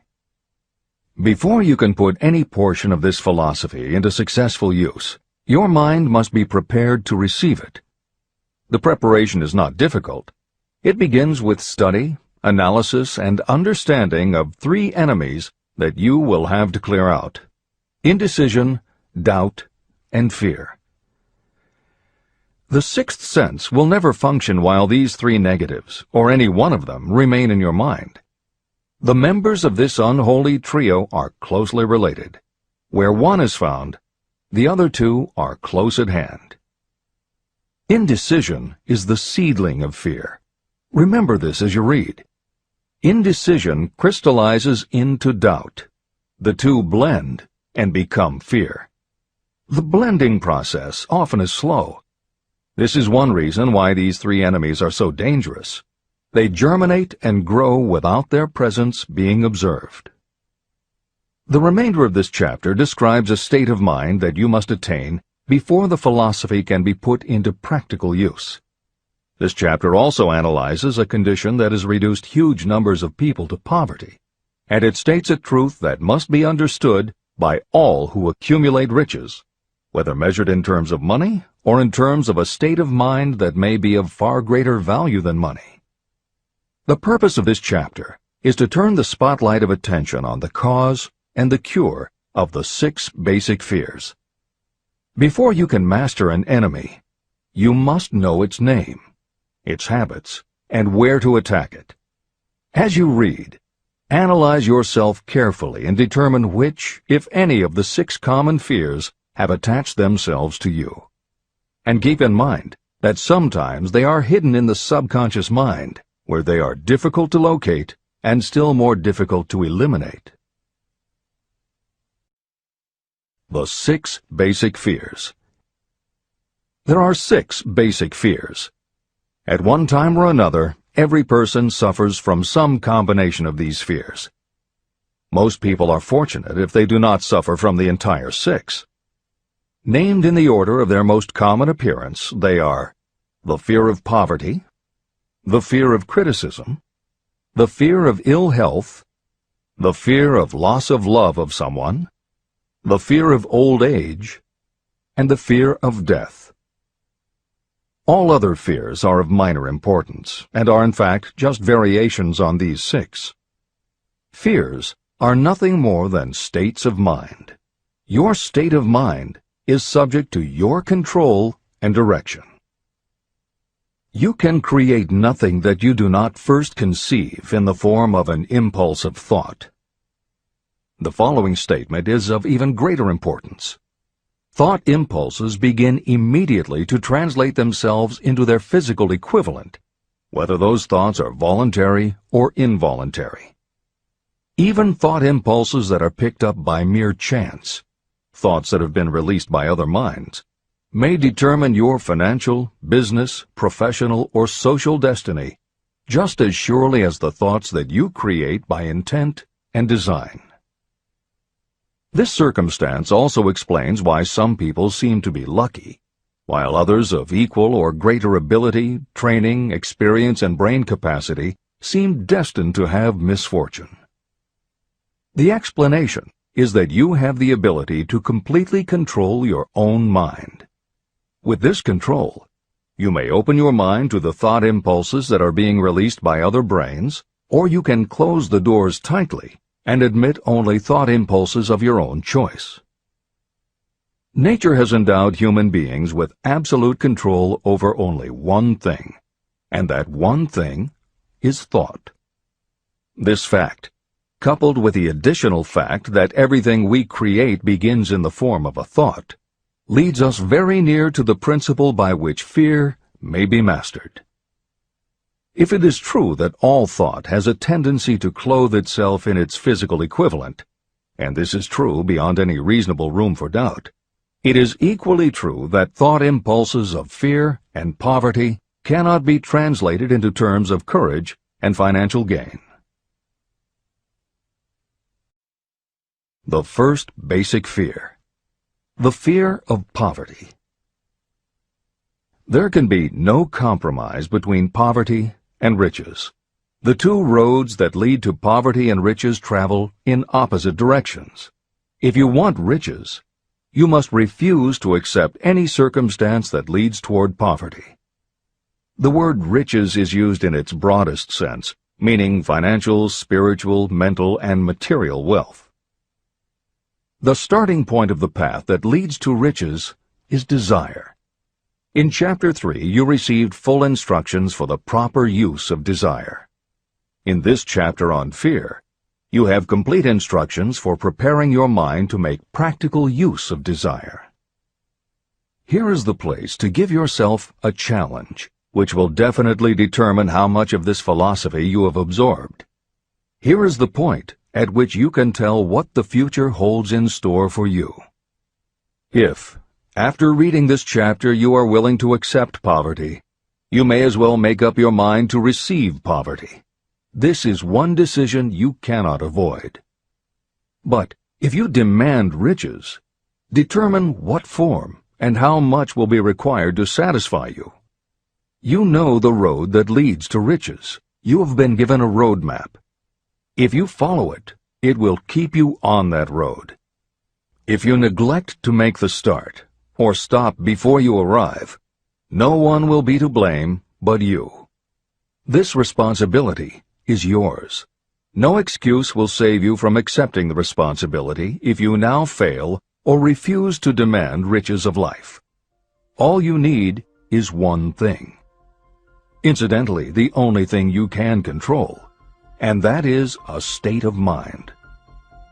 A state of mind is something that is up to you. It cannot be purchased. It must be created.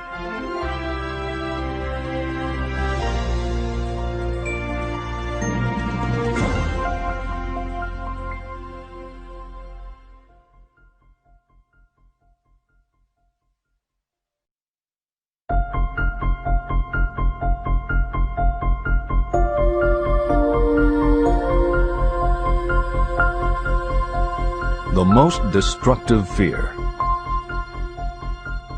Fear of poverty is a state of mind, nothing else. But it is sufficient to destroy your chances of achievement in any undertaking. This fear paralyzes your ability to use reason, destroys the imagination, kills off self-reliance, undermines enthusiasm, discourages initiative, leads to uncertainty of purpose, encourages procrastination, wipes out enthusiasm, and makes self-control an impossibility. It takes the charm from your personality, destroys the possibility of accurate thinking, diverts concentration of effort. It defeats persistence, turns willpower into nothingness, destroys ambition, clouds the memory, and invites failure in every conceivable form. It kills love and assassinates the finer emotions of the heart, discourages friendship and invites disaster in 100 forms, leads to sleeplessness, misery, and unhappiness. And all this despite the obvious truth that you live in a world of overabundance of everything your heart could desire, with nothing standing between you and your desires except lack of a definite purpose. The fear of poverty is, without doubt, the most destructive of the 6 basic fears. It has been placed at the head of the list because it is the most difficult to master. The fear of poverty grew out of our inherited tendency to prey upon our fellow human beings economically. Nearly all animals lower than us are motivated by instinct, but their capacity to think is limited, and therefore they prey upon one another physically. We, with our superior sense of intuition, with the capacity to think and to reason, do not eat others bodily. Human beings get more satisfaction out of eating others financially. Humans are so avaricious that every conceivable law has been passed to safeguard us from one another. Nothing brings so much suffering and humility as poverty. Only those who have experienced poverty understand the full meaning of this. It is no wonder that we fear poverty. Through a long line of inherited experiences, we have learned for sure that some people cannot be trusted where matters of money and earthly possessions are concerned. So eager are we to possess wealth that we will acquire it in whatever manner we can, through legal methods if possible, through other methods if necessary or expedient. Self-analysis may disclose weaknesses that you do not like to acknowledge, but this form of examination is essential if you are going to demand of life more than mediocrity and poverty.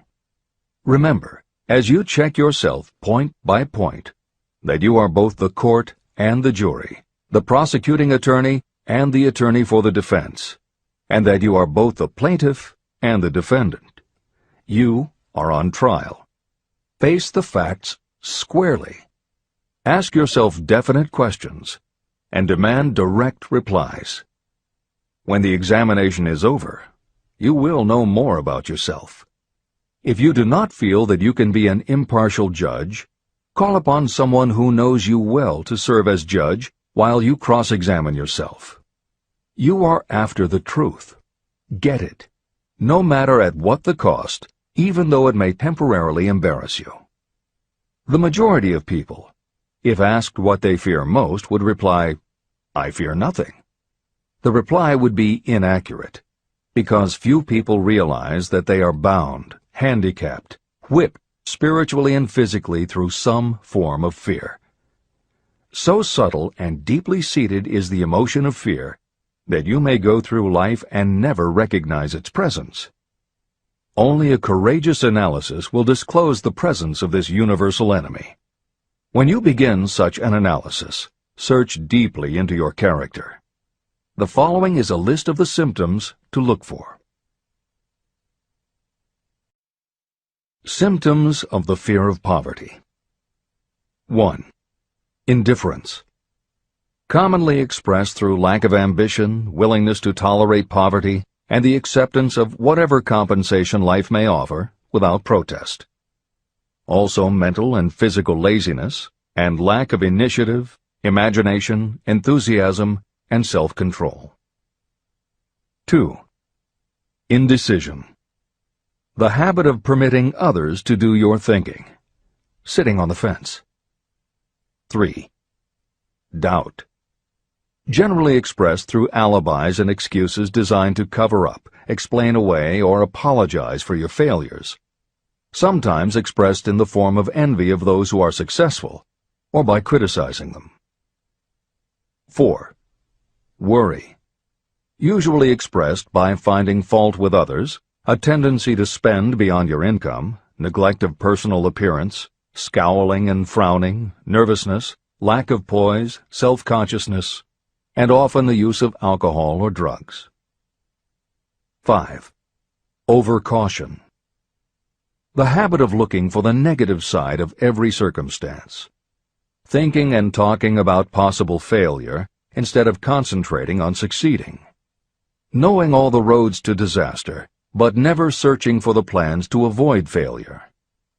Waiting for the right time to begin, until the waiting becomes a permanent habit. Remembering those who have failed and forgetting those who have succeeded.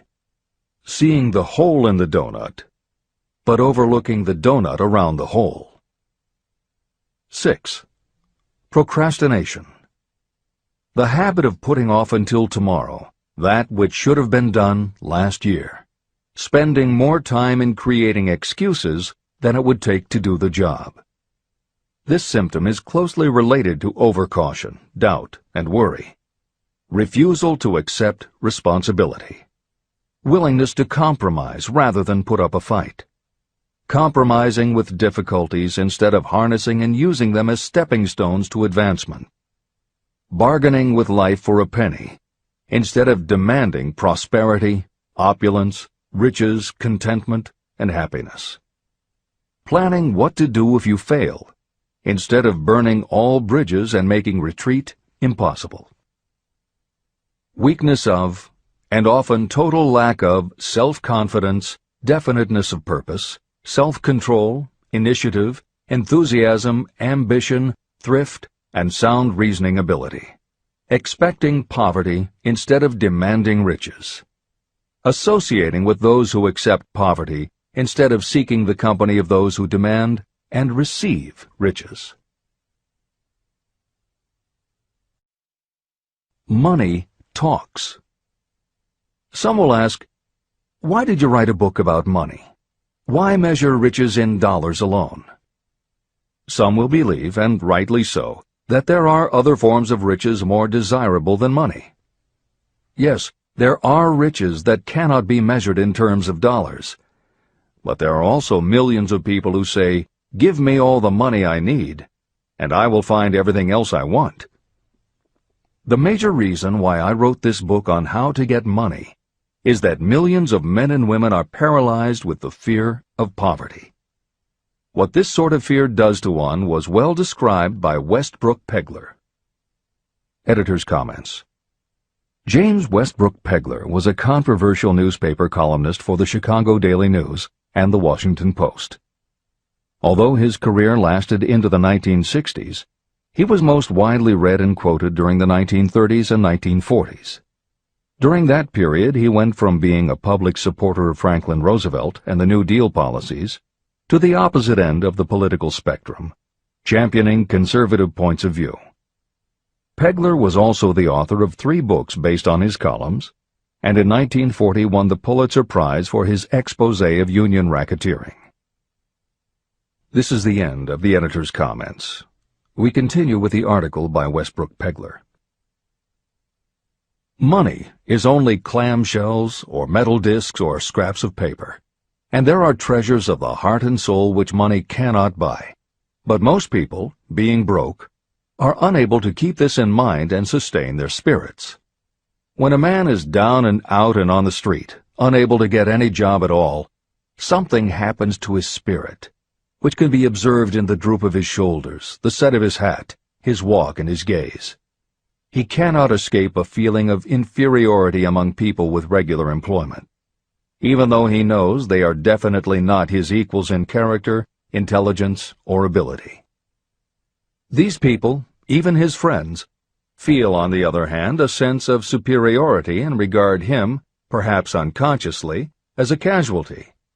He may borrow for a time, but not enough to carry on in his accustomed way, and he cannot continue to borrow very long.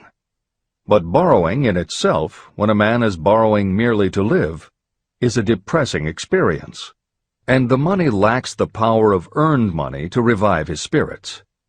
Of course, none of this applies to bums or habitual ne'er-do-wells, but only to men of normal ambitions and self-respect. Women in the same predicament must be different. We somehow do not think of women at all in considering the down-and-outers. They are scarce in the breadlines, they rarely are seen begging on the streets, and they are not recognizable in crowds by the same plain signs which identify busted men. Of course, I do not mean the shuffling hags of the city streets, who are the opposite number of the confirmed male bums. I mean reasonably young, decent, and intelligent women. There must be many of them, but their despair is not apparent. When a man is down and out, he has time on his hands for brooding. He may travel miles to see a man about a job and discover that the job is filled, or that it is one of those jobs with no base pay, but only a commission on the sale of some useless knick-knack which nobody would buy except out of pity. Turning that down, he finds himself back on the street with nowhere to go, but just anywhere. So he walks and walks. He gazes into store windows at luxuries which are not for him, and feels inferior and gives way to people who stop to look with an active interest. He wanders into the railroad station, or puts himself down in the library to ease his legs and soak up a little heat, but that isn't looking for a job, so he gets going again. He may not know it, but his aimlessness would give him away even if the very lines of his figure did not. He may be well dressed in the clothes left over from the days when he had a steady job, but the clothes cannot disguise the droop. He sees thousands of other people, bookkeepers or clerks or chemists or wagon hands, busy at their work, and envies them from the bottom of his soul.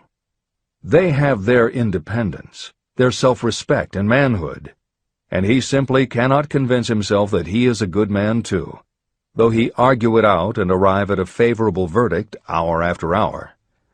It is just money which makes this difference in him.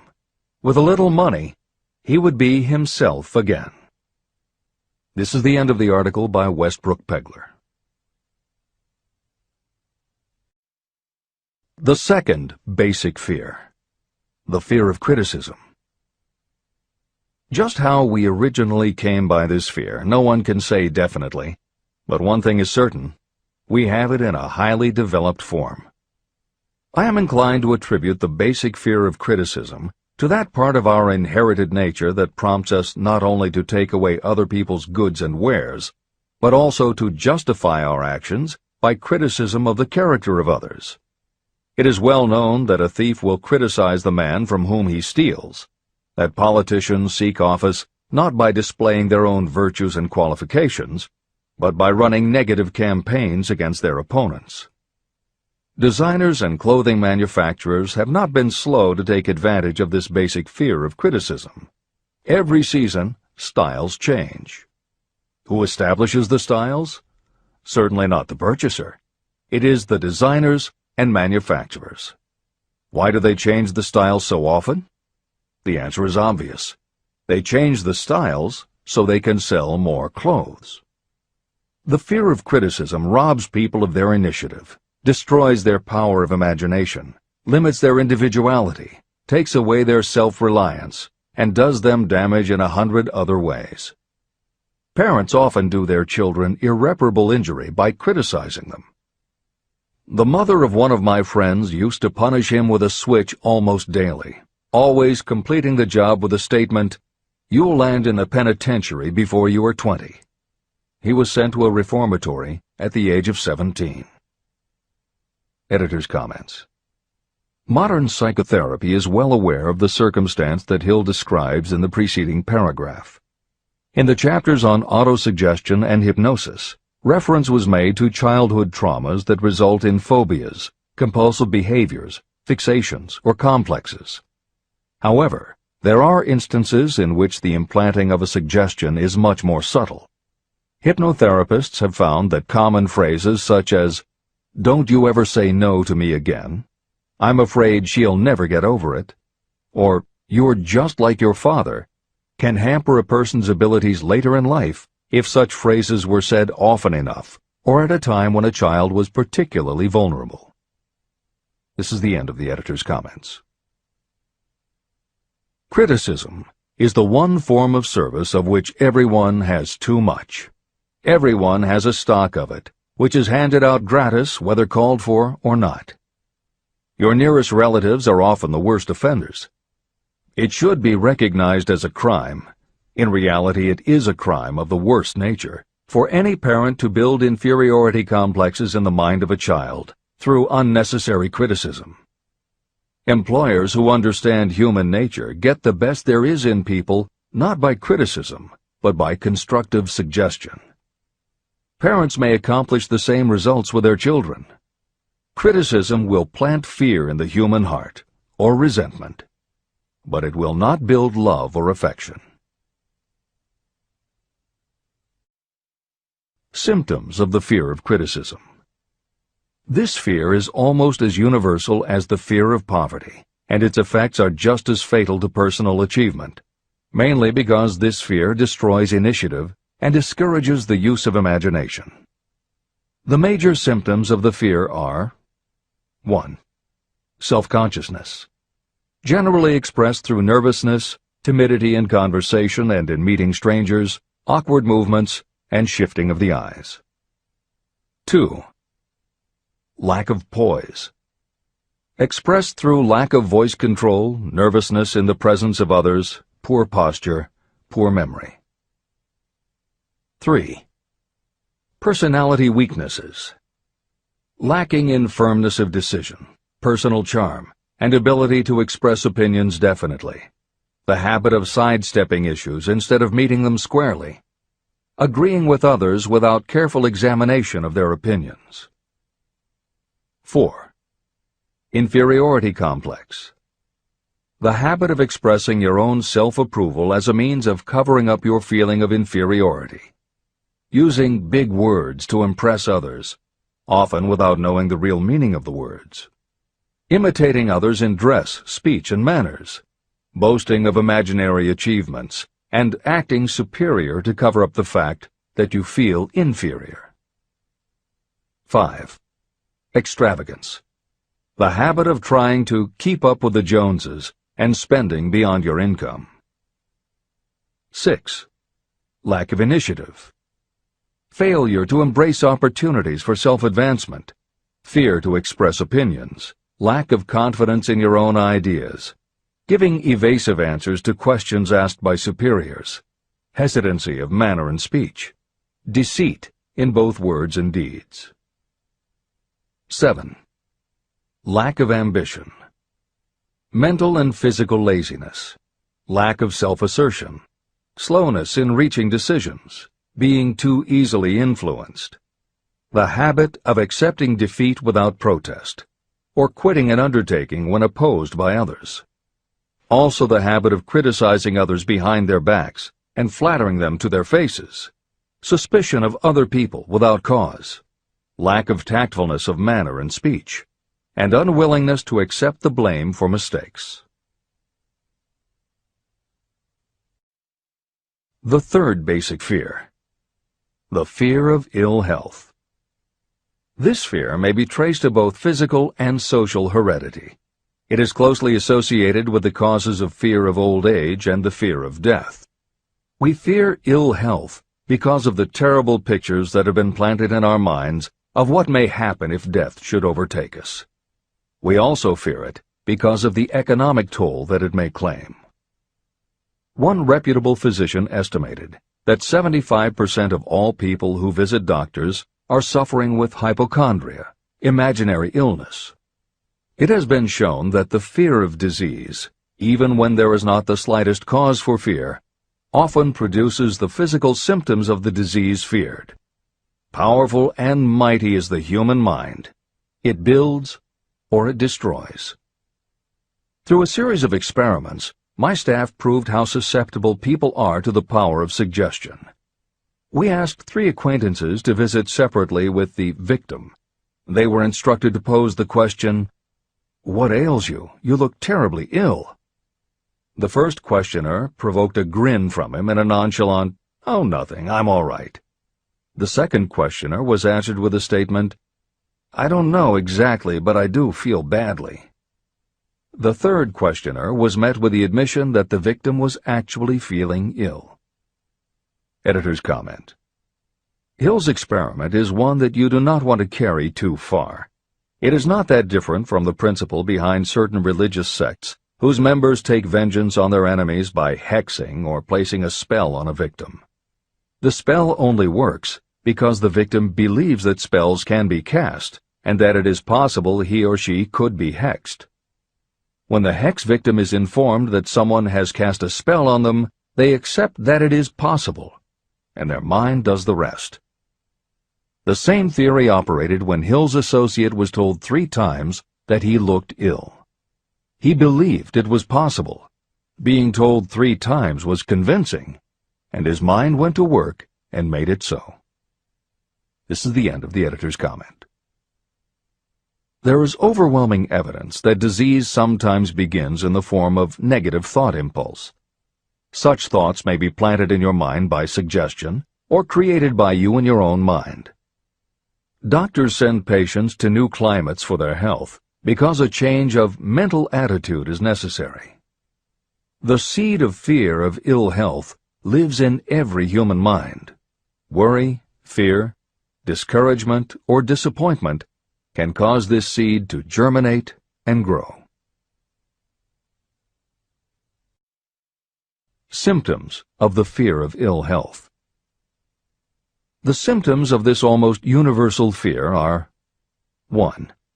Autosuggestion.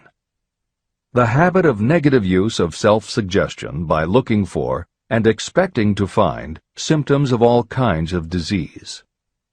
Enjoying your imaginary illness and speaking of it as being real. The habit of trying fads and isms recommended by others as having therapeutic value. Talking to others of operations, accidents, and other forms of illness. Experimenting with diets, physical exercises, weight loss systems without professional guidance. Trying home remedies, patent medicines, and quack remedies. 2. Hypochondria, a medical term for imaginary disease. The habit of excessively talking about illness, and by concentrating the mind on disease you begin to expect it to happen to you. Nothing that comes in bottles can cure this condition. It is brought on by negative thinking, and nothing but positive thought can cure it. Hypochondria is said to do as much damage on occasion as the real disease might do. 3. Exercise. Fear of ill health often interferes with proper physical exercise and results in overweight. 4. Susceptibility. Fear of ill health breaks down your natural resistance, which makes you susceptible to real disease. The fear of ill health is often related to the fear of poverty, especially in the case of the hypochondriac, who constantly worries about the possibility of having to pay doctor's bills, hospital bills, etc.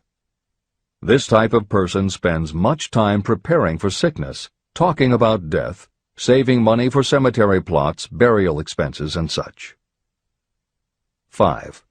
Self-coddling. The habit of seeking sympathy. The habit of feigning illness to cover your laziness, or to serve as an alibi for lack of ambition. People often resort to this trick to avoid work. 6. Intemperance. The habit of using alcohol or drugs to destroy pain instead of eliminating the cause. 7. The habit of reading about illness and worrying over the possibility of being stricken by it. The fourth basic fear. The fear of loss of love. Jealousy and other similar forms of neurosis grow out of our fear of the loss of love of someone. This fear is the most painful of all the 6 basic fears. It probably plays more havoc with the body and mind than any of the other basic fears. Editor's comment. By way of introduction to each of the 6 basic fears, Napoleon Hill usually postulates how the fear originated in humans. In the original edition of this book, he suggested that the fear of loss of love may have started with prehistoric man's habit of stealing his neighbor's mate and taking liberties with her whenever he could. Though amusing, this theory does not take into account that women fear the loss of a love just as profoundly as men do, and both men and women fear losing the love of not just their mates, but also of family members and others with whom they are close. How the emotion of love originated may remain a mystery, but there is no mystery about how we feel when we lose it. This is the end of the editor's comment. The fourth basic fear. The fear of loss of love. Jealousy and other similar forms of neurosis grow out of our fear of the loss of love of someone. This fear is the most painful of all the 6 basic fears. It probably plays more havoc with the body and mind than any of the other basic fears. Editor's comment. By way of introduction to each of the 6 basic fears, Napoleon Hill usually postulates how the fear originated in humans. In the original edition of this book, he suggested that the fear of loss of love may have started with prehistoric man's habit of stealing his neighbor's mate and taking liberties with her whenever he could. Though amusing, this theory does not take into account that women fear the loss of a love just as profoundly as men do, and both men and women fear losing the love of not just their mates, but also of family members and others with whom they are close. How the emotion of love originated may remain a mystery, but there is no mystery about how we feel when we lose it. This is the end of the editor's comment. Symptoms of the fear of loss of love. The distinguishing symptoms of this fear are 1. Jealousy. The habit of being suspicious of friends and loved ones. The habit of accusing wife or husband of infidelity without grounds. General suspicion of everyone and absolute faith in no one. 2. Fault-finding. The habit of finding fault with friends, relatives, business associates, and loved ones upon the slightest provocation, or without any cause whatsoever. 3. Gambling. The habit of gambling, stealing, cheating, and otherwise taking hazardous chances to provide money for loved ones, in the belief that love can be bought. The habit of spending beyond your means, or incurring debts to provide gifts for loved ones, in order to make a good impression. Also insomnia, nervousness, lack of persistence, weakness of will, lack of self-control, lack of self-reliance, bad temper. The fifth basic fear. The fear of old age. In the main, this fear grows out of two sources. First, the thought that old age may bring with it poverty. Second is the concern that many have for what may await them in the world beyond. The most common cause of fear of old age is associated with the possibility of poverty. Poorhouse is not a pretty word. It throws a chill into the mind of every person who faces the possibility of having to spend declining years having to live on some form of charity. The possibility of ill health, which is more common as people grow older, is also a contributing cause of this common fear of old age, as is concern about diminishing sexuality.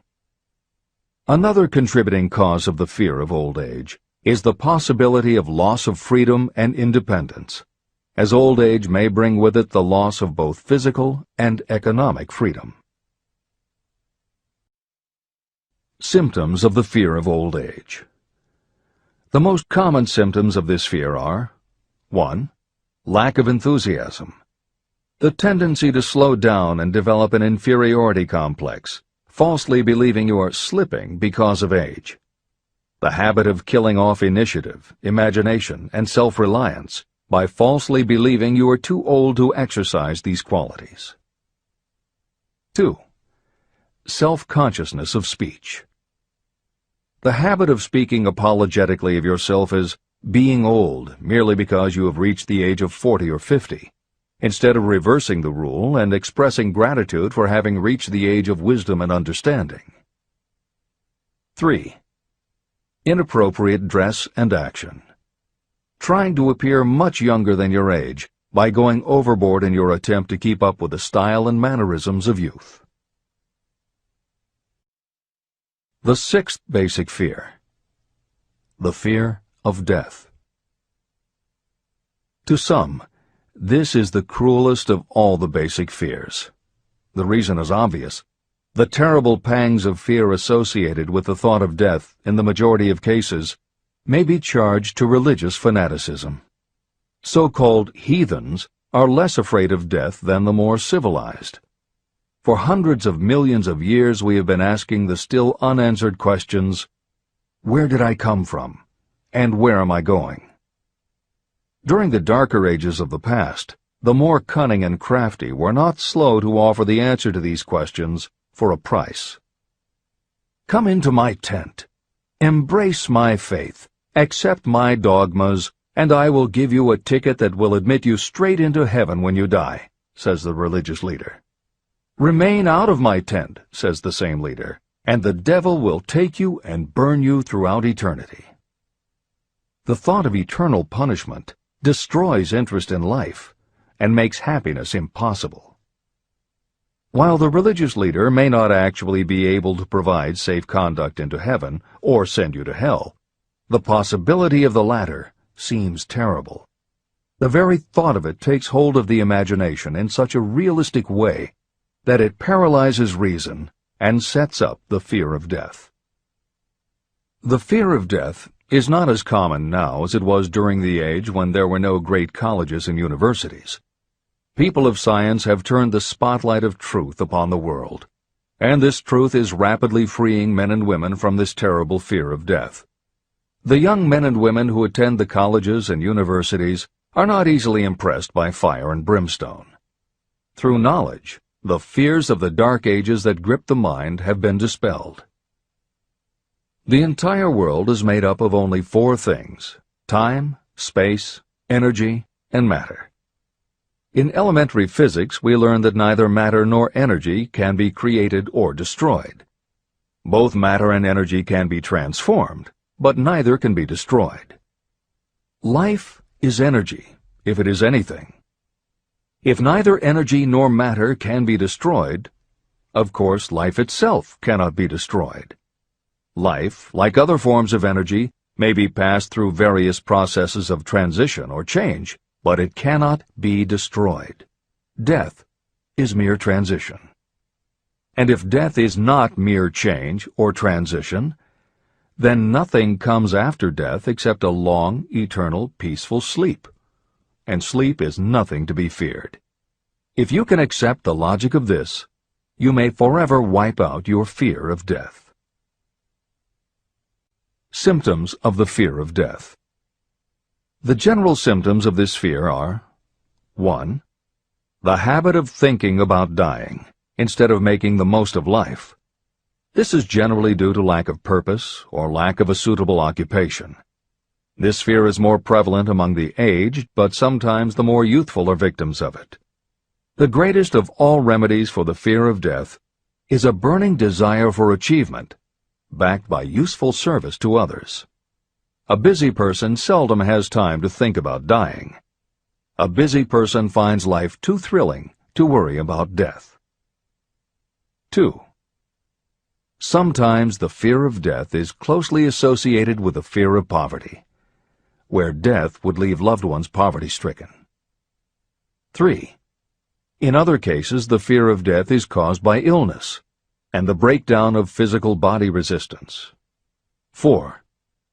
The most common causes of the fear of death are ill health, poverty, lack of appropriate occupation, disappointment over love, insanity, and religious fanaticism.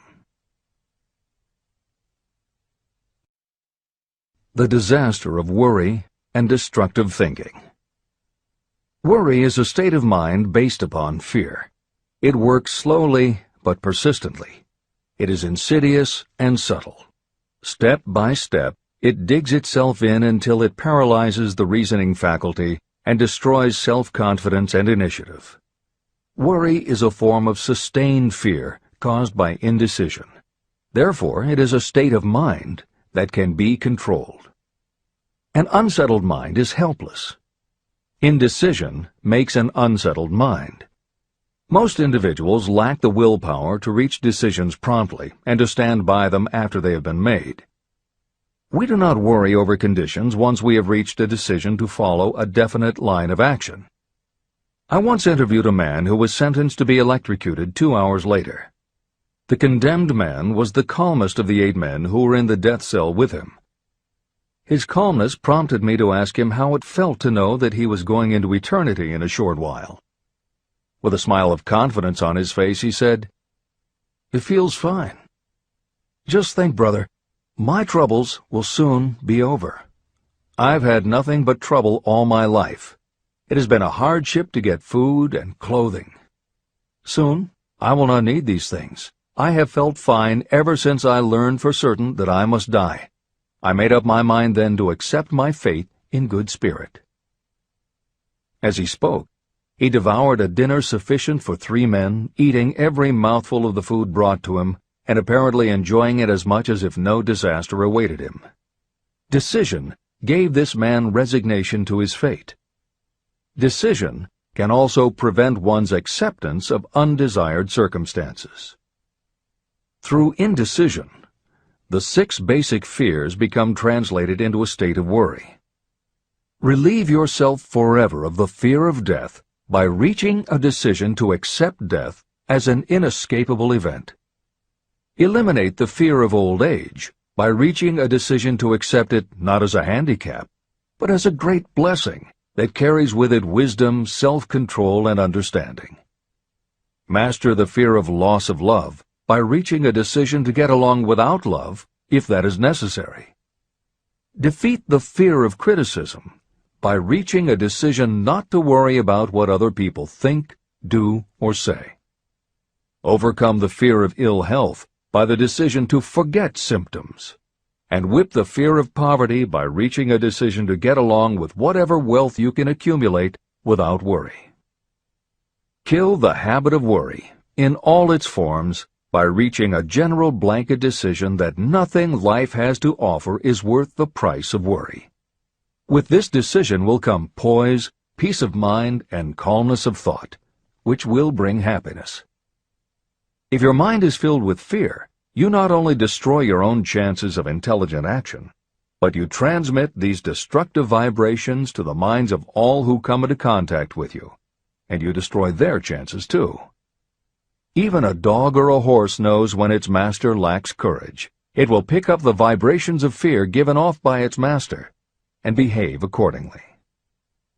The vibrations of fear pass from one mind to another just as quickly and as surely as the sound of the human voice passes from the broadcasting station to a radio receiver. The person who constantly speaks of negative or destructive thoughts is practically certain to experience the results of those words in the form of destructive feedback. But even negative thoughts without words will come back to you. The release of destructive thought impulses alone also produces feedback in more ways than one. First, and perhaps most important to be remembered, the person who releases thoughts of a destructive nature must suffer damage through the breaking down of creative imagination.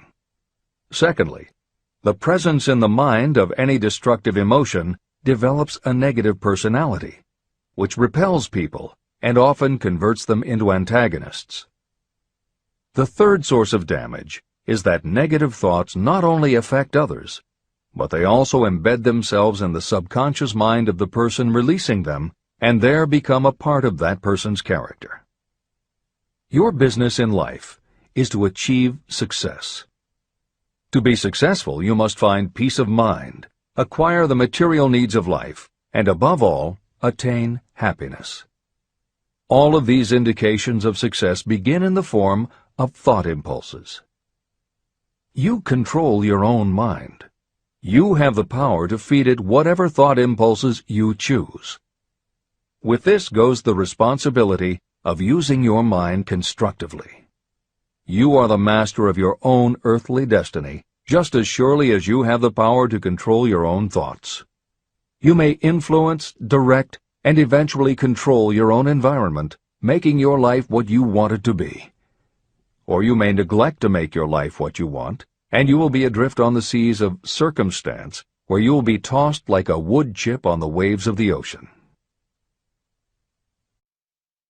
The Devil's Workshop. In addition to the 6 basic fears, there is another evil by which people suffer. It constitutes a rich soil in which the seeds of failure grow abundantly. It is so subtle that its presence often is not detected. It is more deeply rooted and more often fatal than all of the 6 fears. For want of a better name, let us call this evil susceptibility to negative influences. Those who accumulate great riches always protect themselves against negative influences. The poverty-stricken never do. Those who succeed in any calling must prepare their minds to resist such influences. If you are reading this book to learn how to grow rich, you should examine yourself very carefully to determine whether you are susceptible to negative influences. If you neglect this self-analysis, you will give up your right to attain the object of your desires. Make your analysis searching.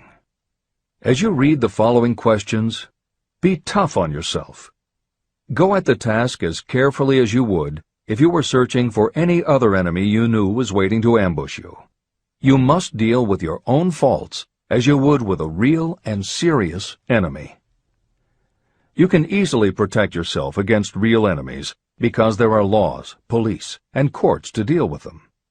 But this 7th basic evil is more difficult to master because it strikes when you are not aware of its presence, when you are asleep and while you are awake. Moreover, its weapon is intangible because it consists of merely a state of mind.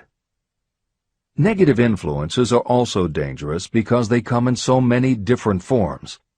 Sometimes they enter the mind through the well-meant words of your friends and relatives.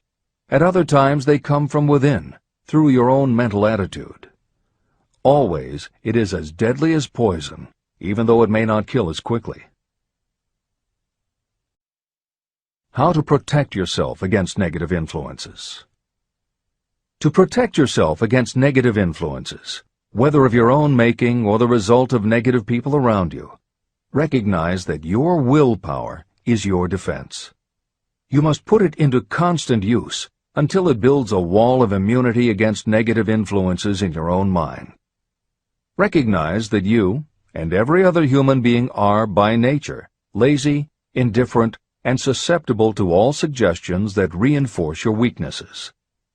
Recognize that you are, by nature, susceptible to all of the 6 basic fears, and you must set up habits to counteract all these fears. Recognize that negative influences often work on you through your subconscious mind and are therefore difficult to detect. Keep your mind closed against all people who depress or discourage you in any way. Clean out your medicine chest and stop pandering to colds, aches, pains, and imaginary illness. Deliberately seek the company of people who influence you to think and act for yourself. Do not expect troubles, as they have a tendency not to disappoint. Without doubt, the most common weakness of all human beings is the habit of leaving their minds open to the negative influences of other people. This weakness is all the more damaging because most people do not even know they do it. The following list of questions is designed to help you see yourself as you really are. You should read through the list now. Then set aside a day when you can give adequate time to go through the list again and thoroughly answer each question. When you do this, I advise that you read the questions and state your answers aloud so you can hear your own voice. This will make it easier for you to be truthful with yourself. Self-analysis questions. Do you complain often of feeling bad, and if so, what is the cause? Do you find fault with other people at the slightest provocation? Do you frequently make mistakes in your work, and if so, why? Are you sarcastic and offensive in your conversation? Do you deliberately avoid the association of anyone, and if so, why? Do you suffer frequently with indigestion? If so, what is the cause? Does life seem futile and the future hopeless to you? Do you like your occupation? If not, why? Do you often feel self-pity? And if so, why? Are you envious of those who excel you? To which do you devote most time, thinking of success or of failure? Are you gaining or losing self-confidence as you grow older? Do you learn something of value from all mistakes? Are you permitting some relative or acquaintance to worry you? If so, why? Are you sometimes excited about life, and at other times in the depths of despondency? Who has the most inspiring influence upon you, and for what reason? Do you tolerate negative or discouraging influences that you could avoid? Are you careless of your personal appearance? If so, when and why? Have you learned how to ignore your troubles by being too busy to be annoyed by them? Would you call yourself a spineless weakling if you permitted others to do your thinking for you? How many preventable disturbances annoy you, and why do you tolerate them? Do you resort to alcohol, drugs, cigarettes, or other compulsions to quiet your nerves? If so, why do you not try willpower instead? Does anyone nag you, and if so, for what reason? Do you have a definite major purpose? And if so, what is it, and what plan do you have for achieving it? Do you suffer from any of the 6 basic fears? If so, which ones? Have you developed a method to shield yourself against the negative influence of others? Do you use autosuggestion to make your mind positive? Which do you value most, your material possessions or your privilege of controlling your own thoughts? Are you easily influenced by others against your own judgment? Has today added anything of value to your stock of knowledge or state of mind? Do you face squarely the circumstances that make you unhappy, or do you sidestep the responsibility? Do you analyze all mistakes and failures and try to profit by them, or do you take the attitude that this is not your duty? Can you name 3 of your most damaging weaknesses? What are you doing to correct them? Do you encourage other people to bring their worries to you for sympathy? Do you choose from your daily experiences lessons or influences that aid in your personal advancement? Does your presence have a negative influence on other people as a rule? What habits of other people annoy you most? Do you form your own opinions, or do you permit yourself to be influenced by other people? Have you learned how to create a mental state of mind with which you can shield yourself against all discouraging influences? Does your occupation inspire you with faith and hope? Are you conscious of possessing spiritual forces of sufficient power to enable you to keep your mind free from all forms of fear? Does your religion help to keep your mind positive? Do you feel it your duty to share other people's worries? If so, why? If you believe that birds of a feather flock together, what have you learned about yourself by studying the friends whom you attract? What connection, if any, do you see between the people with whom you associate most closely and any unhappiness you may experience? Could it be possible that some person whom you consider to be a friend is, in reality, your worst enemy because of his or her negative influence on your mind? By what rules do you judge who is helpful and who is damaging to you? Are your intimate associates mentally superior or inferior to you?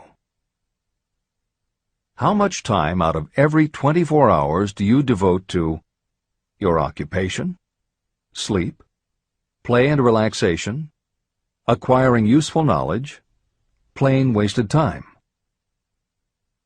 Who among your acquaintances encourages you most, cautions you most, discourages you most?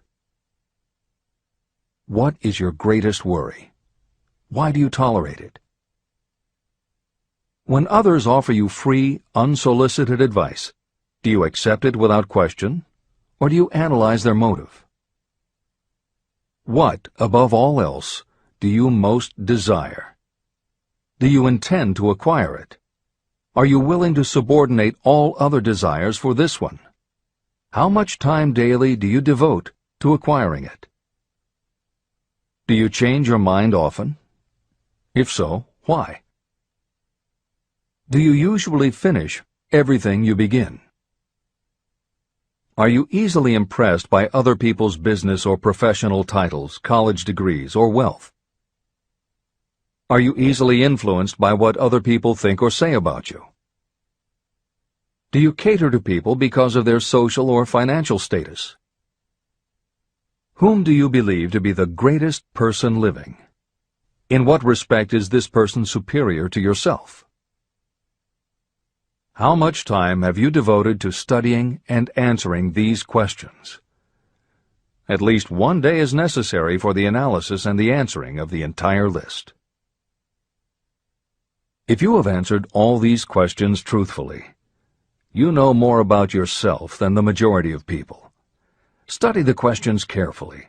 Come back to them once each week for several months, and be astounded at the amount of additional knowledge of great value to yourself you will have gained by the simple method of answering the questions truthfully. If you are not certain about the answers to some of the questions, seek the counsel of those who know you well, especially those who have no motive in flattering you, and see yourself through their eyes. The experience will be astonishing. The one thing over which you have absolute control. You have absolute control over only one thing, and that is your thoughts. This is the most significant and inspiring of all facts known to humans. It reflects our divine nature. This ability to control your thoughts is the sole means by which you may control your own destiny. If you fail to control your own mind, you may be sure you will control nothing else. Your mind is your spiritual estate. Protect and use it with the care to which divine royalty is entitled. You were given your willpower for this purpose. Unfortunately, there is no legal protection against those who, by design or through ignorance, poison the minds of others with negative suggestion. Those with negative minds tried to convince Thomas A. Edison that he could not build a machine that would record and reproduce the human voice, because, they said, no one else has ever produced such a machine. Edison did not believe them. He knew that the mind could produce anything the mind could conceive and believe. That knowledge was the thing that lifted the great Edison above the common herd. Men with negative minds told F.W. Woolworth he would go broke trying to run a store on 5 and 10-cent sales. He did not believe them. He knew that he could do anything within reason if he backed his plans with faith. Exercising his right to keep the negative suggestions of others out of his mind, he piled up a fortune of more than $100 million. Doubting Thomases scoffed scornfully when Henry Ford tried out his first crudely built automobile on the streets of Detroit. Some said the thing would never become practical. Others said no one would pay money for such a contraption. Ford said, "I'll belt the earth with dependable motor cars." And he did. For the benefit of those seeking vast riches, let it be remembered that practically the sole difference between Henry Ford and a majority of workers is this: Ford had a mind, and he controlled it. The others have minds that they do not try to control. Mind control is the result of self-discipline and habit.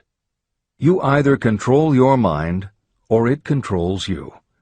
There is no halfway compromise. The most practical method for controlling your mind is the habit of keeping it busy with a definite purpose, backed by a definite plan. Study the records of those who achieve noteworthy success, and you will see that they have control over their own minds, and that they exercise that control and direct it toward the attainment of definite objectives. Without this control, success is not possible. 55 Famous Alibis by Old Man If. People who do not succeed have one distinguishing trait in common. They know all the reasons for failure and have what they believe to be airtight alibis to explain away their own lack of achievement. Some of these alibis are clever, and a few of them are justifiable by the facts. But alibis cannot be used for money. The world wants to know only one thing: have you achieved success? A character analyst compiled a list of the most commonly used alibis. As you read the list, examine yourself carefully and determine how many of these alibis you use. Remember, the philosophy presented in this book makes every one of these alibis obsolete. If I didn't have a wife and family.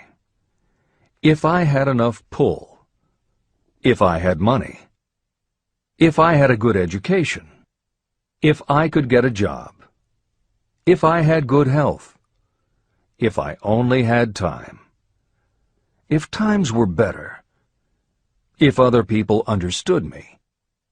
If conditions around me were only different. If I could live my life over again. If I did not fear what they would say. If I had been given a chance. If I now had a chance. If other people didn't have it in for me. If nothing happens to stop me. If only I were younger. If I only could do what I want. If I had been born rich. If I could meet the right people. If I had the talent that some people have. If I dared to assert myself. If only I had embraced past opportunities. If people didn't get on my nerves. If I didn't have to keep house and look after the children. If I could save some money. If the boss only appreciated me. If I only had somebody to help me. If my family understood me. If I lived in a big city. If I could just get started. If I were only free. If I had the personality of some people. If I were not so fat. If my real talents were known. If I could just get a break. If I could only get out of debt. If I hadn't failed. If I only knew how. If everybody wasn't against me. If I didn't have so many worries. If I could marry the right person. If people weren't so dumb. If my family were not so extravagant. If I were sure of myself. If luck were not against me. If I had not been born under the wrong star. If it were not true that what is to be will be. If I did not have to work so hard. If I hadn't lost my money. If I lived in a different neighborhood. If I didn't have a past. If I only had a business of my own. If other people would only listen to me. If, and this is the greatest of them all, if I had the courage to see myself as I really am, I would find out what is wrong with me and correct it. And I know that something must be wrong with the way I have done things, or I would already have the success that I desire. I recognize that something must be wrong with me, otherwise I would have spent more time analyzing my weaknesses and less time building alibis to cover them. Building alibis to explain away failure is a national pastime. The habit is as old as the human race and is fatal to success. Why do people cling to their pet alibis? The answer is obvious. They defend their alibis because they create them. Your alibi is the child of your own imagination. It is human nature to defend your own brainchild. Building alibis is a deeply rooted habit. Habits are difficult to break, especially when they provide justification for something we do. Plato had this truth in mind when he said, "The first and best victory is to conquer self. To be conquered by self is, of all things, the most shameful and vile."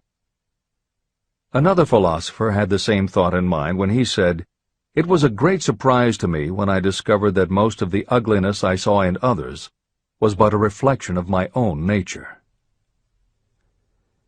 Elbert Hubbard, philosopher, author, publisher of the Fra magazine, and founder of the Roycrofters Community of Artists, said, "It has always been a mystery to me why people spend so much time deliberately fooling themselves by creating alibis to cover their weaknesses. If used differently, this same time would be sufficient to cure the weakness. Then no alibis would be needed." In parting, I would remind you that life is a checkerboard, and the player opposite you is time. If you hesitate before moving, or neglect to move promptly, your men will be wiped off the board by time. You are playing against a partner who will not tolerate indecision. Previously, you may have had a logical excuse for not having forced life to come through with whatever you asked. That alibi is now obsolete, because you are in possession of the master key that unlocks the door to life's riches. The master key is intangible, but it is powerful. It is the privilege of creating, in your own mind, a burning desire for a definite form of riches. There is no penalty for the use of this key, but there is a price you must pay if you do not use it. The price is failure. There is a reward of stupendous proportions if you put the key to use. It is the satisfaction that will come to you when you conquer self and force life to pay whatever is asked. The reward is worthy of your effort. Will you make the start and be convinced? "If we are related," said the immortal Emerson, "we shall meet." In closing, may I borrow his thought and say, if we are related, we have, through these pages, met. Remember that your real wealth can be measured not by what you have, but by what you are.